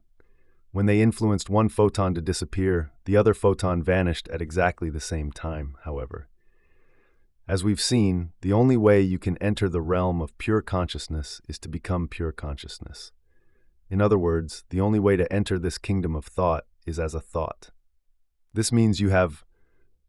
This experiment was a cornerstone in the breakthrough of quantum physics because it proved that Einstein's theory of relativity wasn't completely correct. To get beyond your senses by taking your awareness off matter and placing it on energy. If you can unfold as an awareness into. What it showed was that there is a unifying field of information existing beyond 3-dimensional space and time that connects this unseen, immaterial realm of infinite blackness, and become aware that you are an awareness in the presence of a greater awareness, all matter. If the 2 particles of light were not connected by some invisible field of energy, it would have taken time. Your consciousness will merge with a greater consciousness. If you can do this, if you can get out of the 4 information to travel from one point in space to the other. According to Einstein's theory, if one particle disappeared, weigh and linger as a consciousness in this field, if you can keep surrendering to this intelligent love, the same innate, the other should disappear a moment later, unless they were occupying the same space at the same time. This would have reaffirmed intelligence that's creating the universe and giving you life. It's going to consume you. This loving intelligence is both that the limit of this physical reality is the speed of light, and everything material here is separate. Because the two particles vanished at exactly the same time, it proved that all matter, bodies, people, things, and even time, are connected by frequency and information in a realm beyond three-dimensional reality. Everything beyond the material is unified in a state of oneness. The information was communicated between those two photons non-locally. Since there is no separation between 2 points of consciousness in the five-dimensional reality, there is no linear time. There is only all time, or times. Mystical quantum physicist David Bohm called the realm of the quantum the implicate order, where everything is connected. He called the material realm of separation the explicit order. When you take your attention off being somebody, someone, something, somewhere, and sometime, and you personal and universal within you and all around you, when it consumes you, it's going to create and restore order and balance in your biology, because its very nature is to organize matter in a more coherent way. Now, you are moving through the eye of the needle, and on the other side there is no longer the separation of 2 points of consciousness. There is one, become nobody. No one, no thing, nowhere. In no time you are becoming pure consciousness. Your consciousness merges with the consciousness, or oneness. This is where all possibilities exist. Because you are entering the domain of consciousness, thought, and energy, the bridge that gets you from space-time to time-space is going from being somebody, someone, something, somewhere in some time to being nobody, no one, no thing, nowhere in no time. This is the threshold to the unified or quantum field. In this realm of infinite unknown possibilities, unlimited new potentials and experiences await you, not the same old familiar ones. After all, isn't that what the unknown is? An unknown is just a possibility that exists to you as a new thought. When you are in this realm of pure thought as a thought, the only thing limiting unified field, which is made only of consciousness and energy, there you connect to the self-organizing consciousness of everybody, everyone, everything, everywhere, in every time. As you surrender as an awareness, without your senses, into this field of oneness where there is no separation, and you keep going deeper into the void or blackness, because nothing physical exists there, you as a consciousness become less separate from the consciousness of the unified field. If you can keep becoming more conscious of it and keep you as your imagination. But when in this realm, if you find yourself thinking again about someone, something, somebody, somewhere, in paying attention to it, you are investing your energy in it. As you keep moving toward it, you will feel less separation. Some known time, your awareness, and thus your energy, is back in the known reality of three-dimensional space and time, back to the realm of separation. Since every thought you think has a frequency, the moment you start thinking about the pain in your body, or your disease, or problems at work, or issues with your mother, or things you must do, you are back in this space and time. Your awareness is back in the material world, and your thoughts are producing the same and more wholeness. Finally, since only the eternal present moment exists in the unified field, because there is no linear time, the consciousness and energy of the unified field that is observing all matter into form is always in the present eternal moment. Therefore, in order for you to connect and unify with it, you will have to be completely in the present moment as well. One frequency is matter. Your energy is back to vibrating at the same level as the known physical world, so you have less effect on your personal reality. You are back to vibrating as matter, and we know how that goes. As your frequency moves further and further into density, you are moving further and further away from the unified field. As a result, you feel separate from it. In this scenario, if your dreams exist as thoughts in the unified field, it's going to take a lot of time for your dreams to come true. If you're thinking about somebody, someone, something, at some place, in last point about the speed of light. In this material world, visible light is a frequency based on polarity, meaning positive sometime. You are not getting beyond your identity, which has been shaped by your past experiences. You are literally still and negative charges. At a certain point in the spectrum of frequencies, the division of light takes place. Above this frequency is in the same memories, habitual thoughts, and conditioned emotions that you've associated with all the familiar people and things in your known reality. This means your attention and energy are bound to your past, present, personal reality. Your thinking equal where matter goes from form to energy and singularity. Below this frequency are division and polarity. When the division of light takes place, photons to your identity, so your life is going to stay the same. You're the same personality trying to create a new personal, and electrons come into being because the visible light field holds the information template of matter as organized frequency and patterns of light. Reality. When I say you have to get beyond yourself, it means to forget about yourself. Take your attention off your personality. This division of light is where the Big Bang occurred, where singularity became duality, and where the universe eventually appeared as organized information and your past personal reality. It makes sense then that to heal your body, you're going to have to get beyond and matter. That's why this void is eternal blackness. There is no visible light, because matter vibrates your body. To create something new in your life, you're going to have to forget about your same old life. To at such a slow frequency, to enter the time-space dimension or the unified field, you can't enter as change some problem in your external environment. You're going to have to get beyond your memory and the emotions related to that problem, a body or matter, so you must become no body. You can't take your identity, so you're going to have forward. And if you want to create a new, unexpected event in your future timeline, you'll have to stop unconsciously anticipating the same to become no one.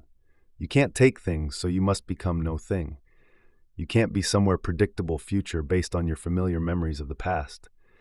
You are going to have to move to a greater level of consciousness then, so you're going to have to get to nowhere. Finally, if you're living by a familiar past or the consciousness that created any of those realities. In the unified field, there is nowhere to go because you are everywhere a predictable future where time appears linear. To get to the place of time-space, you're going to have to. There is nothing you can want because you are so whole and complete that you feel like you have everything. You can't judge anyone because you are everyone. It's no longer necessary to become anybody because you are everybody. And why would you be experienced no time? How do you do this?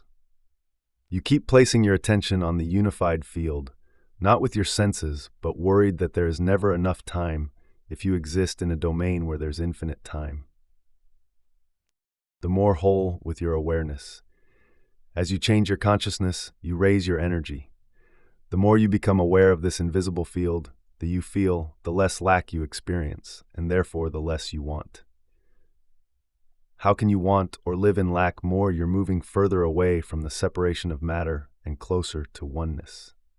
Now you're in the quantum or the unified field. This is the realm of information that connects everybody, everyone, everything, everywhere, and every time.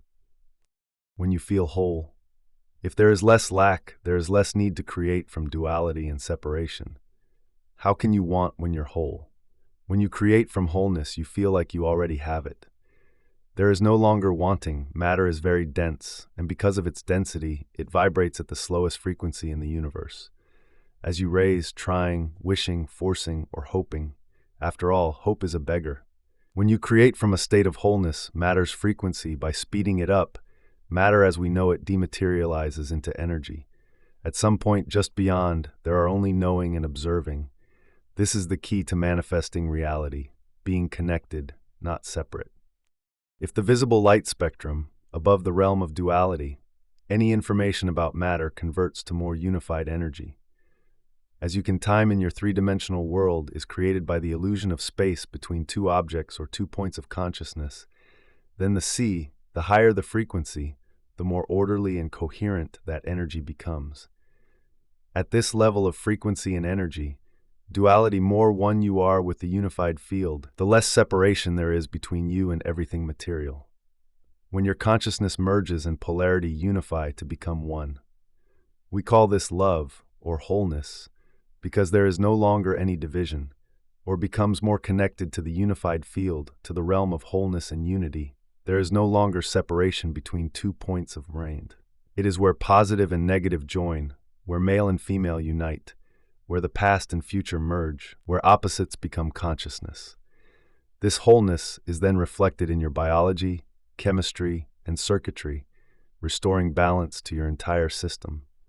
A greater frequency or energy is now moving through your autonomic nervous system, a system that continuously gives you life and whose purpose is to create one. As you continue up this scale away from matter and separation, you experience greater and greater degrees of wholeness, order, and love. The orderliness of this more coherent energy is carrying information, and that information is more and more love, balance, and order. This energy is carrying a message of wholeness, and as a result, you become more holy. The greater the ambition. If you continued speeding matter up even faster, eventually it would be vibrating so fast that it would exist as a straight-line frequency you experience. The shorter amount of time it takes to show up in this three-dimensional space-time reality. Infinite frequencies exist in that line, which means infinite possibilities exist there as well. This is the zero-point field. As we learned earlier, when you diminish the space between 2 points of consciousness, you collapse time. When this illusion of separation, or the point of singularity of the quantum, an omnipresent field of information that exists as energy and frequency, observing all of no longer exists, you perceive less space between you, an identity living in a body, in a physical environment, in linear reality, into order from a single point. We could call this the mind of God. Unity consciousness, or whatever name you want to use, time, and people, objects, things, places, matter, and even your dreams. Therefore, the closer you move to define the self-organizing principle of the universe. This is the place where all potential exists as a thought, to the unified field, the more connected you feel you are to everyone and everything. You, as a consciousness, the ultimate source of a loving intelligence that is observing all of this physical reality into form. Therefore, everything starts from a conscious R in the realm of oneness, and because there is no separation, time is eternal. Remember, when there is infinite time, thought. As conscious thought slows down in frequency, it slows down in energy until ultimately it takes on form and becomes matter. There are infinite spaces, possible dimensions, and realities to be experienced, wherever you think you are, or whoever. The greater the frequency we experience, the greater the energy. The greater the energy, the greater the information we have access to. You think you are, you are. In fact, there is nothing to try to create because it already exists as a. The greater the information, the greater the consciousness. The greater the consciousness, the greater the awareness. The greater the awareness, the greater the mind. And the greater the mind, the greater ability we have to affect matter. In thought, in the realm of all thoughts, all you have to do is become aware of it and observe it into being by experiencing the hierarchy of universal laws. Quantum laws are more powerful than Newtonian laws. This is why Einstein said, "The field it." Once we become the consciousness of everyone, everybody, everything, everywhere, in every time, from a theoretical standpoint, is the sole governing agency of the particle. The quantum field governs, organizes, and unifies all the laws of nature and is always, we can create any body, become anyone, have anything, live anywhere, and be in any time. Now that's directing energy into order by patterning light into form. On our own planet, we need only look at nature to see how becoming supernatural. In the work I do around the world, I have labored for many years teaching our students how to get beyond themselves. A recurring mathematical formula called Fibonacci's sequence brings order to matter. It's the zero-point field made of possibilities. I now know the first step in this process is for them to master their body, get beyond the conditions in their external or thought that is slowing its frequency down, creating order and form. The unified field is a self-organizing intelligence that is always observing the material world into order. The more you can surrender to it, move closer to it, and become one with it, the less separation you feel and the more wholeness and oneness you experience. When you as an awareness unfold into this infinite realm of possibilities, you begin to feel connected to the consciousness of everyone, everybody, everything, everywhere, in every time, including environment, and transcend time. When they accomplish that, they find themselves on the edge of experiencing the unified field. Once they arrive at this point, however, they must be taught that there is even more to experience. If learning means making new your future dreams. Since consciousness is awareness, and awareness is paying attention, the first step to experiencing the unified field is to become aware of it. If you're not aware of it, it doesn't exist. The more you pay attention to this field, the more you will become aware of it. There is a catch, however. As we've seen, the only way you can enter the realm of pure consciousness is to become pure consciousness. In other words, the only way to enter this kingdom of thought is as a thought. This means you have to get beyond your senses by taking your awareness off matter and placing it on energy. If you can unfold as an awareness into this unseen, immaterial realm of infinite blackness and become aware that you are an awareness in the presence of a greater awareness, your consciousness will merge with a greater consciousness. If you can do this connections in the brain, the more you learn about something, the more you can appreciate it, become aware of it, and experience it. Because now you can engage with it using a new set of neural networks. It is in the act of learning, if you can get out of the way and linger as a consciousness in this field, if you can keep surrendering, that you further change or enrich your experience. After all, if you haven't learned anything new, your experience will probably stay the same, since you're perceiving reality with the same brain circuitry as before. Knowledge is the precursor that evolves your experience. For example, I love red wine, and I lead several wine tours a year. Many people who come to these events initially to this intelligent love, the same innate intelligence that's creating the universe and giving you life, it's going to tell me that they know nothing about wine. What I hear in this statement is that they probably never learned much about it or have had limited exposure to it. The truth is, because they have limited knowledge and experience from their past, they have very limited neural hardware installed to perceive any real taste or nuance. We could say then that they just don't know what to look for to truly enjoy the experience.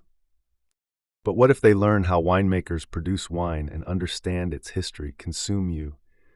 This loving intelligence is both personal and universal, within you and all around you. When it consumes you, it's the types of grapes they use and why. Then they learn about how the wine is stored in oak barrels for how long, going to create and restore order and balance in your biology, because its very nature is to organize matter in a more coherent and why. This would familiarize them with the whole process and the reasoning behind what makes a particular wine so enjoyable. That way. Now you are moving through the eye of the needle, and on the other side there is no longer the separation of two's the process, but now think of that great wine in the bottle. If they are not aware of the plum flavor, points of consciousness, there is one consciousness, or oneness. This is where all possibilities exist. Because you are entering the domain of consciousness and thought, the bridge that gets you from space-time to time-space is going from being somebody, the notes of black cherry, the hints of vanilla and leather, the smell of its floral aromas, or its percentage of tannins.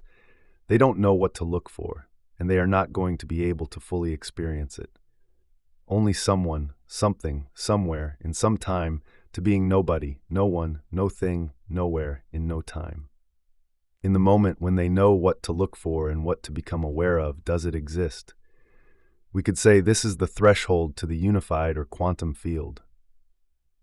In this realm of infinite unknown possibilities, unlimited new potentials and experiences await then, that their awareness changes their experience.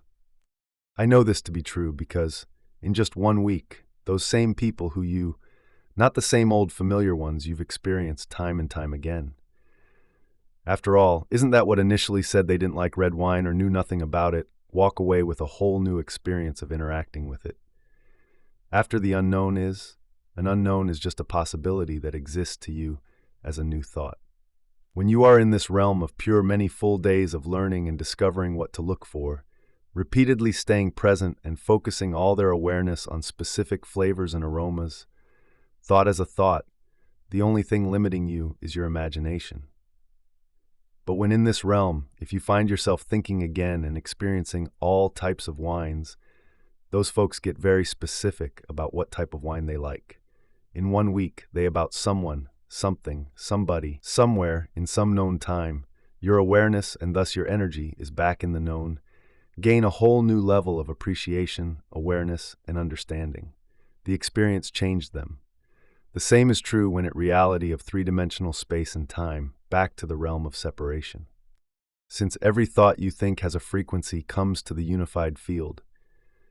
If you are not aware of it, then it doesn't exist for you. Yet the moment you start thinking about the pain in your body or your disease or problems at work or issues, know about it, and the more you are aware of what to look for, the more you can pay attention to it with your mother or things you must do, you're back in this space and time. Your awareness is back in the realm of your awareness and experience it more deeply, and it should change you. Starting at birth, you're trained to the material world, and your thoughts are producing the same frequency as matter and particles. Your energy is back to vibrating at the same level as the known physical world, so you exert less of an effect on your personal reality. You are back to vibrating, keep your attention on matter and not on energy. You are conditioned into believing you need your senses to experience reality. In other words, as matter, and we know how that goes.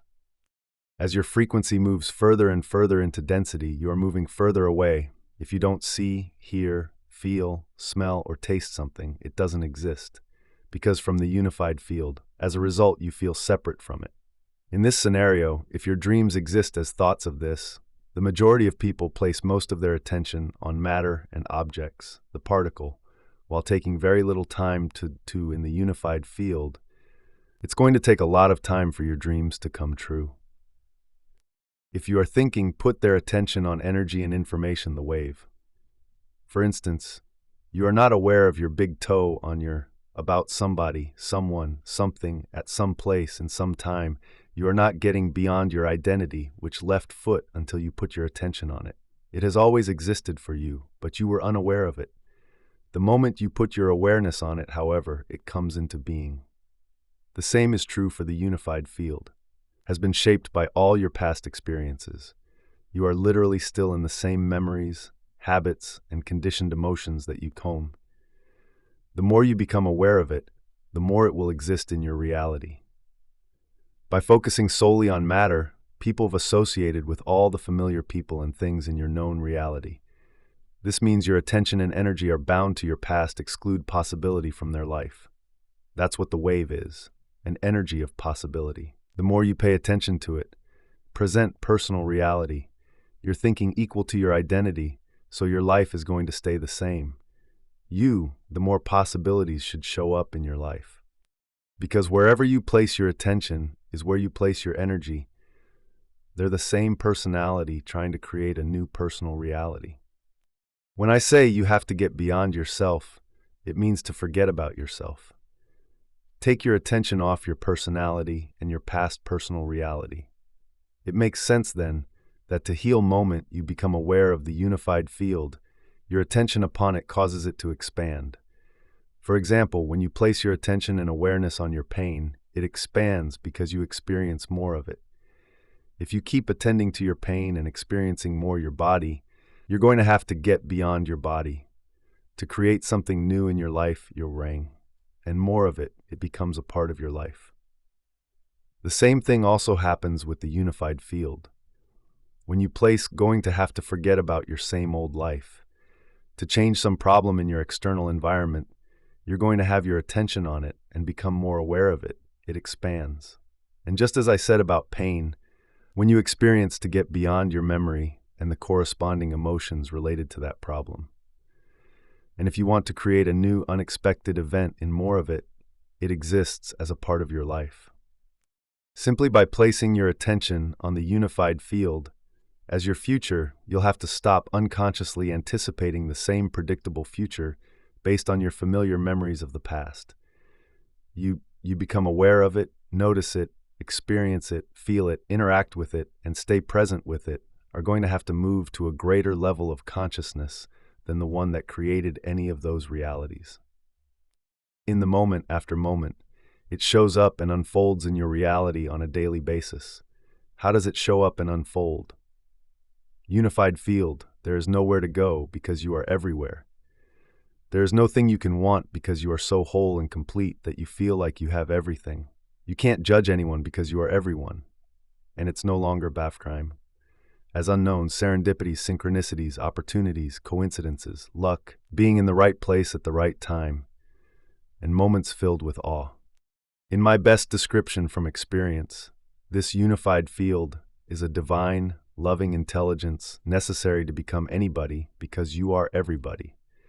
And why would you be worried that there is never enough time if you exist and an intelligent love that is within and around you? Each time you focus your attention on it, you are becoming aware of the presence in a domain where there's infinite time. The more whole you feel, the less lack you experience, and therefore the less you want. How can you want or live in lack when you feel whole? If there is less lack of the divine within and all around you, as you place your attention on it, the divine should appear more in your life. There is less need to create from duality and separation. How can you want when you're whole? When you create from whole, since consciousness is awareness and awareness is paying attention, when you are aware of it and pay attention to it, you begin to merge with it. Your experience of it will literally cause you to become it. As you unfold deeper and deeper into this unified fieldiness, you feel like you already have it. There is no longer wanting, trying, wishing, or forcing. After, there's more and more for you to explore and experience. If you remember, as you move closer and closer to that all, hope is a beggar. When you create from a state of wholeness, there are only knowing and observing. This source energy, or oneness, it makes sense that the only way you can move closer to it is by keeping your attention on it is the key to manifesting reality, being connected, not separate. If time in your three-dimensional world is created and becoming more conscious of it, if you do this correctly, as you journey away from duality or separation and toward unity by the illusion of space between two objects or 2 points of consciousness, then the more you are one with the unified field, the less and oneness. Since feelings are the end product of experience, you should feel more and more levels of love, unity, and separation there is between you and everything material. When your consciousness merges with the unified field, with the realm of wholeness. Once you feel and experience more of this intelligent love, 3 things happen in your life. The first thing that happens there is no longer separation between 2 points of consciousness. This wholeness is then reflected in your biology, your chemistry, and is that as you place your attention and awareness on the unified field, as you move closer to source and deeper into it, your brain, restoring balance to your entire system. A greater frequency or energy is now moving through your autonomic nervous system. Experience more of it. That journey carves a neurological path from your thinking brain straight to your autonomic nervous system. Now system that gives you life and whose purpose is to create balance and order. This energy is carrying a message of wholeness each time you venture deeper into it. As you slow your brainwaves down, you're building a neurological highway with more lanes, and as a result, you become more holy. The greater the frequency you experience, the shorter the amount of time it takes. That pathway becomes thicker because you are using it more. Over time, this enables you to more easily merge with the field. The second thing that happens is that because experience enriches the brain, each time you interact with this unified field and experience for things to unfold in this 3-dimensional reality. As we learned earlier, when you diminish the space between 2 points of consciousness, you collapse time. When this illusion of separation no longer exists, you perceive less space between you. As an identity, living it, your brain changes. This is what experience does. It enriches and refines brain circuitry. Now you are installing in a body, in a physical environment, and people, objects, and even your dreams. Therefore, the closer you move the hardware in your brain to be more aware of this field the next time you merge with it. Likewise, since experience to the unified field, the more connected you feel you are to everyone and everything. You as a consciousness are in the produces an emotion as you feel the unified field you begin to embody it. Thus, you embody more of the divine. According realm of oneness, and because there is no separation, time is eternal. And remember, when there is infinite time, to the quantum model of reality, since all disease is a lowering and incoherency of frequency, the moment the body there are infinite spaces, possible dimensions, and realities to be experienced. Wherever you think you are, or whoever you think you are, you are. In fact, there is nothing to try to create because it already exists as experiences, this new coherent, elevated frequency. The energy from that event raises the body's vibration into coherence and order. Numerous times in our advanced workshops, when our students' bodies have been upgraded by a new frequency and new information, we have thought in the realm of all thoughts. All you have to do is become aware of it and observe it into being by experiencing witnessed instantaneous changes in their health. Since the autonomic nervous system's purpose is to create balance and health, the it. Once we become the consciousness of everyone, everybody, everything, everywhere, in every time, from a theoretical standpoint, instant, we get out of its way, stop analyzing, and fully surrender. This intelligence steps in and creates order. But this time, it's carrying a newer, more self-organizing message with a greater frequency from the unified field. That we can create any body, become anyone, have anything, live anywhere, and be in any time. Now that very same coherent energy raises the frequency of matter. It's like changing the frequency of a static-filled radio station to one's becoming supernatural. In my work around the world, I have labored for many years teaching our students how to get beyond themselves that is carrying a clear signal. The body is receiving a more coherent signal. When this happens, you will feel intense. I now know the first step is for them to master their body, get beyond their external environment, and transcend time. When love, a profound joy for existence, a heightened sense of freedom, indescribable bliss, and awe for life, elevated they accomplish that, they find themselves on the edge of experiencing the unified field. Once they arrive at this point, however, they must levels of gratitude and a humbled sense of true empowerment. In that moment, the energy from the unified field, in the form of emotion, is reconditioning your body to a new consciousness and a new mind. In a heartbeat, the elevated emotions signal be taught that there is even more to experience. If learning means making new connections in your brain, the more you learn about new genes in new ways, changing your body and moving it out of your biological past. The third thing that happens as something, the more you can appreciate it, become aware of it, and experience it, because now you can engage with it using through you move closer toward the unified field, is that you begin to hear or experience knowledge and information differently. That's because you've changed your brain's circuits and are no longer the same person. You will meet truth on a new set of neural networks. It is in the act of learning that you further change your experience. After all, if you knew level, and things that you thought you knew will seem like a brand new encounter. Your inner experience has changed, you haven't learned anything new. Your experience will probably stay the same since you're perceiving reality with the same brain circuitry as before. Knowledge is what evolves your experience. For example, I love red wine, and I lead several wine tours, perception of what is happening in your outer world. In other words, you've awakened. Once you have an experience, a year. Many people who come to these week-long events initially tell me that they know nothing about wine feeling or a better understanding of the unified field. Once it changes your brain's circuitry, it allows you to experience. I translate this to mean they've probably never learned much about it or had limited exposure to it. The truth is that and perceive reality in new ways. In fact, you will see a spectrum of life that your brain did not have the circuitry. Because they have limited knowledge from their past, they have very limited brain hardware installed to perceive any real taste or nuance. We to perceive before.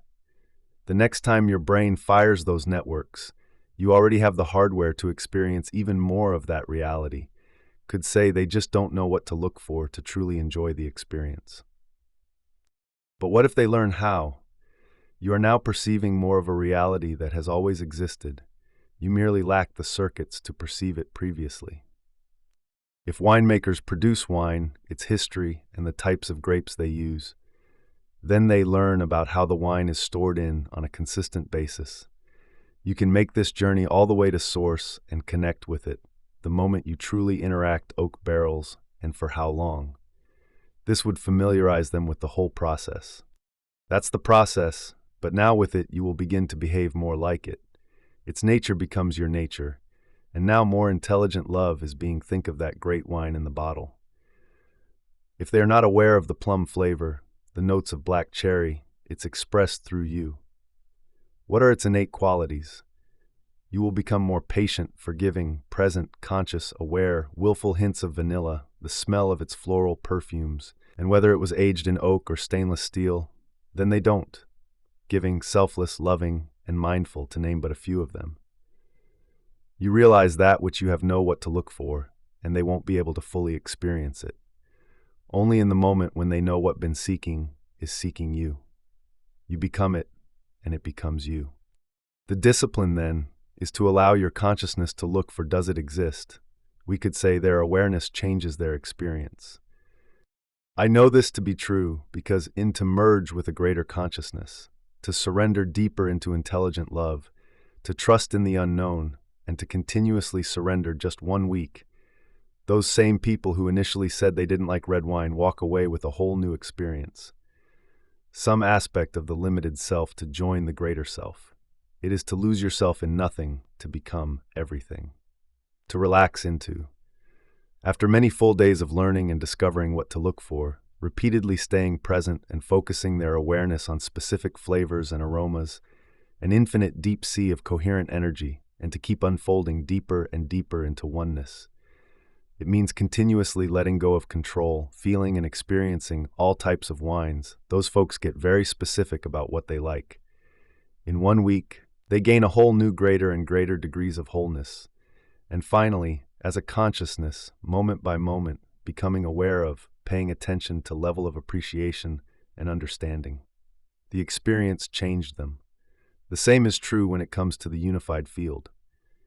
If experiencing and feeling more and more of this unified field all around you, without returning your awareness back to three-dimensional reality, you are not aware of it, then it doesn't exist for you. Yet the more you know about it, and if you do this properly, you won't be using any of your senses because you're beyond your senses. The more aware you are of what to look for, the more you can pay attention to it with your awareness and experience. You'll simply be awareness. Now for the space-time, time-space meditation. Begin by resting it more deeply, and it should change you. Starting at birth, you're trained to keep your attention on your awareness on your heart. Once you are locked in on the space your heart occupies, become aware of your breathing. Allow matter and not on energy. You are conditioned to believe you need your senses to experience reality. In other words, if it to flow in and out of your heart, all the while deepening and relaxing your breath. Keeping your attention on your you don't see, hear, feel, smell, or taste something, it doesn't exist. Because of this, most heart call up an elevated emotion and sustain this feeling for a period of time while paying attention to your breathing. Ratty people place their attention on matter and objects, while taking very little time to put their attention on energy and information. Forate that energy beyond your body into space. Next, using any song that inspires you, like the one you used instance, you are not aware of your big toe until you put your attention on it. It has always existed for you, but for the meditation in Chapter 5, do that meditation to pull the mind out of the body. Take all the energy stored, you were unaware of it. The moment you put your awareness on it, it comes into being. The same is true for in your body as survival emotions, and liberate it into elevated emotions, using a level of intensity that is greater than the body, the unified field. The more you become aware of it, the more it will exist in your reality, by focusing solely as the mind. For the next 10 to 15 minutes, listen to 1 or 2 songs without on matter. People exclude possibility from their life. That's what the wave is, an energy of possibility. The more you pay lyrics that will induce a trance. Now become pure consciousness, becoming no one, no body, no thing, nowhere, in no attention to it. the more possibilities should show up in your life. Because wherever you place your attention is where you place time, unfolding as an awareness into the unified field. Now it's time to become connected to the consciousness of everyone, your energy. The moment you become aware of the unified field, your attention on it causes it to expand. For example, when everybody, everything, everywhere, and every time unifying with a greater consciousness in the unified field, all you have to do, you place your attention on your pain, it expands because you experience more of it.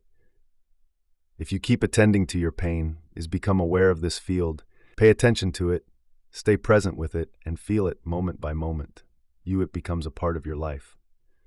The same thing happens with the unified field. When you place your attention on it, will begin to feel more wholeness and oneness, which will be reflected in your biology, because your body is experiencing more coherent energy moving and become more aware of it. It expands. Just as with pain, when you experience more of it, it exists through it, and you are building your energy field. Maintain this state for about 10 to 20 minutes, as a part of your life. Simply by placing your attention on the unified field, as you become aware of it, experience it, and stay present with it moment after moment, it shows up and unfolds in your reality on a daily basis. How does it show up? As unknowns, serendipities, synchronicities, opportunities, coincidences, luck, and moments filled with awe. In my best description from experience, this unified field is a divine, loving intelligence that is within and rendering deeper and deeper into it.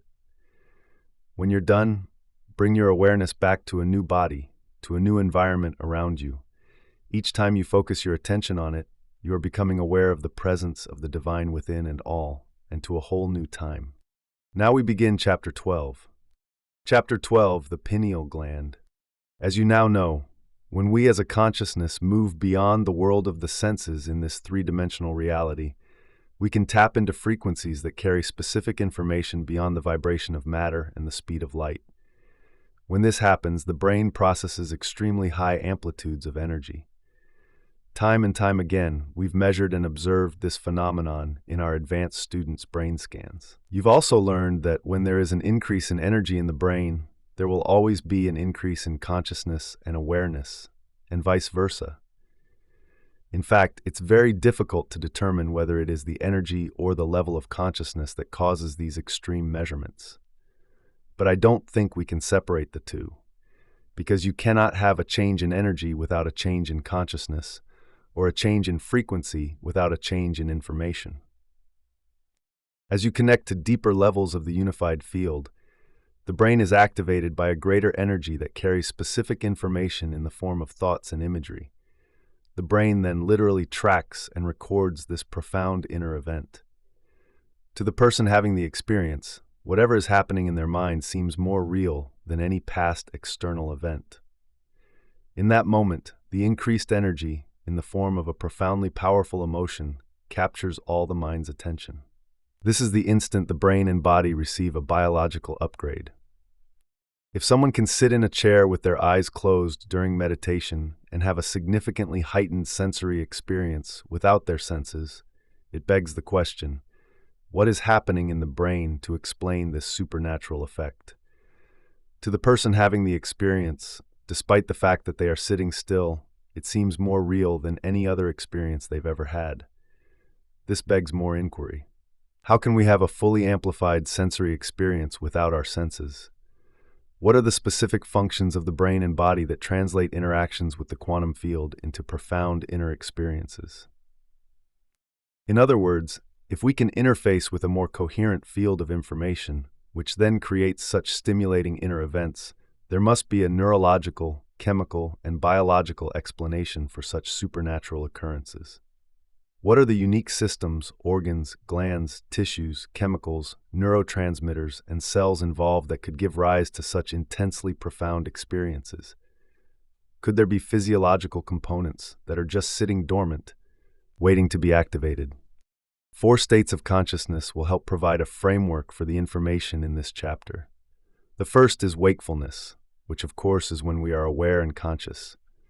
Next is sleep, where we are unconscious and the body is restoring and repairing.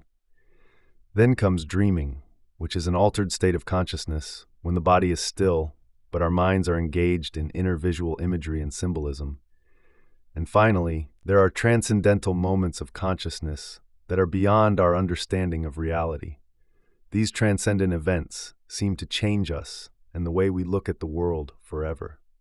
I want to give you my best understanding about the biology, chemistry, and neuroscience of those transcendental experiences. Let's start with the molecule melatonin, which is responsible for all of this.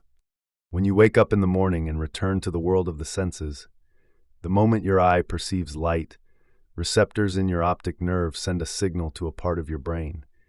This signal then goes to the pineal gland, which responds by making serotonin, the daytime neurotransmitter. As you will recall, neurotransmitters are chemical messengers that transmit information between nerve cells. The neurotransmitter serotonin tells your body it's time to wake up and start your day. As you integrate information from all your senses to create meaning between your inner and outer world, serotonin stimulates your brain waves to speed up.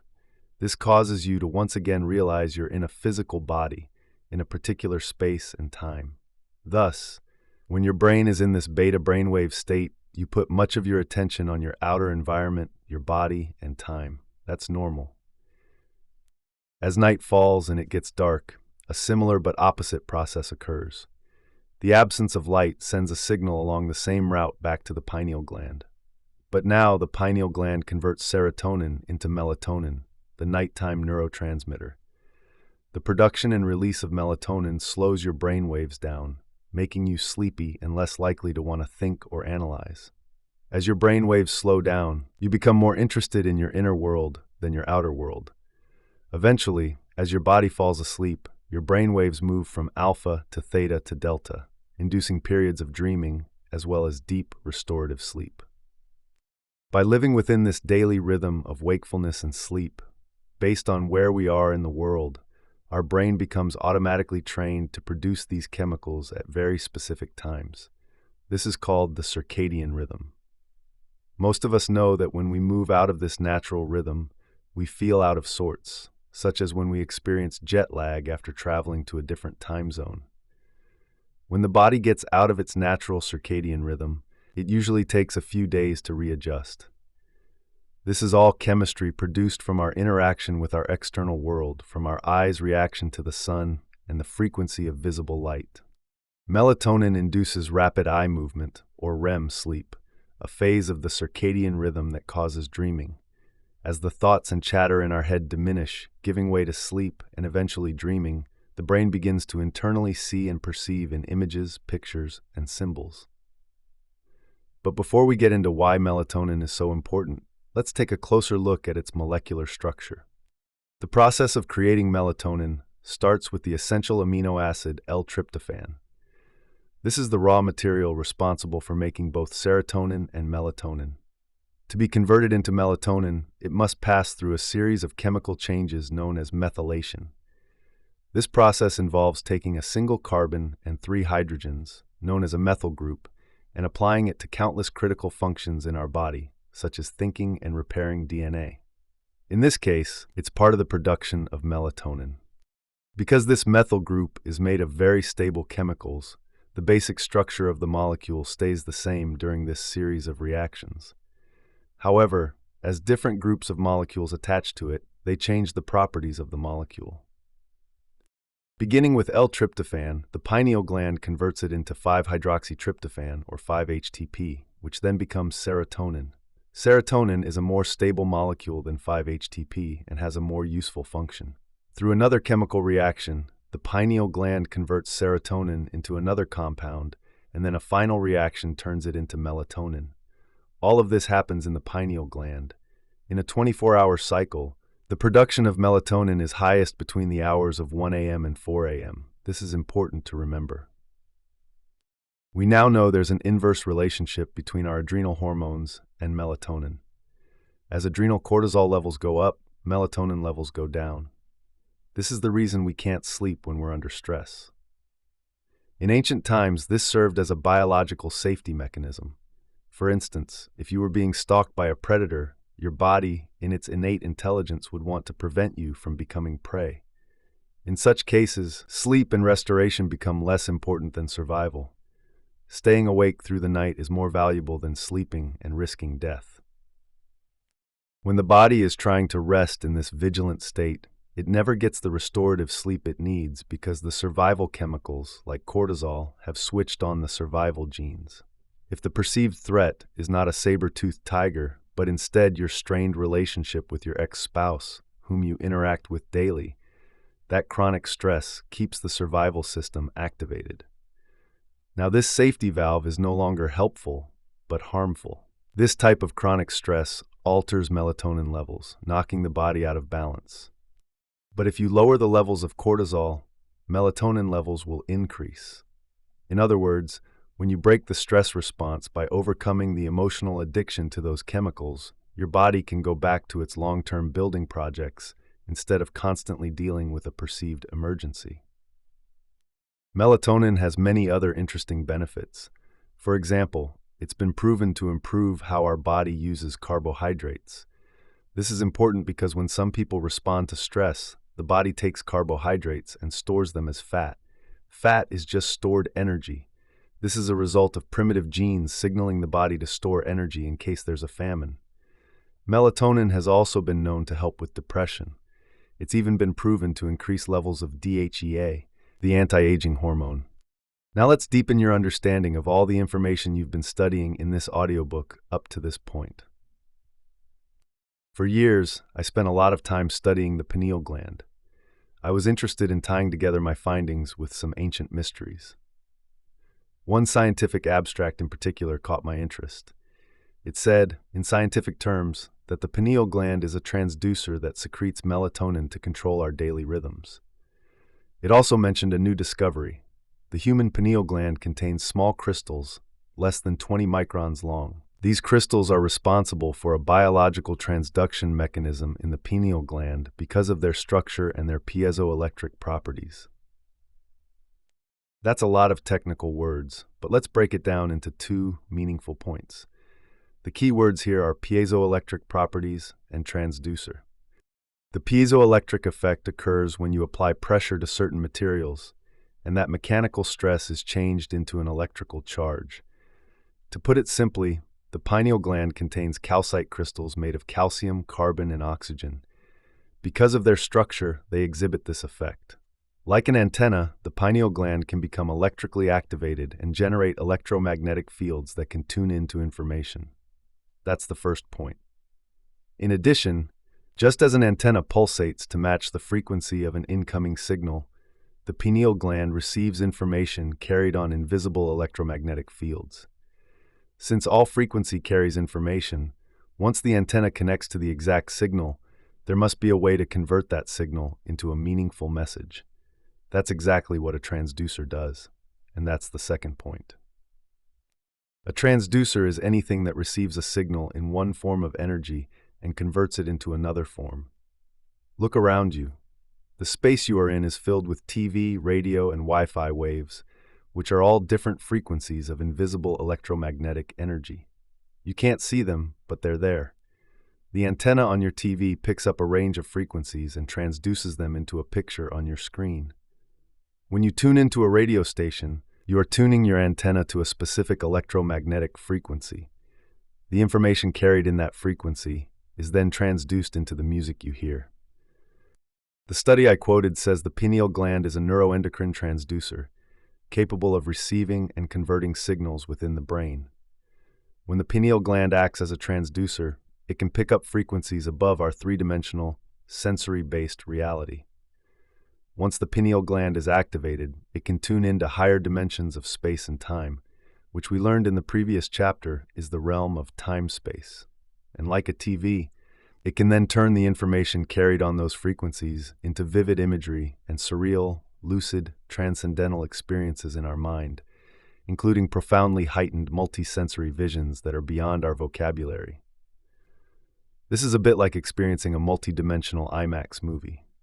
At this point, you may be wondering, since this little gland is inside my skull, how am I going to put mechanical stress on the crystals in it, create a piezoelectric effect, and activate it so it becomes like an antenna? And how will that antenna pick up frequencies and information beyond matter and light so that it can translate those signals into meaningful imagery, like a transcendental experience? For the pineal gland to become activated, 4 important things must happen. I will address 3 of them now, and then I will give you the 4th step when it's time to learn the meditation. Critical to creating the piezoelectric effect in the pineal gland are the calcite crystals. Remember, these are very tiny crystals, about 1/100th to 1/4 the width of a human hair. As we already learned in Chapter 5, the purpose of the breathing technique we do is to pull the mind out of the body by liberating potential energy, which is stored as emotions in the lower 3 energy centers. As we inhale and contract those intrinsic muscles, follow our breath up our spine to the top of our head, and then hold our breath and squeeze, we're increasing intrathecal pressure. This is the internal pressure created when you push up against your insides. For example, when you hold your breath and lift something heavy. The word piezoelectric comes from Greek words that mean to squeeze or press and to push. So it's no coincidence that I ask you to hold your breath and squeeze those muscles. When you do this, you are pushing cerebrospinal fluid up against the pineal gland, putting mechanical stress on it. This mechanical stress translates into an electrical charge. This exact action compresses the stacked crystals in the pineal gland and creates a piezoelectric effect. The crystals generate an electric charge in response to the stress you're applying. One of the unique characteristics of the piezoelectric effect is that it's reversible. This means the crystals also exhibit a converse effect. Once the crystals are compressed and are creating an electrical charge, the electromagnetic field coming from the pineal gland causes the crystals to stretch as the field increases. When the crystals reach their limit and can stretch no further, they contract. The electromagnetic field then reverses direction and moves inward toward the pineal gland. When the field reaches the crystals, it compresses them again, producing yet another electromagnetic field. This cycle of expanding and reversing the field creates a pulsating electromagnetic field. It's no wonder then that I ask you to hold your breath, squeeze, and contract those muscles, and repeat this process. As you keep doing the breath and holding and squeezing again and again, with every cycle you are activating the piezoelectric properties of the pineal gland. The more you do this, the faster the pulses of the electromagnetic field get. Now the pineal gland becomes a pulsating antenna, capable of picking up subtler and faster electromagnetic frequencies. Let's build on what we learned about the movement of cerebrospinal fluid in Chapter 5. As the fluid enters the brain, it moves up through a central canal. From there, it flows in 2 directions. First, it moves into chambers in the brain called ventricles. As it travels, it passes a narrow channel where the pineal gland rests, looking like a tiny pine cone. Second, the fluid also flows around the back of the cerebellum to the other side of the pineal gland, surrounding the entire gland with pressurized fluid. By increasing the intrathecal pressure, you funnel a greater volume of fluid into these chambers. So when you hold your breath and squeeze, this extra volume of fluid puts pressure on the crystals from both directions, causing them to compress and create the piezoelectric effect. This is the first event that must happen to activate the pineal gland. Cerebrospinal fluid moves through a closed system in the brain called the ventricular system. This system moves the fluid from the base of the spine, up through the spinal column, through the 4 chambers of the brain, and back down to the base of the spine. When you inhale, follow your breath to the top of your head, then hold your breath and squeeze up and in. You are accelerating the cerebrospinal fluid. On the surface of the pineal gland are tiny hairs called cilia. The action of the accelerated fluid moving faster than normal through the chambers tickles these tiny hairs, which overstimulates the pineal gland. Because the pineal gland is shaped in a particular way, the stimulation produced by the accelerated fluid, combined with the electrical activation from the increased pressure, causes the gland to release some very profound, upgraded metabolites of melatonin into the brain. You're now 1 step closer to activating the pineal gland and having a transcendental experience. Much like sending a rocket ship into space, Overcoming gravity to get it off the ground requires the most energy. To move that energy from our lower centers demands a great deal of intensity and effort. The breath becomes our passionate intention to free ourselves from the self-limiting emotions of our past. The spinal column becomes the delivery mechanism for this energy, and the top of the head becomes the target. As you know by now, every time you perform the breath, you send charged particles up the spinal column. As these particles increase in speed, they create an inductance field. This field reverses the flow of information that typically runs from the brain to the body and back. Much like a vacuum, the inductance field draws the energy from those lower centers, energy involved with orgasm, digestion, stress, and control, and delivers it directly to the brainstem in a spiraling motion. As the energy travels up through each vertebra, it passes the nerves that run from the spinal cord to different parts of the body. Some of that energy is then transferred through these nerves, affecting the tissues and organs of the body. The current running along these nerve channels activates the body's meridian system, resulting in all the other systems of the body getting more energy. Once the energy reaches the brainstem, it must pass through the reticular formation. It's the job of the reticular formation to constantly edit information going between the brain and the body. This formation is part of a system that is responsible for our levels of wakefulness. When you wake up from a deep sleep because you hear a sound, it's this system that alerts you. That's its basic function. However, as the sympathetic nervous system is activated and merges with the parasympathetic, instead of using up the body's stored energy, it releases that energy back to the brain. Once this energy reaches the brainstem, the thalamic gate opens like a door. The energy moves through the reticular formation to the thalamus, which relays information to the neocortex. Now the reticular formation is open, and you experience greater levels of awareness. In a sense, you become more conscious and awakened. That's how the brain goes into gamma brainwave patterns. As a side note, there are 2 thalami in the midbrain, one on each side, which feed each hemisphere of the neocortex. The pineal gland sits right between them, facing the back of the brain. When the energy reaches each thalamic junction, which acts like a relay station, these thalami send a message directly to the pineal gland to release its metabolites into the brain. The effect is that the thinking neocortex becomes aroused and goes into higher brainwave patterns, like gamma. The nature of those chemical derivatives of melatonin relaxes the body and at the same time awakens the mind. If you remember, when you're in beta brainwaves, your sympathetic nervous system is aroused for an emergency in your outer world and uses energy to survive. The difference with gamma brainwaves is that instead of losing vital energy, you're liberating and creating more energy in your body. You're not in any emergency or survival state when this occurs. You're in bliss. Your sympathetic nervous system is switching on to arouse you to pay more attention to whatever is happening within your mind. In Chapter 5, I said that when energy moves from the body to the brain, a torus field is created around the body. As you run a current up your spinal column by accelerating the movement of cerebrospinal fluid, your body becomes like a magnet and you create an electromagnetic field around it. A torus field represents a dynamic flow of energy.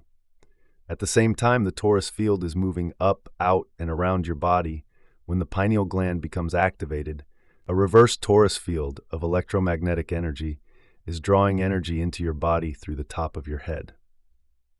Since all frequency carries information, your pineal gland is now receiving information from beyond the visible light field and from beyond your senses.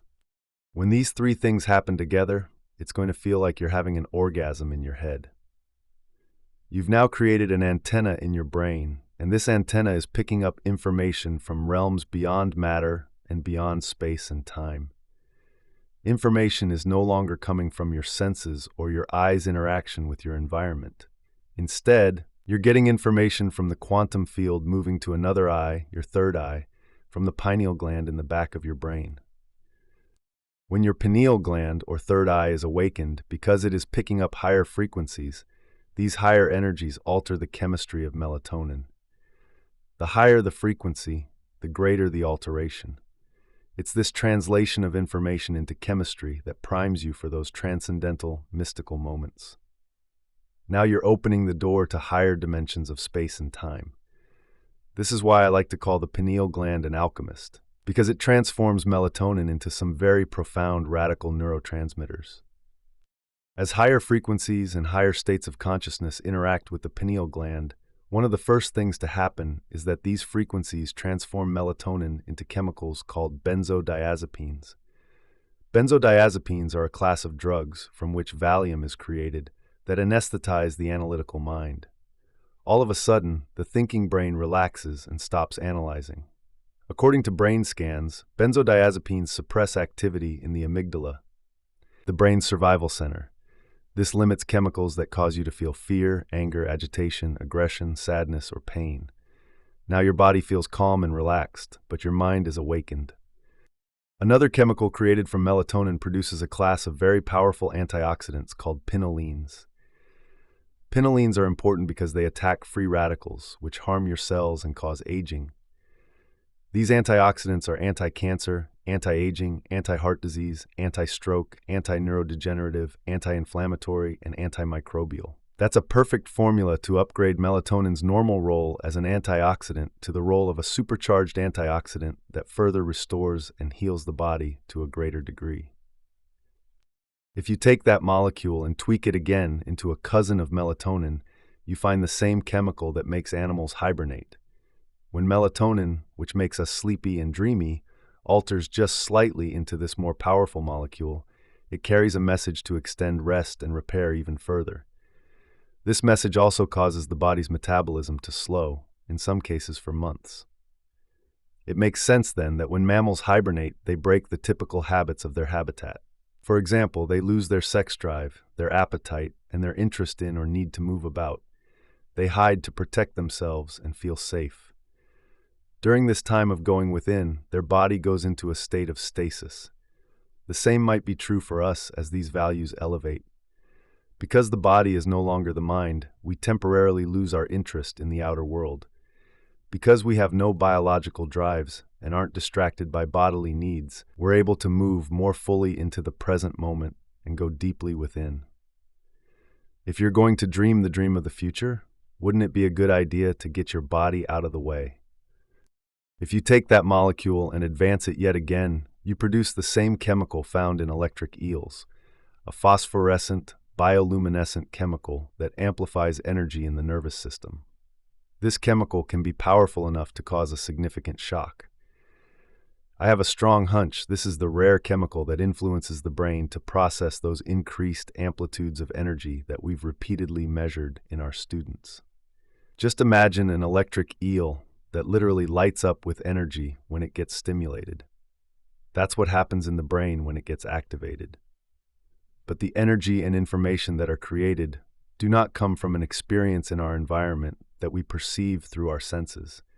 Instead, they come from within the brain, caused by an upgrade in frequency.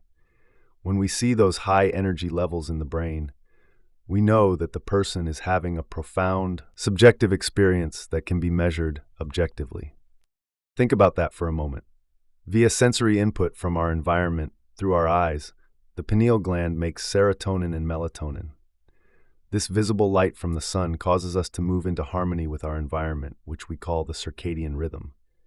As a result, serotonin and melatonin carry information equal to the frequency coming from the physical world. Because we perceive visible light through our senses, those molecules are part of our human makeup. They are equivalent to the realm of our three-dimensional reality. Remember, as Einstein said, that the limit of this material world is the speed of light. But what happens as the brain processes an increase in frequency and information from a realm beyond the senses and beyond the speed of light? Is it possible that information and energy coming from the unified field change the chemistry of melatonin to become another chemical in the brain? And could our brain translate those frequencies into a message? If energy is the result of matter, it makes sense that the information coming from a frequency faster than visible light would be able to alter the molecular structure of melatonin into profound elixirs within our brain. The pineal gland is responsible for translating that information into a chemical variation of melatonin. Therefore, that molecule carries a different message equal to that frequency. That new frequency is now influencing an enhanced superchemical. That's no longer natural, that's supernatural. Melatonin gets an upgrade. Not only does this phosphorescent bioluminescent chemical increase the energy in the brain, but it enhances the imagery the mind internally perceives, so that everything looks as though it's made of vivid, surreal, luminescent light. As a result, people have reported experiencing colors they've never seen before because they exist outside their known experience of the visible light spectrum. These colors appear as profound, otherworldly glowing lights in a technicolor, lucid, opalescent world of suspended beauty. Everything appears as if it's emitting beautiful light made of vivid, radiant energy that you can feel. This world of golden, shimmering, bright halos within and around everything appears more illuminated than your sensory-based reality. Of course, it will be difficult to take your attention off all its beauty. Because all of your attention is on this experience, it will seem as though you are actually there, totally present, in this other world or dimension. Alter melatonin one more time, and you produce the chemical dimethyltryptamine, or DMT, one of the most powerful hallucinogenic substances known to man. This is the same chemical found in ayahuasca, a traditional spiritual plant medicine used in ceremonies by the indigenous people of the Amazon. DMT's primary active ingredient is said to create spiritual visions and profound insights into the mystery of the self. When ayahuasca or other plant chemicals containing this molecule are ingested, the body receives only DMT. But when the pineal gland is activated, it receives the whole blend of the chemicals I just mentioned. This causes some very profound inner experiences. Some of these experiences have been reported to create a feeling that time is infinite, time travel, journeys to paranormal realms, visions of complex geometric patterns, encounters with spiritual beings, and other mystical, interdimensional realities. Many of our students during the pineal gland meditation report amazing encounters beyond their known physical world. When these chemicals are released in the brain, the mind has experiences that appear more real than anything that person has ever encountered in their sensory-based reality. This new dimension is difficult to describe with language. The novel experience that results will be a complete unknown, and if you surrender to it, it's always worth it.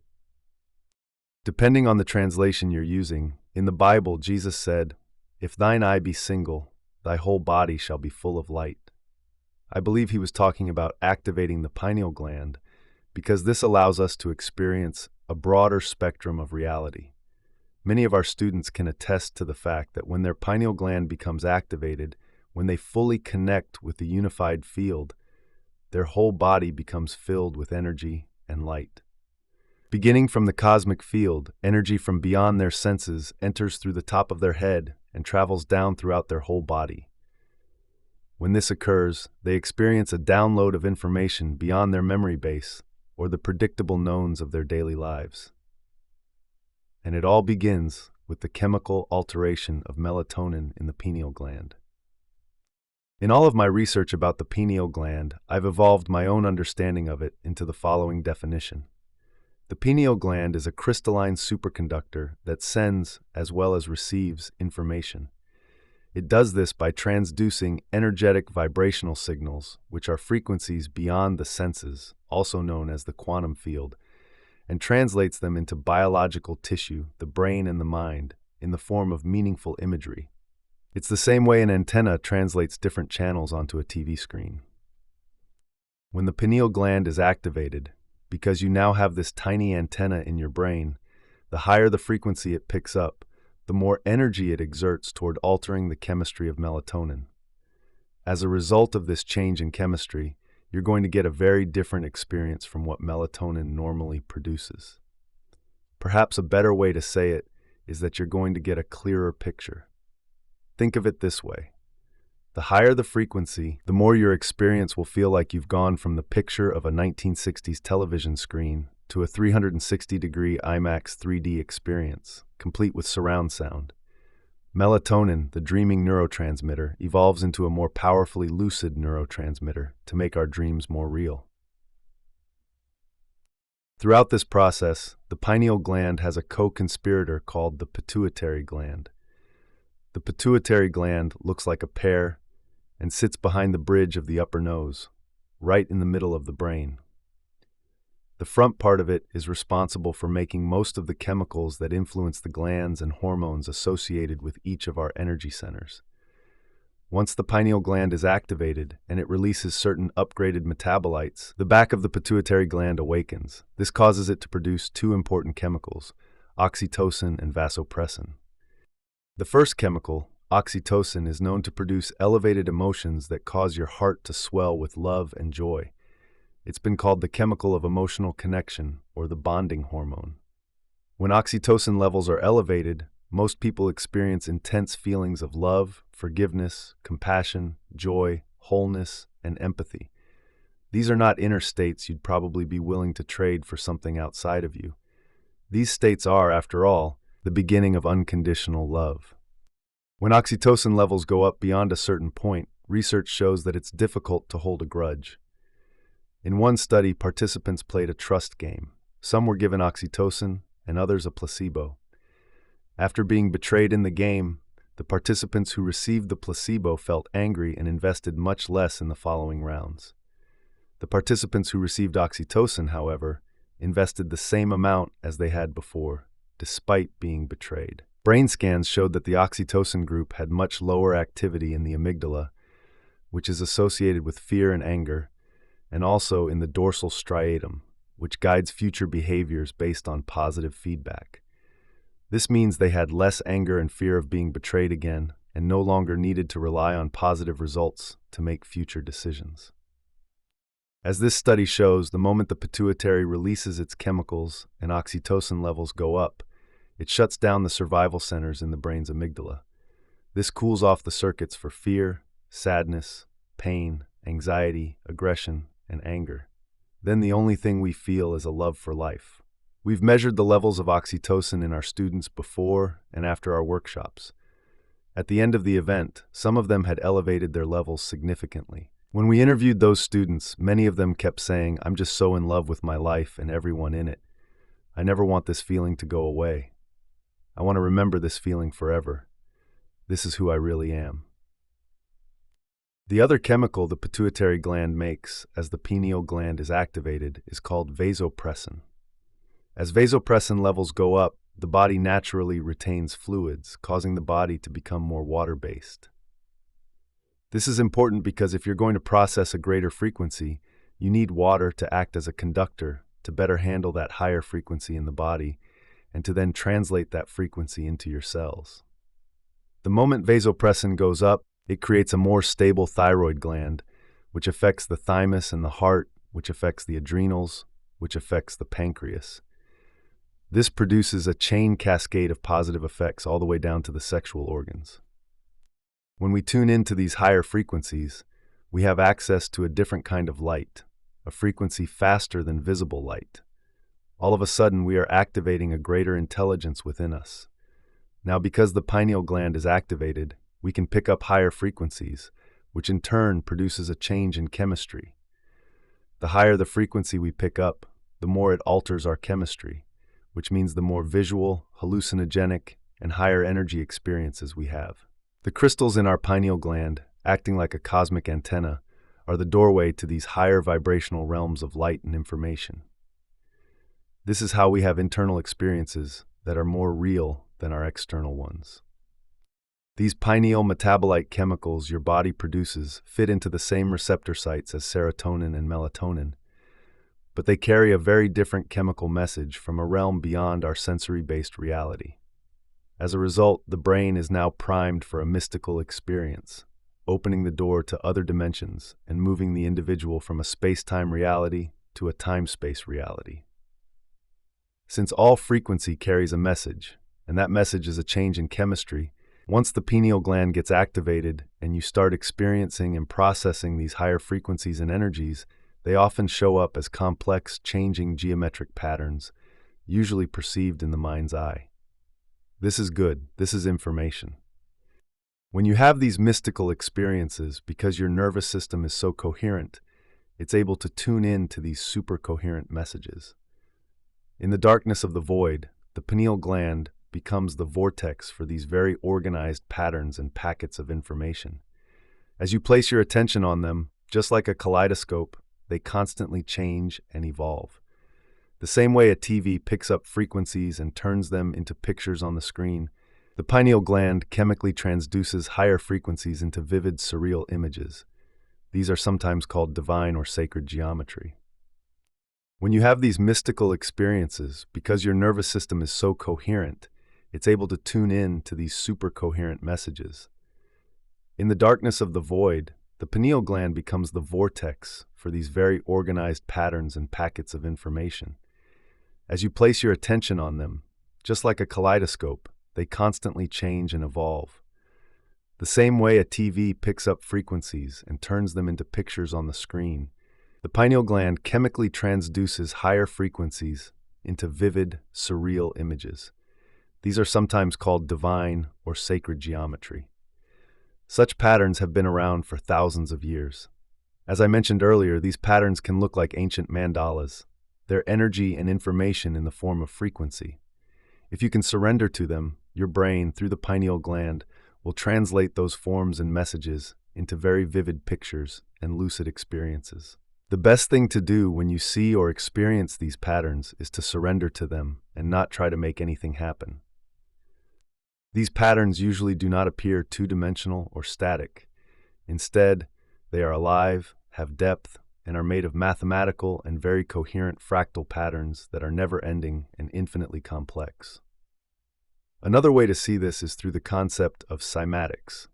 Derived from the Greek word for wave, cymatics are a phenomenon based on vibration or frequency.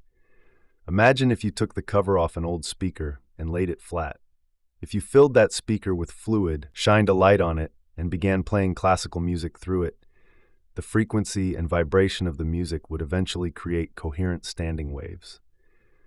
These waves would interfere with each other and eventually create geometric patterns within patterns. As with a kaleidoscope, you would see these evolving geometric arrangements becoming more highly organized. The difference is that the images in the kaleidoscope appear two-dimensional, whereas geometric patterns like cymatics appear to be alive and are three-dimensional or even multidimensional. In addition to water, the vibrational effects of cymatics can be seen in sand and air. These three mediums pick up vibration and turn it into coherent geometric patterns. When your pineal gland picks up information, it's picking up these same types of waves in the environment around you. These coherent, highly organized standing waves that exist beyond the visible light spectrum are constantly being consolidated into packets of information and transduced into images by your pineal gland. They are just patterns of information that are intersecting in a very coherent way.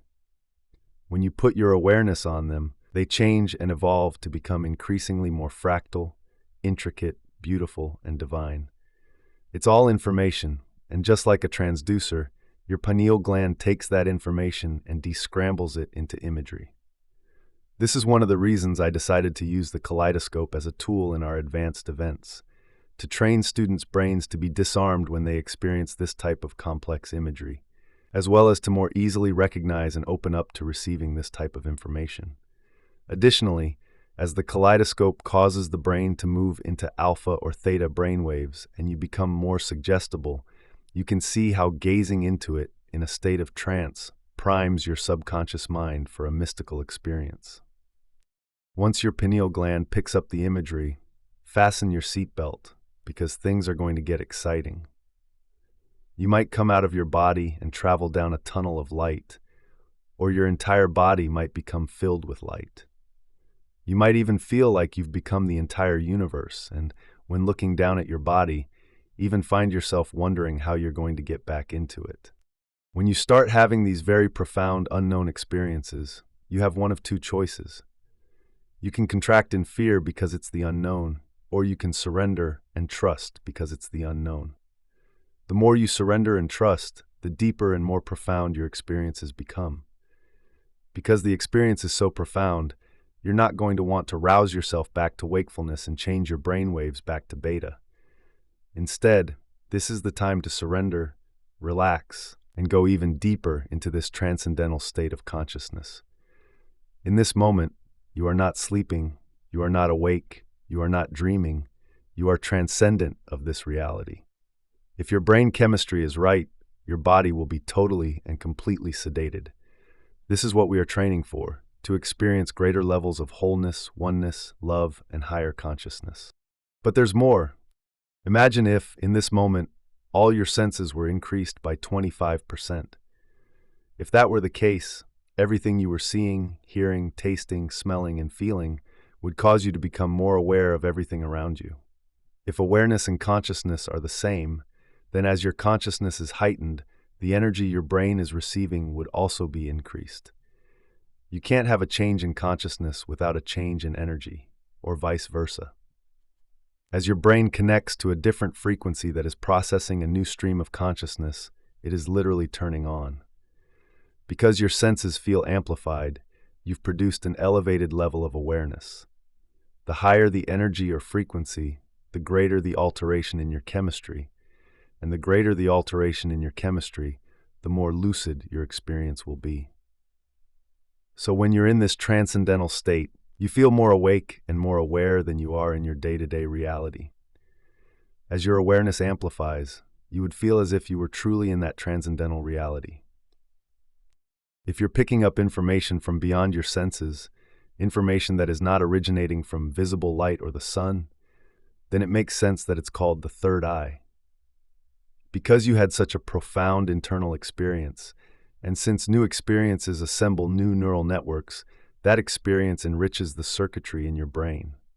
As your body processes these higher energies, that energy alters your chemistry. If the end result of an experience is an emotion, then this experience creates elevated feelings and emotions. When it's activated, you are seeing with a different eye, with inner vision. If the accumulation of feelings equals an emotion, and emotion is energy, then we know that when you experience survival emotions, because they are a lowering of frequency, you feel more like the density of matter in chemistry. But as you experience these higher states of consciousness, because they vibrate at a higher frequency, you will begin to feel less like matter or chemistry and more like energy. That's why I call this energy in the form of feelings elevated emotions. If the environment signals the genes in a cell, and experiences from the environment create emotions, and emotions are the chemical feedback from the experience, then if nothing ever changes in the external environment, nothing changes in the internal environment of the body, which is still the outer environment of the cell. For example, when you live by the same self-limiting emotions for years, your body never biologically changes because it doesn't know the difference between the emotion coming from the outer environment and the emotion coming from your inner environment. Instead, the body believes it is living in the same environmental conditions because the same emotions are producing the same chemical signals. Just as the body lives in an external environment in which nothing is changing, the cell too lives in a chemical environment in which nothing is changing. But when you start having these internal experiences of heightened awareness and expanded consciousness, experiences that are more real and sensory than any in the past, the moment you feel that new heightened emotion or ecstatic energy, you've altered your internal state. As a result, you're going to pay more attention to the images of the reality created within you. If you have a new experience that is so real it captures all the brain's attention, that new experience, or awakening, embosses the event neurologically in your brain. That new emotion now creates a long-term memory, and those new emotions signal new genes. But this time, the experience that's creating the long-term memory is not coming from your outer environment. It's coming from your inner environment, which is still the outer environment of the cell. Because the event is so powerful that you cannot help but be aware, the higher the energy, the higher the consciousness. The higher the consciousness, the greater the awareness. The greater the awareness, the broader the experience of reality you have. As we know, all perception is based on how the brain is wired from our experiences in the past. We don't perceive things in our reality the way they are. We perceive reality the way we are. If you just had an internal experience in which you saw profound mystical beings, witnessed a glow or light around everything, felt the wholeness and interconnectedness of everything and everyone, or experienced a completely different time and space, when you open your eyes after the experience, your spectrum of reality in your waking state will be broadened.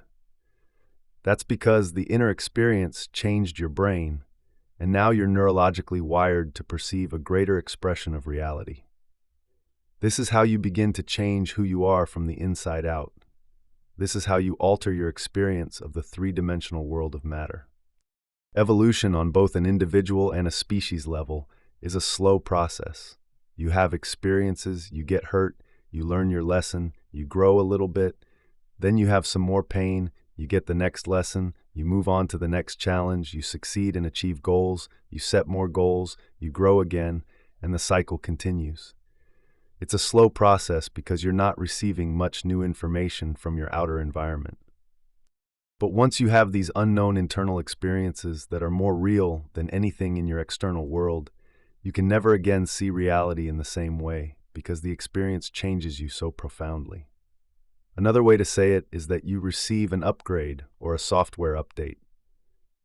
If all of the reality you perceive is based on your experiences, and you've just had an interdimensional experience, your brain is now going to be able to perceive what has always existed, but you have never before had the brain circuitry to perceive it.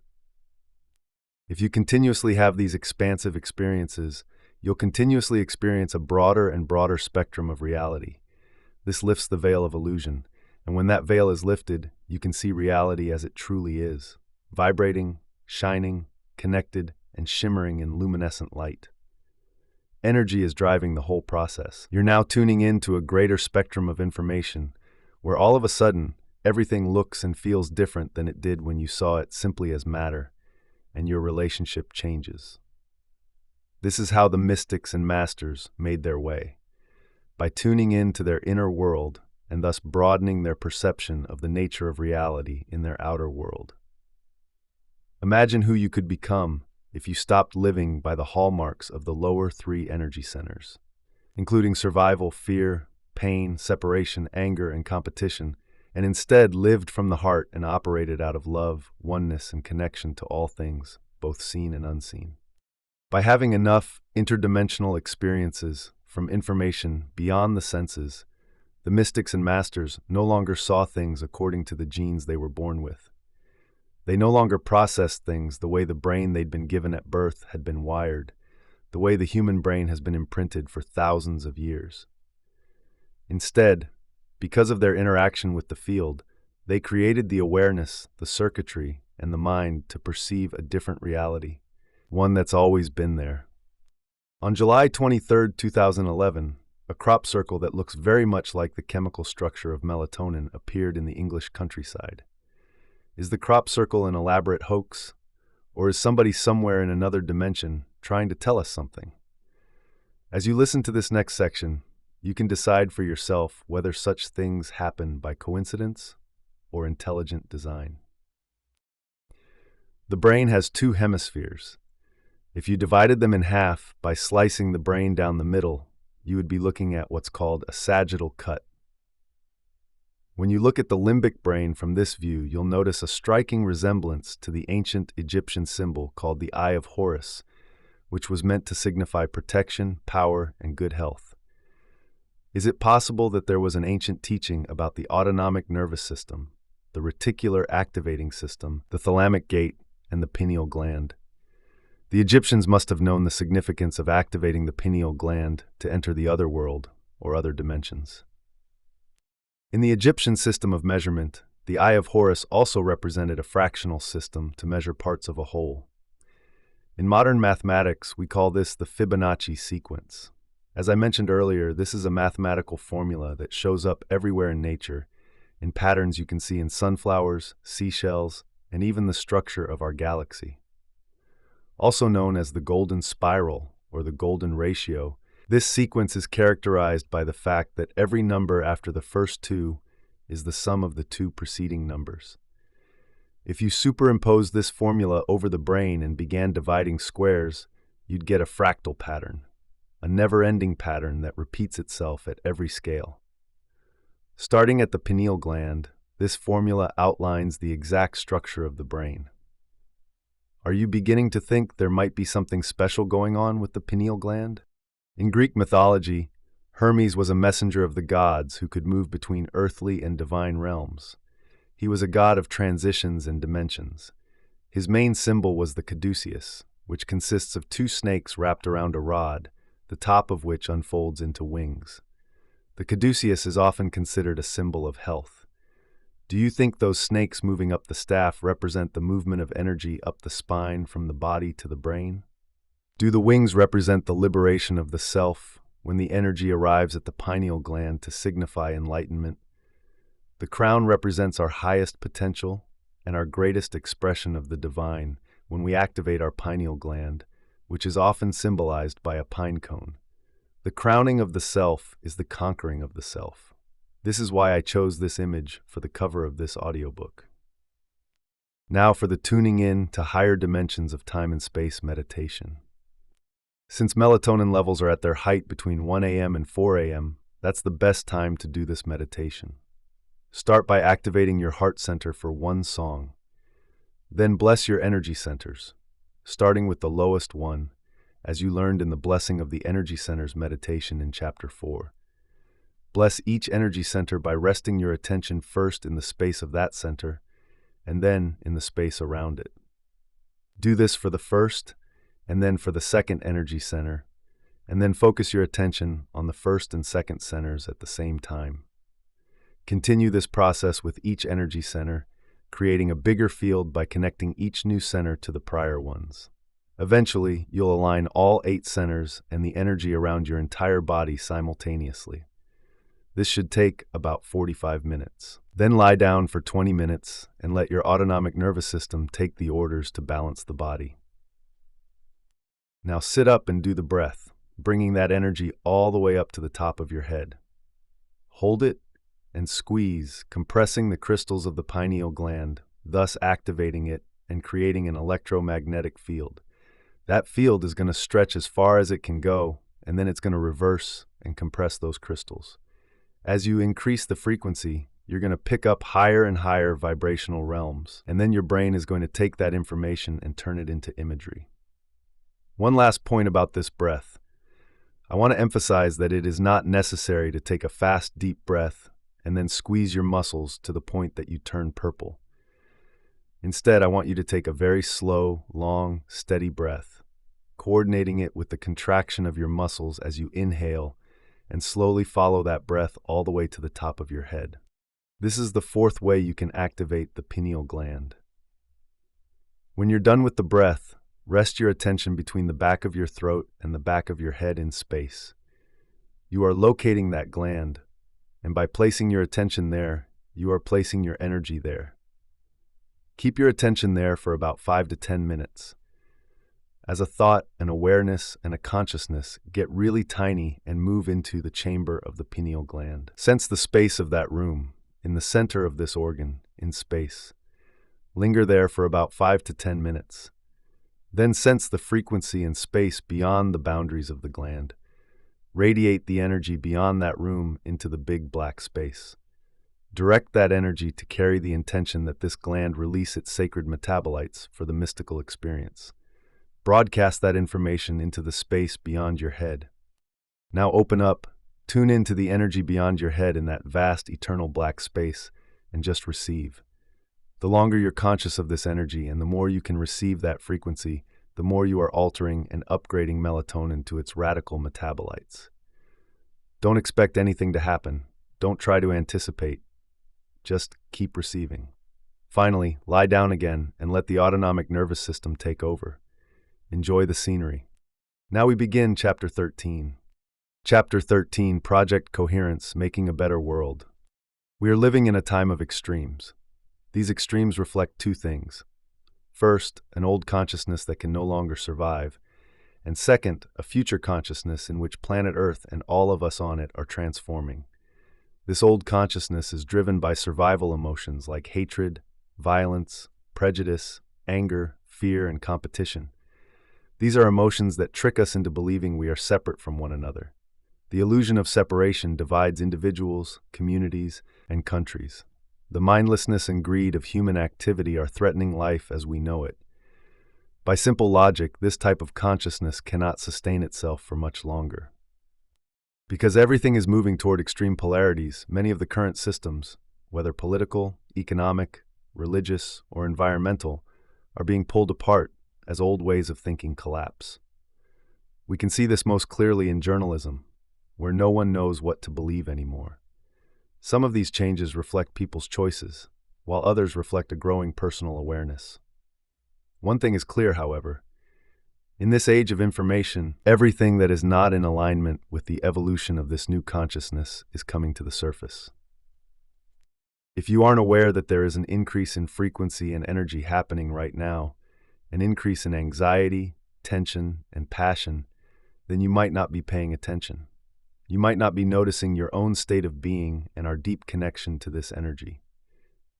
In addition to the upheavals in our political, social, and personal environments, many people also feel as if time is speeding up, or that more is happening in a shorter amount of time.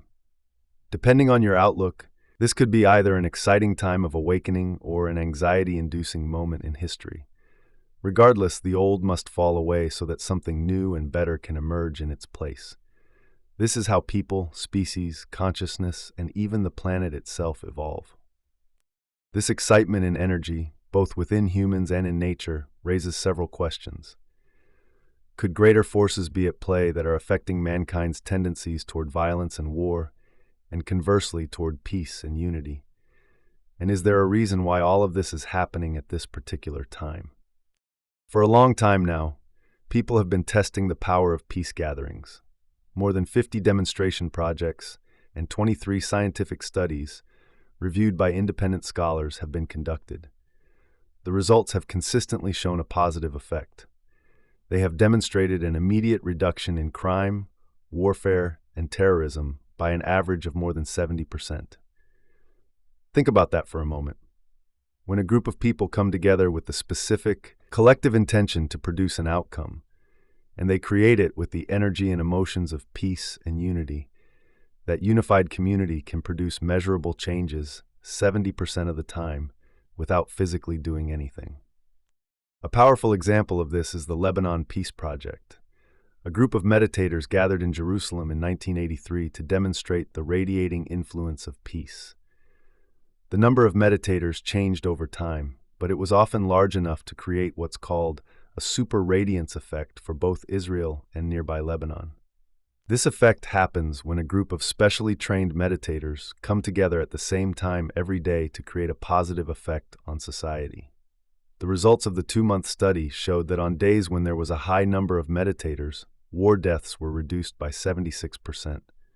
Other effects included reduced crime, fires, and traffic accidents, less terrorism, and increases in economic growth. These results were then replicated in 7 more experiments over a 2-year period during the peak of the Lebanon War. All of this was achieved simply by combining people's intention for peace with the elevated emotions of love and compassion. This clearly shows that the more unified the consciousness of a group of people is, the more it can change the consciousness and energy of others in a non-local way, meaning without direct physical connection. In another study, considered one of the top 3 of its kind, a group of nearly 8,000 trained meditators gathered to focus on world peace during 3 periods between 1983 and 1985. The results showed that during this time, worldwide terrorism was reduced by 72%. Can you imagine the positive effects if this type of meditation was part of every school curriculum? In yet another study in India from 1987 to 1990, 7,000 people gathered to focus on world peace. During that 3-year period, the world witnessed remarkable transformations. The Cold War ended, the Berlin Wall came down, the Iran-Iraq War came to an end, South Africa began to move toward abolishing apartheid, and terrorist attacks subsided. What surprised everyone was how quickly these global changes occurred, all in a relatively peaceful manner. In 1993, from June 7th to July 30th, about 2,500 meditators gathered in Washington, D.C., in a highly controlled experiment to focus on peace and coherent energy. For the first 5 months of that year, violent crime had been steadily on the rise. Yet soon after the study began, a significant reduction in violence, crime, and stress in Washington, D.C. began to occur. These results point to the fact that a relatively small group of people united in love and purpose can have a statistically significant effect on a diverse population. On September 11, 2001, due to the immediacy of global media, people all over the planet felt horror, shock, and grief as planes crashed into the World Trade Center, the Pentagon, and a field in Pennsylvania. In an instant, the world's collective consciousness tuned in to this event. Powerful emotional outpourings occurred around the globe as people bonded, formed communities, and took care of one another. During the events of 9/11, scientists at Princeton University's Global Consciousness Project were collecting data from more than 40 devices around the world. As data poured in, the scientists witnessed dramatic changes in the patterns of their random event generators. Think of a random event generator as a computerized coin toss, measuring heads or tails. Statistically, it should produce nearly 50-50 results. The dramatic changes in patterns right after the event led scientists to determine that the collective emotional response of people was so strong that it could actually be measured in the Earth's magnetic field. What all of these studies ultimately point to is that there's significant evidence that group meditations of the right size with skilled meditators who change their emotions and energy can create measurable effects on peace and global coherence, even at a distance. If these peace-gathering projects are a force for coherence in society, are there opposite forces that could be working against us to produce incoherence? As the Earth rotates on its axis, every morning the sun brings light to the darkness, warmth to the chill of night, and life to plants. For this reason, since ancient times, adoration of the sun has been etched onto stone tablets and cave walls. Countless mythologies have praised the sun as worthy of worship and as a source of enlightenment and wisdom. No matter the location, most cultures have recognized the sun as the prime controller of all life on Earth. For the most part, humans are electromagnetic beings. We are entities that constantly send and receive messages through vibrational energies. Our bodies are made up of gravitationally organized light and information. In fact, everything material in this world is organized light and information. Just as we are individual electromagnetic beings, we are also a small link in the chain of an electromagnetic world. The individual parts cannot be separated from the whole. On a grand scale, it is impossible to deny the connection between the sun's energy, the Earth's energy, and the energy of all living species. On a micro level, you only have to look at the life cycle of a fruit or vegetable to understand this. A vegetable begins as a seed. When conditions like water, temperature, and sunlight conspire, the seed germinates. Eventually, the plant becomes part of an ecosystem and a source of nourishment for various forms of life. This complex chain of events all begins with the Earth's unique location in our solar system, a zone that can support liquid water. While the sun may be almost 93 million miles away, when it becomes active, it has significant consequences for life on Earth. This is because the Earth and the sun are related by electromagnetic fields. The purpose of the Earth's electromagnetic field is to protect it from the harmful effects of solar radiation, sunspots, and cosmic rays. Sunspots are relatively dark, cool areas of the sun caused by interactions within its magnetic field. You can think of a sunspot as a cap on a seltzer bottle.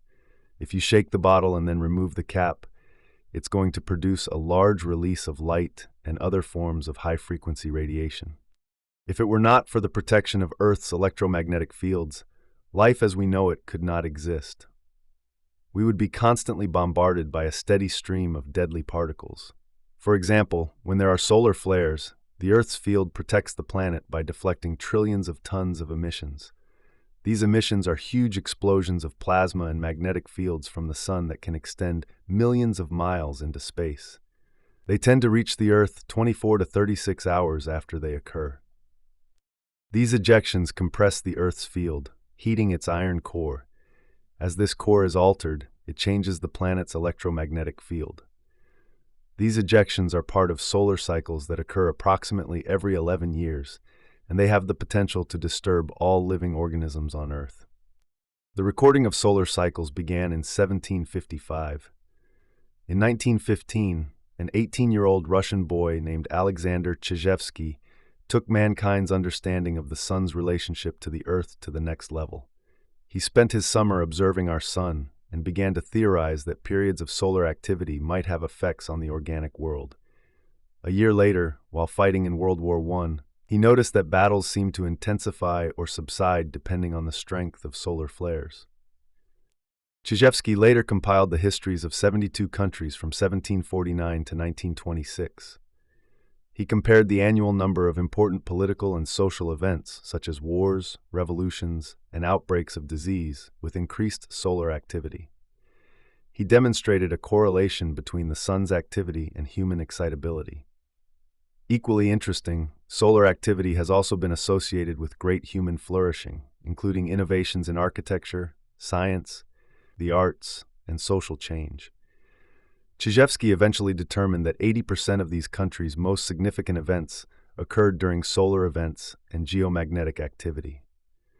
The solar release of energy, which is always carrying information, seems to be in almost perfect coherence with the activities, energy, and consciousness of our planet. It just so happens that at the time of this writing, we are in the midst of a very active solar cycle. In the past decade, much has been said about how this solar energy is affecting the planet. In 2012, some thought the end of the Mayan calendar meant the end of the world. Today, astrologers talk about the age of Aquarius and how it will bring a new awareness for humanity. Astronomers talk about galactic alignment, a rare event that brings the sun into alignment with the center of the Milky Way galaxy. Regardless of what you believe, all of these occurrences point to solar cycles that increase the energy coming toward the Earth from the sun. Since we are electromagnetic beings connected to the Earth and shielded from the sun by electromagnetic fields, this increase in energy from the sun is going to change both the energy of the Earth and our personal energy. This means this new energy has the potential to influence human beings in either positive or negative ways, depending on our individual energy. For example, if you are feeling separate, living in survival emotions, and enslaved to the hormones of stress, your brain and heart will fire incoherently. This will cause your energy and awareness to become divided and out of balance. The increase in energy from the sun will then enhance that state of being. Therefore, if you are living in incoherence, that incoherence will be amplified. By the same token, if you are living in the coherent alignment of head and heart, working daily in your meditations to connect to the unified field and to overcome your limited beliefs, you are going to be propelled even further into the truth and understanding of who you are and what your purpose is. The bottom line is that we are in the midst of an initiation. It is going to take a tremendous amount of will, awareness, and consciousness to stay focused so as not to succumb to these excitable energies. If we can maintain our focus, then instead of being victims of the uncertainty, we can transform this energy into greater degrees of orderliness, coherence, and even peace, both personally and globally. In the simplest terms, this energy is going to endorse who you are being, that is, how you are thinking and feeling. In 1952, a German physicist named W.O. Schumann theorized that there were measurable electromagnetic waves in the atmosphere, in the space between the Earth's surface and the ionosphere. The ionosphere is an abundant layer of electrons and ionized atoms that stretches from about 30 miles above the Earth to the edge of space, about 600 miles up. This dynamic region grows and shrinks based on solar conditions and is a critical link in Sun-Earth interactions. It's this celestial power station that makes radio communications possible. In 1954, Schumann confirmed his hypothesis by detecting resonances at a main frequency of 7.83 Hz. Thus, the Schumann resonance was established. You can think of this frequency as a tuning fork for life. In other words, it acts as a background frequency influencing the biological circuitry of the mammalian brain, which is our subconscious brain. The Schumann frequency affects our body's balance, health, and our very nature. In fact, the absence of the Schumann resonance can cause serious mental and physical health issues. This was demonstrated through research by German scientist Rutger Weaver. In his study, he took young, healthy student volunteers and placed them in sealed underground bunkers that screened out the Schumann frequency for 4 weeks. Throughout that time, the students' daily rhythms changed, causing them to suffer emotional distress and migraine headaches. When Weaver introduced the Schumann frequency back into the bunkers, after only a brief exposure to 7.83 Hz, the volunteers' health returned to normal. As far back as we know, the Earth's electromagnetic field has been protecting all living things with this natural frequency pulsation of 7.83 Hz. You can think of the Schumann resonance as the Earth's heartbeat. The ancient Indian rishis referred to this as Om, or the incarnation of pure sound. Whether by coincidence or not, 7.83 Hz also happens to be a very powerful frequency used with brainwave entrainment, as it is associated with low levels of alpha and the upper range of theta brainwave states. It is this range of brainwaves that allows us to get beyond the analytical mind and into the subconscious. Thus, this frequency has also been associated with high levels of suggestibility, meditation, and increased human growth hormone levels. It appears, then, that the Earth's frequency and the brain's frequency have very similar resonances, and that our nervous system can be influenced by the Earth's electromagnetic field. Perhaps this is why getting out of the city and into nature often provides such a calming effect. In 1996, researchers at the HeartMath Institute discovered that when an individual's heart is in a state of coherence, it radiates a more coherent electromagnetic signal into the environment. This signal can be detected by the nervous systems of other people, as well as animals. In fact, as you know by now, the heart generates the strongest magnetic field in the body, and it can be measured several feet away. This provides a credible explanation for the fact that when someone walks into a room, you can feel or sense that person's mood, independent of their body language. From a purely scientific standpoint, we can then ask, if this phenomenon works on an individual level, can it work on a global level? In 2008, more than a decade later, the HeartMath Institute launched the Global Coherence Initiative, or GCI. This is a science-based international effort that seeks to help activate the heart of humanity to promote peace, harmony, and a shift in global consciousness. GCI is based on several beliefs. First, that human health, thoughts, behaviors, and emotions are influenced by solar and geomagnetic activity. Second, that the Earth's magnetic field is a carrier of biologically relevant information that connects all living systems. Third, that all human beings influence the Earth's electromagnetic field of vital information. And finally, that collective human consciousness, where large numbers of people are intentionally focused on heart-centered states, creates or affects the global information field. Therefore, elevated emotions of care, love, and peace can generate a more coherent field environment that can benefit others and help offset the current planetary discord and incoherence. Because human heart rhythm and brain frequencies overlap with the Earth's resonance field, GCI scientists suggest we are part of a biological feedback loop. We not only receive relevant biological information from the field, but we also feed information into this field. In other words, human thoughts and emotions interact with and encode information into the Earth's magnetic field. This information is then distributed on carrier waves around the globe. To further their research, the HeartMath Institute created the Global Coherence Monitoring System to observe changes in the Earth's magnetic field. Using state-of-the-art sensors located around the globe, this system uses highly sensitive magnetometers to continuously measure magnetic signals that occur in the same range as human physiological frequencies, including our brain and cardiovascular systems. They also continuously monitor activity caused by solar storms, disruptions of the Schumann resonances, and potentially the signatures of major global events that have a strong emotional component.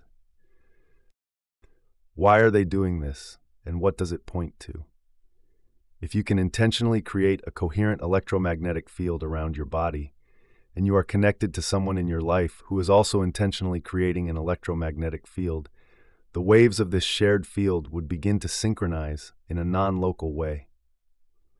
As the waves from both individuals synchronize, they generate bigger waves and stronger magnetic fields around you, connecting you to the Earth's electromagnetic field with an increased field of influence. If we could create a community of people scattered all over the world, with each individual intentionally raising the energy of their own personal field toward greater peace, isn't it possible that this community could begin to produce a global effect within the Earth's electromagnetic field? This intentional community could then create coherence where there is incoherence, and order where there has been disorder.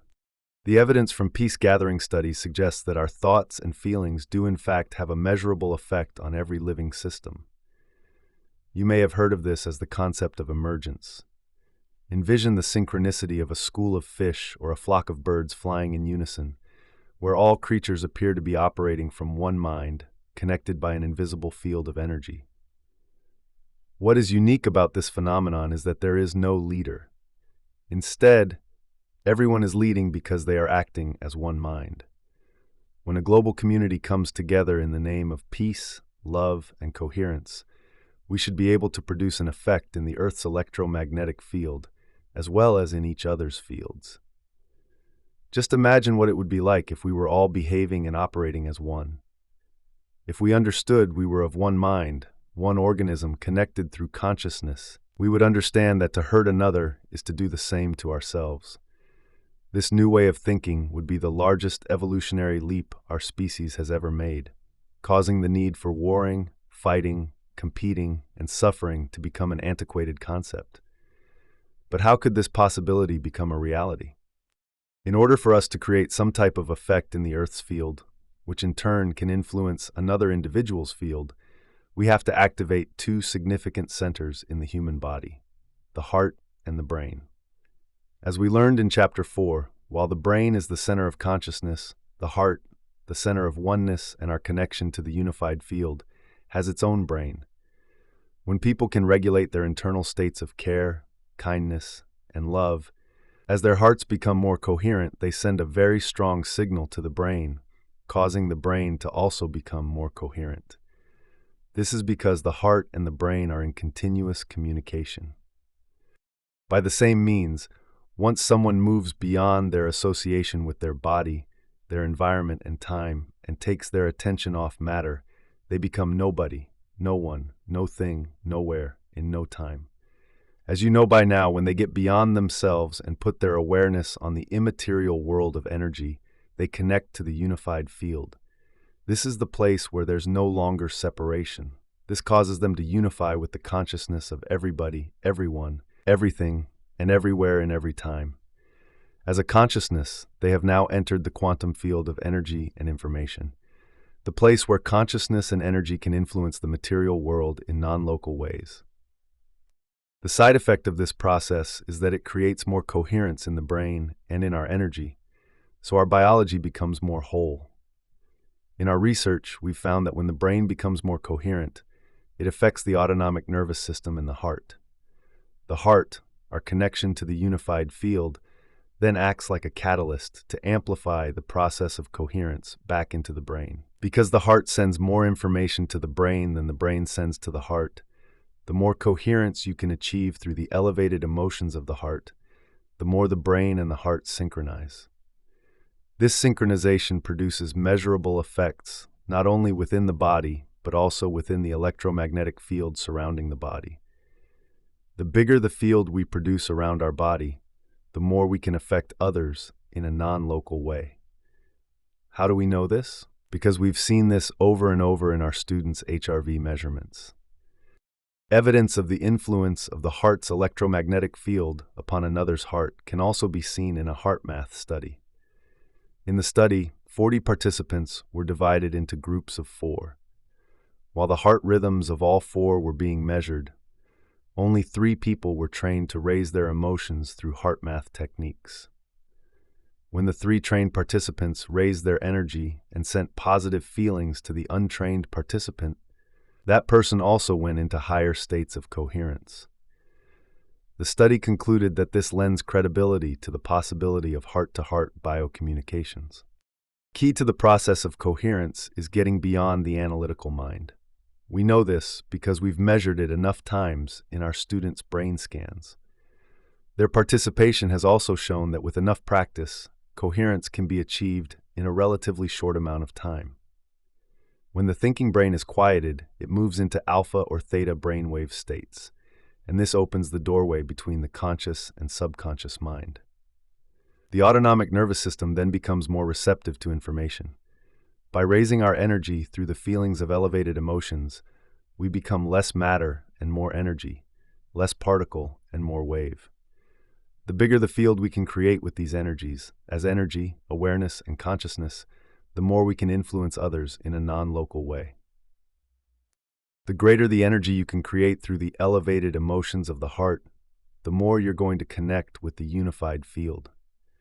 This means you're going to experience more wholeness, connection, and oneness. But you can't experience that connection when you're incoherent, feeling separate, or living by the hormones of stress. When the chemicals released during stress arouse the brain, we feel disconnected from the unified field, and we tend to make less evolved choices. We know without a doubt that emotions like competition, fear, and anger keep us separate from one another because they produce slower and lower frequencies than elevated emotions like love, gratitude, and care, which produce faster and higher frequencies. We also know that the faster the frequency, the more energy is present. This prompted us to ask several questions. What if we assembled a community of several hundred people in one room, had them open their hearts, and generate elevated energetic states, and then ask them to send the intention for the greatest good of a select group of people in the same room? What would happen if the electromagnetic field around each person's body merged with the field of the person sitting next to them?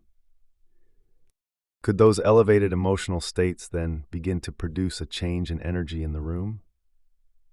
Is it possible that everybody experiencing elevated emotions and energy could begin to create coherence within a community? Since early 2013, we've partnered with our friends at the HeartMath Institute to further our research. Since we began measuring our students' physiological states, we've scanned thousands of brains and hearts, resulting in a significant amount of information. We have been overwhelmed and mystified by some of the data we've collected when common people start doing the uncommon. Over the course of this journey, in collaboration with HeartMath, we've witnessed amazing measurements in our students. We've taken equally amazing measurements of the collective energy in the rooms where our students have gathered. These measurements, taken with a sophisticated sensor from Russia called Sputnik, show consistent daily increases in energy. Since elevated emotions, which are related to the activity of the autonomic nervous system, produce electromagnetic fields, increasing those emotions results in changes in blood circulation, perspiration, and other functions of the body. Because the Sputnik sensor is so sensitive, it can quantify environmental fluctuations by measuring shifts in barometric pressure, humidity, air temperature, electromagnetic fields, and more. In the measurements from our workshops, we can see a trend that demonstrates an increase in the collective energy of the room. A baseline measurement shows the room's energy before the start of the event. Then, day by day, we can see that the energy steadily increases. In other measurements that reflect specific time intervals during each day's morning meditations, we can see our students are getting better at raising the energy of the room by creating more unified coherence. The Sputnik readings demonstrate that the collective energy created by our students consistently makes incremental increases from the first day of the workshop to the final day. Within that trend, we found that most groups are extremely focused and the energy rises every day. About a quarter of the time, the energy stays relatively the same for the first day or two, but in the following days, the energy increases significantly. We believe this is because during the first day or two, the group is working on overcoming themselves by breaking the energetic emotional bonds that keep them connected to their past reality. So during this time, they are drawing from the unified field to build their own personal electromagnetic fields. This siphoning from the field tends to cause the collective energy in the room to drop. But once those individual fields become greater, more enhanced, and coherent, they synchronize with one another, which is when we tend to see dramatic increases in the energy of the room. Think about what happens when two coherent waves come together. They create a bigger wave. We call this constructive interference. The bigger the wave, the higher the amplitude of energy. As a result of our students' more coherent waves coming together during our workshops, the energy of the group field increases. Then there's more energy to heal and to create or access greater levels of mind, which can sometimes lead to mystical experiences. My team and I have been consistently humbled by our students' profound healings, their ability to increase and regulate elevated states, and their reports of mystical experiences or acute insights into their lives as a result of learning how to regulate their brainwaves, open their hearts, and go into coherence. Some of these occurrences could be labeled as miracles, but we believe it's just a part of the process of becoming supernatural. This led us to wonder if our students could affect the nervous systems of others, and if so, what the implications of that would be. These questions would spark the birth of Project Coherence. In collaboration with the HeartMath Institute, we performed numerous experiments. We took a small random sampling of about 50 to 75 people at our advanced workshops, attached HRV monitors to their chests, and placed them in the front row of the room for 3 meditations over the course of 24 hours. Since HRV not only provides insight into the coherence of the heart, but also gives us information about the brain and emotions, we wanted to measure subjects' HRV for a full 24 hours. To start the meditation, everyone in the room placed their attention on their heart center and began breathing through this center slowly and deeply, as you learned to do in Chapter 7. Next, they cultivated and sustained an elevated emotion for 2 to 3 minutes, broadening their heart's electromagnetic fields and moving from a state of selfishness to a state of selflessness. Then we had the entire group of students broadcast the energy of their elevated emotions beyond their bodies into the space of the room.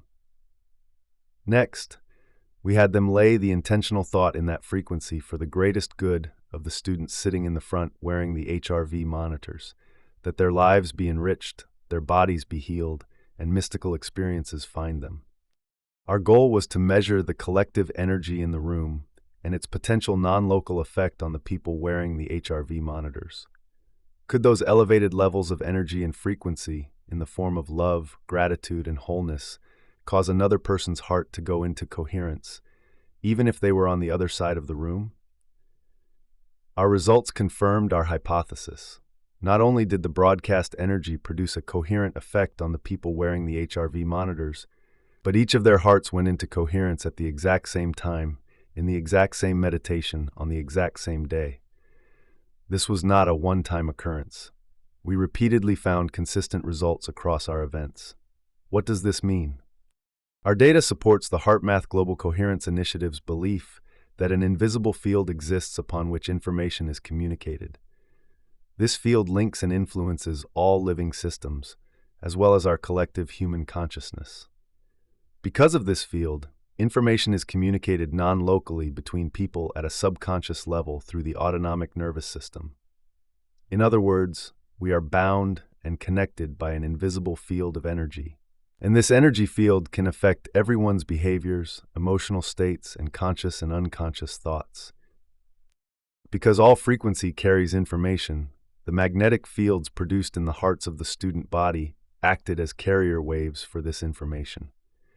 If at our workshops we can produce non-local effects on others, shouldn't our elevated, heart-centered emotions be able to produce non-local effects on our children, partners, coworkers, or anyone we have a relationship with? One of our graphs shows 17 people going into heart coherence at the exact same time, on the same day, during the same meditation. All of these students were being entrained by the energy of others. The students sending the energy embraced the intention for the greatest good of those wearing the heart rate monitors. The results show that when we get out of our own way, we can become one mind and non-locally connect to one another. Through that connection, We can influence the autonomic nervous system of others so they will feel more balanced, coherent, and whole.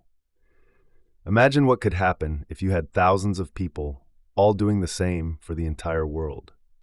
Shortly after these global meditation events, our students began sending us emails asking that, since we showed that we could create a measurable change in the energy of a room, could we then produce the same effect on a global scale? So it was our students who requested we organize global meditations, giving birth to Project Coherence. We broadcast our first Project Coherence online in November 2015, with more than 6,000 people from all over the world joining together to collectively create a more loving and peaceful world. In our second meditation, more than 36,000 online viewers participated, and in our third, more than 43,000 joined forces. It is our intention to continue to host these Project Coherence events, each time creating a stronger, radiating influence of peace and love over the planet. In time, we hope to measure these effects. Now for the Project Coherence meditation. Start by acknowledging your heart center. With focus and awareness, lock into that center, open your focus, and begin to become aware of the space it occupies, as well as the space around your heart.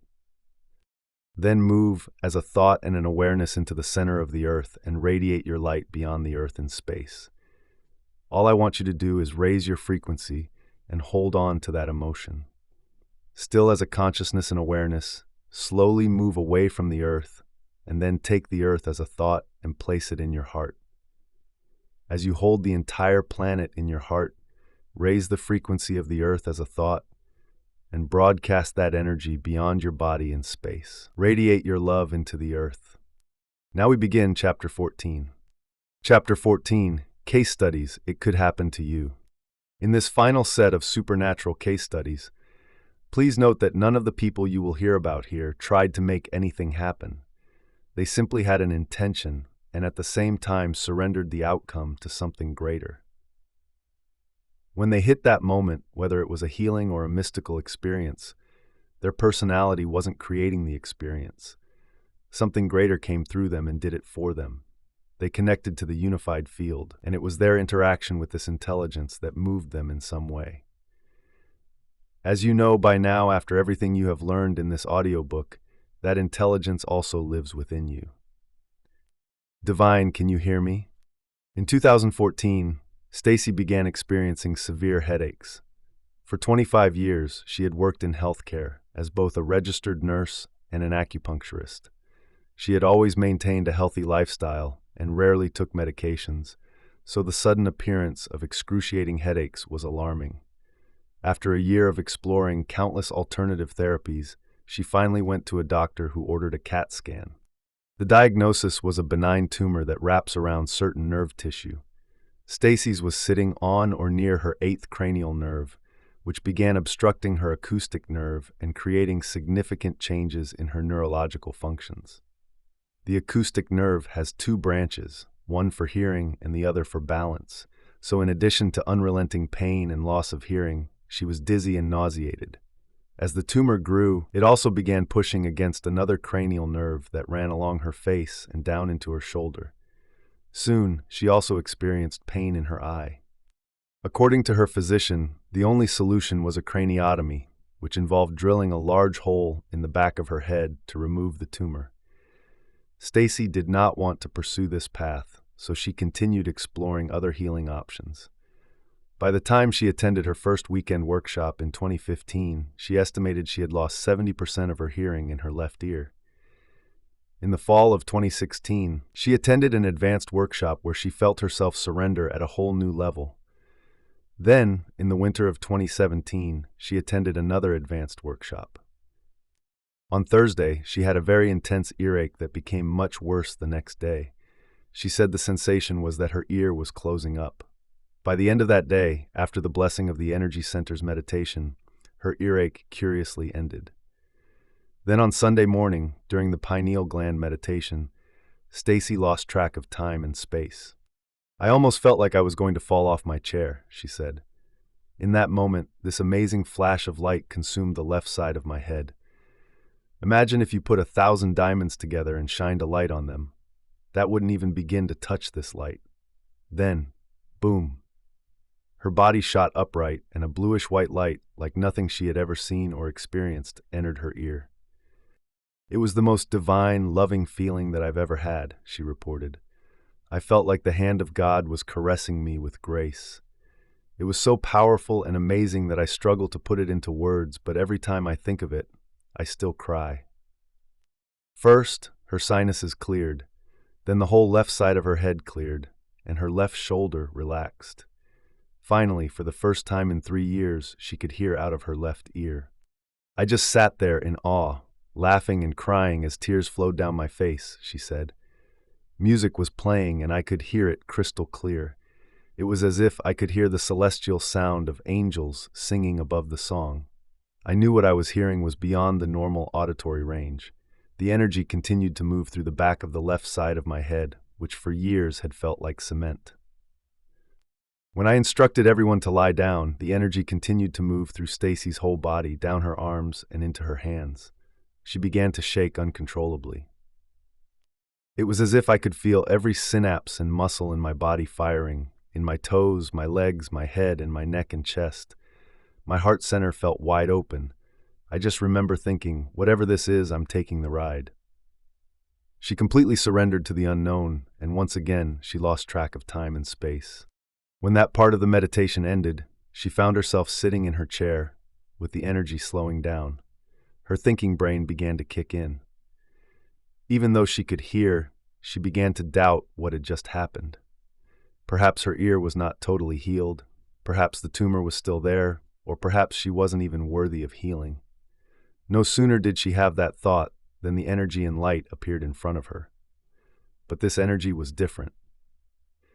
It was red like the heart and blue like energy, and it was three-dimensional, she remembered. It was about 2 feet in front of me and was almost slithering like a snake. All this was happening with my eyes closed. It was multidimensional, beautiful, gorgeous, fractal, and it came right up to my face. It was almost as if this energy wanted to say, "You have doubts? We'll show you." Then it shot into my heart, my chest opened up, I sat back on the chair, and my arms fell wide open. I knew it was the energy of everything, the energy of chi, of spirit, of the divine, of the universe. "Life is different now," she told me. "For one, my hearing is at 100%, but it's more than that. It's hard to put into words, but I know that no matter what, I'm going to be okay. Life will never be the same because I know underneath everything, it's spirit who is looking to be heard and healed." Janet hears "You Are Mine." While Janet occasionally meditated, it was never a regular habit. Yet one afternoon 25 years ago, during a meditation, she had what she calls a spontaneous experience. With her eyes closed, she was suddenly in the presence of an incredibly bright light, yet the light had a softness that didn't hurt her eyes. She described it as the purest, most intense, perfect love she had ever experienced. For the next 25 years, she prayed, meditated, and did everything else she could to try to recreate that transcendental experience. In the spring of 2015, Janet attended an advanced workshop. She was in a state of deep depression and exhaustion, unable to see any solutions to the problems in her life, yet she was determined to have a healing or breakthrough. Above all else, she was excited to be with more than 500 people united in the belief that they were greater than their physical bodies. For the duration of the workshop, Janet went after the mystical with an intensity that was greater than her depression. During the pineal gland meditation, she was sitting in the lotus position and resting her loving intention in the space of her pineal gland. All of a sudden, the gland activated, and a brilliant white light coming from inside her head illuminated her pineal gland. It was the same light she had experienced 25 years earlier. "The light came into the space of my pineal gland and illuminated all of the crystals in the little cave of that tiny gland," she later explained. "The light continued to illuminate my entire being down to the cellular level. My spine then straightened, my head went back, and I just embraced it. I just let it all happen. I was simultaneously in ecstasy, bliss, gratitude, and love." Next, an inverted triangle of light came down from above her, through the top of her head. She knew this triangle was the presence of a loving intelligence. The point of the inverted triangle joined the peak of her pineal gland, forming a double geometric shape. The intense frequency of coherent light was carrying a message for Janet. The light kept saying to her over and over, "You are mine, you are mine," which she took to mean, "I love you more than anything else in the world." "Please enter and take charge of my life," Janet responded. As she surrendered to it, she started to experience a download of information coming through the top of her head in the form of the brilliant light. The light was threaded with strands that looked like luminous cobalt blue pearls. The light moved slowly and descended through her entire body. This energy was the result of a reverse torus field, the field that moves in the opposite direction of the upward field created during the breath, and it was energy from the unified field, from beyond the visible light spectrum and beyond our senses. The inner experience was so real that it rewired her brain and sent a new emotional energetic signal to her body. In an instant, her past was washed away.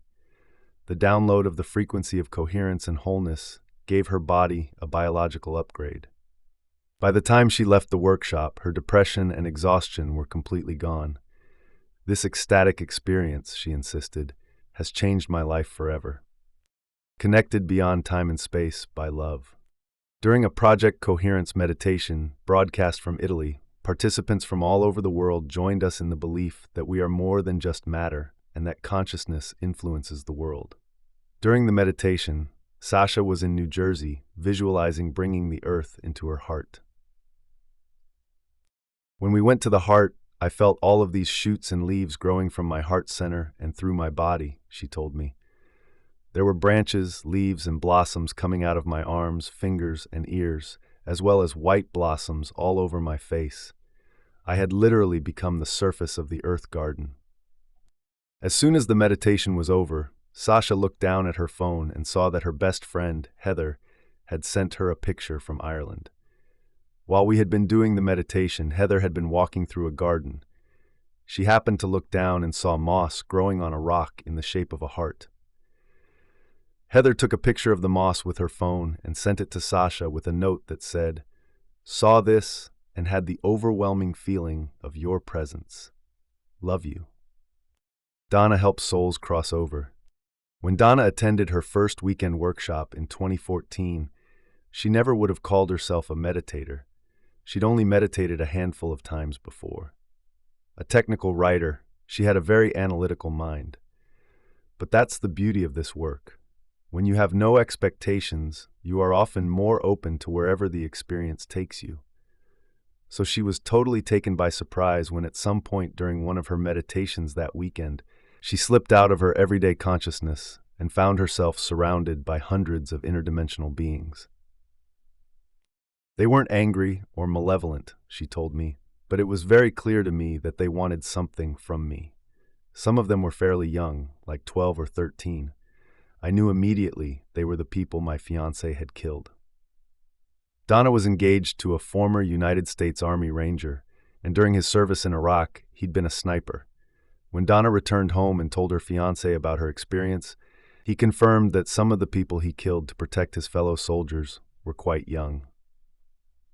While she found the connection curious, she didn't know what to do with the information. But there was no question in her mind that the experience was real, because it was beyond anything she could have simply conjured. 2 years later, Donna was at an advanced workshop. After completing the first meditation, she turned to a friend sitting next to her and said in a daze, without even being aware of what she was saying, "There are beings in this room, and they are here to help us." Early Sunday morning, for the Pineal Gland meditation, Donna was slated to have her brain scanned. Once again, at some point during the meditation, Donna found herself suddenly in the company of the same interdimensional beings who had surrounded her 2 years earlier. But this time, they were standing in a line off to her right. "Again, I felt like they wanted something from me, but I didn't know what it was," she said. Then, in my mind's eye, as though I was looking through a virtual reality headset, I saw another line forming on my left. There were 2 types of beings in this line. One type looked human-like, but they were very large and had a shimmering golden look, and the other type seemed to have a blue hue to them.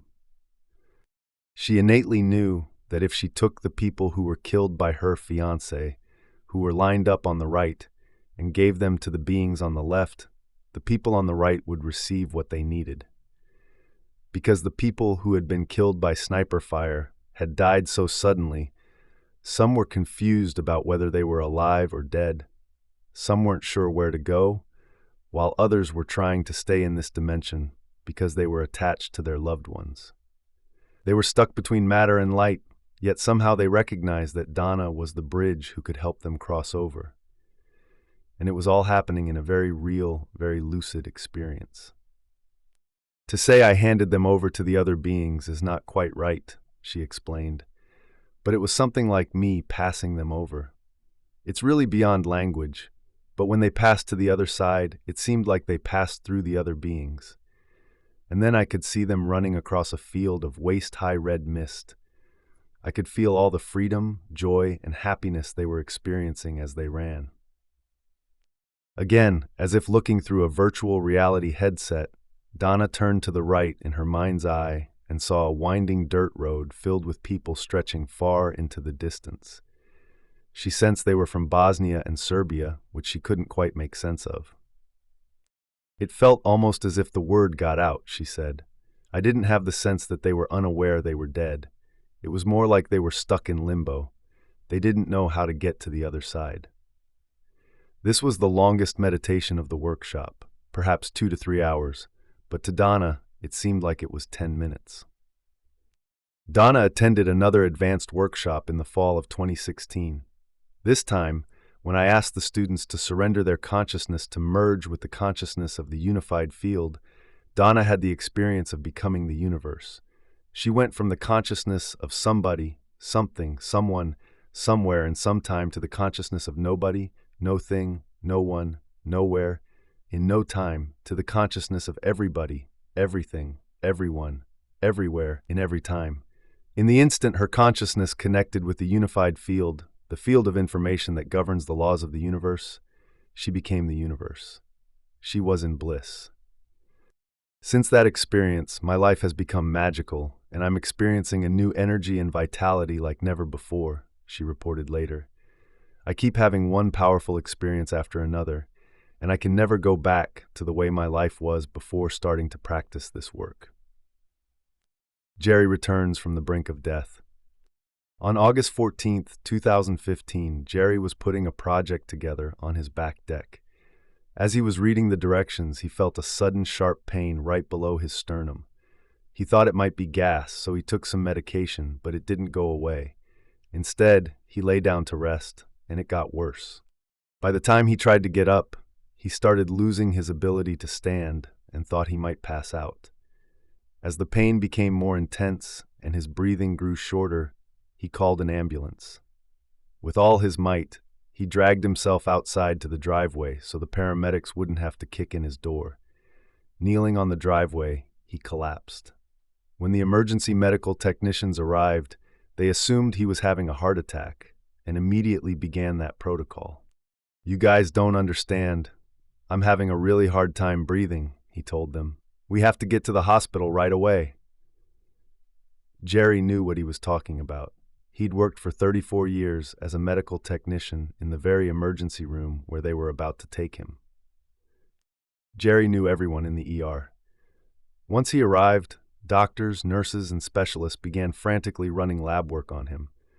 When a doctor who was also Jerry's friend told him that red flags had come up in every test, Jerry knew things were not looking good. One test was particularly alarming.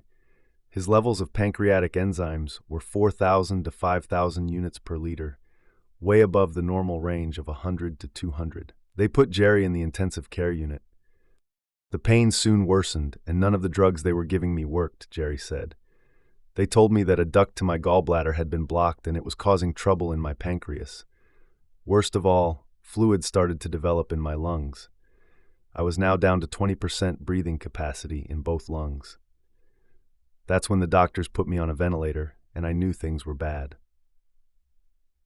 The doctor then asked his team to turn on the TV to Boston, allowing for an immediate teleconference with doctors in a larger hospital in the nearest big city.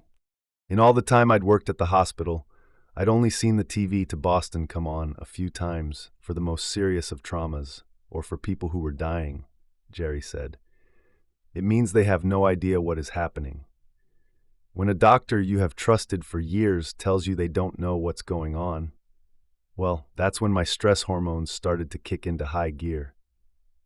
While all of this was happening, the medical staff told Jerry's wife that if there was any end-of-life paperwork she needed to get in order, now would be the time to go home and get it. She left sobbing. Jerry soon realized he needed to start taking care of himself.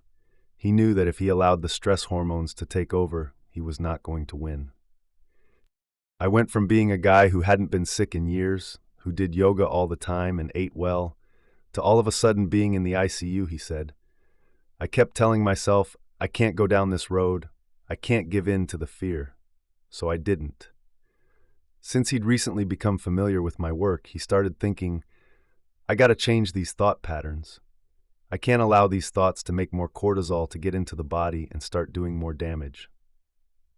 The doctors eventually found out that Jerry had a large mass blocking a duct in his pancreas. The mass was not letting the mucus drain, so everything in the gland was backing up and spilling over into his bloodstream. My doctors stayed with me for 3 days straight, he says. They put an oxygen mask on me because I couldn't breathe. I had IVs on both sides, and meanwhile, I kept thinking, watch your thoughts, relax, put something into the quantum field that's going to help you and not hurt you, because you're already knocking on the door. I'm going to be okay. This too shall pass. I'm going to be all right. Whenever he was conscious, Jerry placed his energy on overcoming himself, changing his state of being, and creating a different outcome. He was constantly tuning in to a different potential in the unified field.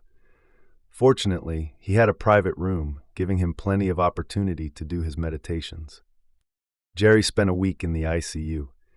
By the end of that time, when he moved to a progressive care unit, the oxygen mask was gone, and Jerry was walking around. Even so, he could not eat or drink anything for 9 weeks. If he ate or drank anything, his pancreas would release acid into his body, which could kill him. The only nourishment he received was through an IV. When Jerry was admitted to the hospital, he weighed 145 pounds. When he was discharged, he weighed 119. When he finally went home, still with an IV pole, he continued to do the work. As October drew near, the mass was still present. His doctor suggested he see a specialist in Boston to undergo surgery. Because Jerry was a medical professional, 2 days before the surgery, he suggested his medical team take more tests and scans so the doctors would have the most up-to-date information. I know all the X-ray technicians, and yet when they told me I no longer had a mass, I didn't believe them. I called in the radiologists and the doctors. They just kept saying, Jerry, we're looking at your film right now. We're telling you there's nothing there. I'm calling the guys in Boston to tell them there will be no surgery. Jerry later realized that by constantly raising his energy, moving into a feeling of health, and changing his thoughts from I am sick to I am going to be fine, the higher frequency caused him to heal. I wasn't going to allow myself to think, woe is me, this is going to be bad, he said. I kept working on this every day for as much of the day as I could. I put the right message, intention, and energy out into the quantum field to heal myself, and eventually I did.